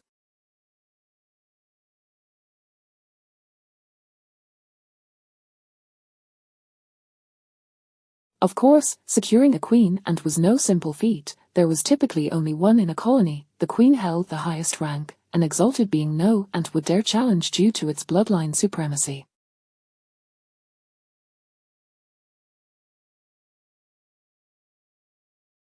However, through mental acuity, he sensed no movement from army ants within several dozen meters. Perhaps the colony was not present at this time. Considering the intensity of the sandstorm, it was reasonable. Even large creatures would struggle to survive in such a ferocious storm. What chance would diminutive ants have? They would likely be scattered by the winds upon emergence. An individual ant possessed limited combat prowess. Only in numbers did they form a formidable force. What are you looking at? Surely, this place doesn't house a tomb, Hubei remarked quizzically, having observed Lin Yi's focused demeanor since their meal. Did he think there were treasures unknown to them here? Brother Hu, don't you find this place somewhat peculiar? Lin Yi asked, glancing at him. Peculiar, what is peculiar about it? Hu Bei was momentarily taken aback, genuinely perplexed by Lin Yi's assertion. Look here, and over there, these appear to be traces of something crawling, and observe this. Lin Yi pointed to a sizable burrow and addressed Hu Bei. Upon seeing the hole Lin Yi indicated, Hu Bei chuckled. This must have been made by a rat, right? He was quite familiar with rats, having once survived on them alongside the portly man during their escapades in the 100-eyed cave. Brother Hu, rat burrows typically lead inward, whereas this hole is quite different. Take a closer look here, and over there. Lin Yi continued to point out features on the ground nearby. Upon hearing this, Hu Bei's expression grew serious. What are you suggesting? If I'm not mistaken, this area is likely inhabited by a species of which we are unaware, and the population is not insignificant. Lin Yi deliberated, refraining from explicitly mentioning army ants. It seems you may be right, Hu Bei replied cautiously, scrutinizing the ground with a grave demeanor. However, at this moment, there should be no issues. After all, with such a fierce sandstorm outside, every creature will be huddled in its burrow, too frightened to emerge. Still, we cannot linger here. Army ants are not particularly fast. As long as they can break free from their encirclement, the species does not pose a significant threat to humans. Moreover, army ants are averse to fire, making them manageable. Indeed, you're correct. This desert expedition has proven quite troublesome. It seems the 10,000-meter knife of that eagle girl won't be easily earned. Hu Bei chuckled. Speaking up, Lin Yi shot him an incredulous look. He and the portly man were indeed favored by fate. They had entered countless tombs with minimal repercussions, reaping considerable rewards. It was uncertain whether to deem their experiences fortunate or unfortunate. Each time, they seemed to miss out on valuable treasures, save for the South Sea Return Cave, where they had struck it rich with a South Pearl. This time, due to Lin Yi's involvement, they had struck gold on their first tomb venture, and entering the Jingjue ancient city had directly multiplied their remuneration tenfold, each receiving a salary of 100,000 meters. This was a staggering amount in the 1980s, a time when a traditional courtyard wouldn't fetch even 10,000 meters. Exiting with the equivalent of 10 courtyard homes was no trivial matter. One could only imagine the frenzy that would ensue in later times, with people clamoring to join. Without further commentary, Lin Yi found a quiet spot to meditate. Chapter 46, Lin Die Huyo has gone online. At this moment, the task of keeping watch was rather uncomplicated. One merely needed to deter any beasts from launching an assault on the camp or the camels. Amidst such a tremendous storm outside, wild animals would refrain from attacking other creatures. As Anelman had stated, in this realm, leopards, wolves, and sheep coexist peacefully, with no beast daring to prey upon its quarry. Should a predator attempt to strike, the terrified prey would leap into the yellow sands, and the hunters would not dare pursue them into the tempest, ultimately leading to their own demise as the desert enveloped them. In this natural order, animals have established a rhythm, abstaining from hunting during sandstorms. Rather, various creatures gather together, and during the onset of the storm, one might even observe gentle. Nearby snow leopards might find themselves alongside antelopes, yet the carnivores remain motionless, fearing the sand's voracious appetite. Hu Bei found himself feeling somewhat disheartened and awkward. He too sat a short distance away.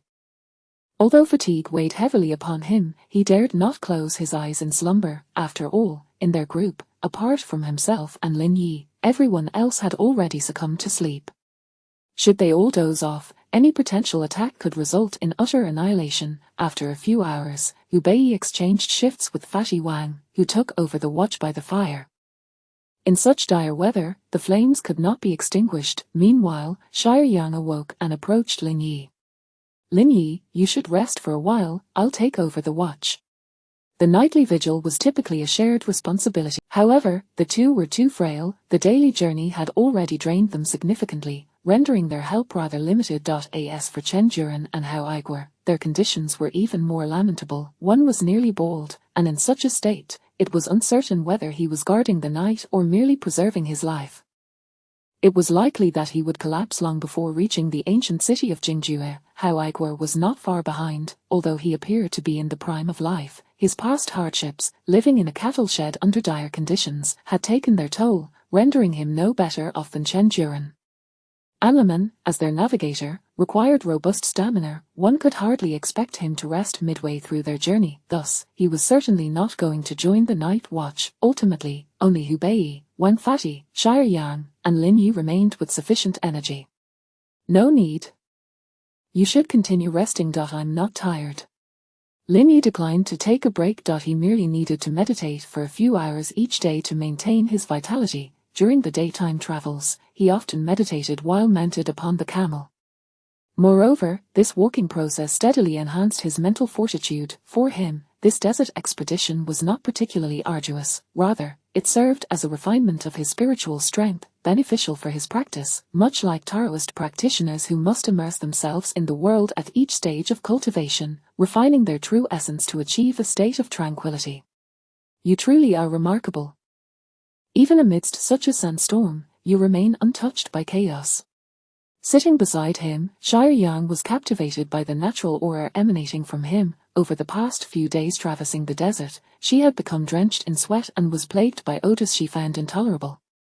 Yet, Lin Yi seemed to transcend the desert's harshness. Not only did he lack the pervasive scent of sweat that enveloped her and others, but he also occasionally exuded a refreshing fragrance akin to that of plants.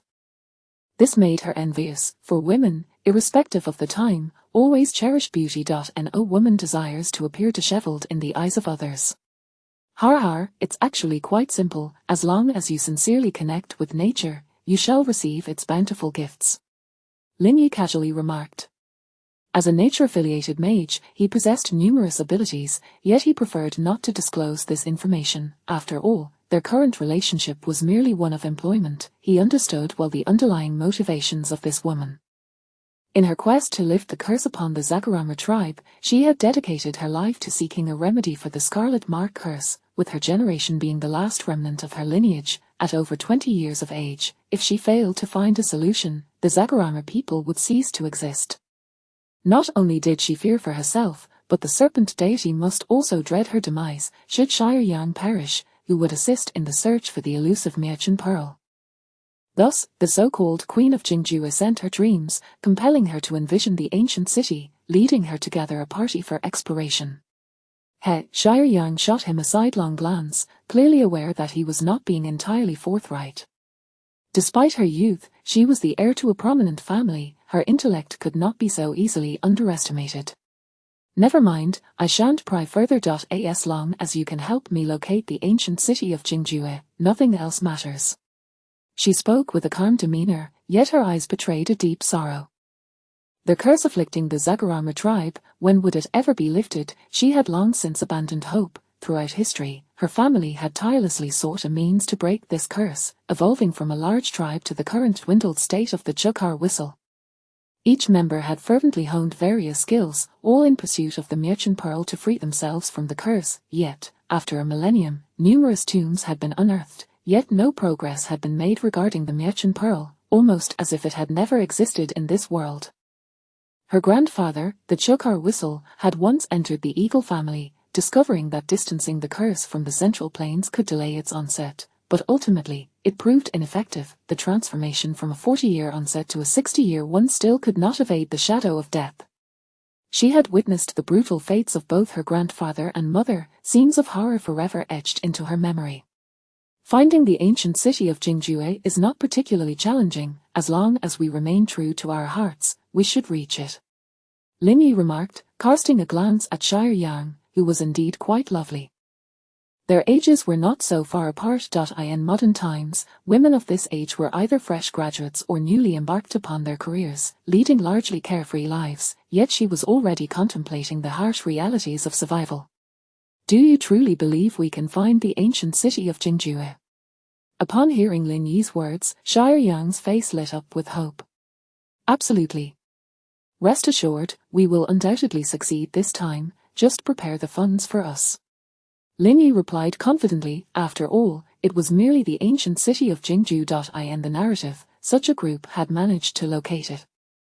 With him, a druid, joining them, failing to find it would reflect poorly on his abilities. Shire Yang shot him a fierce glare, exuding her displeasure, before turning on her heel and departing. Lin Yi stood there, momentarily bewildered by her abrupt exit. What just happened? I didn't think I misspoke. Why did she leave? Surely she doesn't intend to renege on her promise.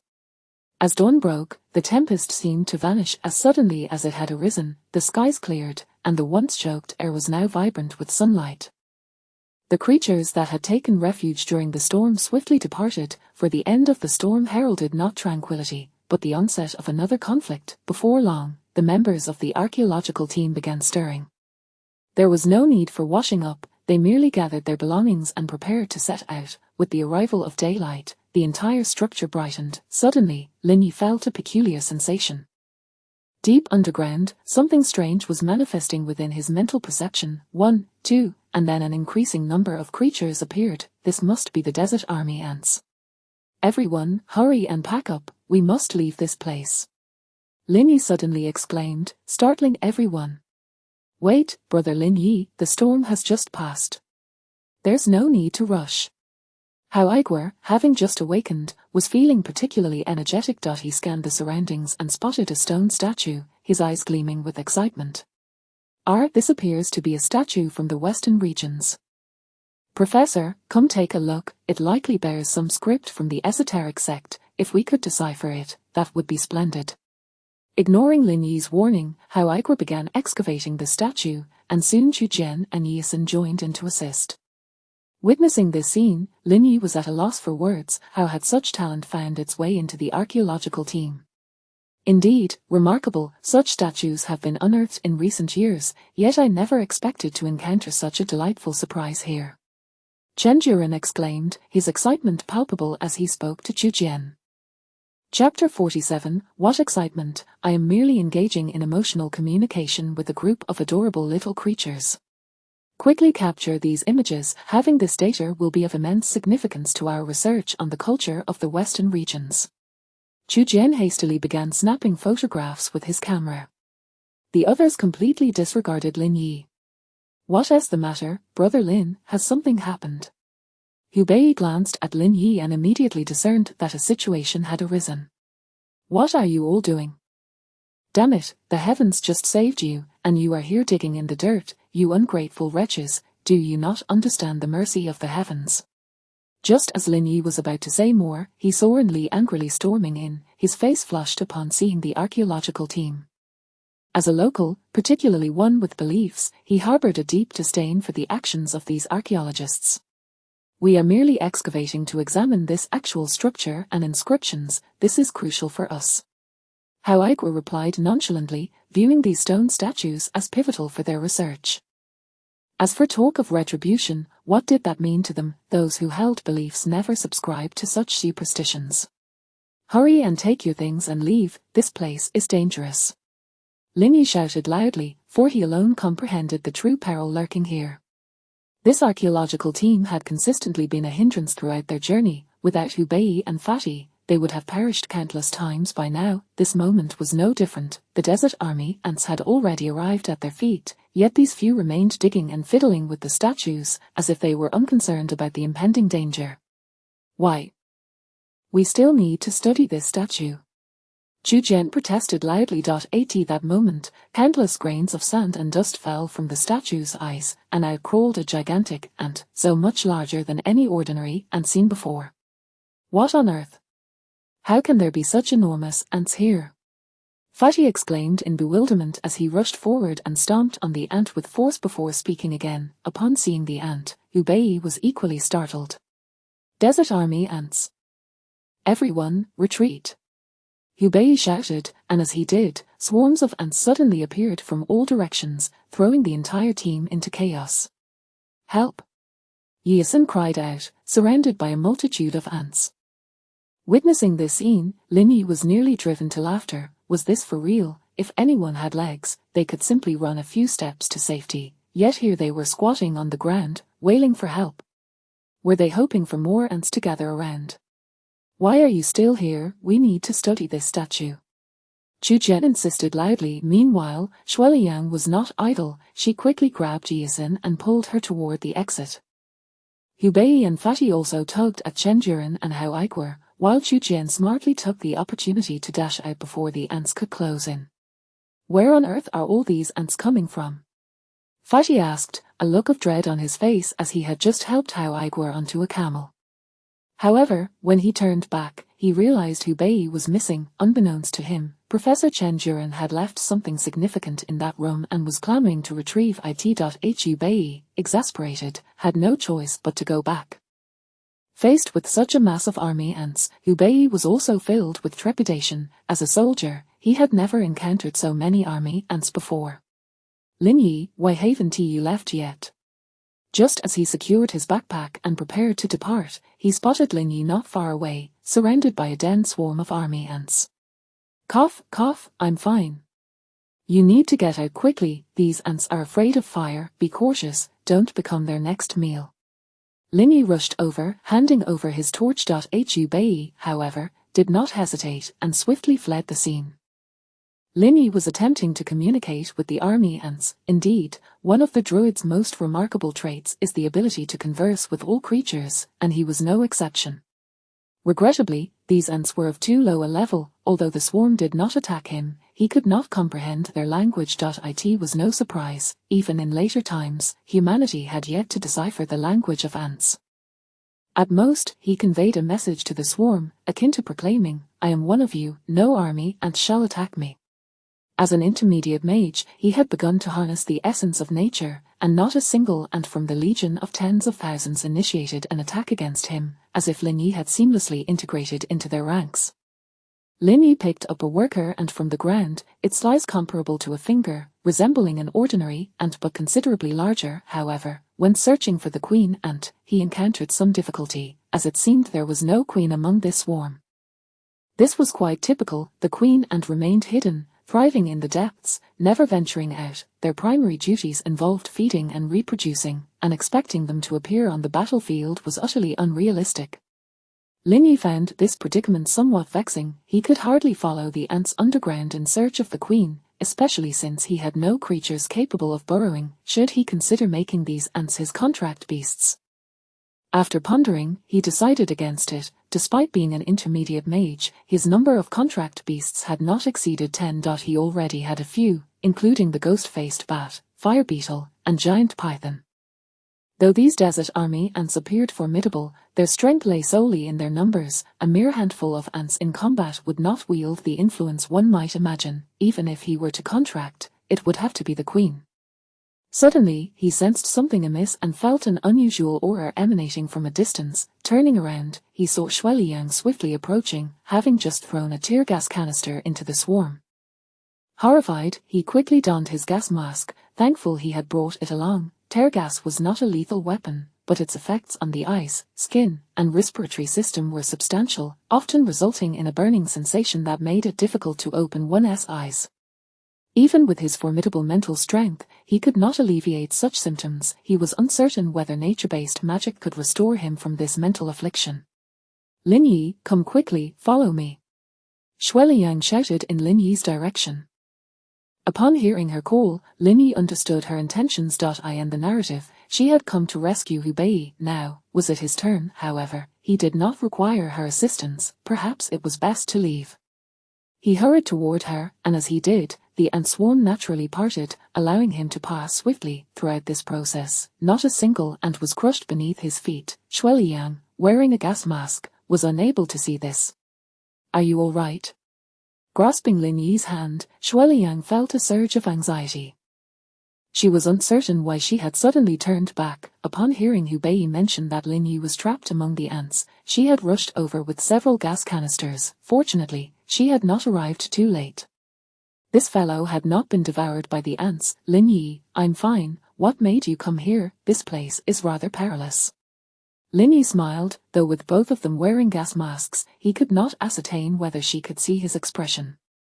He cast a wistful glance at the desert army ants. Alas, without encountering the queen, he saw no reason to linger. Quickly taking Shuiliang's hand, he led her away from the ant swarm.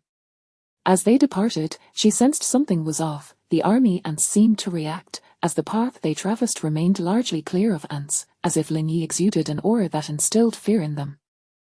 How could this be? Were these army ants not carnivorous, or had they decided to be herbivorous today? What is happening? She pointed at the ants parting to clear a path for them, questioning. Damn it, she had fought her way through, only to realize this fellow was conversing with the ants. It truly felt unworthy of her effort. Had she been careless, she might have lost her life, while he emerged unscathed. It's nothing. These little creatures are quite adorable. I had a pleasant chat with them, though it's a pity I didn't meet the queen. Lin Yi lamented. Chapter 48, The chubby one knows how to create an atmosphere. Hee. Sherry Yang let out a cold snort, suddenly realizing that she was still holding hands with the rascal, her face flushing. Had she not been surrounded by this swarm of ants, she would have undoubtedly released the scoundrel's hand. When the two appeared before the crowd, the swarm of ants did not follow them. Instead, they marched off in another direction. Brother Lin Yi, you are truly remarkable. How could you remain unscathed amidst such a multitude of army ants?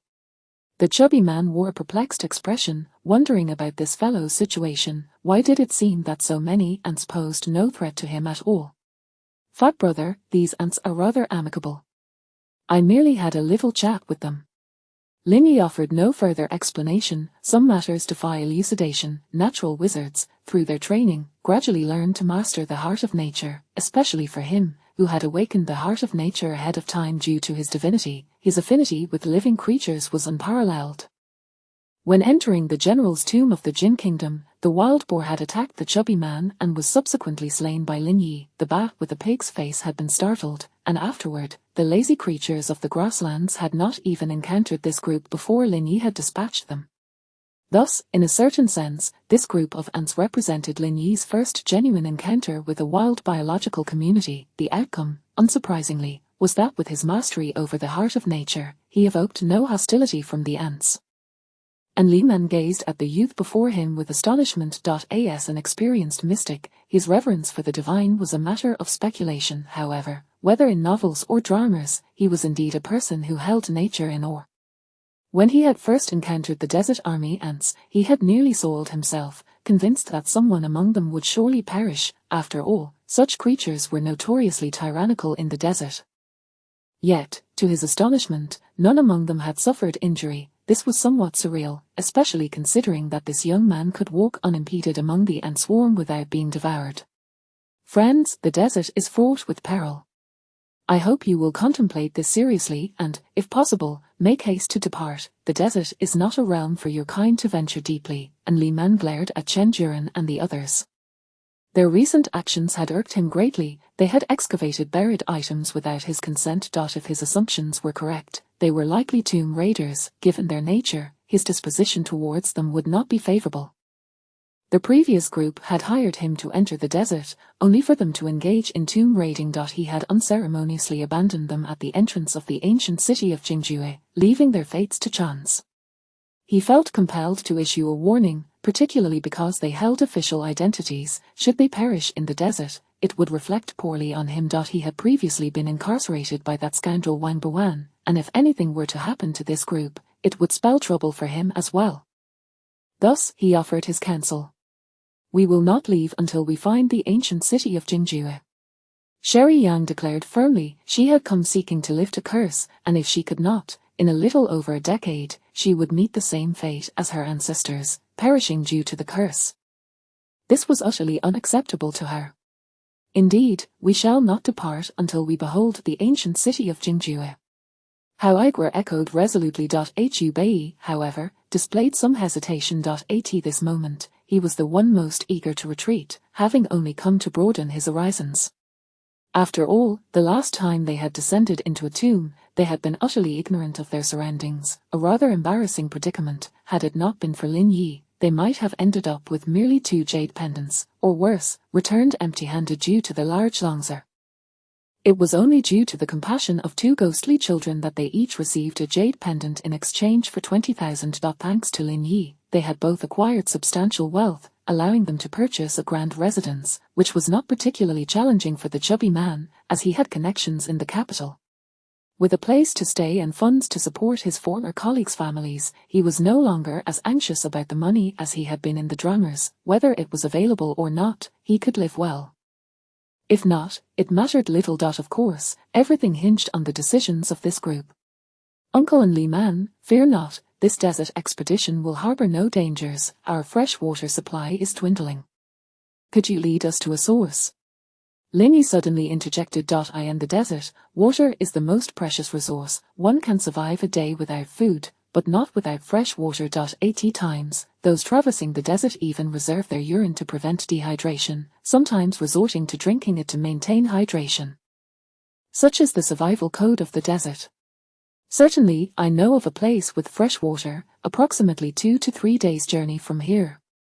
And Li Man sighed. This group seemed resolutely determined to seek out the ancient city of Jingjue, and he was quite familiar with it. Having traveled frequently through the desert, it was impossible that he had never visited the ancient city. However, he had never ventured inside, which was indeed true. As he had remarked, the treasures in the desert were cursed. Anyone daring to take a single gold coin would find themselves buried alongside the desert. Traversing through the desert was an arduous endeavor. Everyone rode camels, enduring the blazing sun and the rapid loss of moisture, sodium ions, and other essential elements, a most uncomfortable experience. It was akin to the necessity of replenishing water after a long run, otherwise, the body would protest in myriad ways. Aside from the chubby man occasionally chatting with Lin Yi or Hubei, or requesting an apple or tomato, communication amongst the group was scarce. After 2 more days of travel, they found themselves surrounded by endless golden sand. As a person from a later era, Lin Yi was somewhat astonished that one could still discern directions in such an environment. For this reason alone, he had to admire Li Man, who navigated the desert with a group of camels, without the aid of navigation or positioning systems. As dusk approached, Lin Yi's spiritual perception detected an unusual location. For the past 2 days, he had been utilizing his mental faculties to sense the surrounding environment, and he discovered that this method rapidly honed his mental strength. Just then, he noticed Li Man abruptly halt the camels, producing a blanket he typically used for sleeping. He swiftly spread it out and knelt down, beginning to pray in a particular direction. What is he doing? The chubby man stared wide-eyed at this peculiar behavior. He is likely praying to some deity. Let him be. He too has his beliefs. Lin Yi remarked. He held no particular faith, but would not dismiss others' beliefs. With that, he disregarded the group and hastened towards a nearby small mound. Hubei and the others, though puzzled, followed suit. Upon entering the pit, Lin Yi indeed discovered a water well not far off and switched on his flashlight. It's water! Sherry Yang exclaimed with excitement, grasping Lin Yi's hand. Their days had been exceedingly arduous, and water had been in short supply. They could hardly wash their eyes of sand without water. Indeed, it's water, har har. Just then, a gunshot rang out from nearby. Instinctively, Lin Yi pulled Sherry Yang down to the ground. Fatty, what are you doing? Hubei's reprimanding voice echoed. In this confined space, the chubby man had actually fired a shot. In the dark, it was all too easy to injure one's own people. The chubby man looked embarrassed. Upon entering, he had spotted a shadow nearby and, without hesitation, had fired, only to realize afterward that the area was rather small and he could easily harm his companions. It was just, he pointed at a rabbit that had bolted out nearby. HMPH. Sherry Yang scoffed. This chubby man was truly more of a hindrance than a help, yet at this moment, she understood he had aimed to shoot the rabbit. All right, fat brother, this place has ample fresh water. Gather everyone to fetch some. Upon hearing this, the chubby man laughed with excitement and dashed out. The others outside, bewildered, were left in shock when the chubby man and his companions emerged, followed by the sound of a gunshot. They were all somewhat terrified, especially the members of the archaeological team, who instinctively took a few steps back. What happened inside? When they saw the chubby man rush out and throw himself on the ground, their fear intensified. What on earth had transpired? The chubby man had a knack for creating a terrifying atmosphere. Inside. His expression was frantic, his eyes betraying a hint of fear, effectively heightening the tension. What on earth happened inside? Speak. How Igor demanded, his own anxiety mounting. He was prepared for anything. Could it be there was no water? Were they truly to perish here? Chapter 49, Shirley Yang. So it turns out you lot are grave robbers. As for Lyman, his situation was hardly any better. This place was, in fact, a location he had visited decades ago, and if there was truly no water left, he would find himself utterly helpless. After all, at this moment, he was uncertain if there were any nearby sources of fresh water. Without replenishment, their party would undoubtedly meet a grim fate. "All right, Fatty, you really are quite the talent." Hubei emerged from within, casting a disapproving glance at Fatty, fully aware that the rascal was up to his antics. "Everyone, quickly grab your buckets and fetch some water. There's fresh water inside, plenty of it, enough for us all." Hubei urged hastily. Upon hearing his words, the group breathed a collective sigh of relief, their spirits soaring as they rushed to fill their buckets. And Lyman, too, was visibly exhilarated as he embraced the camel beside him, tears shimmering in his eyes. With water, his camel would be spared from death. The laws of the desert were unforgiving, and had they truly run out of water, it was likely that their gaze would soon turn toward his herd of camels. That was a conclusion he could not bear to accept. Lin Yi took hold of the water jug, examining its contents. If memory served him correctly, this well was connected to an underground river. However, he could not ascertain the cleanliness of the river's water. Nevertheless, the water appeared crystal clear, and after cautiously tasting it, he was pleasantly surprised by its sweetness. Indeed, the wonders of nature were beyond the imagination of an ordinary person. This water was undoubtedly far cleaner than that of certain so-called nature's carriers. The group hastily filled their water containers before commencing to prepare a meal.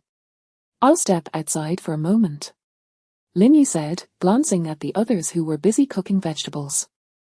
He had swiftly observed the trajectory of a rabbit when it had darted away earlier. It surely would not stray too far in this desert environment. It was impossible for animals to survive here without water.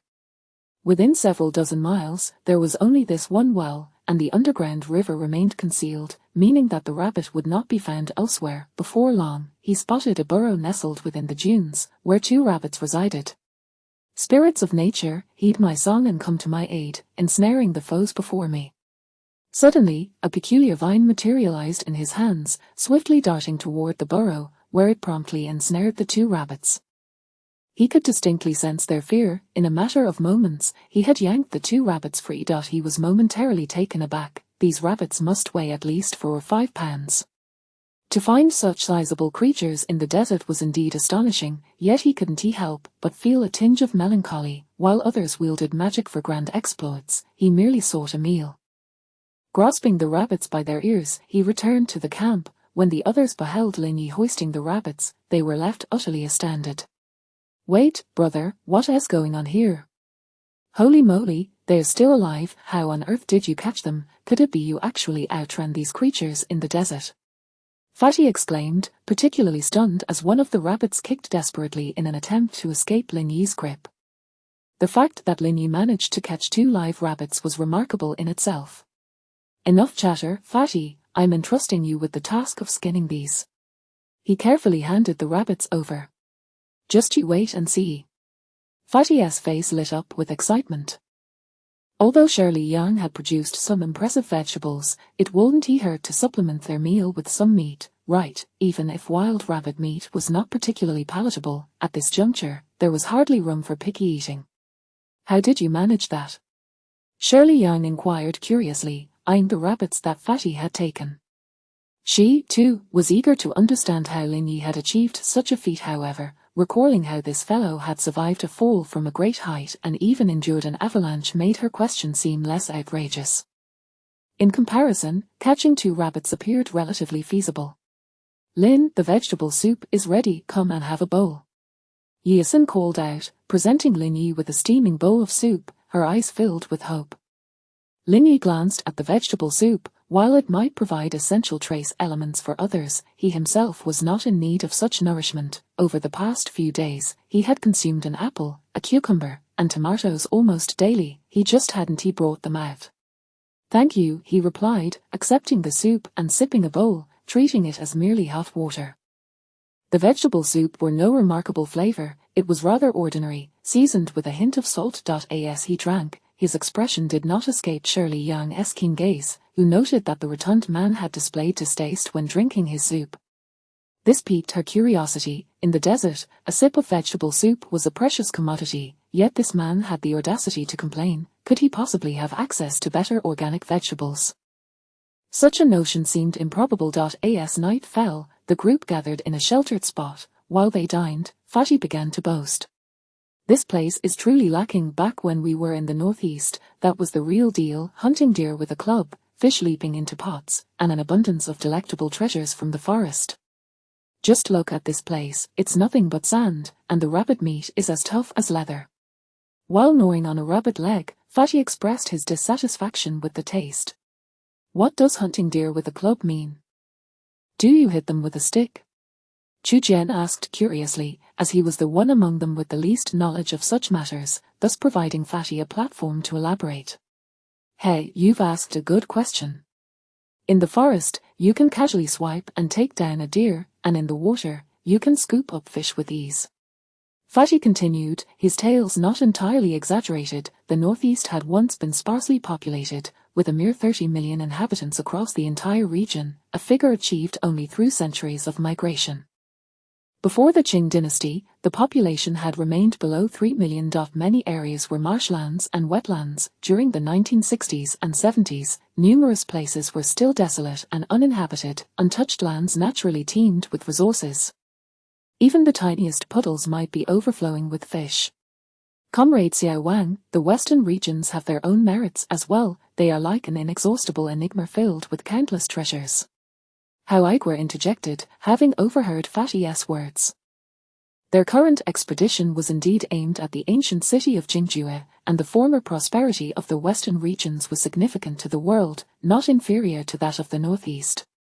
In terms of civilization, it was arguably more comprehensive than the northeast's development. Of course, this was not to say that the western regions were superior, each had cultivated its own distinct culture. I don't quite agree with that statement. Is it to imply that the northeast lacks culture? Do you think it's merely a land of forests? Beneath its soil, treasures abound. Not long ago, in the area where we were stationed, the Ganganjingzi site revealed the tomb of Empress Xiao, and the treasures within took months to excavate. Fatty exclaimed, brimming with enthusiasm. Not long ago, just as he attempted to continue, Hu Bei shot him a sharp glare, prompting him to chuckle sheepishly. It dawned on him that the group comprised archaeologists affiliated with the official sector. While their grave-robbing endeavors might go unregulated, discussing the profession was always an awkward matter. After all, the term grave robber inherently carried a negative connotation. The treasures there were said to take months to transport. Lin Yi suddenly interjected, alleviating Fatty's discomfort. Exactly. At last, they managed to shift the conversation, redirecting everyone's focus toward the tomb of Empress Xiao. The term Empress Xiao was not uncommon during the Liao dynasty, whether referring to the empress who shot an arrow into the bottom of the Jiaoli River or others. The surname Xiao was prevalent in the dynasty's history. In their demigods and semidevils, the character Xiao Feng hailed from the Xiao clan of the Liao dynasty. This was also why, after saving Yil Hongji, he was promptly appointed as the king of the southern court, with nary a soul daring to oppose him. The Xiao family was a prominent lineage, and intermarriage had long been established between the two clans. Shirley Yang cast a curious glance at the group, particularly at Fatty. Her eye sparkled as if she had stumbled upon a delightful secret. So, it turned out these individuals were grave robbers. Chapter 50, Shirley Yang uncovers a little secret. No wonder these days she has felt that something about Hu Bei and the Fatty was amiss. It all adds up now. The aura emanating from them must be that of the underground. She ought not to have misperceived that sensation, yet Lin Yi remains somewhat perplexing. According to the Fatty's implication, they should all be part of the same group, and he should also be involved in this tomb raiding affair. However, this fellow exudes none of the earthy scent typical of grave robbers. Instead, he radiates an aura that is distinctly natural, seemingly unconnected to the world of tomb raiders. Could it be that she has misjudged the situation, and these individuals were merely a newly formed team, with Lin Yi and the Fatty being unfamiliar with one another?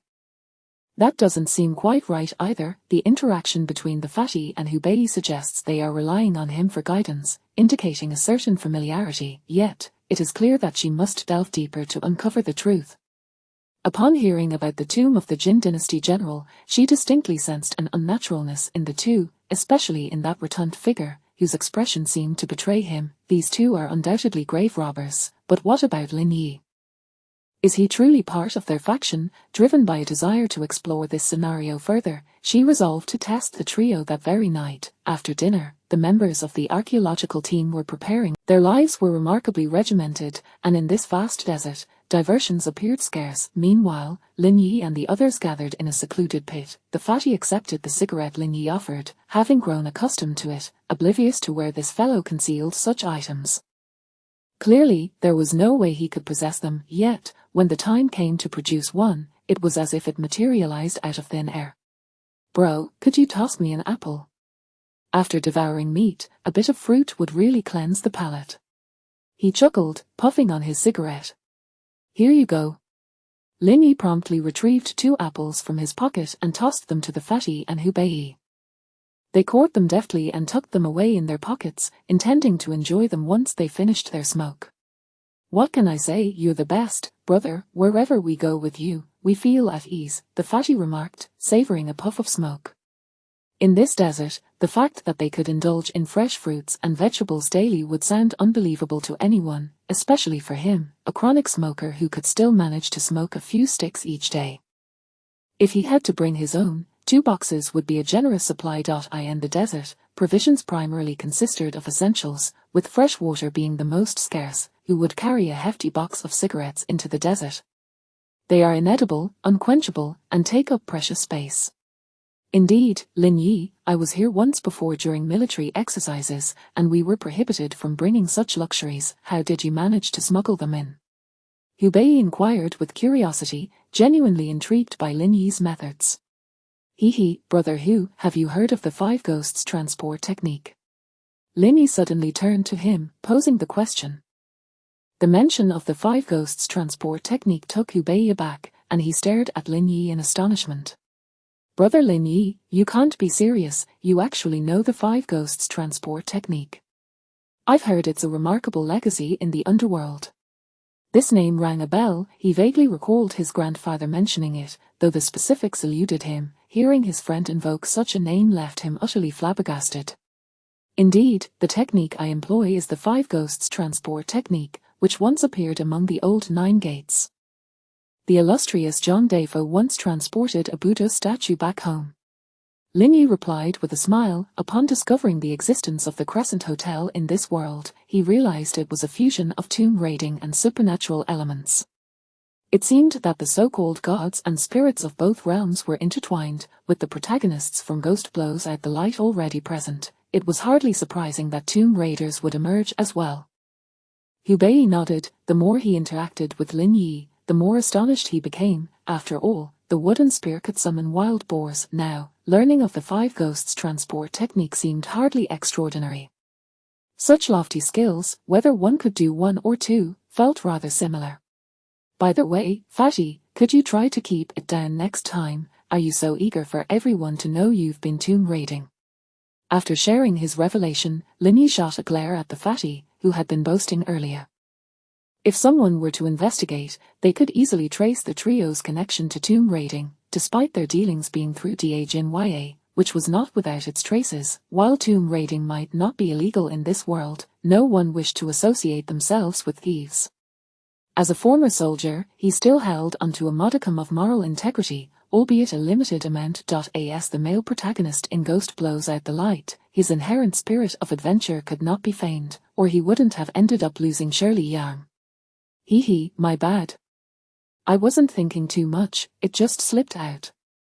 The fatty chuckled awkwardly, realizing that discussing tomb raiding in front of a group of archaeologists was hardly appropriate. The relationship between the 2 parties was anything but amiable. Although their endeavors were somewhat similar, one was sanctioned, while the other was inherently antagonistic. Har, what are you all chatting about so merrily? Should I join in?" Just as the fatty was about to take a bite of the apple, Shirley Yang suddenly emerged from the shadows, prompting him to hastily try to conceal the fruit, but it was too late. Lin Yi, however, was unperturbed. He had already noticed Shirley Yang earlier and was ready to come clean. After all, if he wanted to bring her into their fold, some degree of transparency was necessary. Upon spotting the apple in the fatty's hand, Shirley Yang was taken aback. Was such a delicacy truly obtainable in the desert? She glanced at Lin Yi, only to discover he was holding an apple himself, which he offered her. "Here, it's for you. Enjoy it, but I hope you'll keep this under wraps." The sight of that glistening apple left her momentarily speechless. It finally clicked that the odd behavior of the fatty and Hubei over the past few days stemmed from this revelation. She had sensed something was off during their last meal together, and now she recalled that after eating, they seemed to have a lingering fragrant aroma in their mouths that unmistakably was the scent of an apple. Realizing this, she shot Lin Yi a glare. Had she not stumbled upon this secret, she might have remained oblivious. Accepting the apple, she eagerly took a bite, the sweet juice exploding in her mouth. It was utterly delightful. For her, apples weren't particularly precious. She could have whatever she desired, but in this desert, it was a different story. Every meal was tainted with sand, each bite filled with the gritty taste of yellow dust. Typically, she wouldn't dare open her mouth, lest it be filled with sand instead. Now, suddenly receiving an apple, how could she not feel exhilarated? "Young man, shouldn't we have a little chat? If I'm not mistaken, you must have been tomb raiding, right?" Shirley Yang regarded the trio before her calmly. Upon hearing her words, the fatty and Hubei exchanged glances, a chill running down their spines. "Nonsense.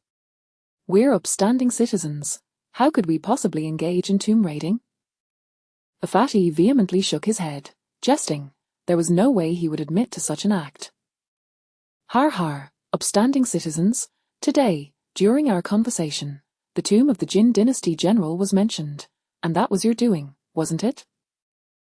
Moreover, while your scent may be faint, the earthy aroma is quite pronounced. Anyone familiar with this trade would easily perceive it," Shirley Yang stated calmly, causing Hubei and the fatty to exchange another glance.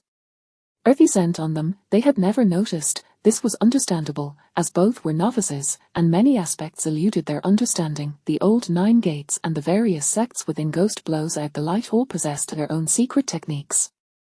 Their sensitivity to fellow practitioners was notably acute. "Miss Yang, what do you mean by the earthy smell?" Hubei inquired, furrowing his brow in curiosity. "Har har, mr.hu, are you unaware? Every tomb raider carries the scent of the graves they have disturbed, and this aura lingers with you," Shirley Yang remarked, eyeing Hubei quizzically. Was it possible he lacked any lineage? But he did wear a talisman of the tomb robber, albeit a counterfeit. No way, is that really a thing, Miss Yang? Why do you think it applies to us but not to Brother Lin Yi? Surely he carries none." The fatty felt embarrassed upon hearing about this grave aroma, suddenly realizing something, and posed the question. Meanwhile, he failed to notice the dark expression on Hubei's face beside him. "His aura is absent." "What, did he accompany you on your escapades?" Shirley Yang frowned. She was certain of her perception. This fellow bore no trace of a grave robber's scent, yet, judging by the fatty's words, it seemed he had indeed participated in tomb raiding. How could this be? "Brother Lin Yi, what's going on here? Is it possible that your techniques can erase the earthy scent from your person?" The fatty regarded Lin Yi with eager anticipation. If that were true, he would undoubtedly seek to learn such methods. Otherwise, everywhere he went, he would be burdened by the earthy aroma, as the girl had said, which could hinder his romantic pursuits. "You've been tomb raiding too. How is that even conceivable?" Chapter 51. Who, your wife has run away, and you are still eating melon. Shirley Yang exclaimed, her eyes wide as she gazed at Lin Yi. How did this fellow manage to erase his presence? "Well, I have had my share of falling down before." "It's not particularly significant, is it? The young lady of the Mutane moving clan." Lin Yi chuckled, speaking again in a manner that left Shirley Yang utterly astounded. The young lady of the mountain moving clan. He actually knew her background. He was aware she was a descendant of the mountain moving lineage. "How do you know?" "It is not difficult to deduce. In fact, during our time in the capital, I noticed a peculiar aura surrounding you. Then, when you sought to venture to the ancient city of Jingjue, I realized you must be a descendant of the mountain moving clan." Lin Yi replied with a smile, for some matters always require a reason to come to light, don't they? "And do you know what I wish to do in the ancient city of Jingjue?" Shirley Yang fixed her gaze intensely on the man before her. In that moment, she felt as though her every secret was laid bare before him.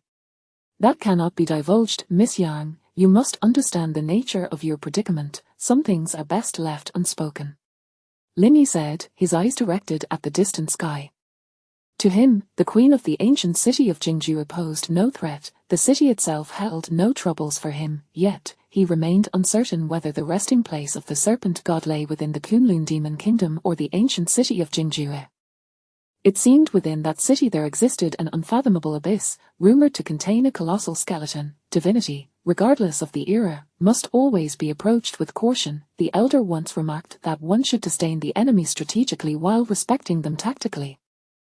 Should that entity still be alive, it would not bode well for him. Who could say whether this being had any hidden agendas? Upon hearing Lin Yi's words, Shirley Yang's expression hardened.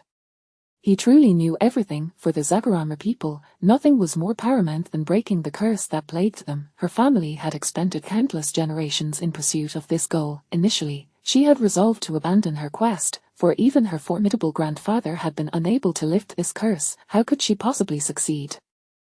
Yet, to her astonishment, each night she was haunted by the same dream, a woman approaching her, whispering softly or calling out in various tones. Each time, she would awaken in terror, the eerie dream haunting her like a nightmare, resurfacing the moment she closed her eyes. She was both frightened and desperate to understand its meaning. The only impression she retained from those dreams was the name left by that figure, the Queen of Jingju. Thus, she embarked on her journey back home, funding an archaeological team to excavate the ancient city of Jingju. It seems you possess. Do you think we will succeed this time? Shirley Yang asked, her face alight with hope. How she longed to break the curse and live freely. You need not dwell on the issue of your curse. Simply allow things to unfold naturally. Regardless of whether we succeed or fail this time, you will undoubtedly find a way to lift it. It will merely require some time. In truth, he felt a pang of sympathy for the girl.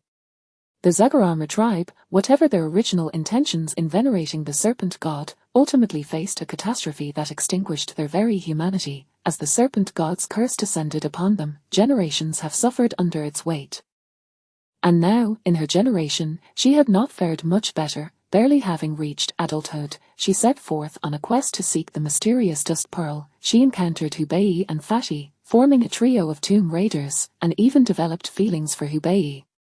However, their relationship had not progressed far. The curse had been broken, only for her to follow Hubei through several misadventures, eventually leading to her flesh being taken, with her soul lost to the void, as if echoing the saying, "Oh, vast heavens, why do you treat me so harshly? Is what you say truly the case?" Shirley Yang grasped Lin Yi's hand tightly, unable to believe her own ears. Could she really be saved? Indeed, you absolutely can. Lin Yi replied confidently, you are the last of your line. Without you, it is likely the mysterious dust pearl would have been abandoned in the tomb of the Offering King, and no one would have ventured there. Thus, there would be no connection to the serpent god. Thank you, thank you. She suddenly leaped into Lin Yi's embrace, leaving him astonished. Something felt amiss. Wasn't this woman meant for old Hu? Why had she come to him? Raising his head, he spotted Hubei and Fatih watching the scene unfold with expressions of amusement, particularly old Hu, whose face bore no trace of displeasure. What was happening? Old Hu, your wife is embracing another man, and you are not angry, however. Observing old Hu's teasing gaze, it seemed the emotional trajectory of these two had taken a different route. Unbeknownst to Hubei, at that moment he held a favorable outlook on the two. After all, one was a foreign girl, and the other had just returned from England, two outsiders, perhaps destined to find common ground. As for him, he had initially thought little of this foreign girl, merely noting her attractive appearance, with no further thoughts beyond that. After some time, Shirley Yang finally rose, but upon catching the teasing glances of Fatih and old Hu, her face flushed crimson, and she turned to leave, shooting them a fierce glare. This foreign girl clearly has feelings for you. If you manage to win her over, you shall have riches aplenty. Just don't forget your brothers when the time comes. Fatih approached with a mischievous grin. Fatih, would you like to make some money? Lin Yi shot him a sidelong glance before mysteriously speaking up. Huh? Make money? What do you mean, brother? At the mention of wealth, Fatih's eyes sparkled. After years of financial struggle, hearing the prospect of earning money filled him with excitement that was palpable. Brother Hu, you must have noticed by now, right? Lin Yi smiled, suddenly turning his attention to Hubei. Upon hearing Lin Yi's words, Hubei looked at him in surprise. Just after finishing their meal, he had sensed something odd in this area.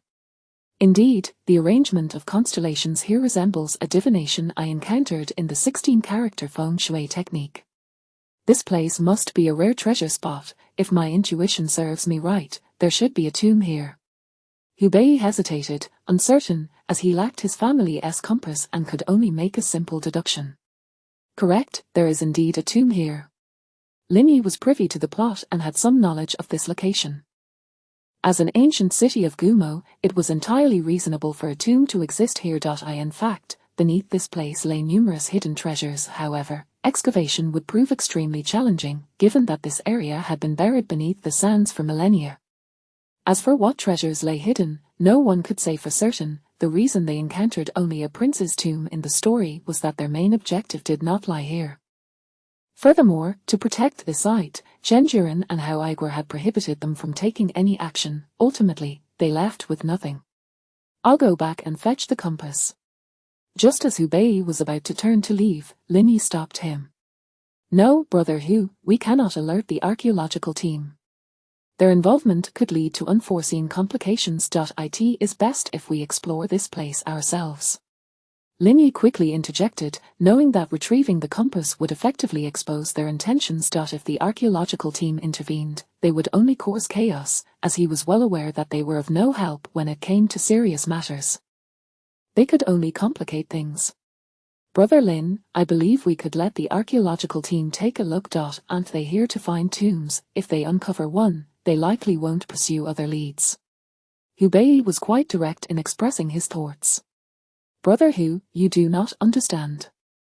That Miss Yang is burdened with a curse. Her quest for the ancient city of Jingjue is not merely a pursuit of the city itself, but rather a desperate search for a means to lift the curse upon her. This curse is a burden shared by all members of the Zagaramer clan. If it cannot be lifted, they are doomed to perish by the age of 40. Lin Yi regarded Hubei with a peculiar expression as he spoke. Upon hearing this revelation, both Hubei and Fatty were left in stunned silence. A curse, what on earth was that? Are you saying this foreign girl won't live past 40? Fatty asked, curiosity gleaming in his eyes. For the two of them, this age was particularly awkward, considering they were both already in their 30s. If they too were cursed, did that mean they only had 10 years left to live? Goodness, what was Fatty even thinking? He was destined to live a century. Yes, theoretically, unless she can break the curse, nothing will change. Lin Yi nodded. Chapter 52, The Sudden Appearance of the Knocker. What should we do then? How about this? Let us wait until everyone has fallen asleep tonight, and then we shall descend into that ancient well. I have always felt that there is something peculiar about it. Under normal circumstances, it should have long since run dry. Yet, despite the passage of several millennia, the water remains as sweet and palatable as ever. This is indeed quite strange. Lin Yi remarked. Indeed, in this desolate place, nothing remains save for this well, which is indeed odd. Let us investigate it tonight. The rotund man responded with a face full of excitement. If they could uncover a tomb akin to that of the generals of the Golden Kingdom, then he, the Fat Lord, would strike it rich, for the treasures unearthed would belong solely to them, and they would certainly not share with any archaeological teams. Agreed, it is settled then.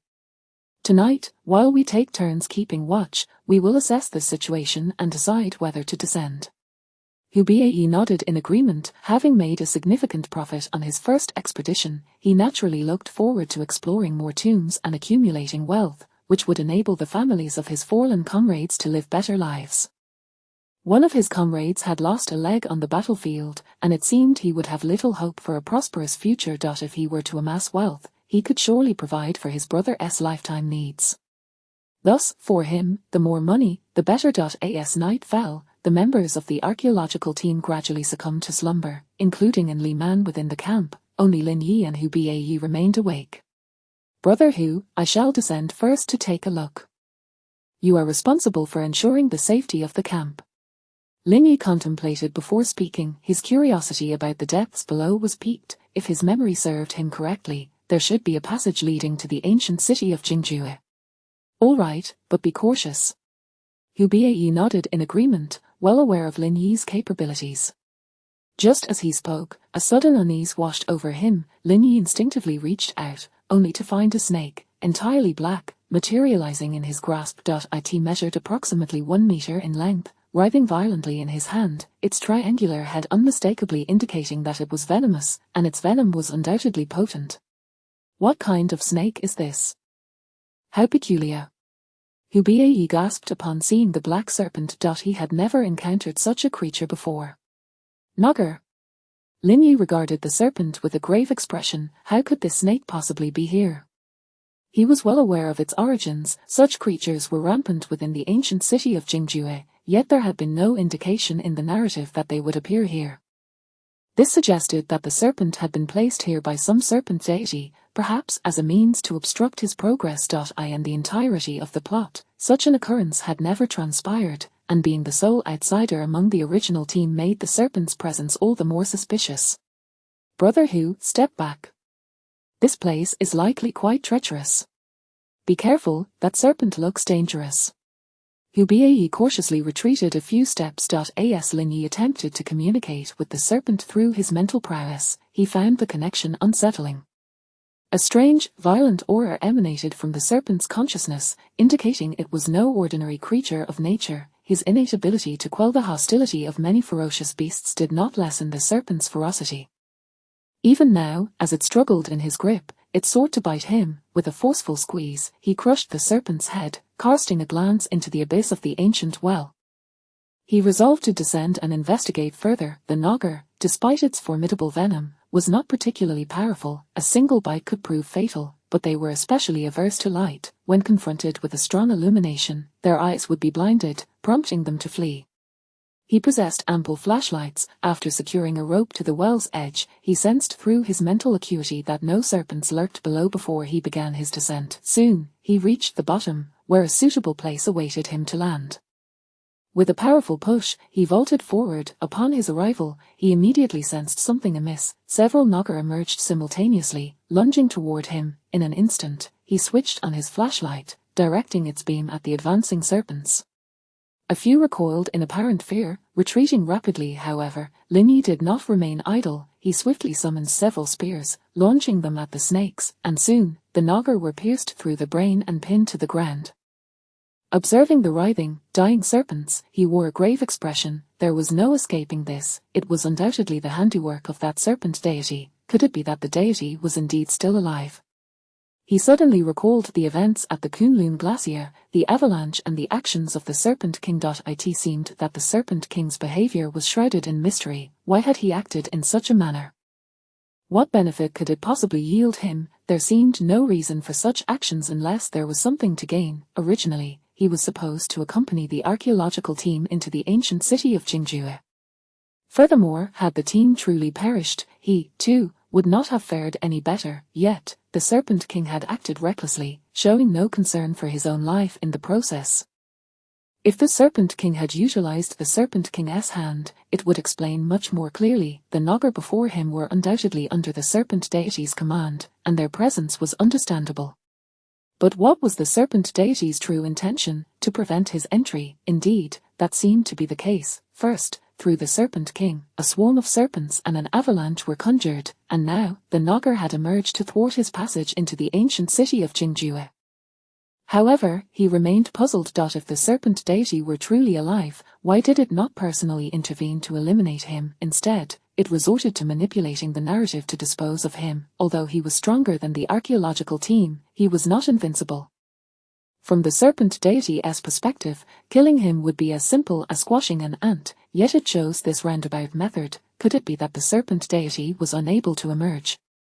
Or had it truly perished? Was all resistance merely instinctual? Or, it seemed that the ancient city of Jingjue held many secrets. If the Serpent Deity was to be so elusive, he was all the more intrigued to uncover the nature of its existence. Surveying the area wrapped in animal hides, he felt no particular reaction. He recalled from the narrative that these hides had been taken from livestock by the nobility, primarily to prevent moisture, as this place lay close to the dark river. Without such measures, the water would erode the structures, leading to collapse. He proceeded along the steps and soon arrived at a stone door. Upon opening it and illuminating the space with his flashlight, he was suddenly greeted by a multitude of flames igniting in the vicinity, illuminating the entire area. Such a phenomenon was not entirely unexpected. This locale had been sealed, and certain specific fuels ignited upon contact with air, reminiscent of white phosphorus in nature, leading to various bizarre occurrences. Many ancient tombs had exhibited similar phenomena. In no time, he found himself amidst a scene of bones scattered irregularly across the ground, numbering in the thousands. Upon encountering this burial pit, Lin Yi's expression soured. As a person of modernity, he found the practice of sacrificial burial in a slave society difficult to accept, yet, he understood that this was a common historical occurrence. Both slave owners and feudal lords traditionally sacrificed their slaves to accompany them in death, ensuring their continued comfort in the afterlife. Even during the Ming dynasty, this abhorrent custom persisted until the valiant General Zhu Zhizhen abolished the practice of sacrificial burial. Ultimately, it was the Kangxi Emperor of the Qing dynasty who completely eradicated the tradition of human sacrifices. This civilization, the greatest in the Central Plains, had once thrived under such customs, and the regions influenced by it were no different. Given their lower level of civilization, these areas embraced feudalism later, making the practice of sacrificial burial even more brutal. He averted his gaze, no longer wanting to dwell on this site. However, he found it curious that aside from this burial pit, there appeared to be nothing else of interest. Was there something he had overlooked? Yet, there seemed to be no other points of intrigue. Cautiously surveying his surroundings, he recalled how the previous Nogger had appeared unexpectedly. If his assumptions were correct, they likely emerged from the Dark River. He did not know where the Dark River flowed, but it undoubtedly passed through the ancient city of Jingzhou. It was said that the Prince of Gumo had traversed this river to reach the ancient kingdom, ultimately poisoning the legendary queen. Before long, he sensed something amiss in a particular area. Through mental perception, he detected an emptiness beneath. Glancing at the spot, he noticed two ring-like objects. Chapter 53, the sudden appearance of the six-point star. As Lin Yi pondered how to descend, he suddenly heard voices.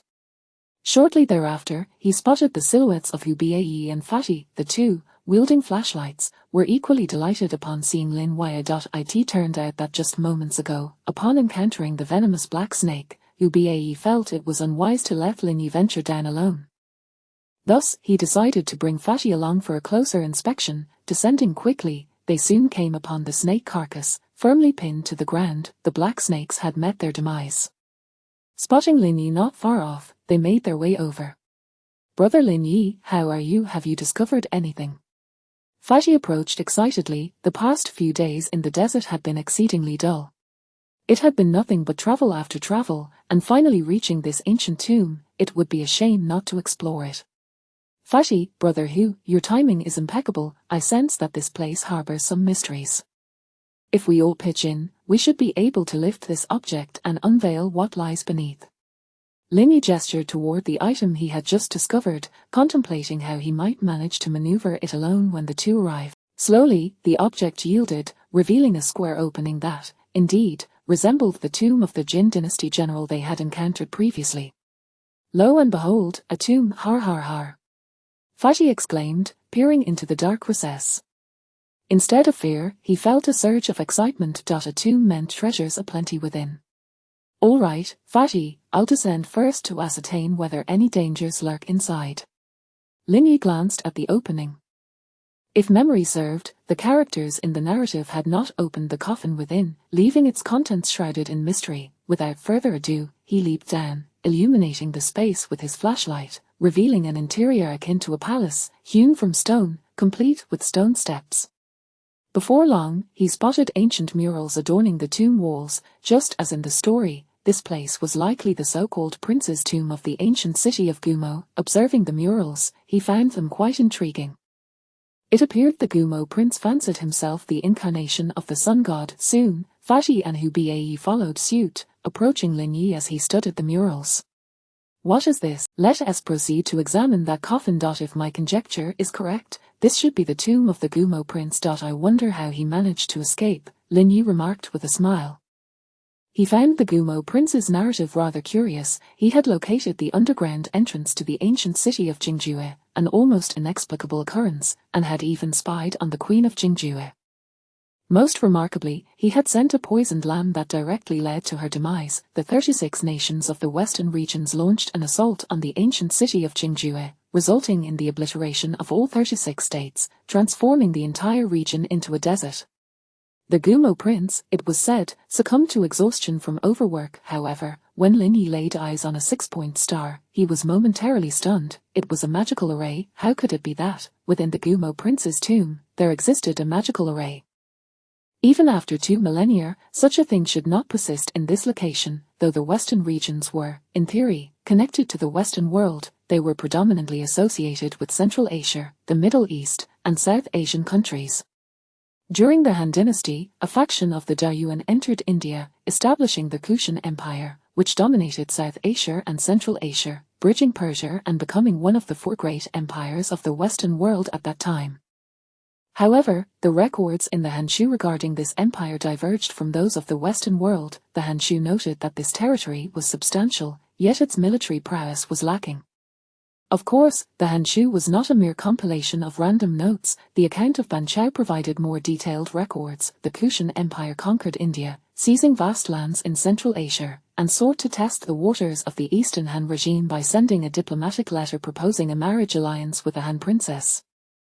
They aimed to gauge the Han's response, only for Banchao to tear the letter in indignation and scold them. He did not even report it. Subsequently, the Kushan king, leading an elite force of 200,000, charged forth, intending to confront him.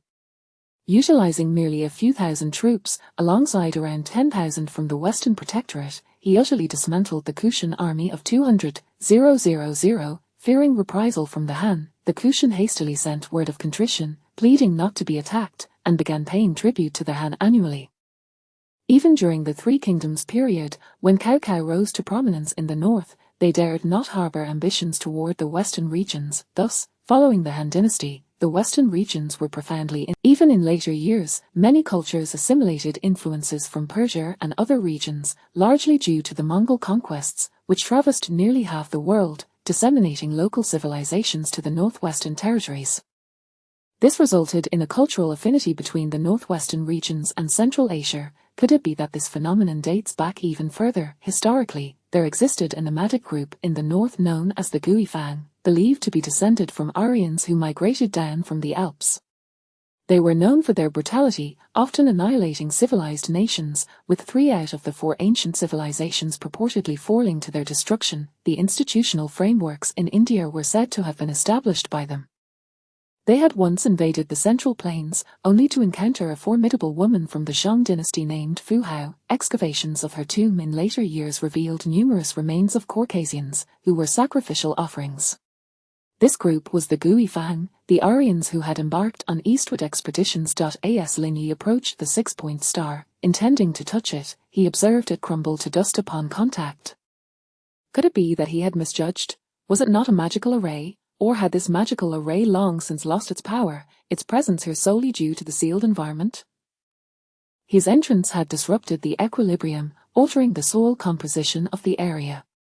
Brother, this place must contain treasures. Before he could react further, he heard Fashi's exuberant voice. Fashi was now fixated. Among the group, he was the most straightforward, genuinely seeking fortune. However, as Lin Yi gazed at the coffin, a frown creased his brow. The coffin appeared rather peculiar. Utilizing his mental acuity, he sensed an absence of contents within.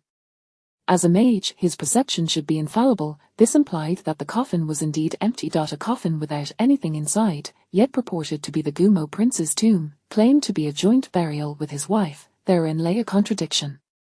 Furthermore, in the narrative, it seemed the characters had not opened this coffin. They merely took notes before continuing onward, as if their sole purpose was to inform others of the deeds of the ancient city of Jingjue. Perhaps it was also to bolster the resolve of the expedition, instilling confidence that they could locate the ancient city, especially after enduring the desert's trials, dehydration and storm. Such hardships could easily diminish morale, and without a semblance of assurance, many might have faltered. The sudden discovery of the Gumo prince's tomb would undoubtedly galvanize their spirits. There's no need, Fashi, the coffin is empty. Lin Yi sighed, stating his conclusion. Once we ascend, inform the others. Let them come down to take a look. What, empty, how could that be? Fashi was bewildered, incredulous that such a massive stone coffin contained nothing at all. He moved forward to pry it open, but Hu Bau restrained him. Fatty heed brother Lin Yi's words. Hubae harbored no suspicion that Lin Yi was deceiving them. There was no need for such trickery. He did not believe Lin Yi had opened the coffin prior to their arrival, as there were no signs of tampering. Moreover, should treasures truly exist, he doubted Lin Yi would forego them. Since Lin Yi asserted that the coffin was empty and suggested that the archaeological team should see it, it indicated that the coffin was genuinely devoid of contents. All right, Fatty, I will follow this hidden river down to investigate. This place should be the remnants of Gumo City. Even if this coffin holds nothing, there should be something of significance within the city. Chapter 54 How I Grow Reassured. Rest assured, we will indeed issue a certificate of merit to Brother Lin Yi. He gestured towards the ancient well not far away and then proceeded directly towards the dark river. His curiosity piqued. He truly wished to ascertain the condition of this ancient city. Upon entering the dark river, he swiftly transformed into a pig-faced bat, finding this form far more convenient in this locale than his human physique. The dark river was quite expansive, with a swift current that left little room for aquatic life. However, after flying for a considerable duration without encountering anything amiss, it seemed as though this place bore no resemblance to the ancient city of Gumo at all. Feeling somewhat helpless, he was on the verge of returning when he suddenly perceived something peculiar within the river's waters. Summoning a giant python to dive into the river, he was astonished to sense the icy chill emanating from the waters through the creature. Moreover, he could visualize the situation within the river through the python's eyes. Before long, he discovered 2 chests nestled at the riverbed. He quickly instructed the python to coil around the chests and return to the surface. As it swiftly approached the riverbank, he retrieved the chests from the creature's grasp, initially indifferent to the potential treasures within the river. Yet, reality swiftly delivered a resounding shock to his expectations.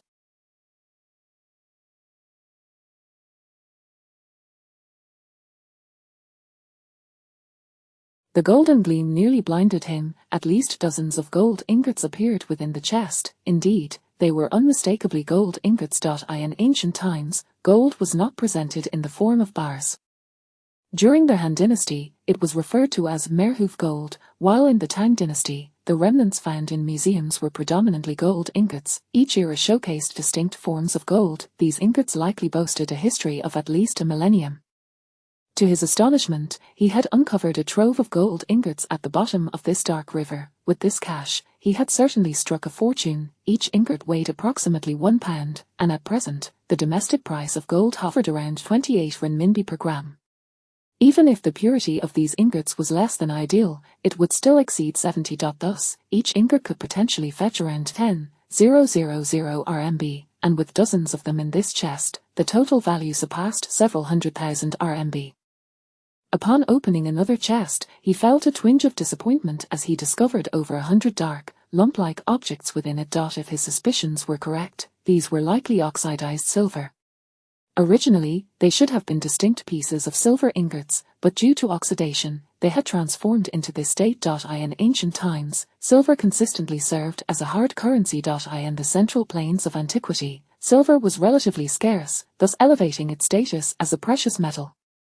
Most dynasties utilized copper coins as currency rather than gold and silver, a fact particularly evident during the Song dynasty. Each year, the Song dynasty's revenue was accounted for in copper coins, especially during its peak, where annual income reached 160 million copper coins.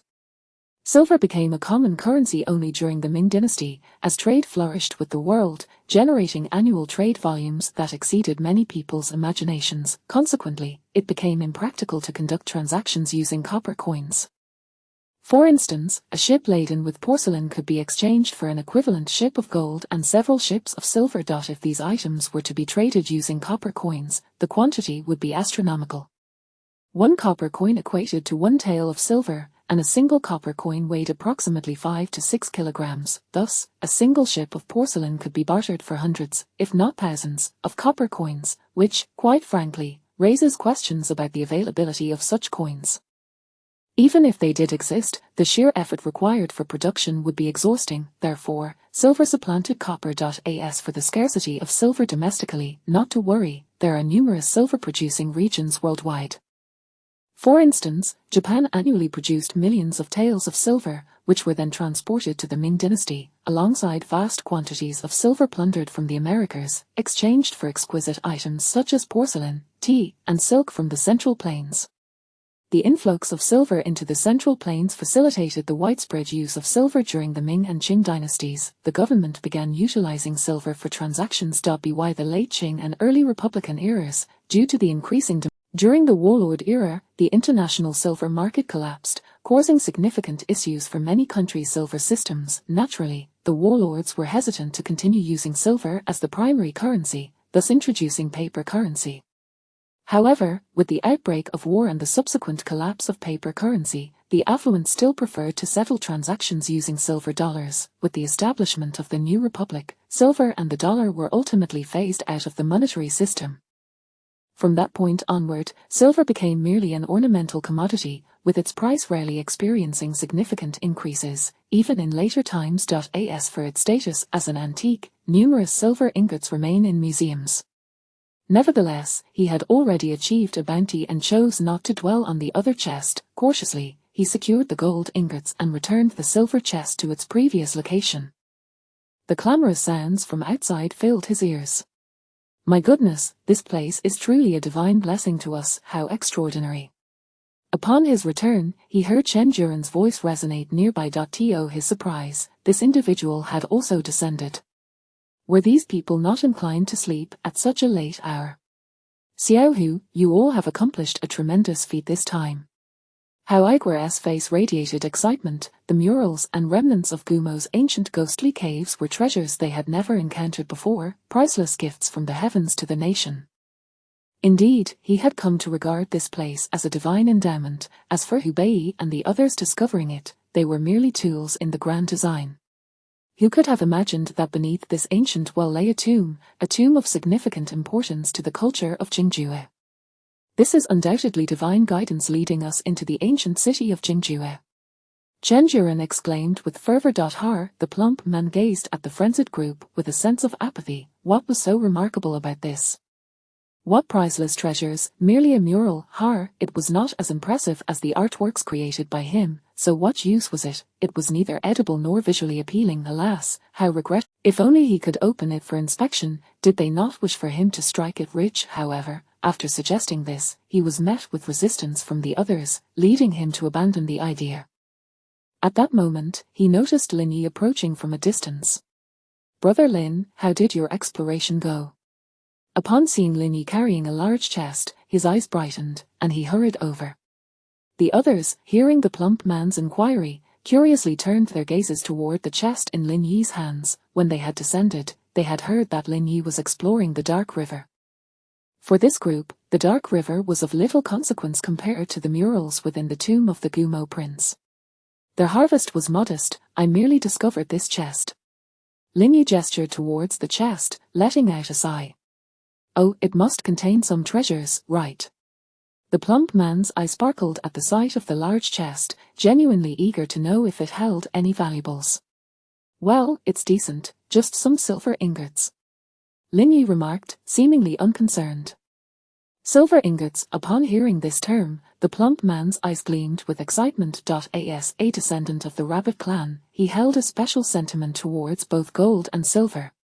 What, you mean this chest is filled with silver ingots? He exclaimed, eagerly snatching the chest from Lin Yi's hands.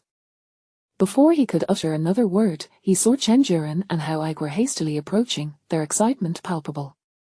Xiao Lin, did you say this chest contains silver ingots? Hao Igwer inquired with palpable enthusiasm.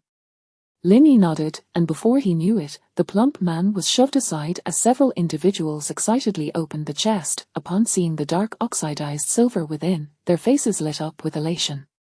Wait, this ebony black stuff is silver. The plump man looked utterly dumbfounded. Was this the peculiar nature of ancient artifacts? Previously, the gold was pitch black, and now the silver was as well. Should he be on the lookout for such oddities when entering tombs in the future? Indeed, this is undoubtedly oxidized silver. The abundance of silver ingots confirms that this place is certainly the remnants of Gumo city, Chen Juren declared, his excitement growing. With wealth comes civilization, and thus, cities will naturally emerge.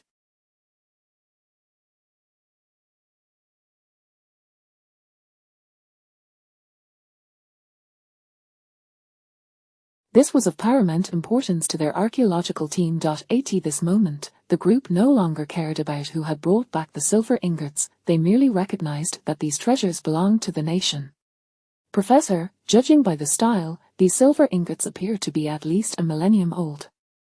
Our discovery is indeed monumental. Haoigor carefully picked up one of the silver ingots, turning it over before speaking. Indeed, this location is undoubtedly an ancient city. If we can excavate this city from the sands, it will prove invaluable to us. Chenjuran Ek, wasn't this silver retrieved from the dark river by Lin Yi? How had it suddenly transformed into national property? Yes, it was discovered by Xiao Lin, but it also belongs to the nation. Don't worry, I will ensure that a certificate of merit is issued to him. Haoigor replied nonchalantly, what kind of certificate? Just as the plump man was about to express his frustration, Lin Yi swiftly intervened, restraining him. Chapter 55, The Dirty Trio. No, brother Lin Yi, he was about to say something when he saw Lin Yi shake his head, and then he felt a sudden heaviness in his hand. Only he could clearly see a flash of golden light. Forget it, I can't be bothered to explain anything to you. The plump man, looking rather distressed, turned and left. Hubae cast a peculiar glance at the plump man, sensing that something was amiss with him. Lin Yi and the plump man departed without affecting the archaeological team, who were fervently discussing the murals. Although the silver ingots held some value, to this group, their worth paled in comparison to the murals. As for the plump man and his companions, they truly did not care. Shirley Yang observed the group and then glanced at Lin Yi and the plump man who had already left. A strange glimmer flickered in her eyes. She was aware of the situation involving Lin Yi and the others, and she found it hard to believe that Lin Yi would unhesitatingly hand over those silver ingots to the archaeological team. Brother Lin Yi, why do you want to give those silver ingots to this group of archaeologists? The plump man asked as he and Lin Yi moved to a quieter spot. He was genuinely puzzled, for that box contained at least 100 silver ingots, each weighing a pound, which surely amounted to a considerable sum. Brother Fat, take a look at what you have in your hand. Lin Yi replied with a smile. Upon hearing Lin Yi's words, the plump man cautiously took out the contents of his pocket. He had sensed something was off, and when he revealed the gold nugget, his heart leapt with joy. It was golden, pure gold. Excitedly, he brought the gold nugget to his mouth and carefully bit down on it. Lin Yi looked on in utter bewilderment. Brother, you truly are bold. Do you dare to put anything in your mouth like that? Aren't you afraid it might be poisoned? After all, this thing has been submerged in water for quite some time. Who knows what might be lurking on it? If it carries any bacteria or viruses, it's definitely gold. Har har, we're rich. The plump man exclaimed, clutching the gold nugget tightly, reluctant to let it go. Brother Fat, this is pure gold, weighing about a pound. We'll need to weigh it properly back home, but just this one piece could be worth half a box of silver ingots. Lin Yi remarked with a smile. What? Just this one gold nugget could be worth half a box of silver? Brother, don't joke with me. He scrutinized the gold nugget in his hand, unable to believe Lin Yi's words. How could such a thing possibly equate to half a box of silver ingots? After all, it was silver. In the traditional mindset of the Chinese, silver held considerable value. Little did he know that in later years, gold and silver would be valued on entirely different scales. Gold had soared to several hundred yuan per gram, while silver barely fetched a few yuan. Brother Lin Yi is right. Silver is not worth much. Gold is the true universal currency. At that moment, Hubae approached from behind. Although he had spent the last few years in the military, he had experienced enough to understand a thing or two. Har har, that's wonderful. Then let us give those silver ingots to the archaeological team. All we need are the gold nuggets, the plump man declared, brimming with excitement. By the way, brother Lin Yi, how many gold nuggets did you manage to get this time? The plump man inquired curiously. Lin Yi extended his hand, forming a gesture of 3.3 pieces. How much could that possibly be worth? The plump man felt a twinge of disappointment. No matter how valuable a single gold nugget might be, it couldn't possibly amount to 30 pieces. Brother Fat, just the one you're holding could be worth 10,000 yuan if we don't even consider it an antique and simply melt it down. Pure gold with a purity of over 99 can sell for 28 yuan per gram. This gold nugget alone could fetch 10,000 yuan. If someone is particularly keen on it, selling it for 50 or 60,000 yuan isn't out of the question. Lin Yi spoke calmly. Upon hearing Lin Yi's words, the plump man felt a thrill of excitement. Despite having dealt with gold masks and gold powder before, the prospect of a single gold nugget selling for 50 to 60,000 yuan set his heart racing.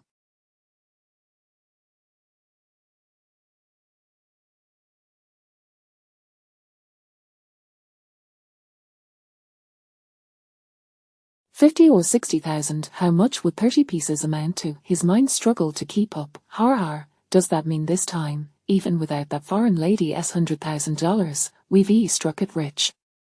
Lin Yi nodded with a smile. No, this harvest belongs to brother Lin Yi alone. We shouldn't take any of it. Bae shook his head firmly. He felt that this discovery of gold was entirely Lin Yi's merit, and if he and the plump man took any of it, he wouldn't feel at peace. Brother who, that's a bit too formal. We're brothers, and if you say that, it's as if you don't consider me one. When we came here, we agreed together. How can it be that when the benefits come, there's no share for you? Lin Yi looked at Bae, slightly astonished. That won't do. It's absolutely unacceptable for us to take gold when we've done nothing to earn it. Bae shook his head, firmly against accepting any of the gold. He would take what was rightfully his but would not accept what he did not deserve. Let us do this, brother Hu. We'll divide the gold in a 9-to-1 ratio. For the 30 gold nuggets, I'll allocate 3 to you and brother Fat each. After all, we found this place together. It wouldn't be right for all the benefits to go to me alone. I'll keep 8 parts since I found the gold, which seems fair, doesn't it? Lin Yi suggested after a moment of thought. After considering the proposed distribution, Bae hesitated for a moment before nodding. He recognized that Lin Yi's reasoning was sound. They were a team, and if they were overly meticulous about splitting everything, it would come off as petty. The plump man had no objections to the arrangement either, though he still voiced a concern. Brother, even if those silver ingots aren't worth as much as gold, we can't just give them to that archaeological team, the plump man lamented, feeling regretful that even if they were not valuable, that box could. Brother Fat, that was merely a test to gauge their attitude. After all, those items aren't worth much. Giving them away won't make a significant difference. I just wanted to see how they would respond. Lin Yi replied with a smile. He couldn't quite warm up to the archaeological team. Their attitude earlier made it seem as though the silver ingots they brought back were their own discovery, and they would arrange for someone to present him with a certificate of appreciation.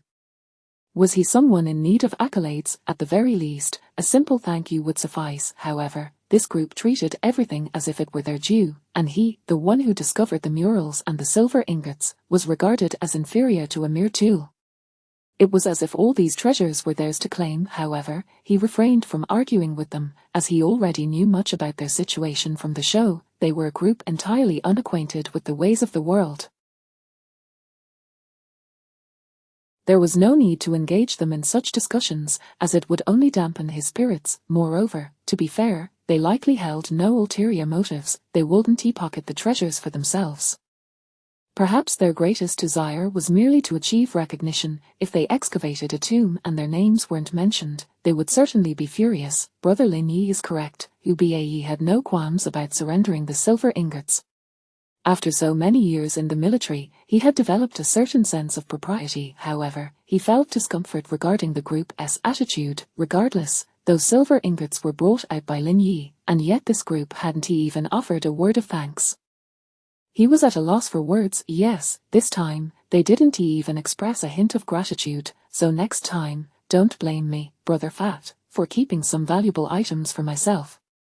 The plump man was equally animated, realizing he hadn't thought of that point. Nevertheless, as he contemplated the gold nugget in his hand, he felt elated. Lin Yi had just mentioned that this single piece was worth at least 10,000 yuan. In this day and age, the salary of a skilled worker barely reached 100 yuan. Anything over a few hundred was rare, yet here he was, wandering the desert and earning such a sum.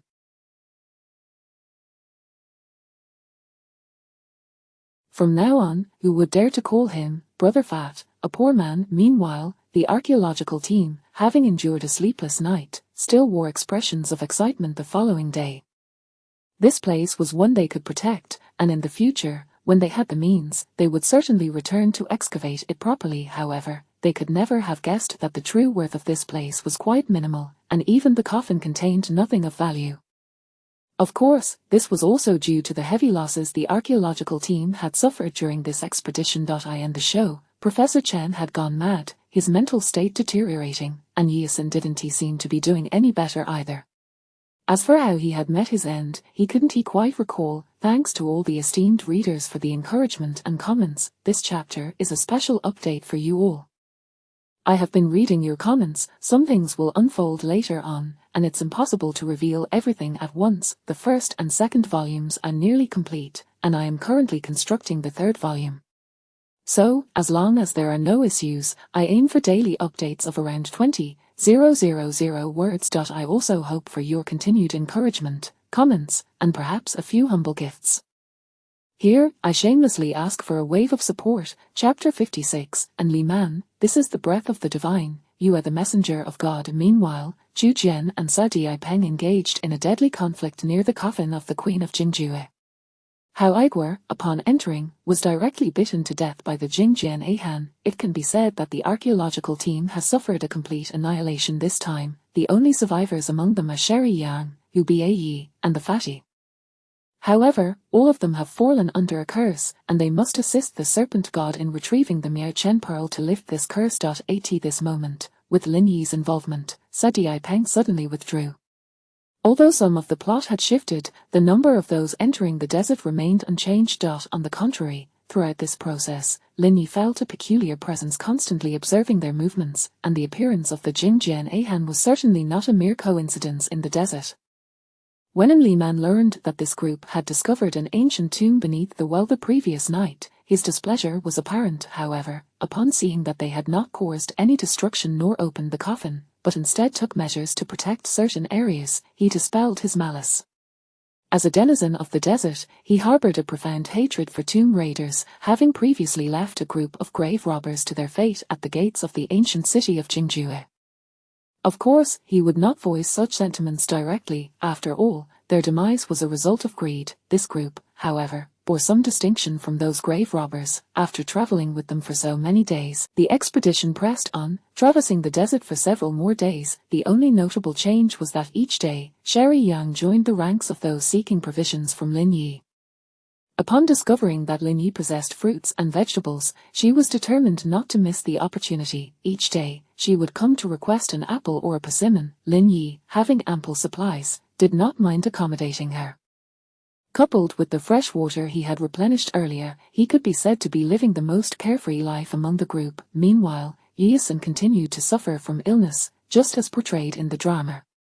It was understandable, a female college student, unaccustomed to such hardships, thrust into a team of this intensity would naturally fall ill. Lin Yi, however, had no effective remedies at hand. In this era, unlike in later times, many medications were regulated and utterly unattainable.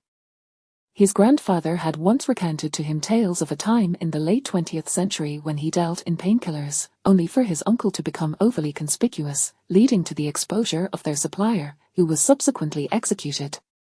Such circumstances were not uncommon at certain times. This was merely the case with ordinary painkillers, let alone other medications. Is there any way, if things continue like this, I'm afraid Xiao Yi may never escape this desert. Observing the forlorn Yisun, Sherry Yang pulled Lin Yi outside. Over these days, she had gained some understanding of Lin Yi's extraordinary abilities. Anyone capable of procuring fruits and vegetables in this desert was undoubtedly no ordinary person, not to mention, he had previously survived a leap off a cliff and returned unscathed from an avalanche. I can alleviate her symptoms, but curing her may not be so straightforward. After a moment's contemplation, Lin Yi replied, realizing he had no effective solution for the girl at this moment.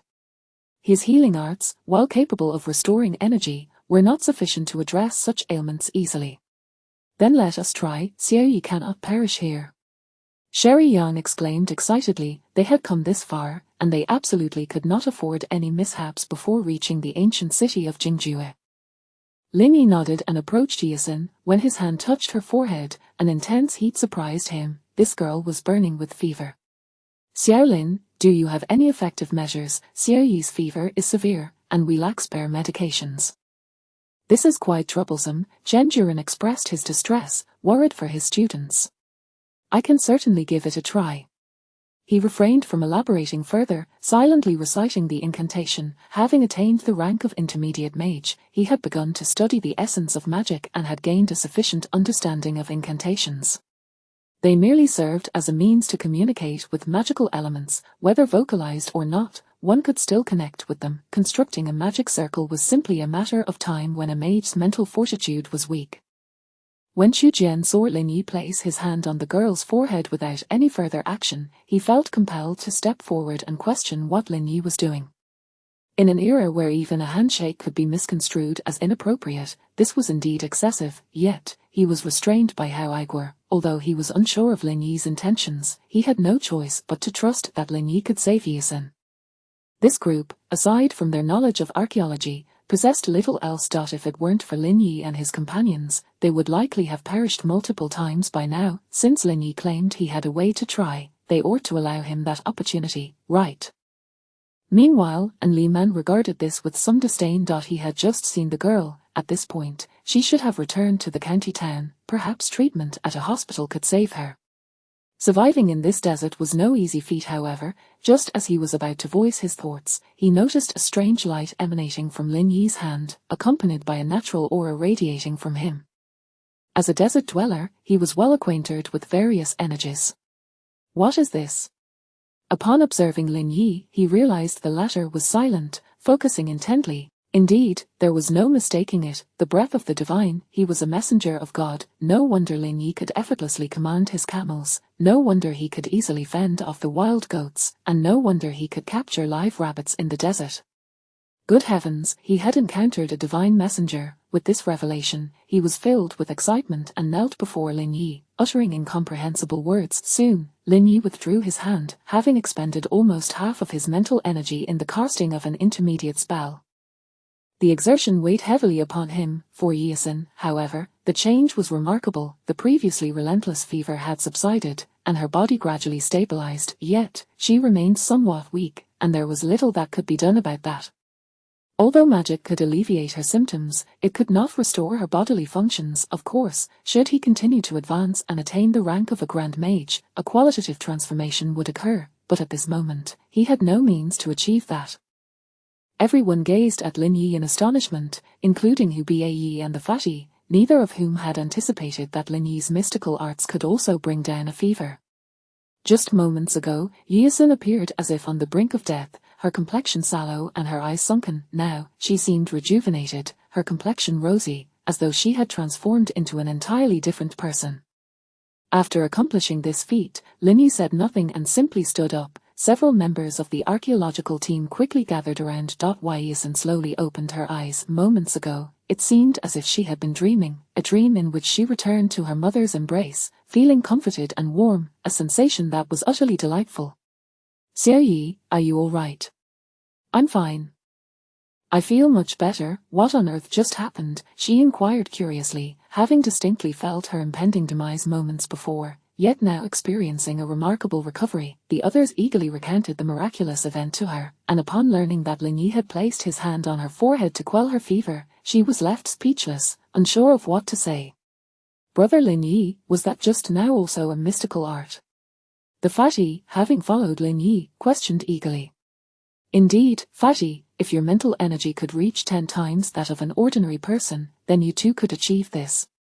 Lin Yi's gaze did not meet the Fatty's but was instead directed toward a distant spot.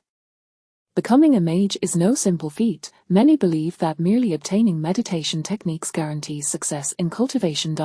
Even in the world of magic, mags are exceedingly rare. Those who become mags are truly exceptional individuals. The difficulty is akin to the competition among millions of students vying for a few thousand spots at prestigious universities each year. The requirements are even more stringent. If this example seems unclear, look at the elite circle. Many teachings of Taoism are publicly available, yet how many dare claim to have comprehended them? Each character may be recognized, yet when combined, they become utterly confounding. 10 times, sigh, who knows when I might reach that?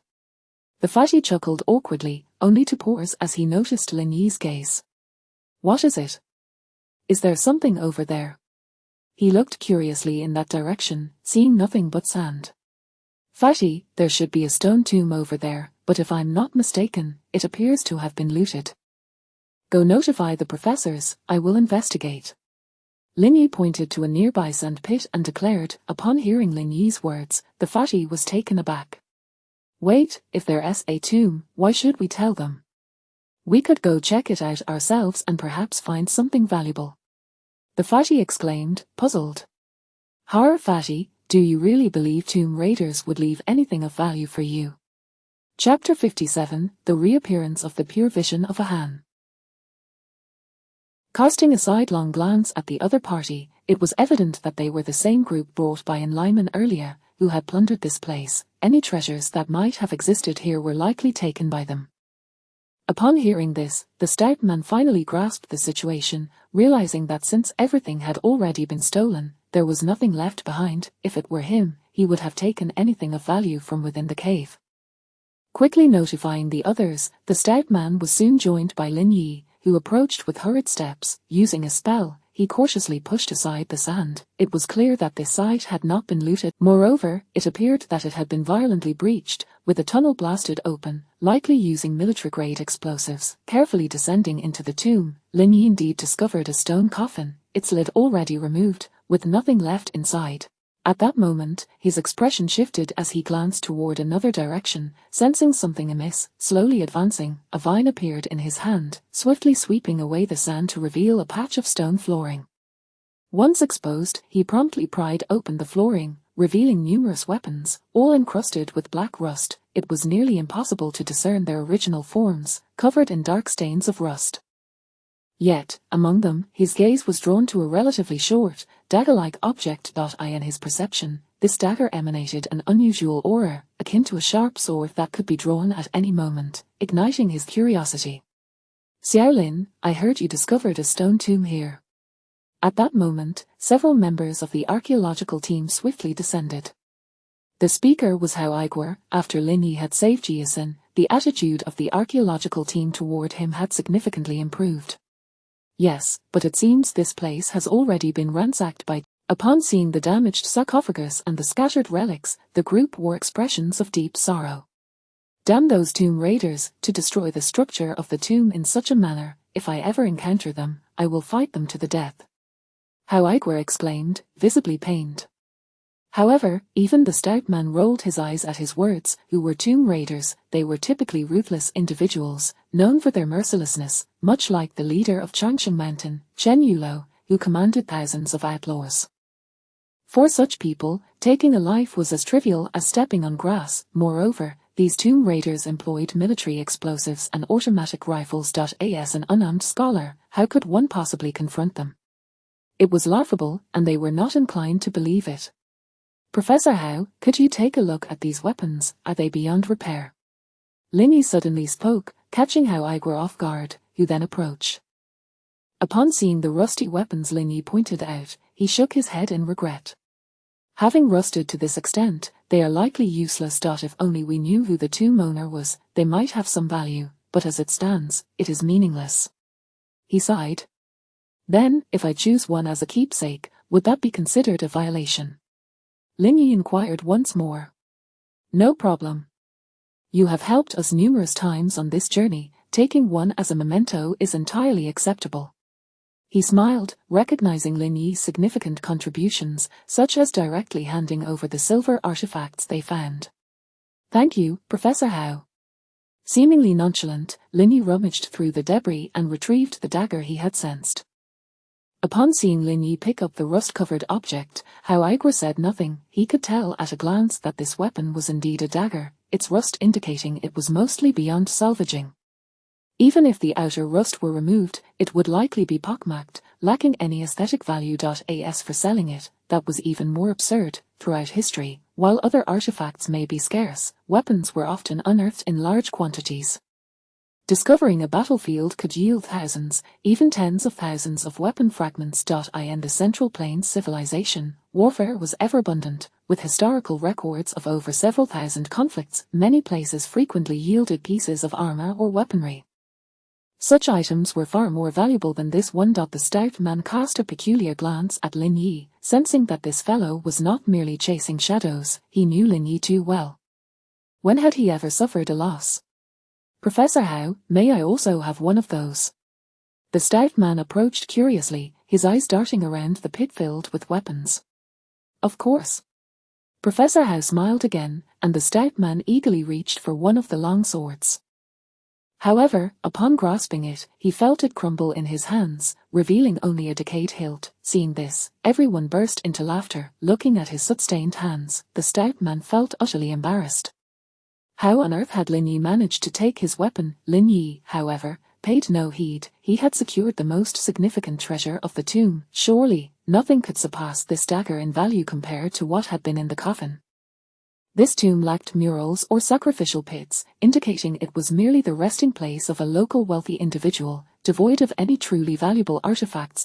As they continued onward, the expressions of the group grew increasingly somber, as if their beloved possessions had been stolen from them.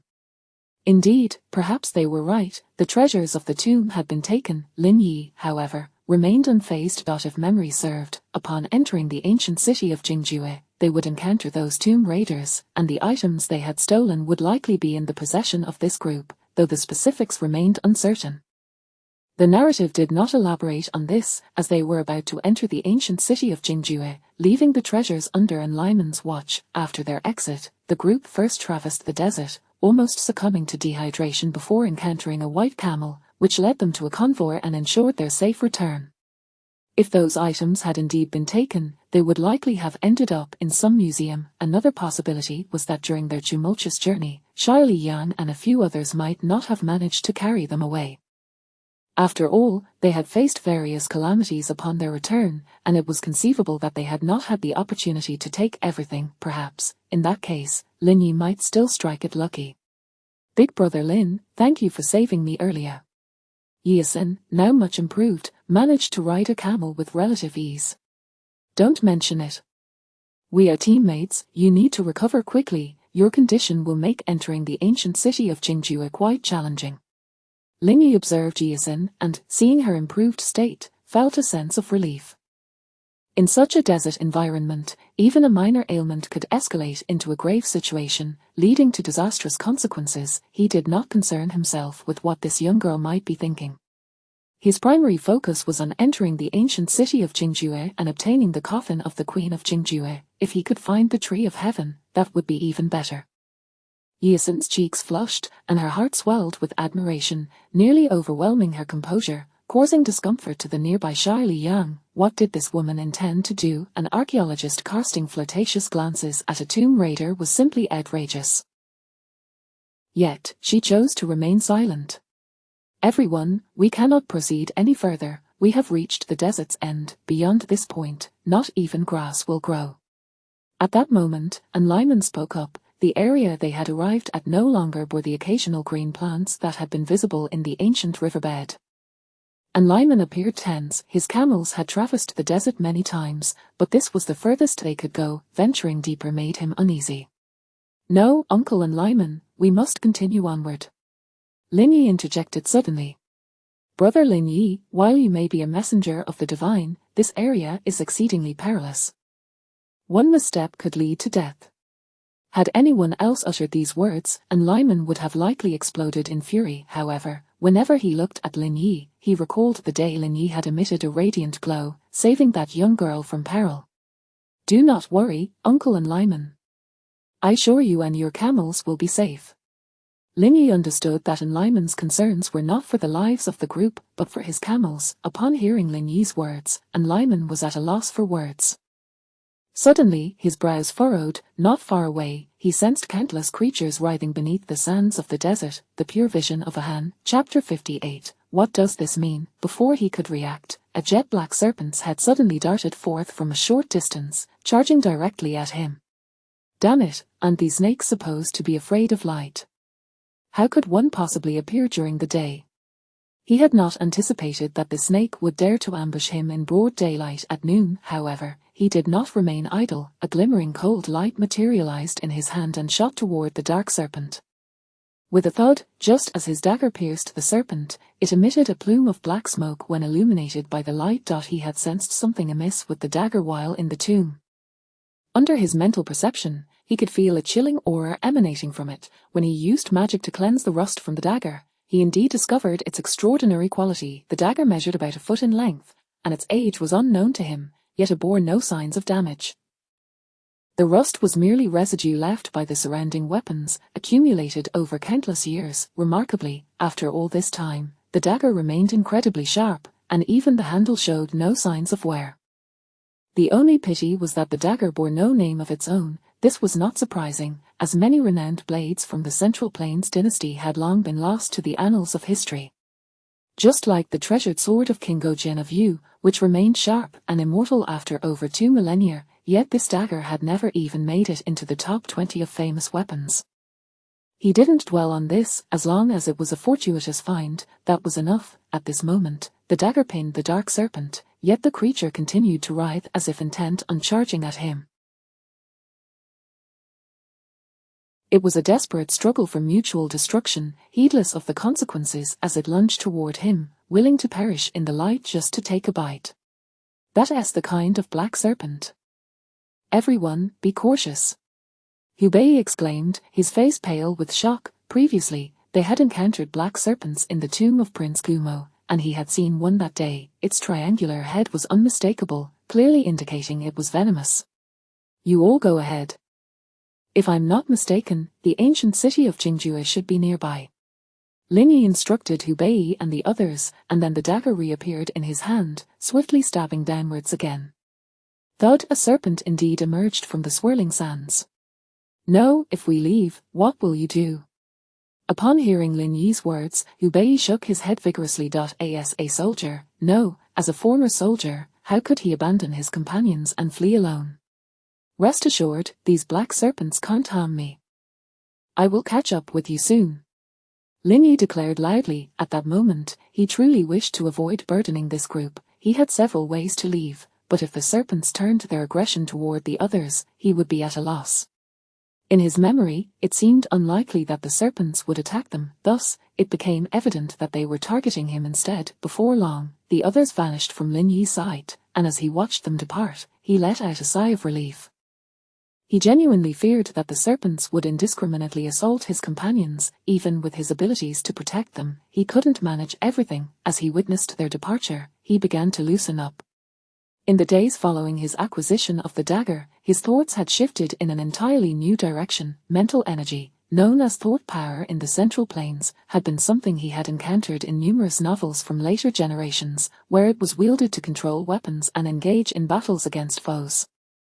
Mags, conversely, communicated with various elements of the world to launch attacks but required incantations, which hindered their speed. However, controlling a dagger or sword directly with mental energy would be akin to the existence of a mental master within the vastness of the cosmos. Or perhaps, it could be likened to the legendary swordsmanship found in martial arts and cultivation tales. He had practiced this method several times over the past 2 days and found it quite effective, especially since the mental energy consumption was far less than that of using magic. Suddenly, several serpents leapt into the air. The short dagger in his hand flew out swiftly, slicing through the air like cutting through vegetables, and swiftly divided the group of serpents in two. The speed was so astonishing that the serpents could hardly react. When the dagger returned to his hand, the ground was already littered with dozens of serpent corpses, each cleaved in half from the tail.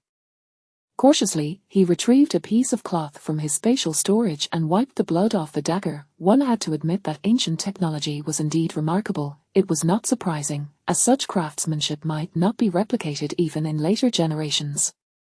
After a considerable time, he had exterminated the entire serpent horde, and no serpents dared to leap forth from the desert anymore. In that brief moment, the ground was strewn with the remains of the slain serpents.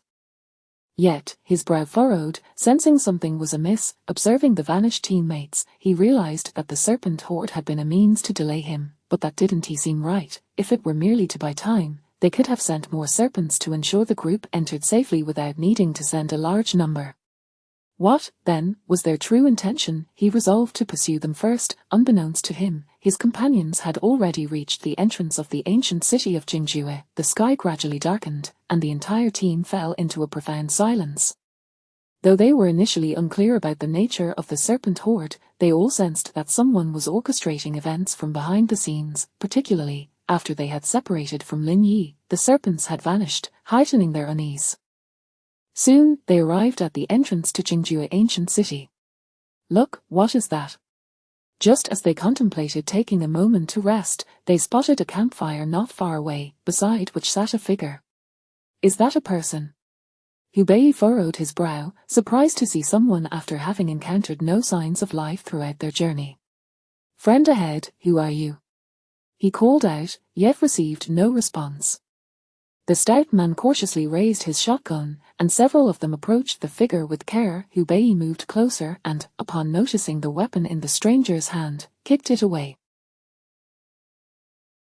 However, the individual showed no reaction, leaving him momentarily stunned. What was going on? Using his military shovel, he lifted the cloth covering the person's face, only to discover that the figure was already lifeless.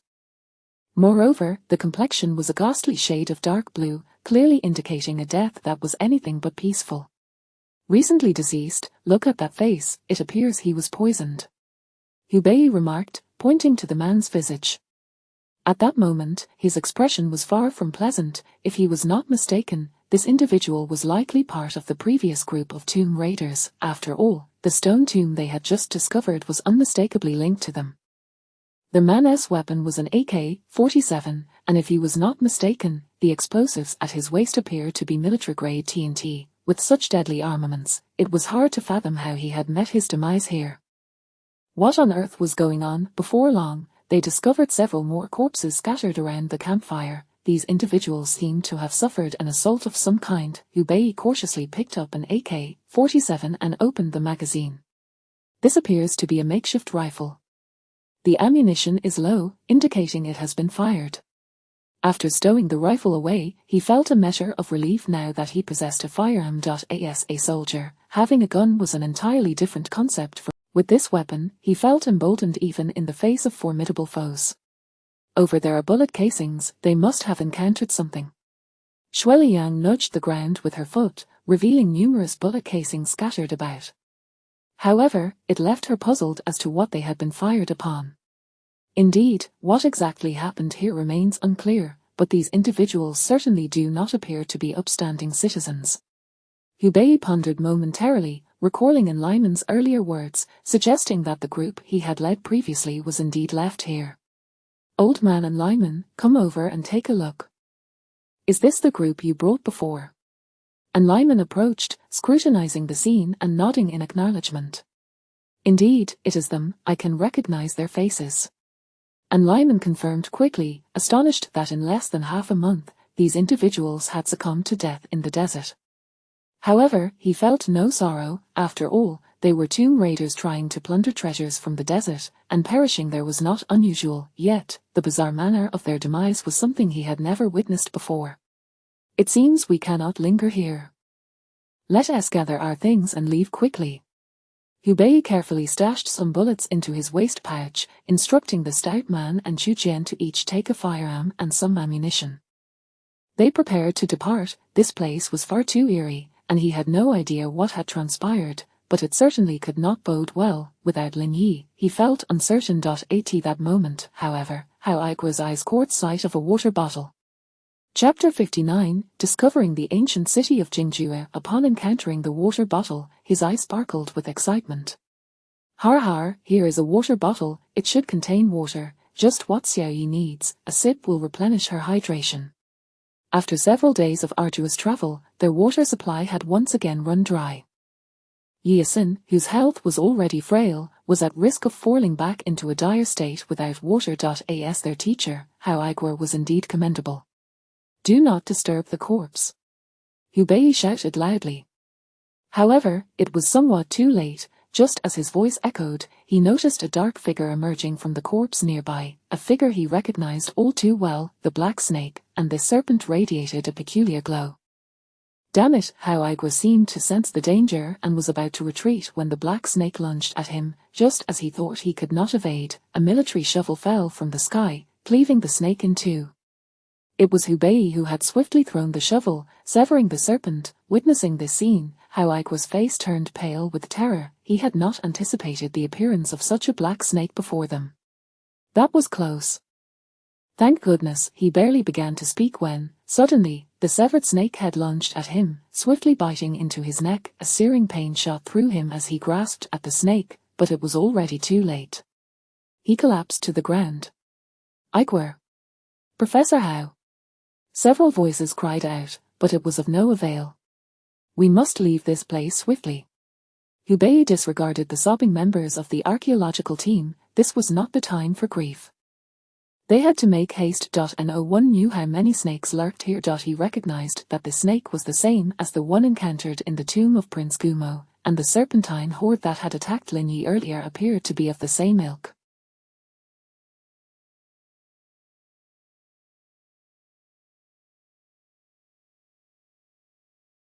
Each time they appeared, there was not just one, meaning there were indeed many more of these snakes in this place. As he turned to flee, Fatty's voice rang out from behind. Old Hu, don't move. Huh. His brow furrowed as he felt something stirring on his back, a snake. He realized that there was likely a snake on his back, just like the one that had bitten Professor How. Fatty cautiously aimed his gun at Hubei's back but hesitated to fire. One misstep could result in the snake surviving, but Hubei might pay the price. Shirley Yang frowned slightly, suddenly produced. With a flash, the snake seemed to encounter something terrifying. It quickly recoiled, and she shot it squarely in the head. What time is it, and you're still taking pictures?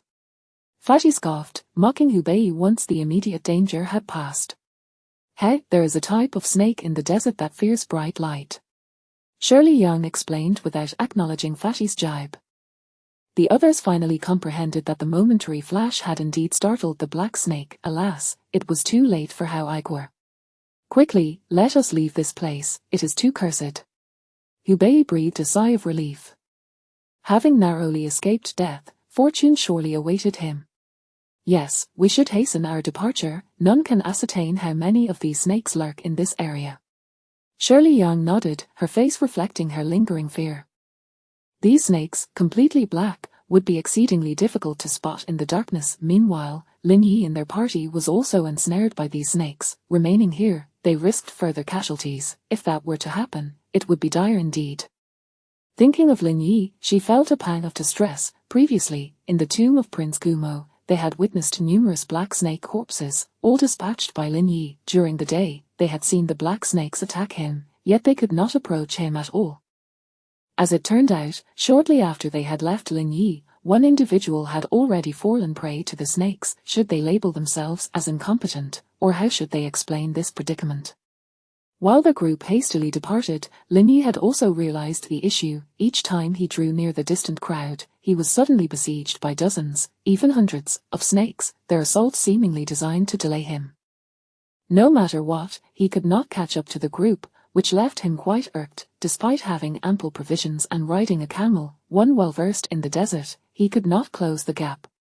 This was infuriating. Those damned bastards. Could it be that the serpent deity was truly thwarting his entry into the ancient city of Jingjue? Within the city, he had no particular interest in the treasures.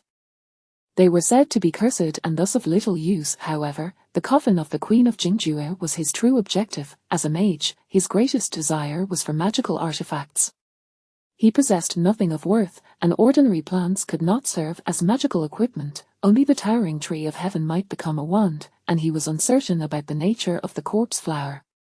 It could conjure vast illusions, preventing one from awakening, indicating it possessed some power. He was quite eager to acquire that plant. Nature mags, or druids, fought with such entities. Having that creature in his arsenal would significantly enhance his combat capabilities. He was determined to catch up with the team. If they entered before him, by the time they emerged, the ancient city of Jingjue might very well have collapsed. At that point, gaining entry would be exceedingly difficult. However, the multitude of snakes seemed endless. While the main cast could traverse a tomb without incident, everything seemed to yield to them. For him, even before entering, the difficulty had already multiplied several times over. He knew what bizarre entities awaited him inside. Cautiously assessing his surroundings, he confirmed that the area posed no immediate threat before carefully replenishing his mental energy. Engaging in combat against the black snakes had been arduous. Following the group, he had lost count of how many snakes he had eliminated, yet, after clearing another wave, it seemed they had ceased to appear. His method of utilizing mental energy had become increasingly adept, allowing him to swiftly dispatch the serpents. Otherwise, relying solely on magic would have left him mentally exhausted long ago. The sky brightened, the sun rose, and the clouds overhead were painted in a myriad of colors. Shirley Yang's gaze was fixed intently on the distance, and Hubei approached, his expression filled with astonishment upon seeing what lay ahead. Could it be, indeed, it is the Zagralama Mountains? Shirley Yang asserted confidently.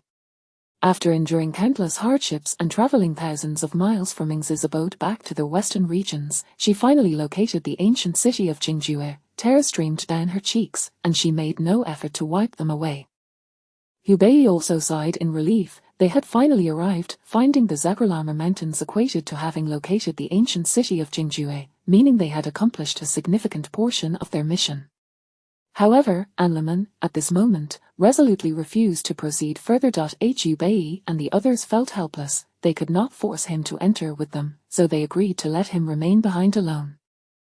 As the group made their way toward the mountains, they soon caught a glimpse of a solitary city nestled within the mountains. The ancient city, weathered by time, no longer bore any resemblance to its former glory. Many areas were strewn with ruins and remnants of walls. As they neared the city, the group felt a sense of relief. Fatih and Hubei even began to jest with one another. Particularly, Fatih, whose chatter had transformed into a rapid-fire barrage. Finding the ancient city of Jingjue was akin to securing a windfall of 100,000. All they needed to do was explore the city, and the money would be theirs. Earning such a sum was remarkably simple. In this day and age, who could not earn 100,000 in a month or two? A little hard work was a small price to pay. Perhaps influenced by Fatih's exuberance, even Yisun felt considerably better and climbed down from Chujian's back to walk on her OWN.AT. That moment, Hubei suddenly froze. He halted abruptly, cautiously moving to a higher vantage point to survey the distance. Shirley Yang and the others paused momentarily before following suit. Little Hu, what has happened? Chen Juren inquired curiously. Professor, do you see that the peak of that stone tower resembles an eye? Hubei pointed at a distant stone tower, questioning aloud. Upon hearing Hubei's words, the group eagerly lifted their binoculars. Doesn't he look like an eye at all? Fatih squinted for a long time but could not discern anything. Indeed, little Hu, there is no eye at all. Are you overexerting yourself? Chapter 60. When it comes to locating mechanical traps, it is undoubtedly the plump fellow. Upon hearing the words of the other party, Hubei felt an overwhelming urge to curse aloud. Having traversed the superstitions along the way, how could this individual bring it up now? Hubei chose to disregard Professor Chen's remarks and instead turned his attention to Shirley Yang. Monsieur, I believe those eyes must hold great significance for the ancient kingdom. As if struck by a sudden realization, he swiftly ascended to a higher vantage point. Come quickly and take a look. Hearing Hubei's call, everyone hurried over. Upon reaching his position and gazing at the scene below, they were utterly astonished. Indeed, Mount Zaglamar loomed like a colossal black dragon behind the city, with the heart of the ancient city of Jingjue nestled in between, dominated by a grand stone tower that cleaved the mountain in two. Mount Zaglamar resembles a dark, serpentine dragon, and many emperors have prepared their mausoleums from the moment they ascended the throne, anticipating their eventual demise. If there truly lies an underground water vein beneath the ancient city of Jingjue, it would resonate with Mount Zaglamar, creating a dynamic equilibrium of movement and stillness. Gazing at the majesty of the ancient city of Jingjue, Hubei sighed. Indeed, what old Hu says is quite accurate. The Queen of Jingjue was a remarkably talented individual, severing this black dragon in half, compelling it to serve as the guardian of the ancient city. Suddenly, Lin Yi's voice emerged from behind, bringing joy to the group. Brother Lin Yi, you are unharmed. How splendid! The plump fellow exclaimed with excitement, genuinely surprised that Lin Yi had managed to catch up with them. He, Brother Fat, of course, I am perfectly fine, you wouldn't wish for me to be in any trouble, would you? Lin Yi chuckled, playfully punching the other's chest. The newcomer was indeed Lin Yi, who had fallen behind earlier solely to avoid harming the camels, as they would still require the animals to exit the desert once they left the ancient city of Jingjue. It was unfathomable to imagine transforming into a bat to escape. In the relentless heat of the desert, even bats might struggle to endure. Other creatures would fare even worse. After regaining his peak mental acuity, he had swiftly pursued the group and caught up. After placing the camels down at Anlaman's location, he felt unburdened and rapidly closed the distance, finding a blind spot in Anlaman's line of sight before transforming into a large bat. Soon, he detected the presence of the others and, upon nearing them, reverted to his original form to adjust his attire before presenting himself before the group. Though it sounded simple, the process had been quite arduous. "I am so relieved you are unharmed," Shirley Yang said, visibly excited as she grasped his hand. "These little serpents pose no insurmountable challenge for me. By the way, where is Professor Howe?" He glanced around and sensed something was amiss. Howe Igor was nowhere to be found. Could it be? "Alas, Professor Howe has been bitten to death by a black snake." Hubei spoke, grimly. "By the way, it possesses a single eye and is extremely venomous. If bitten, one succumbs instantly. This snake fears bright light and only moves in darkness. If it appears during the day, it will soon perish under the sun." Lin Yi pondered for a moment before responding. His knowledge of the Jingjianahan was limited, but he was aware of its existence in both the ancient city of Jingjue and the kingdom of Kunlun, where a creature far larger than the usual black snakes, known as the Snake Mother, resided. It was said that the saliva of this creature possessed devastating corrosive properties, enveloping it in a 10-meter radius of toxic mist, making close proximity exceedingly perilous. All of this was the handiwork of the snake deity. Upon hearing Lin Yi's words, the group fell silent, each acutely aware of the reality, especially with Howe Igor having paid the ultimate price. "Let us not dwell on that, this place is simply too mysterious," the plump fellow interjected, seeking to shift the topic, as discussing death on such a fine day was rather disheartening. Just as he was about to take a step forward, he suddenly felt the ground give way beneath him. With a plop, he was swiftly swallowed by the abyss. Fortunately, he did not land awkwardly. Otherwise, it would have been catastrophe. Lin Yi shook his head. This rotund gentleman was indeed a master in the tomb-raiding profession. If there were traps, he would invariably trigger them, never managing to evade the consequences. Yet, in this instance, despite stepping on a mechanism and being showered with arrows, he emerged unscathed, a rarity among the multitude of traps. Chen Yulo would surely shake his head at this peculiar twist of fate. "Look, over here. This should be the entrance to the temple." Lin Yi pointed to a nearby structure, barely discernible yet clearly identifiable as a building, with a dark, gaping entrance. Upon hearing Lin Yi's words, the group rejoiced. The plump fellow quickly scrambled to his feet and dashed over, only to tumble headfirst into the opening. "Lin Yi, fatty." Hubei's mind was flooded with a torrent of expletives, yet he found himself powerless to intervene.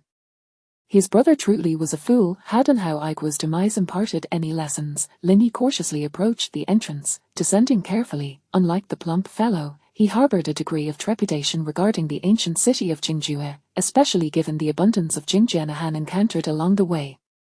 With so many around, if he were to descend and suddenly encounter a swarm, he would surely lament. He was here to seek fortune, not to court death. Fortunately, no black snakes appeared, which eased his anxiety.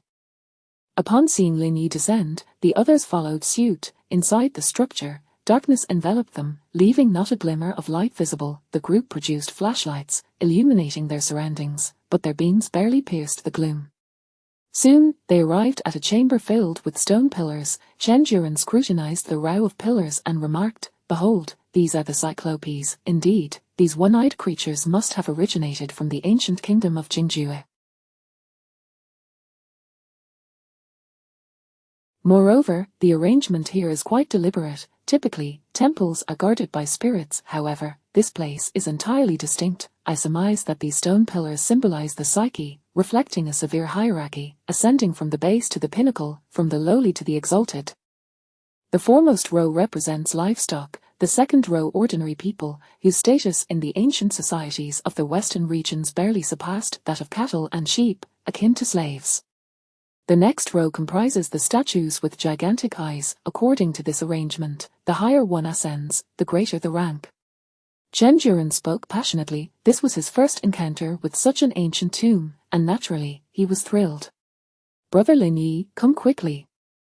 Is this not one of those strange snakes we saw before? The plump fellow pointed to a nearby carving depicting the Jingjian Aharn.in, the sculptures of the ancient city of Jingjue. The Jingjian Ahan held a significant status. The group engaged in lively discussions about their impressions of the place, for without the presence of Sudi Peng, the topic of extraterrestrials was entirely absent. However, when the conversation turned to the Queen of Jingjue's eyes, they were all filled with awe. Soon, they arrived at an empty chamber devoid of any discernible features, leaving everyone puzzled. This space represents the realm of the void.in, the tale of the Queen of Jingjue. Her eyes were said to have the power to transport individuals into the void. Thus, we find ourselves in this situation.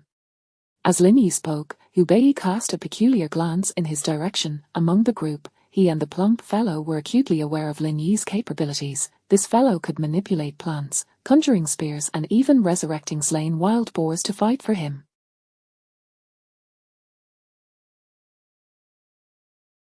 Such feats were undeniably extraordinary. Furthermore, since entering the desert, the fruits and vegetables they consumed had not been obtained through conventional means. Given that Lin Yi possessed such abilities even 2 millennia later, it seemed plausible that the Queen of Jingjue might also possess some peculiar power. Hence, Hubei firmly believed that the Queen's eyes could indeed manifest the ethereal. Look, the eye above resembles an enormous eyeball, as if it is perpetually observing us. The plump fellow pointed to a massive spherical object atop a stone. The group cautiously approached and, indeed, beheld an enormous object resembling an eye. Lin Yi, intrigued, noted that this eye seemed quite peculiar. The stone platform was inscribed with ghostly symbols, yet none among them understood the script. Upon seeing the eye, Professor Chen was visibly excited. Heavens, this must be a piece of natural jade. The fact that such a large eye has formed naturally is truly astonishing. Upon hearing that the eye was jade, the plump fellow's eye sparkled with greed. A piece of jade of this size must be worth a fortune. Chapter 61. That familiar stone was suffused with an aura of darkness. He cautiously caressed the jade, its icy coolness delightful to the touch. What a magnificent piece! This sizable chunk far surpassed the one he wore around his neck. If he were to bring it back, selling it for a few million was a mere possibility, but surely tens of thousands would not be an issue, right? Xiao Wang, you fail to comprehend. This represents the quintessence of the Jingjue culture, a priceless treasure. Professor Chen, equally exhilarated, disregarded the plump man's reckless behavior. For them, this jade symbolized far more than mere monetary value. It embodied the legacy of the Jingjue civilization. Lin Yi paid little heed to the group, his gaze fixated on the colossal jade stone. In that moment, within his world, the stone transformed entirely. Though the palace lay shrouded in darkness, illuminated only by a handful of flashlights, it mattered little to him. As a magician on the verge of transcending to a high-level sorcerer, his adaptability to the environment surpassed that of anyone else. His vision was hardly diminished compared to that in sunlight. At this moment, his astonishment was not merely due to the size of the jade, but rather the pervasive darkness emanating from it. A cruel, tyrannical, and destructive aura enveloped the stone, reminiscent of a colossal powder keg. Wait, a curse? Could it be this jade? Could it possibly be the curse of Zegalarmer? Yet, something felt amiss. How had this curse coalesced within the jade, lingering for centuries? Hadn't this ancient city already existed for millennia? What kind of entity could maintain such a powerful barrier for so long? A magical ray, the divine power of the serpent god. As he pondered, a few individuals nearby had already begun to stir. The plump man continued to explore the jade, as if he had discovered something. Fighty, what are you doing? Hubei shot an incredulous glance at his companion, instantly discerning his intent. Was it not obvious he had heard that this item was valuable and wanted to take it back? However, in front of so many members of the archaeological team, it was utterly impossible to claim it. It was akin to attempting to steal from the national team. What were the chances of success? Look, this eye isn't perfectly round, and there's a groove here. Fatty exclaimed, revealing his findings. Upon noticing the groove, Hubei paused for a moment, then, as if struck by a revelation, exclaimed, Fatty, isn't your family heirloom jade shaped like this? Show it to me. The plump man was momentarily taken aback, then joy surged through him. How had he not thought of that? He quickly retrieved the jade pendant, and Hubae took it carefully for comparison. Click, just as if it were meant to be. The pendant nestled seamlessly into place. Boom, just as Lin Yi prepared to draw his dagger for a closer inspection, the ground trembled violently. To his astonishment, from within the jade, a torrent of black mist surged into the bodies of Hubae and Fatty. The two men remained blissfully unaware. What is this? Lin Yi gazed in terror at the unfolding scene. Was the power of the curse now coursing through Fatty and Hubae? But their demeanor did not suggest they had been cursed. What was amiss, or was there something about this situation that he did not grasp? What is happening? This sudden emergence, could it lead to the tomb of the Jingjue queen? The others were momentarily stunned by the sudden appearance. Only Fatty, clutching the eye in his embrace, remained undeterred. To him, this jade pendant was a family heirloom, and the fact that the eye was part of it signified a profound connection. A family should be whole, and thus, every piece of jade should belong to those it resonates with. Xiao Wang, this belongs to the nation, you cannot take it, put it down at once. Chen Juren's face was a mask of fury as he witnessed the scene, yet he found himself with little recourse against Fatty.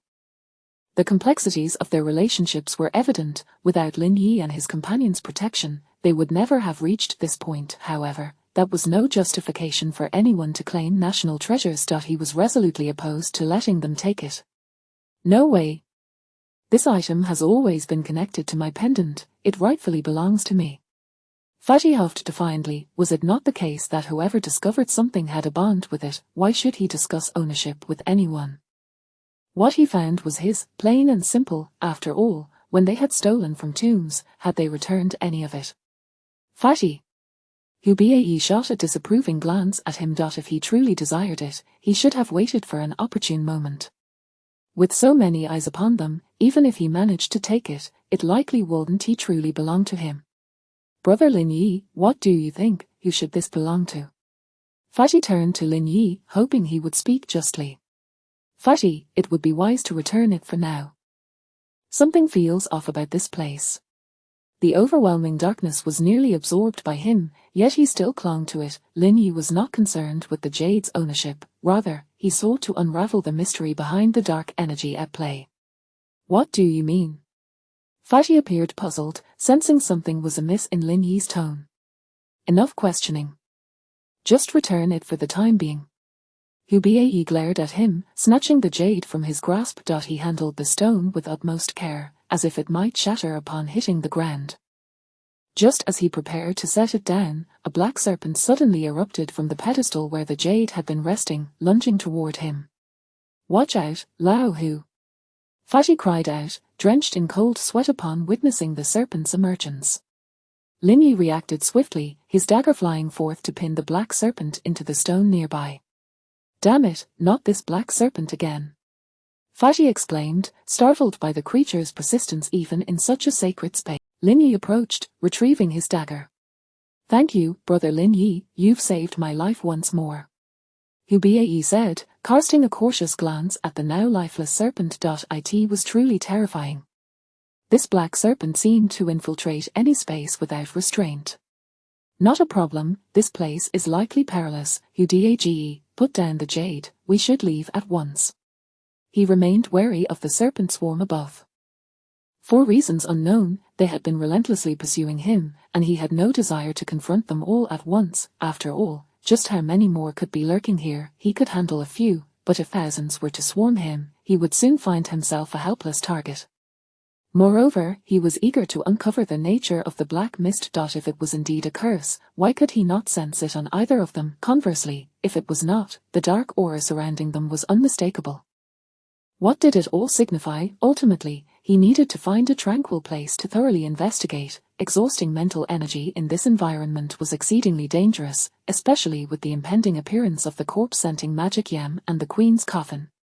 Should he overexert himself and find those two equally troublesome, he would undoubtedly be in dire straits. Hubae nodded solemnly. Just then, a massive orb descended from the heavens. Smack! It was unclear what caused Hubae to drop the jade, but it fell to the ground. Oh dear, Xiao Hu, how could you be so careless? Chen Juren, upon hearing the jade hit the floor, wore an expression of despair, almost on the verge of tears. He rushed over, tenderly caressing the jade that lay on the ground. Then, to Lin Yi's astonishment, the last remnants of the dark energy from the jade surged directly into Chen Juren's body. Meanwhile, Zhu Jian and Yi Xin were equally distraught. "Silence, if you wish to avoid death, then leave this place immediately." Lin Yi cast a scornful glance at the group. How could they still be fretting over the jade at such a critical moment? Upon hearing Lin Yi's words, they were momentarily taken aback, but soon turned to the recently fallen object. Their eyes widened in terror. What had plummeted from the sky was an enormous mass, teeming with writhing black serpents. "Run!" Hu Biayi yelled, gripping Fatty's jade pendant by its long cord and retreating hastily. Seizing the cover of darkness, Lin Yi's dagger swiftly flew forth, slaying dozens of black serpents in mere moments. His recent training in harnessing mental energy had sharpened his skills. The energy expended was merely that of an average adult. These black serpents are afraid of bright light. Use flashbangs to disperse them. Shirley Yang stated calmly. At such a moment, fear was the greatest adversary, leading to irrational actions. Fatty snapped back to attention and hurled a flashbang. The serpents seemed startled and quickly dispersed into several formations. "Quick, use the camera," Lin Yi suddenly commanded. Hearing this, Zhu Jian promptly retrieved the camera. The cameras of this era were markedly different from those of later times. Every photograph emitted a burst of bright light. As the light flared, the serpents recoiled as if scalded by boiling water, swiftly retreating from view. Lin Yi swept the area with his mental energy and found no trace of the serpents left. A void space. Chapter 62, Gold everywhere. Silver-like mountains. It was as if this swarm of serpents had entered some so-called virtual space, never to be seen again, if not for the corpses strewn across the ground. "Brother, where have the snakes gone?" Just moments ago, it seemed they had done nothing at all. How could the sight of them vanish after merely using the camera? "I'm not entirely sure, but this should be a fortuitous turn of events for us, shouldn't it?" Hu Biayi shrugged off his concerns, recognizing that this was not the time for such preoccupations, and instead began to survey the surroundings. Before long, he discerned something amiss. This stone platform appears somewhat irregular. "Indeed, you and Fatty should examine it closely while I keep watch outside. Miss Yang, please provide illumination." Lin Yi efficiently delegated tasks to the group. Upon hearing Lin Yi's instructions, the others sprang into action, with Hu Biayi and the Fatty meticulously investigating the stone platform. Suddenly, Lin Yi noticed Hu Biayi and Fatty rotating the platform, one to the left and the other to the right. In an instant, they felt a tremor in their bodies, and a passageway materialized before them. Cautiously, the group ventured a few steps forward along the passageway, relieved to find no traps. "Xiaohu, you have made significant. If they could excavate this ancient burial site, it would undoubtedly astonish the world. As the leader of this expedition, the accolades he would receive were all but assured. At this moment, he refrained from mentioning the recently destroyed Jade Eye. "Professor Chen, please do not overly praise me. I just destroyed a national treasure, didn't I?" Hu Biayi sighed in response. "Brother Hu, how did you know about that mechanism? You even knew how many times the platform needed to be turned?" Yi Xin inquired, her curiosity piqued by Hu Biayi's apparent expertise, as what he had just demonstrated was beyond her comprehension.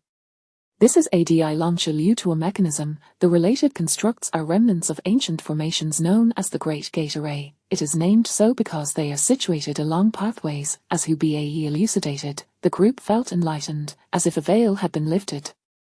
However, this knowledge held little significance, as even Lin Yi struggled to grasp it. It was no wonder, for the 16 scrolls of feng shui in Hu Biayi's possession were not something everyone could easily comprehend.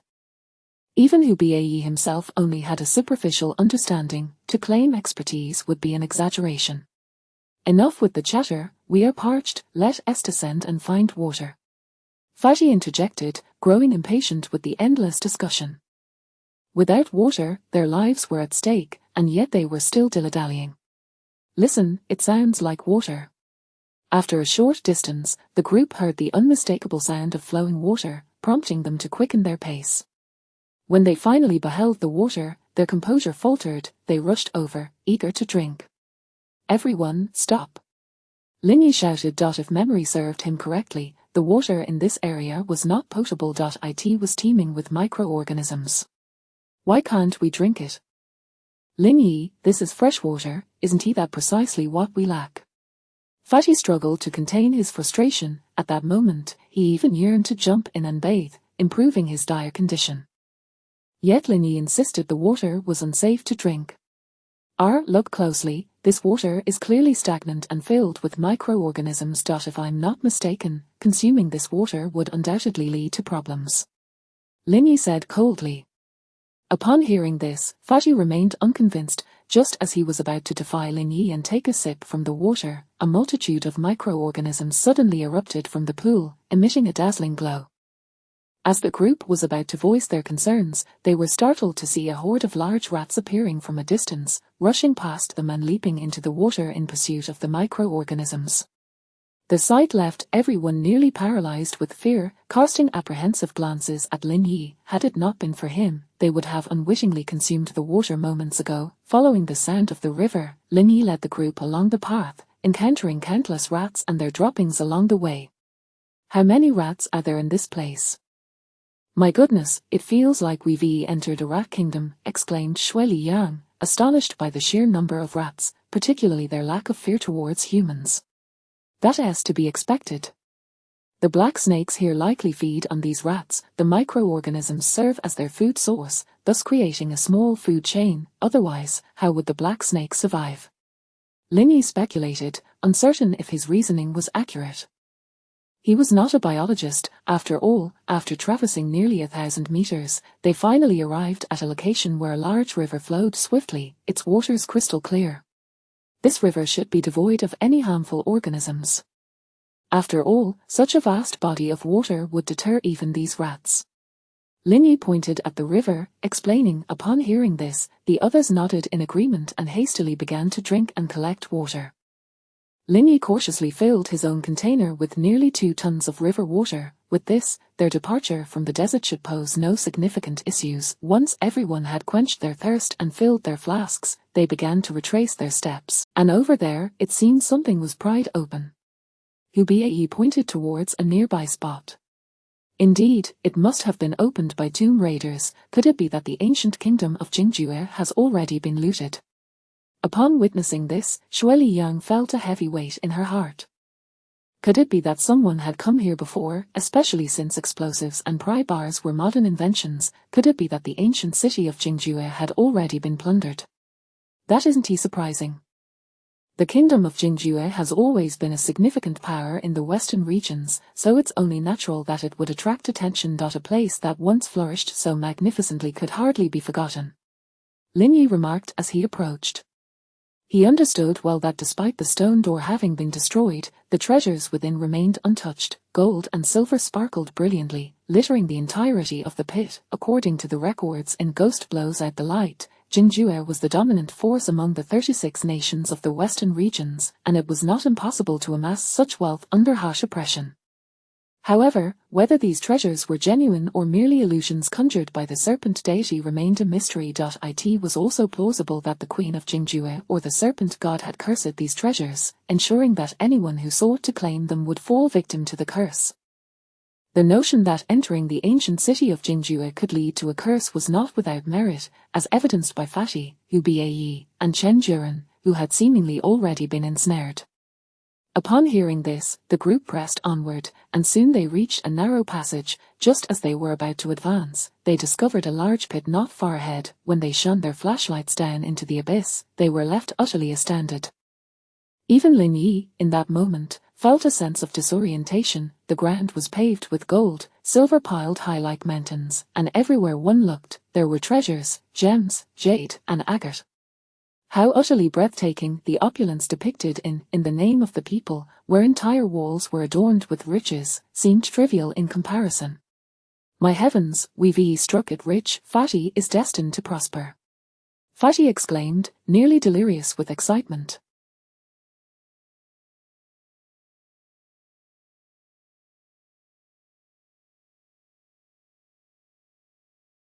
Just moments ago, he had cautiously pocketed a single gold coin outside, and now he was overwhelmed by the sheer volume of gold before him. Who could possibly contain their excitement?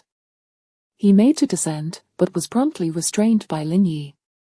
Fatty, if you wish to avoid dying here, do not act rashly. Look, this must be what the previous tomb raiders left behind.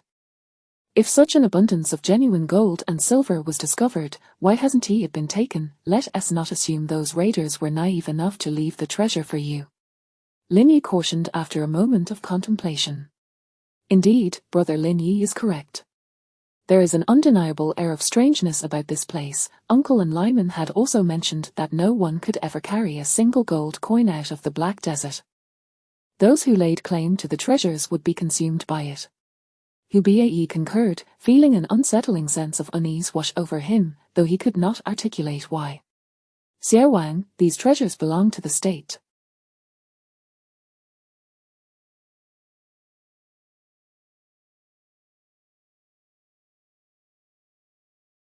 You cannot lay claim to them, Chen Juren interjected, regaining his composure. Such an immense quantity of gold, once submitted, would significantly contribute to the nation. He had already resolved to return swiftly and arrange for a team to excavate.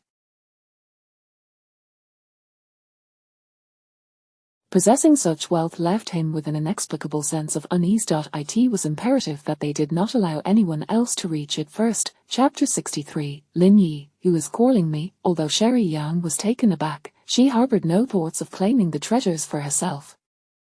Her family's wealth was already substantial, accumulating more riches held no significance for her, with her family reduced to just her, and uncertain whether she would even see her 40th birthday. The prospect of lifting the curse rendered any amount of gold or silver meaningless.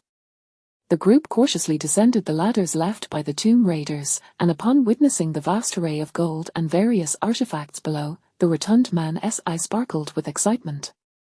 Lin Yi sensed that something was amiss with the gold and jewels. He carefully picked up a coin, cradling it in his hand. This cursed coin harbored a peculiar curse that could lead to madness, turning individuals into mindless puppets. At that moment, a voice suddenly echoed in his mind, a message from the divine realm. Was this cursed? Everyone, please be cautious, these treasures may pose a danger, let us hasten through this area. Lin Yi remarked, observing the rotund man greedily stuffing treasures into his pockets nearby. Shaking his head, he thought how audacious this fellow was to pilfer in front of the archaeological team. It was only because they had saved this group of archaeologists multiple times that they had not confronted him on the spot. Discussing the ownership of these treasures with such individuals would be a futile endeavor. Sherry Yang chuckled at the sight of the rotund man, well aware of his insatiable greed, and thus his actions came as no surprise. Xiao Wang. Chen Juren spoke, directing his gaze toward Hubei. Hubei, too, appeared perplexed. Fatty, put that down. I haven't taken anything, I don't even know how these things ended up in my hands. The rotund man chuckled awkwardly, reluctantly setting the items back down.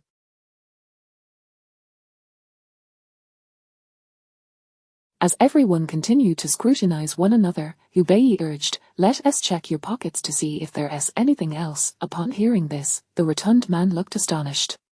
No, what's in this pocket isn't from here. He pulled out a gold coin and a gold ingot. No, this. Brother Lin Yi, he glanced toward Lin Yi for help, fearing he would be left empty-handed after all. I can attest, this gold ingot certainly did not originate from the ancient city of Jingjue. Lin Yi replied with a smile.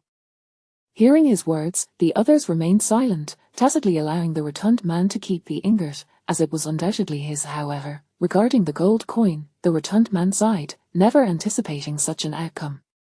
Had he known, he would have refrained from touching anything here. That splendid gold coin could fetch thousands, yet it had been confiscated. He longed to slap himself, but there was nothing to be done. As Lin Yi advanced, his eyes scanned the surroundings, continually picking up items and absorbing the messages relayed from the divine realm. However, when he grasped a bronze artifact, he was taken aback to find no unusual signals from the divine realm. Could it be that this artifact bore no curse? After surveying the area, he discovered several bronze items, cautiously stowing away dozens into his spatial domain. In such a vast burial pit, the loss of a few dozen items would go unnoticed. Of course, he avoided anything overly cumbersome. Many bronze artifacts were quite large, akin to chimes, chariots, or cauldrons, weighing hundreds of pounds, making them difficult to transport. Moreover, selling such items would undoubtedly attract attention. At most, he could manage smaller items like wine vessels, pots, and plates. As for why the ancient city of Jingjue contained so many bronze artifacts, it was not hard to deduce. The kingdom of Jingjue was a civilization that emerged over 2 millennia ago, during the Spring and Autumn period or the Warring States era in central China. The timeline of their Ghost-Blowing Lantern series is indeed quite convoluted. The first appearance of the Liu Chen Pearl is said to date back to the era of the Yellow Emperor, who achieved enlightenment through it. Later, it fell into the hands of King Wen of Zhou, evolving into the Yin-Yang Bagua through the Phoenix Gallbladder. Subsequently, it was acquired by the ancient king of Jian, who sought immortality from Emperor Wu of Han. Fearing the emperor, the Jian king attempted to surrender a counterfeit, leading to a rift with the kingdom of Jian. Ultimately, the Jian king absconded with the genuine Liu Chen Pearl, leaving the counterfeit behind. Afterward, the king led countless subjects into the mountains to construct his tomb, and that was the end of the tale. Upon his death, he kept the Liu Chen Pearl in his mouth. This implies that the cult of the Liu Chen Pearl must have existed at least 3,000 years ago. The kingdom of Jingjue was likely not the same as the later archaeological site of the same name. During the Western Han Dynasty, Emperor Wu's great-grandson, Liu Binji, achieved a monumental victory over the Xiongnu, opening the western regions and incorporating them into central China's dominion for the first time. At that time, the major powers of the western regions did not include Jingjue. The most renowned was naturally Lulan. In later generations, the phrase, "we shall not return until we have defeated Lulan," became synonymous with the Han Dynasty's military campaigns. According to the Book of Han, the kingdom of Jingjue was not a significant power but rather a small one, incapable of ruling the western territories. If not for this Jingjue, it would likely represent an even more ancient civilization, predating the Spring and Autumn period. During that era, society was still in the Bronze Age, making the presence of bronze artifacts entirely plausible. It was also during that time that the western regions could have been under the rule of the Queen of Jingjue.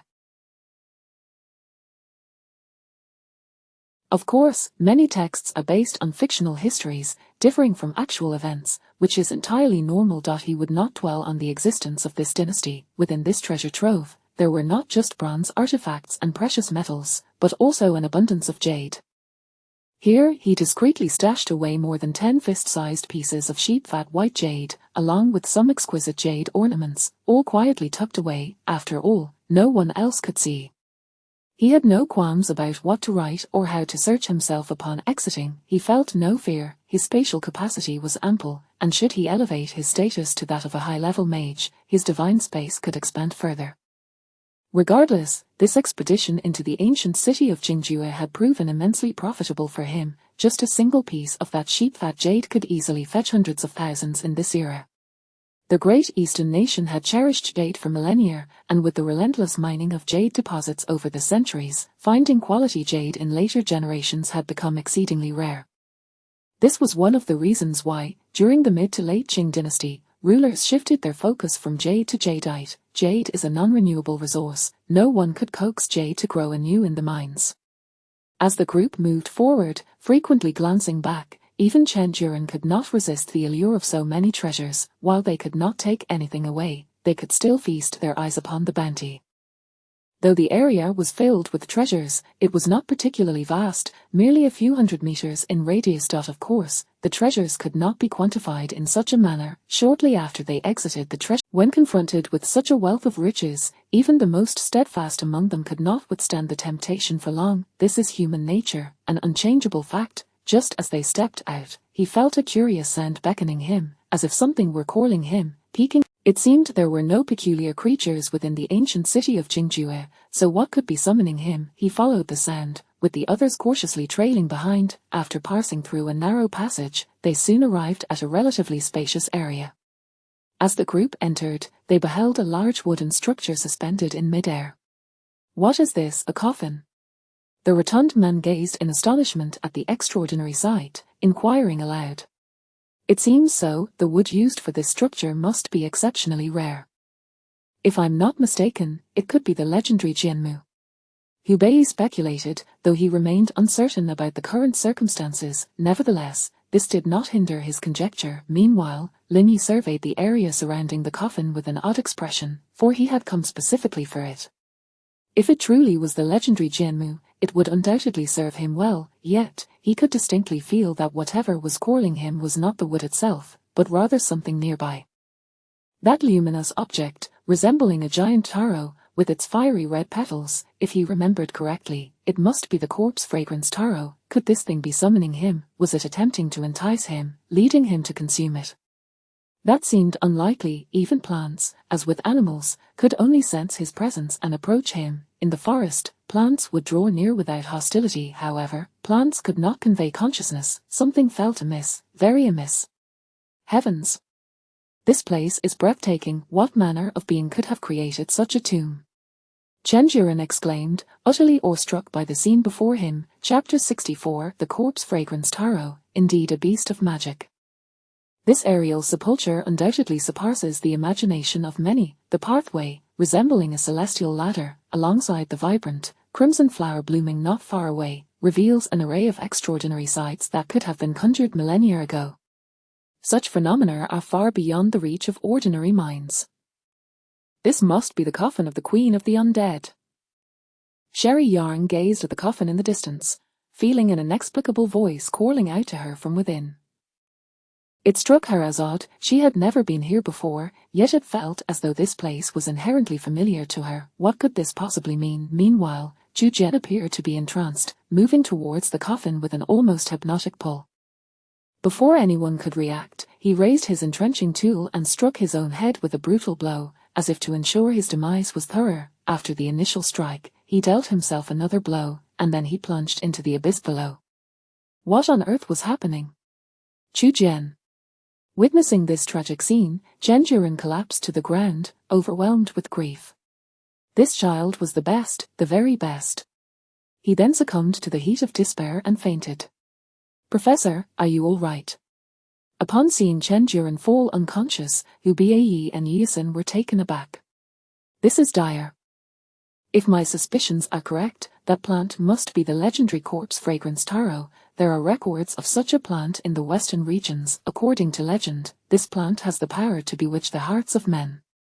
Lin Yifei. Upon hearing the name corpse fragrance taro, Sherry Yang's face turned pale with fear. She was not unfamiliar with this plant. It was mentioned in her family's ancestral records, which described its ability to ensnare the mind and induce hallucinations. To her astonishment, she had encountered it here, and in an unguarded moment, it had led to Zhu Jian's tragic fate. The abyss was unfathomably deep, and everyone knew that Zhu Jian could not possibly return alive. What do we do now? If we remain here, we will inevitably fall under the flower spell. Should I venture forth and cut it down?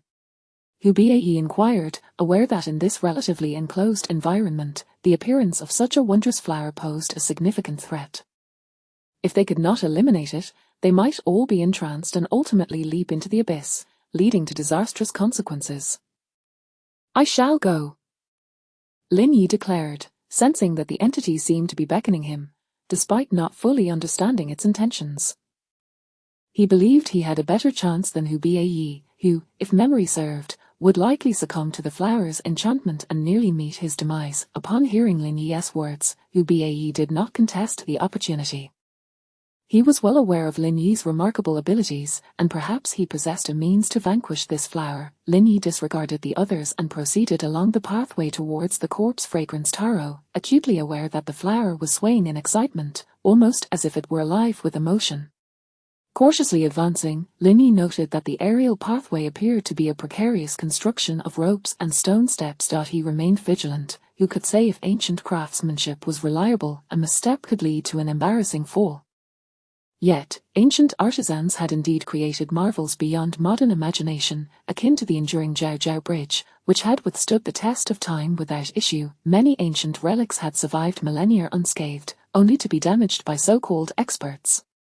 You've arrived.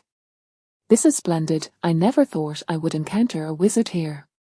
Just as Lin Yi approached the corpse fragrance taro, a sweet, childlike voice resonated in his mind, as though descending from the heavens. However, he understood that this voice emanated from the plant before him, which only heightened the strangeness of the situation. Was a plant speaking to him? Are you the corpse fragrance taro? He examined the plant with curiosity.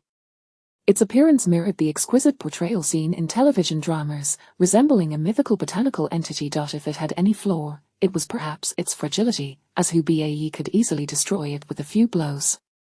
I am not. I am called the Wayume flower, I am not the corpse fragrance taro. The plant gently swayed its leaves, and Lin Yi heard its voice once more in his mind. At that moment, he received feedback from the divine essence.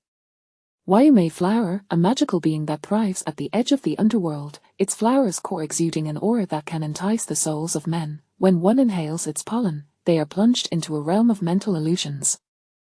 A psychic beast. Upon receiving this revelation, Lin Yi was taken aback. This plant was a psychic beast. It seemed that in the narratives, it possessed no remarkable powers, merely creating a hallucination that nearly led Hubae. Given its nature as a magical being, its presence here, and its ability to be subdued, implied that something was amiss. I have been trapped here for over 2 millennia, and my energy is nearly depleted. If I had not encountered you, I would surely perish. It swayed its blossoms, leaving Lin Yi momentarily stunned. Death, this flower was on the brink of extinction. Wasn't it thriving beautifully? How could this be? I originally existed as a level 5 magical beast, meant to inhabit the underworld. However, for reasons unknown, I was summoned to this world and subsequently planted here, in a place devoid of elemental energy. The peculiar wood beneath me contains some elements I can absorb, but those are nearly exhausted. Once the elemental energy is depleted, I shall face death. Sensing Lin Yi's thoughts, it transmitted its mental energy once more. What, you mean your survival hinges on this wood, and that he had come here primarily to seek magical materials and craft a wand, only to be informed that such materials were non-existent. All that remained was this flower, which, although not an ordinary plant, had only a few leaves and a large blossom, with long, protruding stamens. This was hardly suitable for crafting a wand. Indeed, the vitality of this wood is dwindling. Suddenly, the flower maneuvered the lid of the coffin closer to Lin Yi. Seeing the coffin lid approaching, Lin Yi paused. Perhaps it could be fashioned into a wand after all. However, just as he began to relax, the lid shattered into pieces, revealing a wooden fragment about a foot long, with a thickness of 4 to 5 centimeters. Is this all that remains? Staring at the piece of wood, he was bewildered. Could such a small fragment possibly serve as the basis for a wand? It was scarcely enough for a wooden dagger. Was this a jest? What, do you desire this wood? The Wayume flower seemed to sense Lin Yi's frustration and discontent, awkwardly swaying its petals. Alas, this had originally been a coffin large enough to create at least 10 wands, and now merely this paltry remnant remained. What recourse did he have? A wand was no longer a possibility. Upon hearing Lin Yi's lament, the flower appeared to sense it had caused a misstep, akin to a human committing a grave error, lowering its stamens and murmuring, I cannot help it.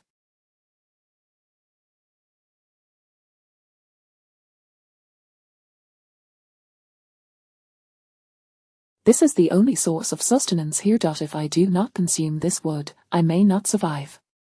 Understanding the flower's plight, Lin Yi sighed. If it was gone, it was gone. By the way, you summoned me for what purpose? You must be a nature mage, for I can sense your aura of nature from afar. As it spoke, the flower's demeanor brightened. Indeed, I am a nature mage. Upon hearing Lin Yi's confirmation, the flower erupted with excitement. Wonderful!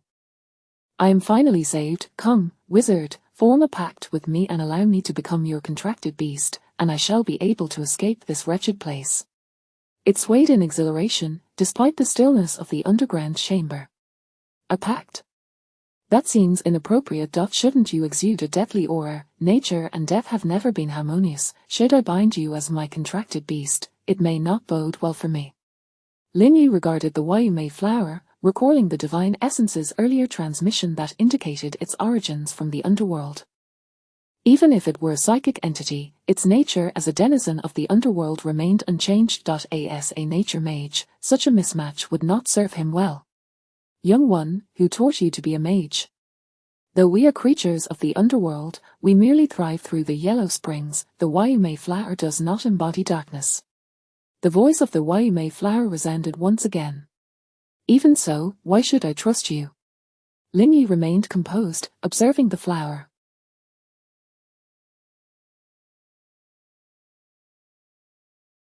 Despite his reservations, he was somewhat intrigued. Psychic beings boasted considerable combat prowess among mags. Chapter 65, Lin Yi, I can't believe I was outmaneuvered by a flower. However, it appears that this nether flower may have ulterior motives, which I am uncertain of.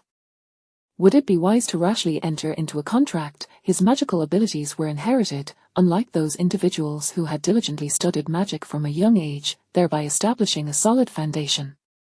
It feels rather awkward at this moment. Young man, there are not many magical creatures in this world, and I can expedite your growth in magic. After all, my level advancement and enhancement of abilities would be quite effortless for you as the host. I was once a level 5 magical being, while you are merely an intermediate mage. Should you forge a contract with me, I could swiftly recover my powers through your magical energy. Once I regain my status as a level 5 entity, your own magic will naturally ascend to that of a Grand Mage. The nether flower enticed. Upon hearing the term Grand Mage, Lin Yi remained silent.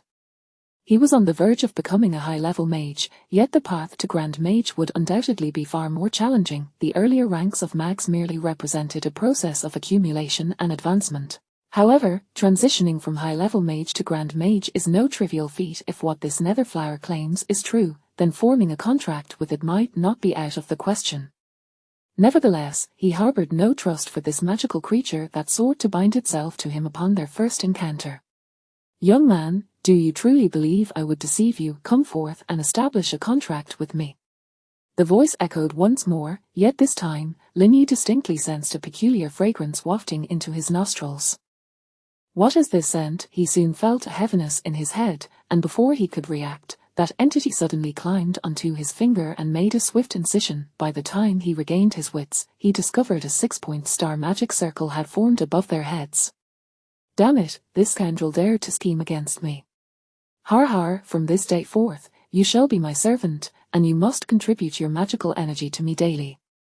The voice resonated in his mind again, and he cursed inwardly, realizing he had been outsmarted by a flower.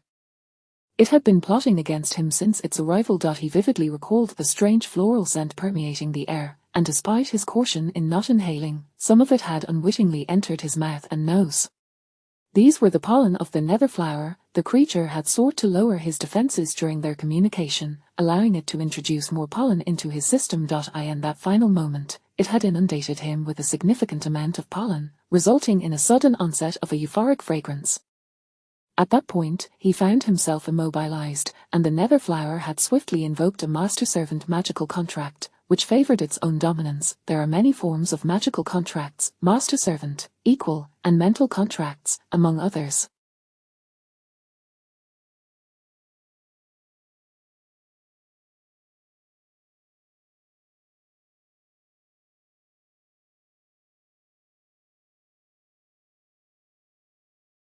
Naturally, in a master-servant contract, the one of higher rank holds the superior position. This nether flower had once been a level 5 magical creature, thus surpassing Lin Yi's ranking. Although its combat prowess was lacking, its mental acuity was significantly more formidable than Lin Yi's.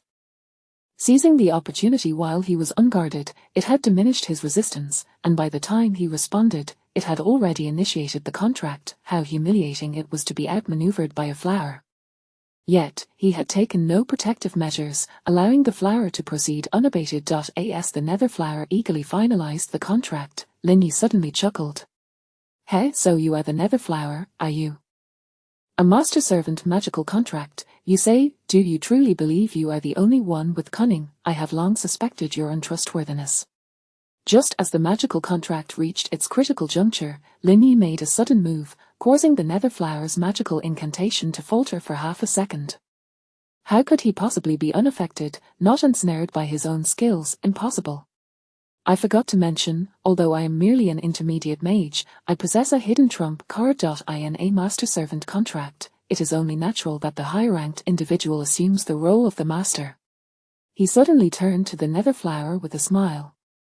While he may lack the ability to resist it, his mind held something it did not possess, divine essence, albeit a fractured divine essence. It was once the most vital element of a deity. How could it be usurped by a magical creature on the brink of demise? Thus, as the contract neared completion, a strange aura emanated from within his divine essence, and he knew he had secured his position. Hey, what can you do now?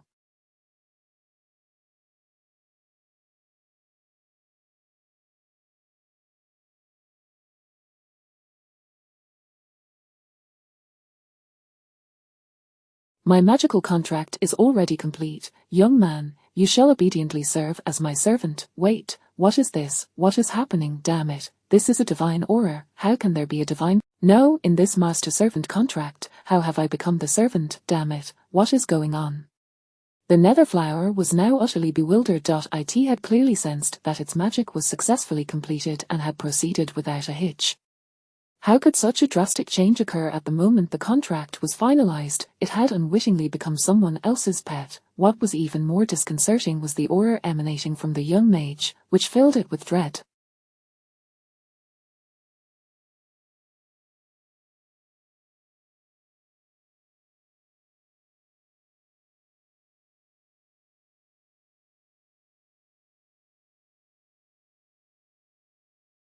Goodness, have I inadvertently provoked some powerful descendant? Lin Yi observed the magical creature before him with a cold smile. In that fleeting moment of successful contract formation, he sensed the essence of the plant.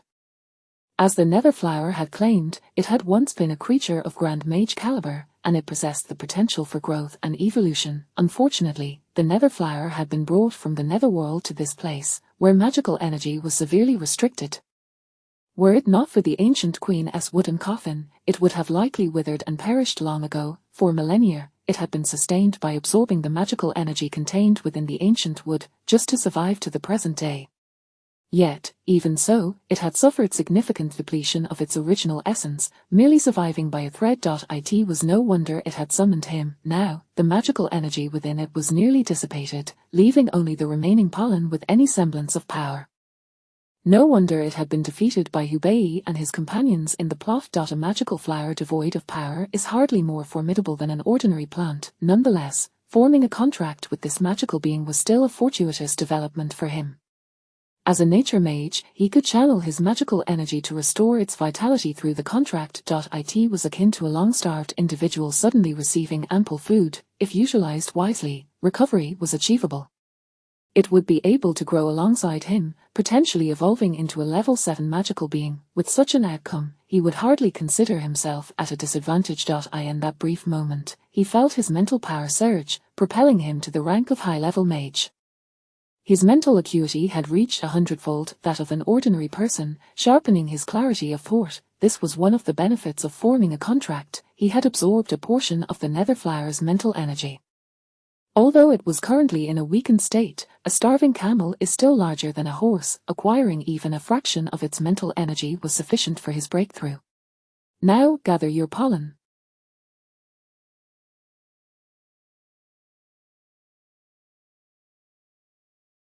This place is inundated with it, easily capable of creating illusions. Lin Yi commanded, gazing at the Netherflower. The creature bowed its head, no longer daring to oppose his words. From that moment on, it had become his servant, having employed the most stringent of contracts, the master-servant contract, to ensure control over Lin Yi. Yet, unexpectedly, the contract had reversed, making it the servant. Now, with a mere thought, Lin Yi could extinguish its life. To survive, it must now appease this human before it. Damn it, how infuriating.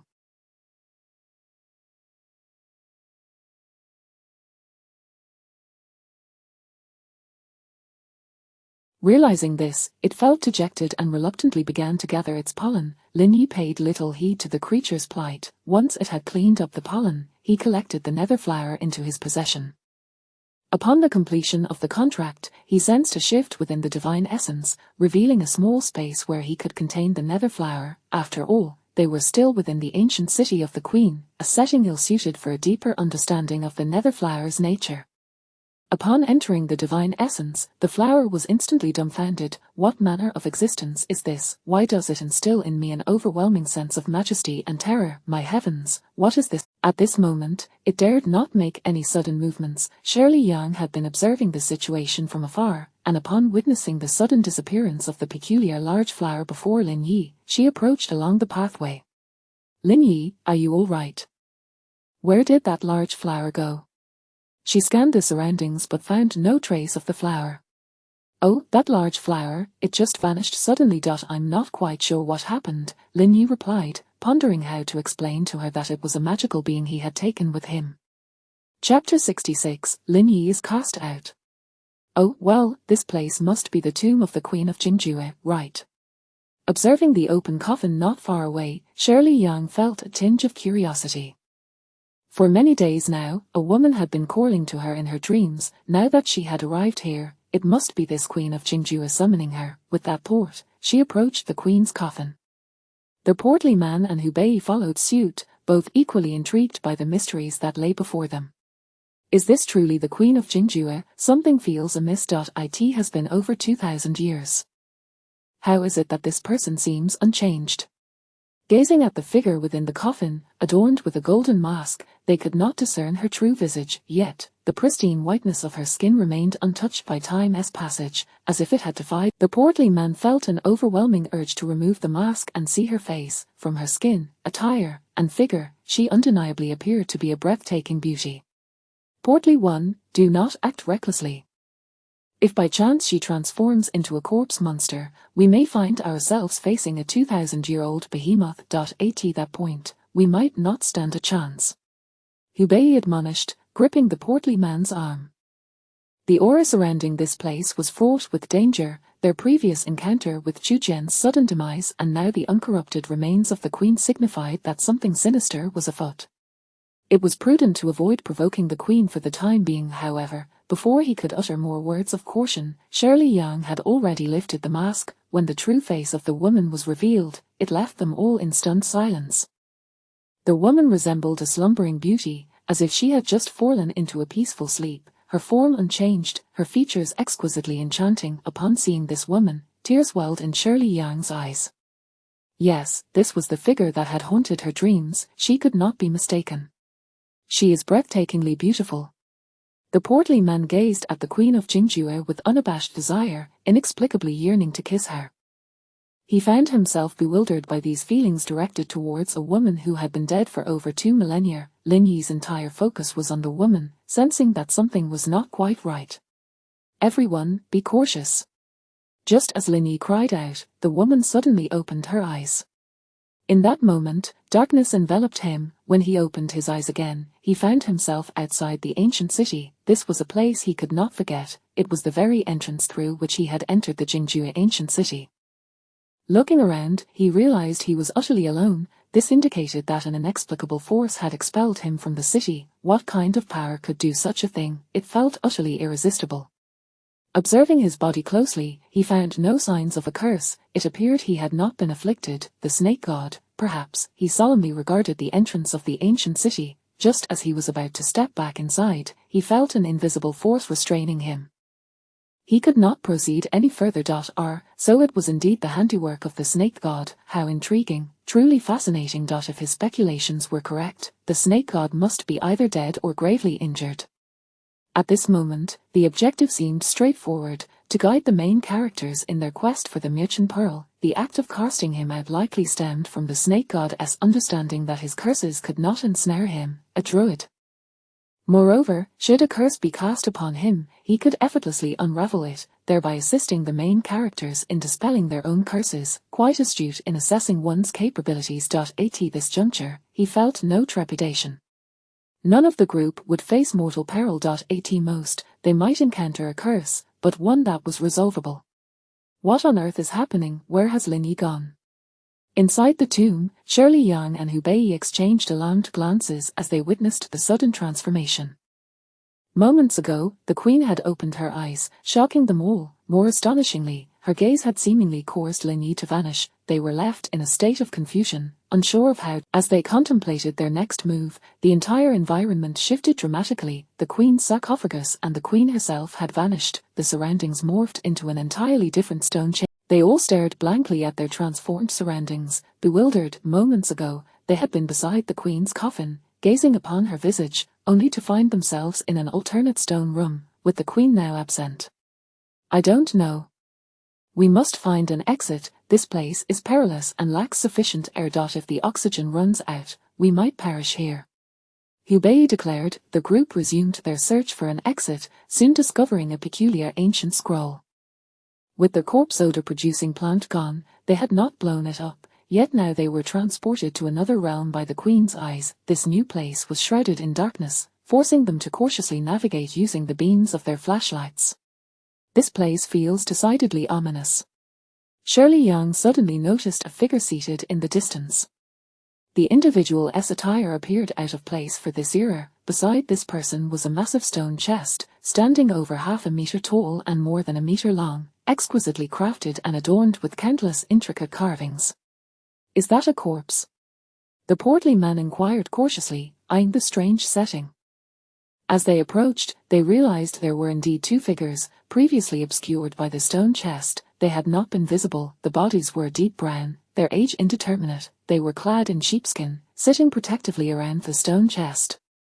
Stop scaring us. You could frighten anyone to death. Hubei glared at his companion, disapprovingly. That corpse isn't he something to be taken lightly. It seems this place has entombed two unfortunate souls. Aside from this stone chest, there are no other burial goods. The portly man scanned the vicinity, finding no other offerings.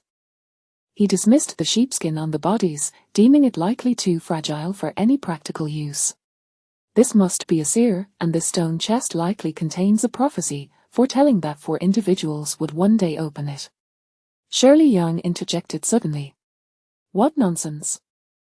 You mean this seer predicted our arrival? How is that even possible?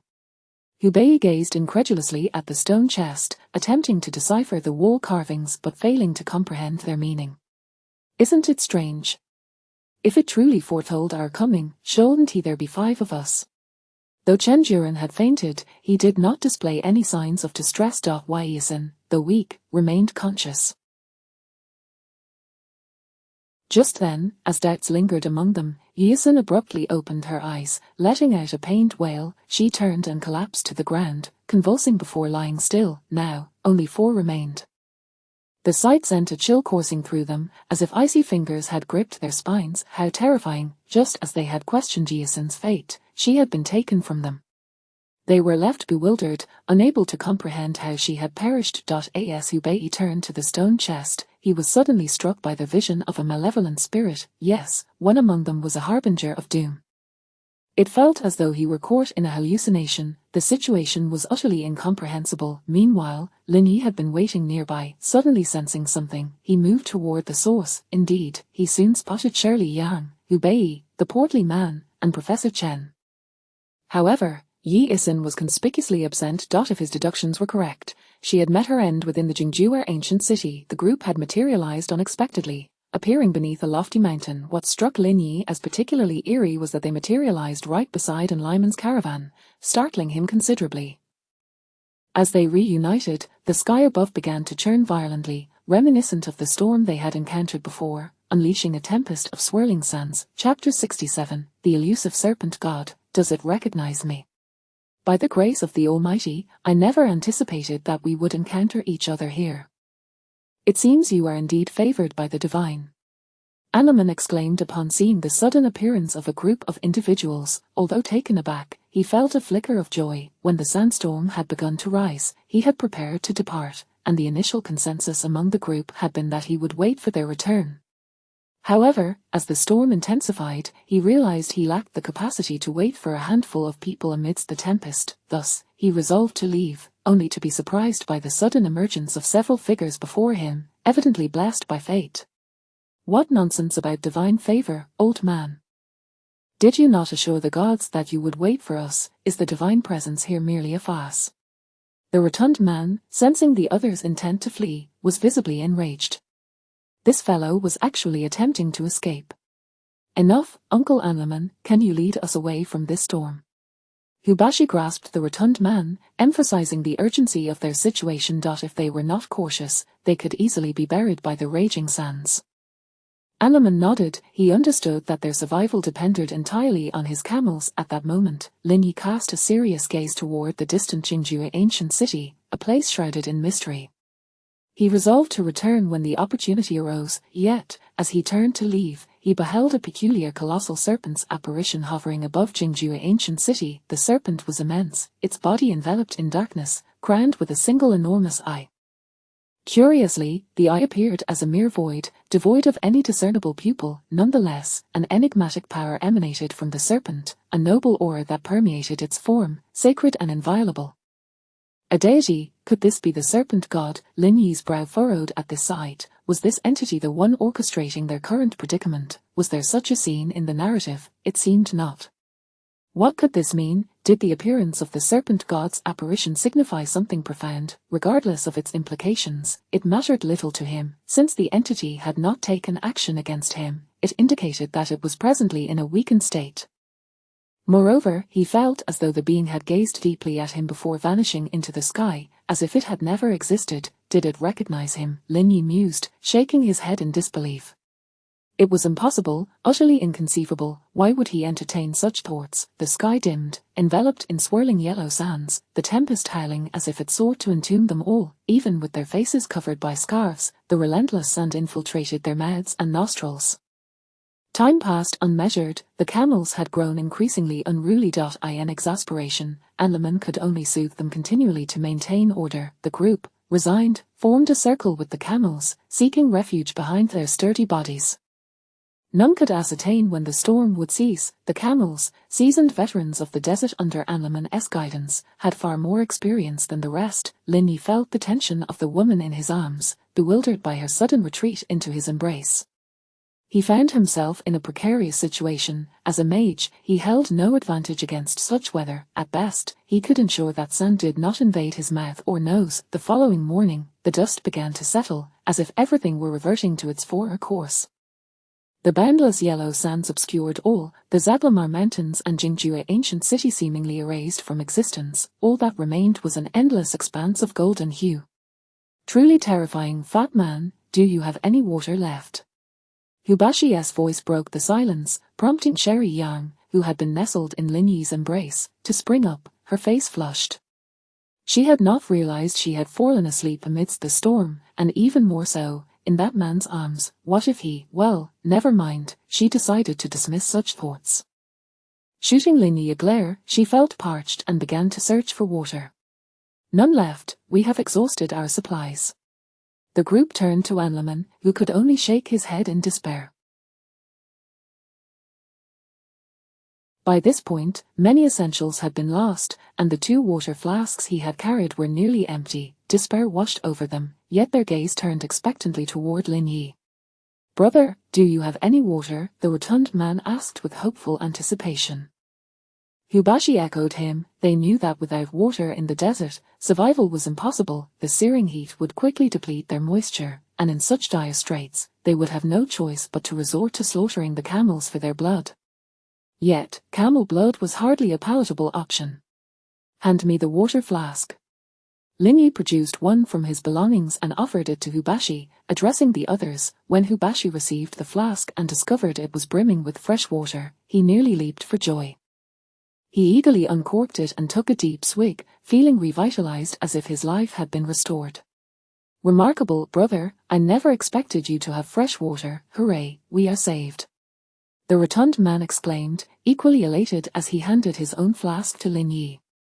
Lin Yi first emptied the sand from it, about 2 taels worth, and then filled it to the brim for him. Sherry Yang looked on in astonishment. Where had this water come from? She had never seen him carry a flask, and the rotund man's flask had not appeared to be drawn from a pocket. It was as if he conjured it from thin air, much like the vegetables and fruits he had previously produced. She was determined to uncover his secret. Accepting the flask from Lin Yi, she took a hearty sip, savoring the sweetness of the water, undoubtedly drawn from the hidden river. Anlaman knelt in gratitude, invoking blessings from the deities, ultimately bowing to Lin Yi. This left Lin Yi feeling quite awkward. This man was in his 50s or 60s, bowing to him felt decidedly strange. "Look, a white camel." At that moment, Anlaman exclaimed in delight, prompting everyone to turn in that direction. Indeed, a tall white figure appeared within their line of sight. The presence of the white camel signifies that the curse has been lifted. The messenger of the Almighty will ensure our continued survival. Anlaman felt as though the heavens themselves were aiding them, his excitement beyond words. The group hurried to follow the white camel, walking for several hours until they soon encountered a small waterhole. The area was not extensive, and the water was not particularly clean, yet the animals could drink directly from it. The camels rushed forward, eagerly quenching their thirst. However, the humans remained motionless. Having received a measure of fresh water from Lin Yi, they were not as desperate for this murky source. Especially when they had the prospect of cleaner water ahead, they would not recklessly approach this pond. Lin Yi remained curious about the white camel, said to bring good fortune, yet, as he approached, he oddly sensed no affinity from the creature. Moreover, he could distinctly feel a dark energy emanating from it, a magical creature, perhaps of the dark arts. How peculiar that a creature symbolizing auspiciousness could harbor such darkness. Was this the serpent god's influence? Indeed, it seemed that all was orchestrated by the serpent god. He sighed, realizing that his hopes of binding this creature as his magical companion were likely dashed. Before he could contemplate further, the white camel hastily departed, vanishing into the desert. This location appears to be where the Zidu Dark River surfaces above ground. A pity it is merely a small puddle. Hubashi lamented, casting a wistful glance at the surrounding flora. In the water, Lin Yi even spotted small fish. Without hesitation, he dashed forward and captured one, roughly the size of his palm. Sharing his find with Hubashi, the latter became excited. Their supplies had nearly run dry, and the prospect of fresh sustenance was a welcome relief compared to their meager rations. The two quickly caught dozens of small fish, though the quantity would scarcely suffice for a hearty meal for the group. The rotund man busied himself gathering dry twigs. Thanks to the nourishing dark river, there were some withered branches nearby. They produced an iron pot, a fortunate find that would allow them to enjoy a warm meal. Chapter 68. The chubby one is the fated protagonist. Lin Yi inquired about the circumstances of several individuals, yet they could not provide a coherent account, only a cacophony of fantastical and terrifying tales. What had transpired remained elusive, and even the likes of Shirley Yang and the chubby one found themselves at odds, leaving Lin Yi somewhat exasperated. However, one thing he could ascertain was that the dark forces originally residing within the chubby one, Yu Bei, and Professor Chen had undergone a fundamental transformation, aligning them entirely with Shirley Yang. The curse had been completed. It appeared that the dark energy from the jade eye had assimilated into their bodies, traversing into the realm of the virtual, thus manifesting as that very curse. The term curse is well documented in both Eastern and Western traditions. Throughout the court intrigues of the pre-Middle Kingdom dynasties, it was not uncommon for schemers to invoke various curses upon their adversaries. Notable instances include the son of Emperor Wu of Han, Liu Ju, and Jian Chong, who discovered sorcerers in their household plotting to curse the emperor. In a fit of rage, Emperor Wu eliminated the rebellious crown prince and his entire family. Such occurrences have been witnessed across several subsequent dynasties. The most infamous of these is undoubtedly the curse of the Yeher clan, wherein the clan's patriarch purportedly cursed Nurhasai, proclaiming that while today he might annihilate their tribe, in the future, it would be the Yeher clan that would bring ruin to the Azan-Joro lineage. Regardless of its veracity, the subsequent downfall of the Qing dynasty saw the Yeher family in power, with both Empress Dowager Cixi and Emperor Puyi hailing from their ranks. The Western world, too, has been rife with various curses. Upon receiving divinity, he naturally acquired a wealth of knowledge regarding these dark arts, among which is a peculiar method of cultivation, the power of curses. This force is enigmatic. It often remains undetectable until it erupts, resulting in drastic changes. Individuals can be instantaneously slain or undergo numerous transformations. For instance, members of the Zagramar tribe suffer from a peculiar iron deficiency upon reaching the age of 40, which leads to their blood swiftly transitioning from red to golden yellow, culminating in death within 3 days. Within the Central Plains, there are no noticeable changes unless one traverses to the Western world, where a modicum of improvement may occur. though life expectancy remains short, Lin Yi was not surprised that these individuals had fallen victim to a curse. After all, in the narrative, they had already been afflicted, yet, at this moment, a blinding realization struck him, as if a flash of lightning illuminated his thoughts. It was no wonder he had felt an odd sensation within the ancient city of Jingjue. The pervasive dark aura emanated from that large jade orb, which had infused the bodies of the chubby one and Hubei, while Chen Juren had merely been tainted. A sense of inexplicable strangeness washed over him, and upon witnessing the curse upon these individuals, it felt as if a bright light flickered in his mind. Indeed, the dark energy of several individuals was contained within that jade, akin to a colossal oil tanker. The jade itself was reliant upon a magical array to encapsulate the entire dark essence. Should it remain undisturbed, no issues would arise. However, upon the chubby one and Hubei's contact, the magical array was immediately disrupted, allowing the dark energy to flood into their bodies, while Chen Juren was likely caught in the crossfire, having touched the jade eye out of concern. Once a substantial amount of dark energy infiltrated the two, they became akin to a powder keg, ready to ignite with merely a spark. Thus, when Shirley Yang and the others were drawn into the virtual realm, it was the perfect moment to ignite that powder keg. Consequently, the others were able to survive, while Yisin, untouched by the darkness, perished within the virtual space. Everything had been meticulously orchestrated, every element akin to a series of programmed sequences, devoid of any possibility for error. His being subjected to various malevolences, even rejection, stemmed from the fact that he himself was an anomaly. He had not been tainted by dark elements. Even if pulled into the virtual realm, it bore little significance. After all, should this all be akin to a form of artificial intelligence, there was little that could be done about him, ultimately leading to his expulsion from the virtual space. However, how could this process be ensured to proceed without incident? What connections were in place? His gaze fell upon the individuals not far away. When he focused on the chubby one, specifically the jade pendant around his neck, his eyes sparkled with newfound clarity. Astonishingly, it all made sense now. Everything revolved around that jade. This jade had been gifted to the chubby one's father by a certain commander during a campaign against bandits, intended as a present for his child. Upon first encountering the jade, he had sensed an aura of misfortune emanating from within. At the time, he had been curious about the jade's utility, aside from its ominous properties, which seemed to serve no practical purpose. In the narrative, the jade appeared to be merely a superfluous plot device, yet now, his perspective had irrevocably shifted. That jade was indeed the selection of the Serpent Guard. The Serpent Guard had not chosen Hubei but had instead selected Wang Pengzi.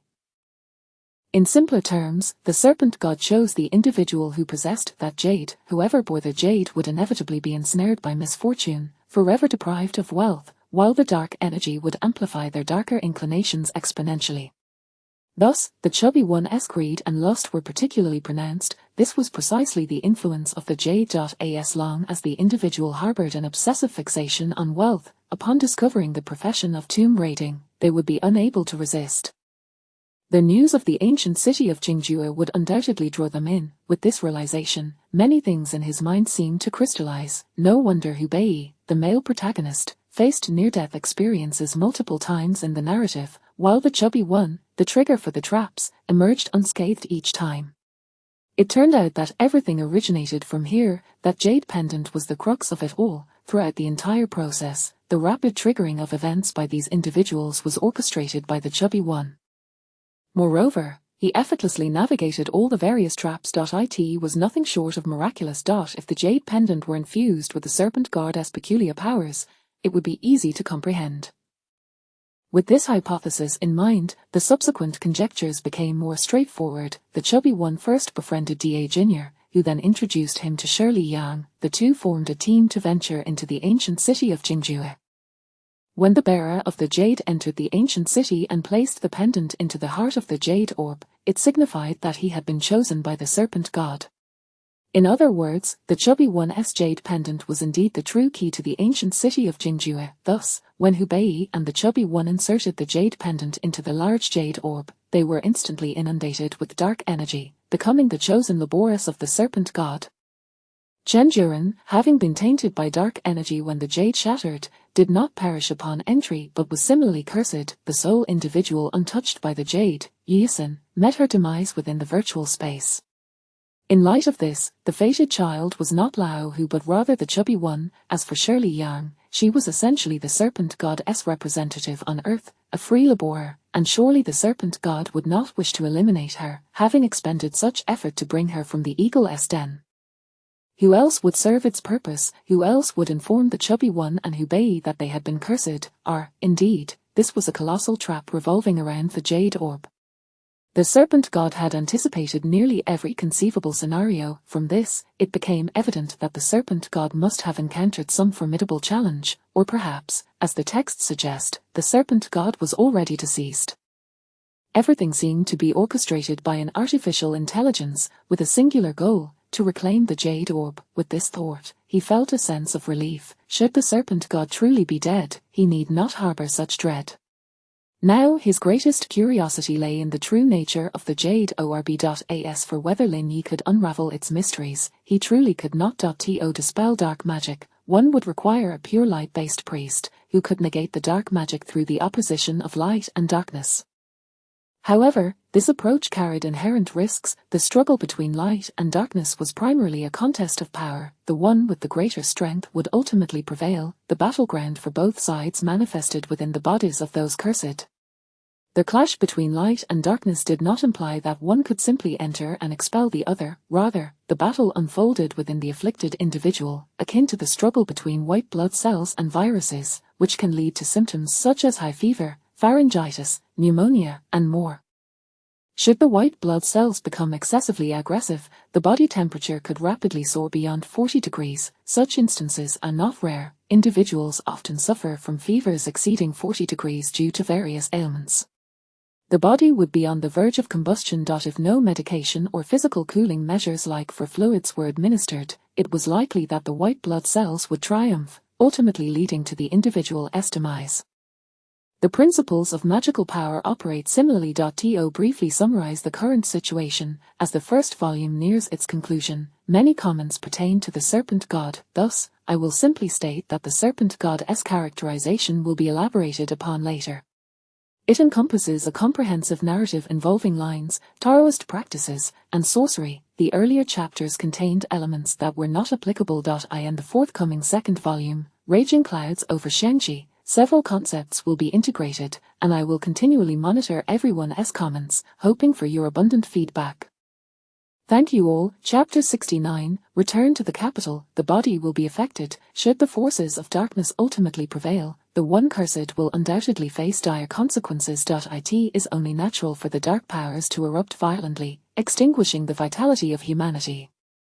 Even if the forces of light emerge victorious, humanity will not fare significantly better. Weakness and a plethora of side effects will ensue. The second approach involves conducting experiments to continually unravel the nature of this curse, seeking to understand the type of power it employs, and subsequently, through the interpretation of this power, discovering methods to counteract it.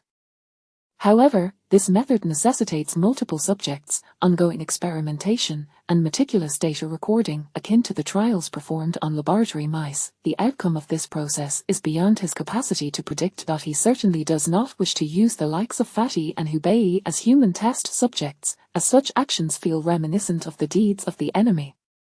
He also lacks the time to delve into these matters. Wouldn't it be more pleasurable to simply enjoy life? In this world, he has already acquired a Seheyuan and a plethora of antique artifacts. This time, he returned with bronzeware infused with the exotic aesthetics of the western regions, each piece worth at least several thousand. He has also procured a considerable amount of mutton fat jade and various jade accessories, all of which are undeniably valuable. Furthermore, he possesses numerous gold ingots, along with coins obtained from the 9-story Demon Tower. Not to mention, there is the promise made by Shirley Yang to provide everyone with 100,000. In an era where millionaires are exceedingly rare, he has achieved financial freedom and thus feels less compelled to toil for wealth. On the contrary, he is determined to cultivate his magical abilities, for the world of Ghost Blows Out the Light is rife with bizarre and mystical phenomena. Apart from Hubei, the male protagonist, there are other central figures, and each of the 8 ancient gods from this realm is a uniquely enigmatic existence. He cannot afford to be complacent. At any moment, he could find himself ensnared by these entities. Beyond the supernatural beings of a ghost blows out the light, there exists the tomb-raiding world, particularly the Wang family and the Old Nine Gates, which are embroiled in complex entanglements, drawing many unsuspecting individuals into their midst. Consequently, the capital will inevitably become a battleground for these factions. He has no desire to be dragged into that organization, becoming either cannon fodder or a mere tool for exploitation. To avoid being used or entangled, one must possess independent power and strength. Although he has developed a certain level of resistance, being a high-level sorcerer and armed with a nether flower that might resolve some issues in solitary combat, he knows he would struggle against a large number of foes. He is well aware that the various factions within the tomb-raiding world are terrifying entities that engage in fierce power struggles. Brother Lin Yi, what are you pondering? I've called out to you several times.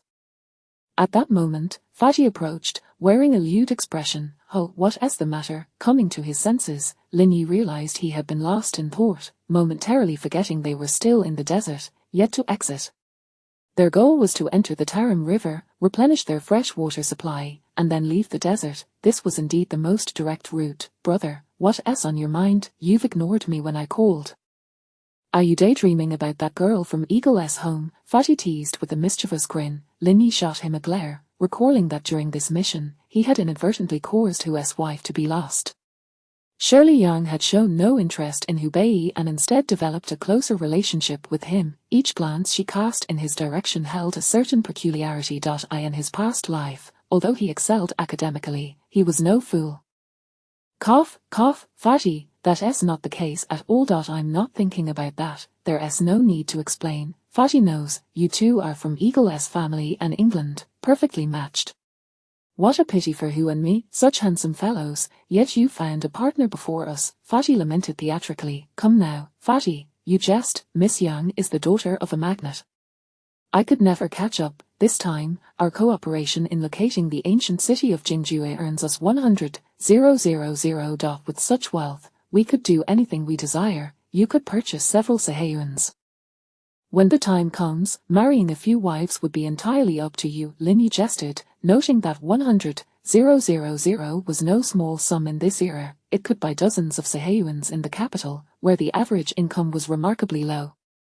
It could be said that they had achieved financial independence ahead of time. The millionaires of the 1980s were not unlike billionaires in later times. Of course, if they truly took out such money, it might lead to significant complications. Go on, stop teasing me. Faji, by the way, brother, could you tell me more about that big flower? What is it exactly? Why was Chu Jian so entranced by it that he ended up taking his own life? Faji suddenly recalled the incident where Chu Jian had met his demise, his face paling with dread. He had been quite close to Chu Jian. Had he not been prepared, he might have faced a similar fate.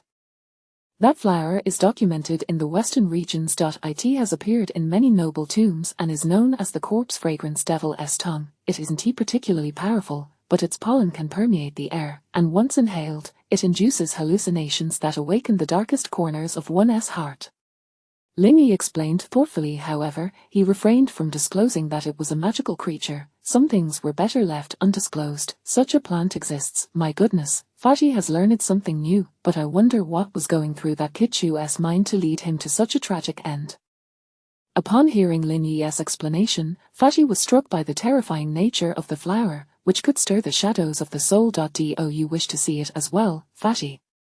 If you're interested, I could assist you. I've already collected that plant and can extract its pollen. Just say the word, and I'm ready to help, Lin Yi inquired with a playful smile. At this, Faji instinctively took several steps back, eyeing Lin Yi warily. Wait a minute, don't you dare trick me, you rascal. I'm not interested in that thing. He had witnessed Chu Jian smash his own head with a spade. Only a fool would want to experiment with something so perilous. If he were to do the same, there would be no one to save him. Har har har, Lin Yi laughed unabashedly, realizing even this fellow had his fears. In the distance, Shirley Yang observed the two men frolicking, and her heart was far from joyous. Originally, she had embarked on this journey to break the curse. While they had made some progress by entering the ancient city of Jingjue, the curse remained unbroken. In essence, it was a complete failure. However, at this moment, she had no choice. This archaeological team, aside from Professor Chen Juren, had suffered catastrophic losses. The few who had merely tagged along returned unscathed, yet upon their return, they would certainly face scrutiny regarding the situation. Moreover, there was the matter of Professor Chen's condition. Initially, she had thought he would recover from the shock in a few days. However, after awakening, he seemed to have fallen into a state of madness, as though his mind had fractured. This development only compounded her responsibilities. As a friend of her father, she felt obligated to help this elder, though she was uncertain if he would ever recover. Consequently, her mood had soured considerably over the past few days. After traversing for a dozen days, they finally reached the vicinity of the Tarim River. Despite Lin Yi having some provisions, the journey was arduous. Thankfully, they had exited the desert. Next, they would enter Hotan, board a plane, and return to the capital. Upon returning to the capital, Shirley Yang distributed 100,000 to each person and then promptly vanished from their lives. The group faced numerous inquiries from above, especially since this archaeological team had suffered heavy losses and returned empty-handed. The disparity between their efforts and outcomes warranted a thorough investigation, yet, after several rounds of questioning, they gleaned little useful information, and eventually, the matter faded away, particularly for Fatih and Hubei, who possessed some influence. Should they have committed any errors, they might have faced scrutiny. However, they had done nothing wrong and had even safeguarded the archaeological endeavor. Although problems had arisen, they were not at fault. It was unreasonable to expect them to confess to anything when they had acted in good faith. When Lin Yi returned to the Sahayuan, it had already been half a month. Seeing the yard strewn with fallen leaves, he felt a sense of disorientation. He had been away for several months, and this desert expedition had proven remarkably fruitful for him. Not only had he advanced to a high-level sorcerer, but he had also acquired a 5th-level magical creature, significantly aiding his future aspirations to reach the level of a Grand Sorcerer. As for the Grand Sorcerer title, he could only navigate his path cautiously, aware that within the hierarchy of sorcerers, this was a critical threshold. Many sorcerers remain confined to this level throughout their lives. The duration of one's entry into this realm also held significance. Although he was unfamiliar with the intricacies of magical ranks in the Western world, he understood that the journey of a sorcerer was likely akin to that of cultivating martial arts or spiritual practices. The faster one advanced through the initial stages, the more benefits one would reap in the long run. Human potential is finite, yet the pursuit of magic grows increasingly profound. If one fails to complete their training within a certain time frame, they risk losing the vigor to maintain peak condition as they age. At that point, any further breakthroughs would become nearly impossible. Chapter 70, The Disturbance of the Divine Essence. Since his arrival in this world, he has been diligently honing his skills, particularly by accompanying Hubei and the Fat Man into 2 ancient tombs, which has allowed his proficiency as a magician to ascend from the initial stages to the advanced level. Such rapid advancement in magical prowess is indeed remarkable. It appears that one must venture into tombs to uncover their own fortuitous opportunities. Each time, the treasures acquired far surpass the slow progress made through solitary training at home. This is only natural, as resources are limited, and the ancestors have long since claimed them. Buried deep within the earth, to obtain these treasures, one must seize them. However, if his memory serves him right, the narrative leading to the Dragon Ridge Maze is set to unfold in a year's time.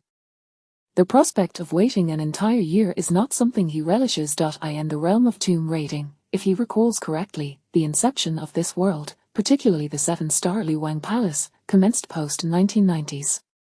It seems unlikely that he will be able to involve himself in such matters for the time being. Alas, must he truly remain in the capital for a year and a half before he can enter the Dragon Ridge Maze through the unfolding narrative? The Nether Flower, having become his magical beast, has existed within a certain space, the nature of which he has yet to discern. Each day, he must channel his magical energy into this space, allowing the Nether Flower to thrive by absorbing his power. They have formed a peculiar symbiotic relationship. For a magician, maintaining a vigorous state through daily meditation is essential, and the most effective way to enhance one's skills is to exhaust one's magical energy and subsequently elevate one's mental strength through focused meditation. With the presence of the Nether Flower, which requires various energies for its growth, the infusion of nature-based magic enables it to recover swiftly. The flourishing nether flower, in turn, reciprocates its growth by benefiting Lin Yi, akin to a miniature photosynthetic process between the two. Both parties reap substantial rewards. The nether flower restores itself rapidly, while he receives the benefits of accelerated cultivation. This method has brought him considerable satisfaction, as his rate of magical enhancement has significantly increased since acquiring the nether flower. Frequently, he can distinctly perceive the speed at which his mental capacity is advancing. Recently, with the augmentation of his magical energy, he has become acutely aware that the divine essence in his mind has been exhibiting some erratic behavior. Indeed, he cannot be mistaken. This divine essence has been akin to a middle-aged woman experiencing menopause, often producing strange sensations within his consciousness. What precisely this feeling signifies remains elusive to him. He merely senses that the divine essence appears poised for some form of transformation, yet his understanding of this divine essence is limited, leaving him with little recourse but to allow it to pulsate incessantly in his mind without any viable solutions.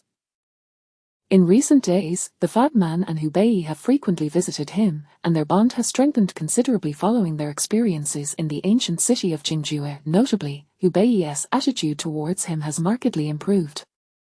Had it not been for Lin Yi, they might not have survived the ordeal, especially when emerging from the desert, with scarce water and limited food. Had Hubei's plan been followed, it is unlikely they would have made it out alive. Ultimately, Lin Yi led them to safety, and their rations during that time were remarkably adequate, far superior to what they had when entering. It is likely that no one would believe the tales of their survival. The camaraderie that has developed between them is profound, and Hubei remains a steadfast brother. Brother Lin Yi, do you think our idea of establishing a shop in Panjiayuan will come to fruition? Hubei inquired. Upon their return, they had chosen not to exchange their earnings for RMB but rather to contemplate their future. They have indeed entered the antiquities trade, and their recent excursions have yielded astonishing profits. On their first venture, they amassed several 100,000, all thanks to Lin Yi's guidance, a stark contrast to their previous solo expeditions. The second outing was even more lucrative. Despite the dangers of the Kunlun Glacier, they emerged unscathed. The ancient city of Jingjue, although it claimed the lives of several archaeological team members, left them with only superficial injuries. The treasures they recovered were plentiful, not to mention the gold ingots Lin Yi procured, of which they each received 3, valued at 100,000. When Sherry Yang settled their wages, each received a handsome sum of 100,000 USD. Such a windfall would be nearly impossible to earn through any other means. With these two lucrative ventures, even the dimmest of minds would recognize the financial potential of this industry.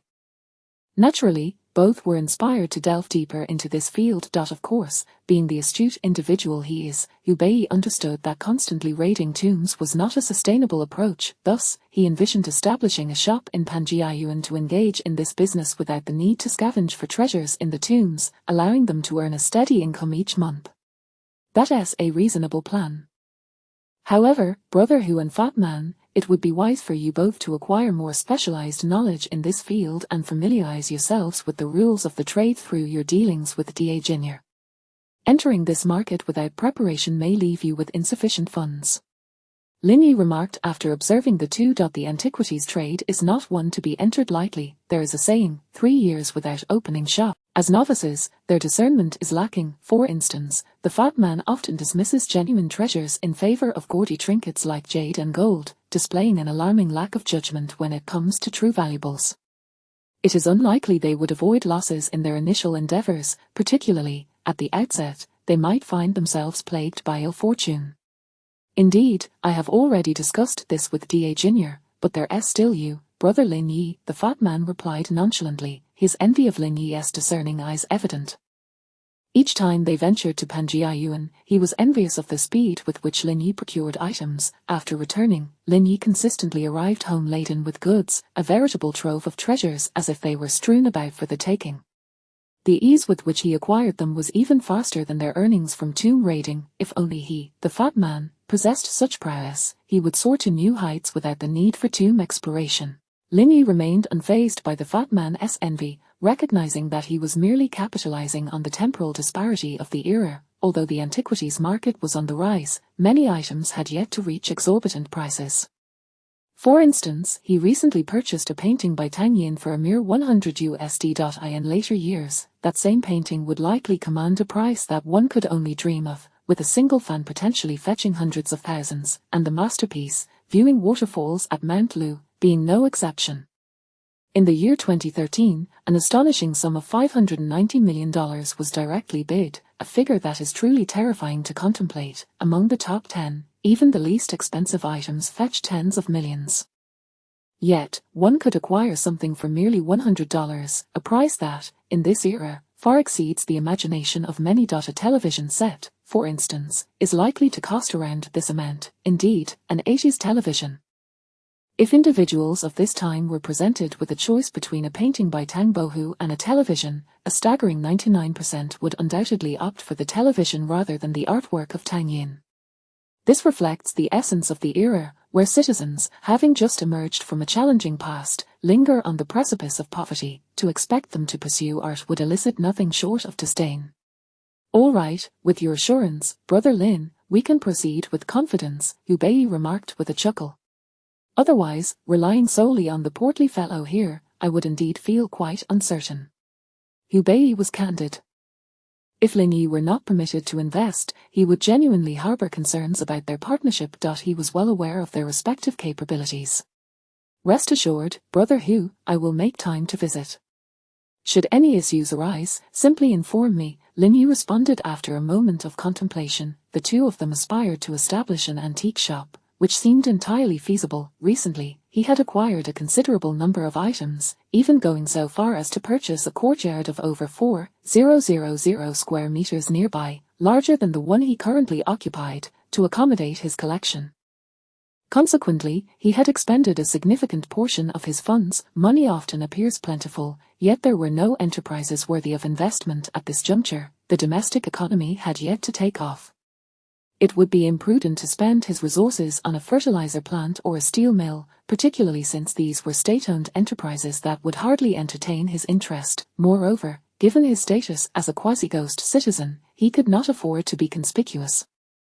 The risk of being mistaken for a spy and apprehended was a daunting prospect. Thus, maintaining a low profile was the prudent course of action. After conversing for a while longer and bidding farewell to the two men, he resolved to devote some time to practicing magic, as he had no other pressing matters at hand.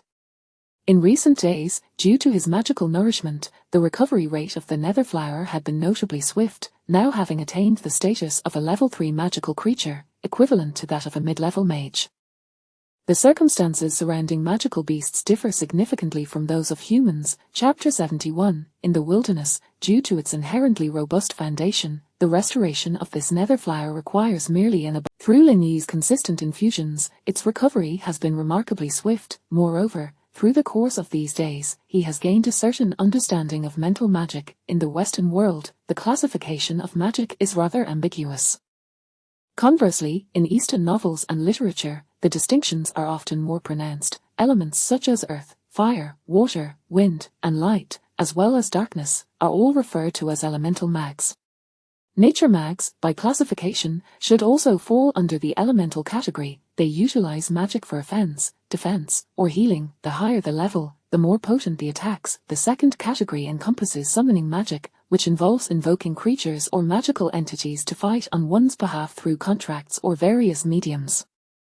Summoning in nature magic operates under the same principles. The transformation of druids occurs via a certain medium, allowing them to assume the form of specific creatures for combat. Comparatively, druids lean more towards the warrior archetype. Lin Yi's ability to cultivate multiple series simultaneously stems from his possession of divinity and mastery over the heart of nature. Additionally, space and time are two rather unique attributes, yet they should still be categorized among the first type of mags, albeit as a particularly powerful variant. The remaining categories, such as curses and necromancy, pertain to the darker aspects, much like the magic associated with those cursed individuals. Mental magic, relatively speaking, occupies a rather peculiar niche. This class of mags does not attack their foes through elemental means. Instead, they wield their mental prowess to assault the mental and spiritual faculties of their opponents. It is an insidious form of combat.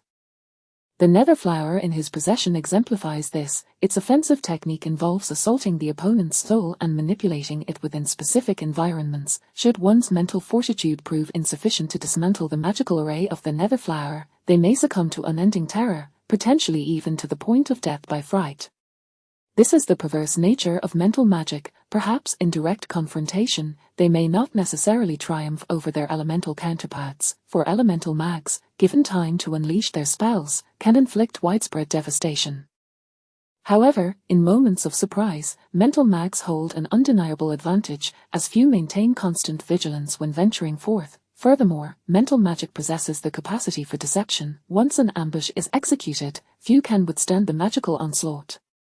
The classification of magical beasts diverges from that of humans. The categorization of magical beasts aligns with human classifications, where most magical beast levels are determined by humans. This introduces a degree of misconception. An ordinary person battling an elephant in the wild may not necessarily be at a disadvantage. This is attributable to human intellect. The nether flower he wields serves as a prime example. It is undoubtedly an unparalleled artifact for ambush. If he were to quietly unleash it during a confrontation with an evenly matched adversary, all it would take is a moment of the opponent's inattention, and it would surely spell their doom. Naturally, most magical attacks employed by mags are manifested through magical rays, with large-scale offensive spells serving as the most direct demonstration of a mage's value. As for transforming into a druid warrior to engage in a fray with the spectral beings of graves, Lin Yi found that notion laughable. The creatures at his disposal are predominantly simplistic beasts, whose combat capabilities are merely average, far inferior to a well-trained hunting dog. Not only would they deplete magical energy, but they would also be easily dispatched. Such a notion of genius creativity is one he would categorically refuse to entertain. Instead, he deemed it far more prudent to contemplate how to expedite the growth of the nether flower. Since he has been supplying half of his magical energy daily for its rapid recovery, what would happen if he were to provide it all? Previously, he had refrained due to the potential for unexpected complications in the outside world. However, upon returning to the capital, he found himself with little else to occupy his time. The safety in the capital had increased dramatically, thus, it would be wise to enhance the nether flower's recovery even further. Without hesitation, he closed the door, retrieved the nether flower, and began to channel his magical energy directly into it through the magical array. Upon receiving Lin Yi's magical infusion, the nether flower visibly exhibited a spark of excitement. For plant-based magical beasts, nature magic acts as a nourishing supplement. This is one of the reasons it so ardently seeks to form a contract with Lin Yi. While nature mags may not possess the combative prowess of elemental mags, their affinity for flora and fauna far surpasses that of their elemental counterparts. The beast was in a state of near starvation, having dwelled on the brink of hunger for an extended period. Nature magic not only restores its primal strength, but also gradually elevates its magical level. Their happiness arrived so unexpectedly. As Lin Yi infused magical energy, he was utterly oblivious to the peculiar condition that seemed to befall the divinity within his mind. The moment he fully channeled his magical energy, he suddenly felt a wave of darkness wash over him, and then he vanished from his original location. The moon hung high, and the stars twinkled in a sparse sky. A group of individuals slowly traversed the dense forest. Within the mountainous region, no path existed for multiple people to walk side by side. They could only proceed in single file, with a few taking turns to strike the underbrush vigorously with sticks to stir up any lurking snakes. This was the most common method of driving away serpents upon entering the jungle. Generally, snakes would not attack humans unless they sensed a threat. By rustling the grass, most snakes would flee at the first opportunity, while a few might emit sounds to warn intruders. "Damn it, this wretched place is so difficult to traverse," exclaimed a man clad in military attire from the Republic era, spitting out a mouthful of grass and snorting disdainfully. This man was of average height, with a fierce expression etched across his face, a gleaming mirror box tucked at his waist, and sturdy riding boots adorning his legs. His eyes frequently darted toward a woman beside him. The woman, in her 20s, possessed an elegant figure and was dressed in the traditional attire of a Miao girl. Upon noticing his gaze, she disdainfully turned her head away, disinterested in engaging with him. "Commander Luo, this area, if it were an easily accessible location, we wouldn't be the ones digging here." Beside him stood another man, adorned in a long gown and traditional jacket, wearing a hat characteristic of the era. and donning rare sunglasses. He glanced at the man beside him, his eyes flashing with annoyance. Hey, Chairman Chen is right, old Luo is just a bit out of his element. The middle-aged man in military garb chuckled awkwardly, continuing, no worries, once we pass this mountain. Tomb raiding is primarily conducted in remote wilderness. No one desires their burial site to be in a heavily populated area. If a site attracts too many onlookers, it is unlikely any treasures will remain. Boss, ahead, something seems amiss. Just as he fell into silence, several subordinates hurriedly approached, one of whom, appearing to be the leader, spoke rapidly. What happened? His heart jolted. In this desolate wilderness, surrounded by venomous creatures, what could possibly be wrong? Could a ferocious beast have appeared? Up ahead, come with me, you should see for yourself. The man cast a fearful glance at the distance, remaining soon, the group reached the spot indicated by the man's finger. They were met with a scene that left them utterly astonished. Before them, it seemed as if the moonlight was being drawn towards something. Not far from the ground, a massive crimson flower, several meters in diameter, bloomed, swaying in the moonlight without any breeze. The entire blossom illuminated the surrounding area, casting a bright glow over a radius of hundreds of meters, akin to a modern incandescent lamp. Even more astonishing was the sight of a person seated atop the flower. The individual's features were somewhat obscured by distance, but they sat cross-legged, hands resting on their knees, eyes closed, seemingly merging with the great flower itself. An indescribable strangeness enveloped the scene. Damn it, could we have stumbled upon a monster? Witnessing this, Commander Luo was taken aback, swallowing hard, and drawing forth the mirror box from his waist, feeling a slight sense of relief in his palm. Boss, this appears indeed peculiar.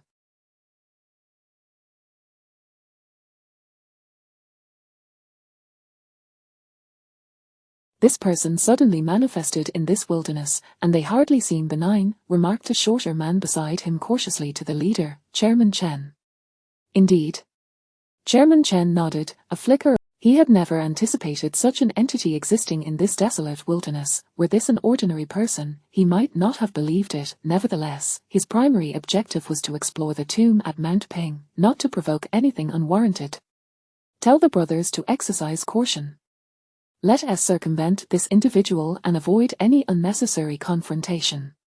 He glanced at the nearby valley, contemplating, ultimately deciding against provoking the enigmatic figure. Chapter 72 with a distinct Beijing accent, you claim to be a practitioner of Qi from Zhongnanshan. All right. The people surrounding him nodded in agreement. However, another individual appeared somewhat displeased.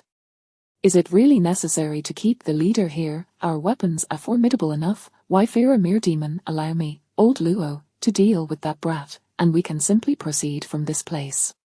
After finishing his statement, the soldier brandished his pistol and strode towards that direction. Luo Shuai, be cautious. Yet, Luo Shuai paid no heed to Chen Yulo's warning and hastened a few steps forward. Unbeknownst to him, as he entered that peculiar circle, an unusual floral fragrance wafted into his nostrils, enveloping him in a sense of comfort, only to be followed by dizziness and a gradual haze. Boss, it seems something is amiss. After Luo Shuai entered, he appears to be stumbling as if ensnared by something sinister. His mental state doesn't seem right either, remarked a woman nearby, who had previously held disdain for Luo Shuai but now watched him closely. We must exercise caution, use a hook to pull Luo Shuai out. Damn it, this fool, more trouble than he is worth. The leader expressed, exasperated, yet he could not afford to let this fool encounter any mishap. A hook, essential for tomb raiders, was quickly employed with the assistance of the woman in red, who managed to snag Luo Shuai's clothing. After a considerable effort from several individuals pulling him back, they finally succeeded in retrieving him. Beauty, join me for a drink. This wine is the finest from Xiangxi. Upon his return, Luo Shuai wore a lascivious grin, muttering incoherently, clearly lost in inappropriate thoughts. Smack, the woman in red struck him sharply. Over the past few days, Luo Shuai's predatory gaze had made her quite uncomfortable, and this slap was laden with personal grievances. He shouldn't he have been saved? What time is it to still be thinking about women? Bar. The short man's countenance darkened, frustrated with the uselessness of Luo Shuai. Let us wake him up first. This place is exceedingly sinister. If possible, we should avoid this entity. The leader spoke, his expression grave as he observed the large flower not far away. Though Luo Shuai's will was not the strongest, he was by no means a benign individual. The fact that such a person could fall victim to an illusion in an instant indicated that the large flower was certainly not to be trifled with. Adhering to the principle of avoiding unnecessary conflict, he preferred to steer clear of trouble. What on earth happened? Just as he prepared to lead the group around the area, he noticed that Luo Shuai had awakened. Dazed, Luo Shuai pondered how he had suddenly found himself ensnared in an illusion of fragrant cars and beautiful women, only to awaken feeling a stinging sensation on his face. Had someone slapped him, who dared to strike Luo Dazhuang?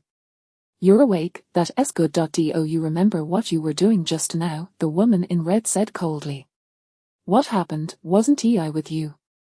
Cough, cough, he began, but abruptly fell silent as he sensed a chilling intent. After several days of interaction, he was well aware that this woman was not to be underestimated. Suddenly, memories of his peculiar experience flooded back. Hadn't he gone to confront the large flower and that brat upon it? How had he returned? Looking up, he saw the large flower and its occupant seemingly unchanged, as if they had never moved. Why could he not recall anything in between? Hey, you fell victim to an illusion. Were it not for our intervention, you would have likely slept here forever. The woman in red scoffed, her background in the moon gate granting her some knowledge of illusions and tricks. What?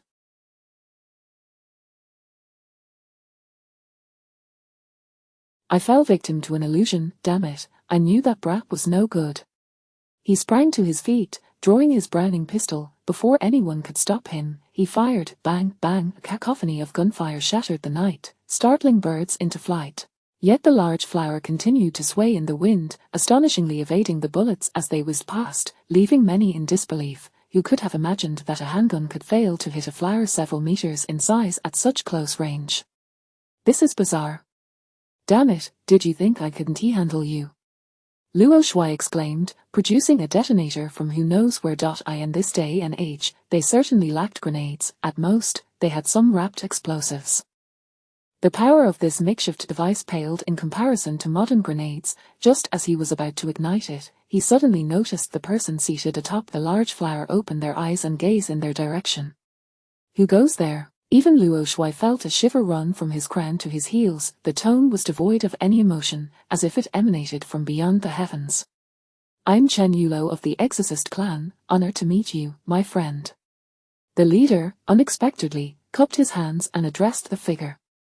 Exorcist clan, Chen Yulo. Upon hearing these words, Lin Yi stood frozen in disbelief. Hadn't he just exited the Jingzhou ancient city and returned to the capital? How had he suddenly found himself here?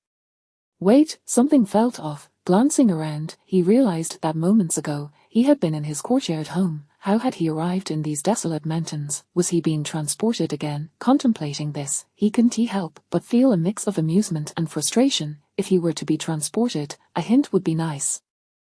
Furthermore, couldn't he be thrown into a more desirable location? The first time, he had landed on a park bench. This time, he had been unceremoniously dumped in the mountains. Had it not been for the ghostly flower, those bullets would have likely claimed his life. Indeed, the individual atop the flower was Lin Yi, who had just concluded his meditation and restored his mental acuity to its peak. Hearing the gunfire, he opened his eyes to see a group cautiously observing him from a distance. The gunfire must have originated from the middle-aged man in military attire among them, given that the smoke from his weapon had yet to dissipate, and since the leader was Chen Yulo, this man must be Luo Shuai. So it is the esteemed leader of the Exorcist clan. Lin Yi chuckled, suddenly leaping down from the flower. Upon landing, the large flower rapidly shrank, soon fitting into the palm of his hand. This action left the onlookers utterly astonished. Such a scene was beyond their experience. Chen Yulo felt a jolt of astonishment. What manner of sorcery was this? It seemed akin to the divine powers described in mythological tales. Nevertheless, he suppressed his fear and stepped forward. Have you heard of Chen Yulo? Of course, the leader of the Exorcist clan, Chen Yulo. Renowned as the chief of Changcheng Mountain, commanding thousands of exorcist brothers, your reputation in the martial world is indeed illustrious. Lin Yi responded with a smile. He was well aware of Chen Yulo, the male protagonist of Anger in the West Hewn, who had explored the Bottle Mountain ancient tomb alongside Zhi Yu Shao. Such praise is merely a reflection of the camaraderie among our kind. May I inquire about your esteemed self? Chen Yulo, unfazed by the flattery, had heard similar sentiments countless times over the years. He remained cautious of this sudden appearance. I am Lin Yi, a practitioner of Qi from Zhongnanshan, honored to meet the leader of the Exorcist clan. Lin Yi imitated the Daoist bow he had learned from a television series, regardless of how accurate it was. Upon hearing Lin Yi's introduction, Chen Yulo's expression soured slightly. Zhongnanshan, a practitioner of Qi, it felt as though he were being mocked. After all, the individual before him was dressed in attire that bore no resemblance to that of a Daoist disciple. Tall and strikingly handsome, his clothing seemed out of place for the era. Moreover, when Lin Yi had bowed, his posture was incorrect. What Daoist disciple would fail to know the proper etiquette for greeting someone? Furthermore, the man spoke with a Beijing accent while claiming to be a practitioner from Zhongnanshan. How absurd! Yet, Chen Yulo refrained from confronting him immediately, as they had all witnessed Luo Shuai's disgraceful state and knew that recklessly provoking conflict might not bode well for them. So it is Brother Lin. Yet, what brings you to this mountainous region under the cover of night? I have heard tales that merchants often meet untimely ends in these wilds, so I came to investigate. Lin Yi stated candidly. The wild weasels within Bottle Mountain, aside from the formidable six-winged centipede, the male and female peeper scorpions, the white ape, the Bottle Mountain Corpse King, and now that he had arrived in this world, he was curious to uncover the true nature of these so-called wild weasels. Chapter 73, Chen Yulo, my ascension to the position of the leader of the is attributed to a staggering 99 effort, and the remaining 1 to the incredulous. However, beside him, the irate Luo Laowai was seething with anger. The primary purpose of their journey thither was, ostensibly, to explore the ancient tomb. Just like the others, had this scoundrel openly declared his intention, he might have earned a modicum of respect, yet instead, he feigned an investigation into the murders of merchant travelers. Was this not merely a ruse? They had come disguised as merchants themselves. You are not worthy of my deception. Lin Yi was not unfamiliar with this man. He was indeed the character Luo Laowai from the drama.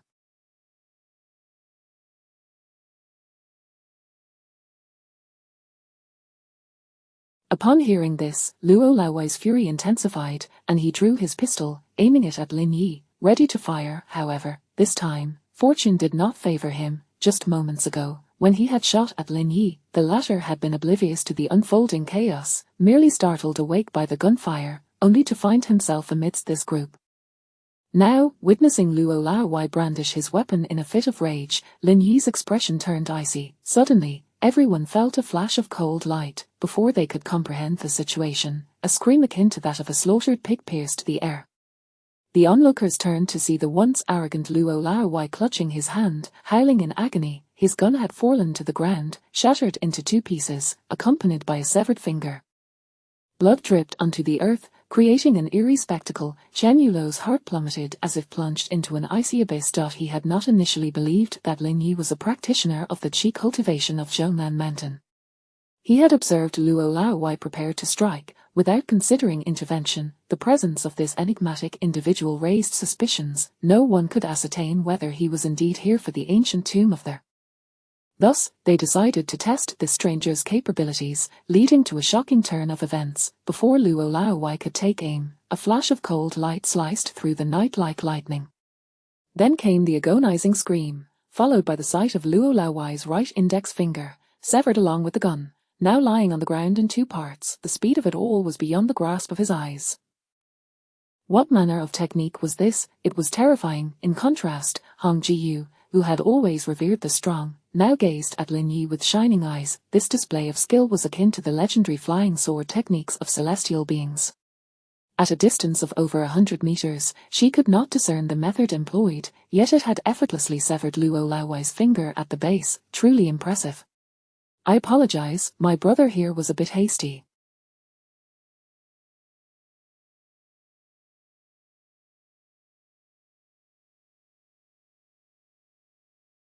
Please be forgiving. Allow me to convey his apologies on his behalf. Chen Yulo quickly clasped his hands in a gesture of respect. The two parties were not acquainted, and mutual wariness prevailed. At this juncture, should Luo Laowai incite the stranger's wrath, they would find themselves ensnared in this wilderness, with no one the wiser. The notion that someone would eventually discover their remains was laughable. Who would willingly sacrifice themselves for the sake of being observed? It matters not, I shall not overly concern myself with a stranger, as long as you do not provoke me, I shall remain unperturbed. Lin Yi replied with a smile. He was not of this world, and thus had little vested interest in their affairs. He had come to the world of Angry Clear West in search of treasures that diverged entirely from what Chen Yulo and his companions sought. They yearned for the gold, silver, and precious artifacts within there, while he sought the rare and extraordinary creatures of this realm. In the realm of tomb raiding, the peculiar beings of various worlds were objects of his desire, particularly in the domain of Angry Clear West. Their angry clear chicken, for instance, was severely underestimated in this world. A single chicken that had not even reached the age of 6 was treated like mere fodder, tossed into the ancient tomb of there without a second thought. One could only ponder whether it was sheer extravagance or folly on their part. It must be noted that the angry clear chicken was a natural nemesis of venomous creatures. Possessing such a chicken, even if it had not attained spiritual status, would greatly alleviate their troubles with poisonous creatures.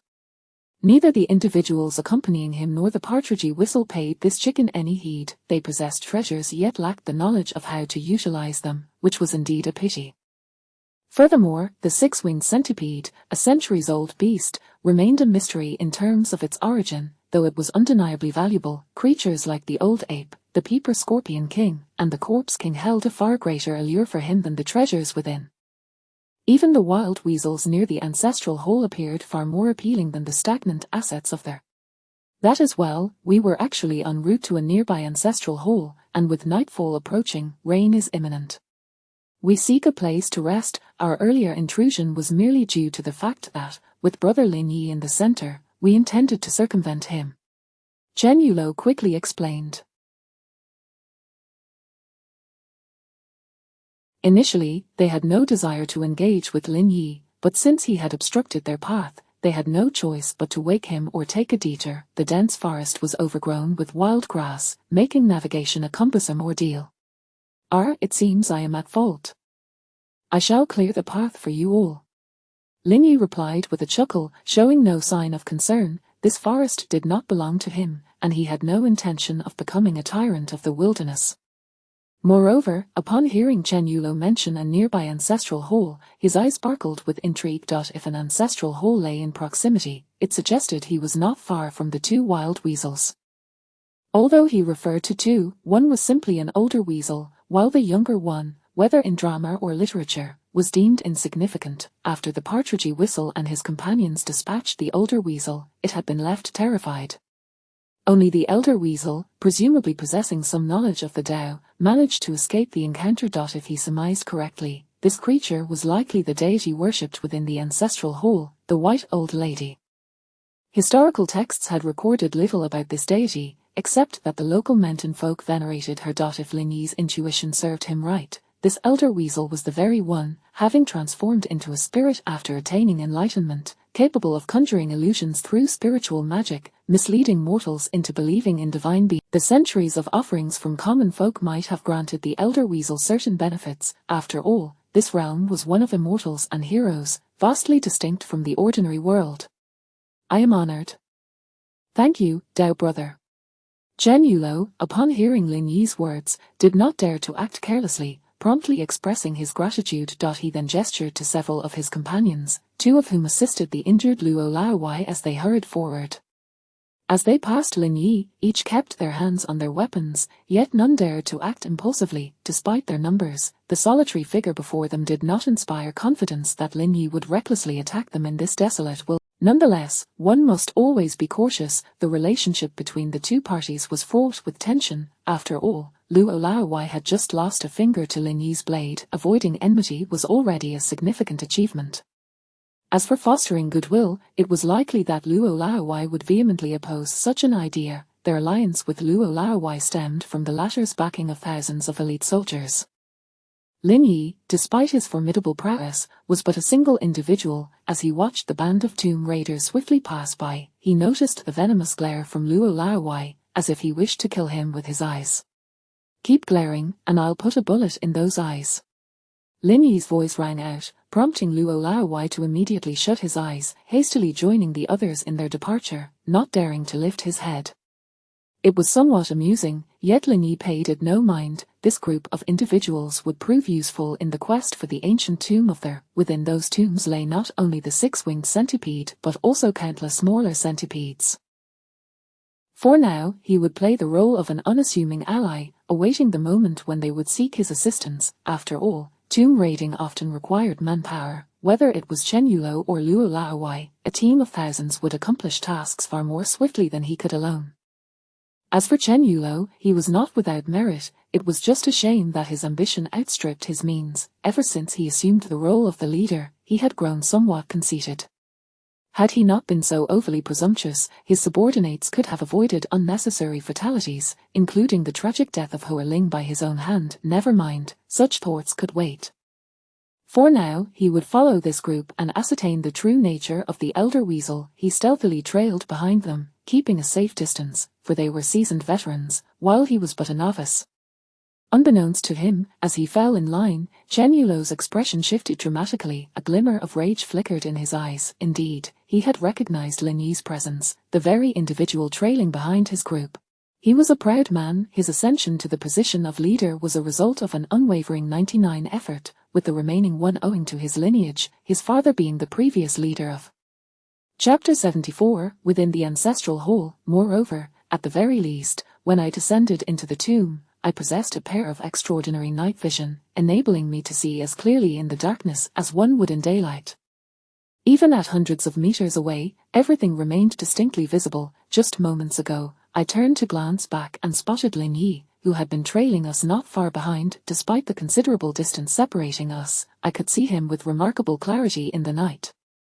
Late at night, following closely behind us yet not emerging from the woods, it was evident that he had ulterior motives. As we sought to enter the ancient tomb of Bingshan, it was clear what he was after. "What is it, boss?" The Red Maiden, having noticed the change in her leader, quickly inquired. "That Lin Yi is following us. I sense ill intentions from him. If my instincts are correct, he likely shares a common objective with us." Chen Yulo replied coldly. "Is that so? Didn't he claim to be here to exterminate demons?" The Red Maiden expressed disbelief. Among the group, she harbored the greatest affection for Lin Yi. After all, which girl could resist the charms of a handsome man? She had been surrounded by rough men for so long that she nearly forgot she was a woman. When Lin Yi had just severed Luo Laowai's finger, she nearly cried out in delight. In recent days, Luo Laowai had buzzed around her like a pesky fly, becoming increasingly bothersome.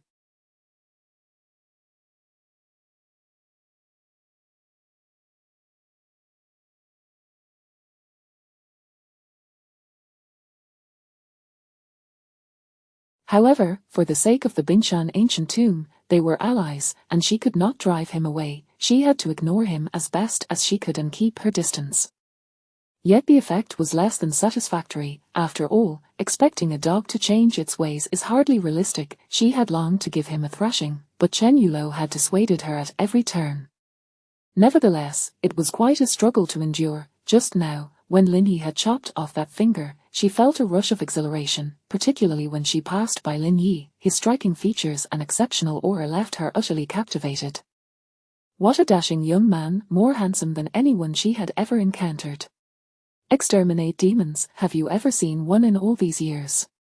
Chen Yulo shot him a disdainful glance before speaking. The term, exterminate demons, was grating to his ears. As the leader of the Shilling, he certainly would not be as naive as an ordinary person, oblivious to the strange occurrences in this world. His family had encountered quite a few. With so many Shilling bandits, how could they not have witnessed anything unusual? Just like the corpse reviving techniques of Shenxi, there were often inexplicable phenomena that defied explanation. However, genuine monsters that harm people are few and far between. After all, humanity reigns as the dominant force in this world. What should we do then? Should we confront him? The Red Maiden asked softly. Let us not rush. I see the weather is turning.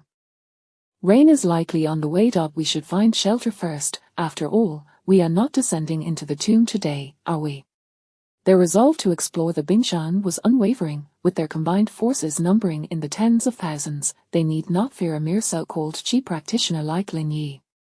They had never heard of such a figure before. He was likely not associated with any organized group. As long as he did not provoke them or attempt to claim a share of the treasures within Bingshan, he could do as he pleased. If he merely wished to observe, let him watch. It would serve as a fine demonstration of their formidable prowess. A throng of thousands standing idly is a potent, intangible deterrent. Very well. The Red Maiden glanced back, feeling somewhat regretful. It would be a shame to dispose of such a handsome young man. Soon, the group followed the directions provided by the child they had rescued and discovered the ancestral hall.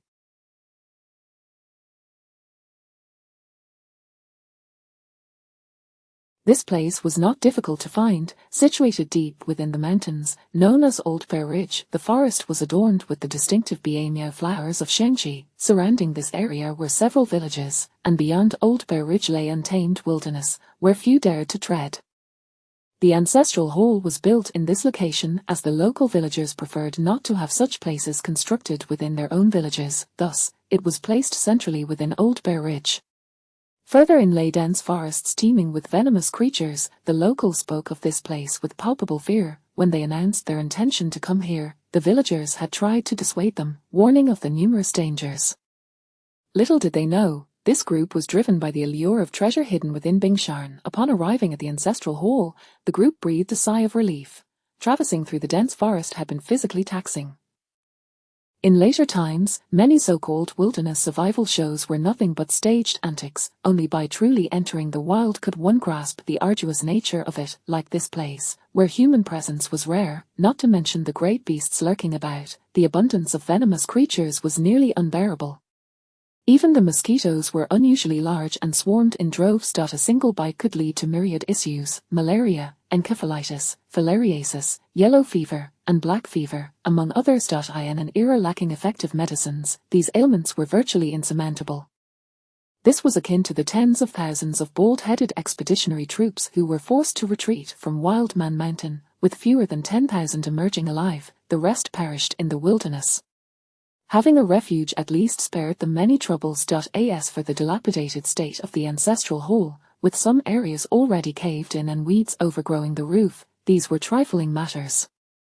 When the group cautiously pushed open the creaking door and entered the room, they found it filled with numerous coffins haphazardly strewn about, which brought them a sense of relief.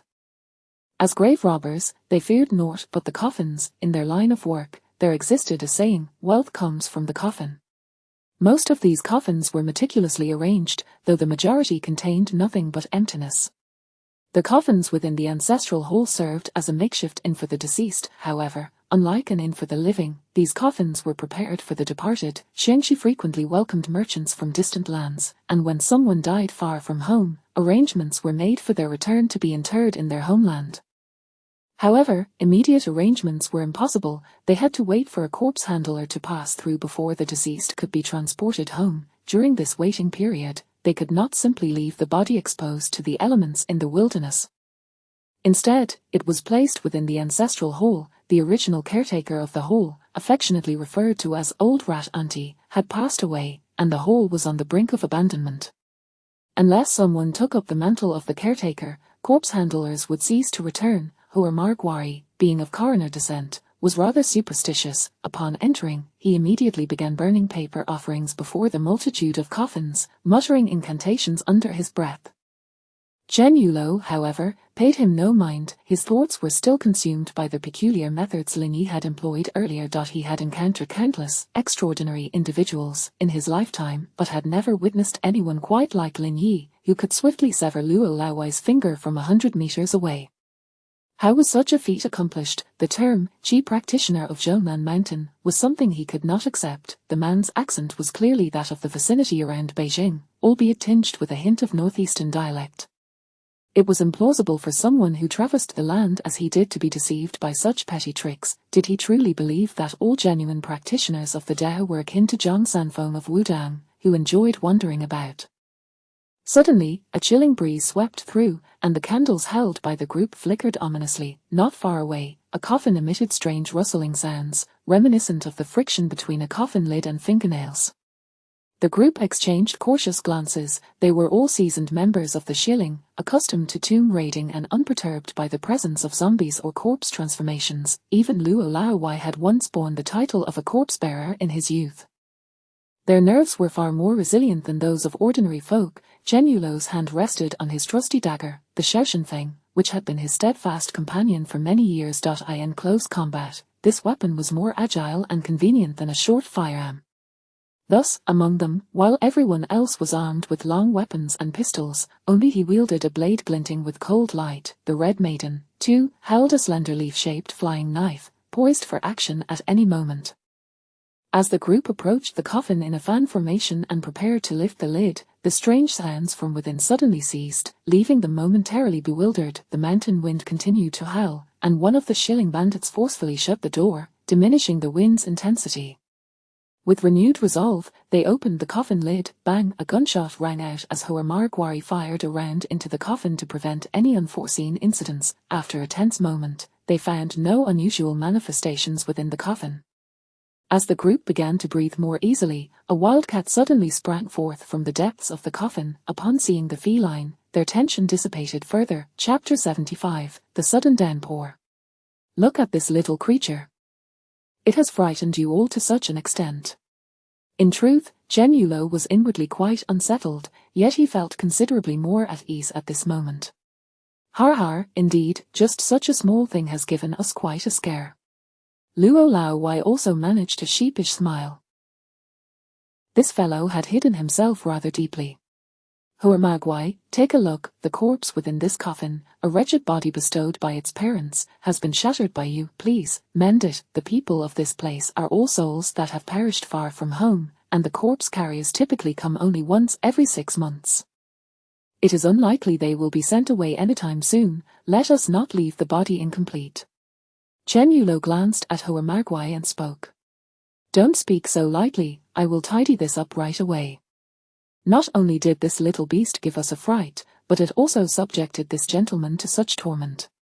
Hoa Magwai felt quite awkward. Who would have thought that a wild cat would have crawled into the coffin and begun? Had he known, he certainly would not have fired recklessly. Regardless, it was too late for regrets. He could only fulfill his boss's orders. As everyone was preparing to sit back down, the wild cat suddenly leaped onto a Luo Laowai, curious, moved closer, only to see the cat vault effortlessly onto a nearby beam. Subsequently, the white cloth was kicked off the ground. Upon catching sight of what lay beneath the cloth, even Luo Laowai, known for his audacity, felt the hair on his neck stand on end. There lay a corpse, one that was markedly different from the ordinary. It was faintly discernible that it belonged to a woman, clad in a black burial gown, standing there with a sunken jaw, wide-open eyes, and a face lined with deep, menacing wrinkles, yet at that moment, she wore an eerie smile. Her hands reached forward as if to grasp him, and the fingers, adorned with nails that were unnaturally elongated, appeared particularly sinister. Just as he prepared to retreat, the woman suddenly lurched forward, as if propelled by the wild cat's force, and collapsed onto him. In that instant, he felt a wave of terror wash over him, his complexion turning pale. No matter how ruthless he was, he felt utterly powerless at that moment. Help! Now, in the candlelight, observing her condition, he had gained some understanding of her plight. He signaled to a few brothers, instructing them to lift the old woman. Upon seeing the newcomers, Luo Laowai finally dared to glance at the woman. Upon realizing she was a corpse, his face flushed crimson with embarrassment. How mortifying, what a disgrace. What in the world is this thing? How utterly horrifying. Luo Laowai, once the others arrived, felt emboldened and drew his pistol, intending to shoot the old lady. However, Chen Yulo intercepted him, picking up a yellow wooden talisman from the ground and stating, a corpse-cleansing charm. This woman must be the corpse guardian we inquired about when we were at the foot of the mountain. She is indeed a tragic figure, standing behind the door. She likely awaited the corpse carrier to return her to her homeland. Chen Yulo thought of her with a twinge of sympathy. Though those who descended from the ridge were deemed bandits, many were merely struggling commoners, and they were bound to feel compassion for the impoverished. just as their expedition to venture into the tombs was motivated by the desire to distribute grain to the needy, a feat that even the warlords of the time seldom achieved. Indeed, the captain is correct.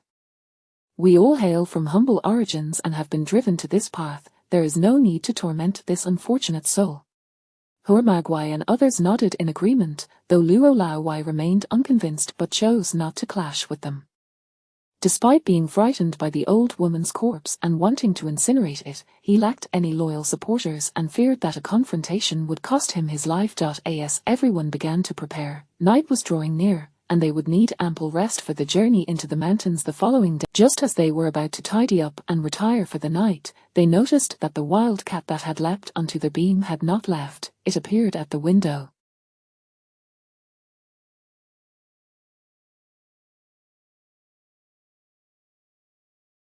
The wildcat, seemingly accustomed to human presence, displayed no fear of the group. It jumped onto the old woman's shoulder. At that moment, a sudden clap of thunder echoed, seizing the moment of commotion, the wildcat suddenly bit off the woman's ear. Chen Yulo was infuriated to witness the cat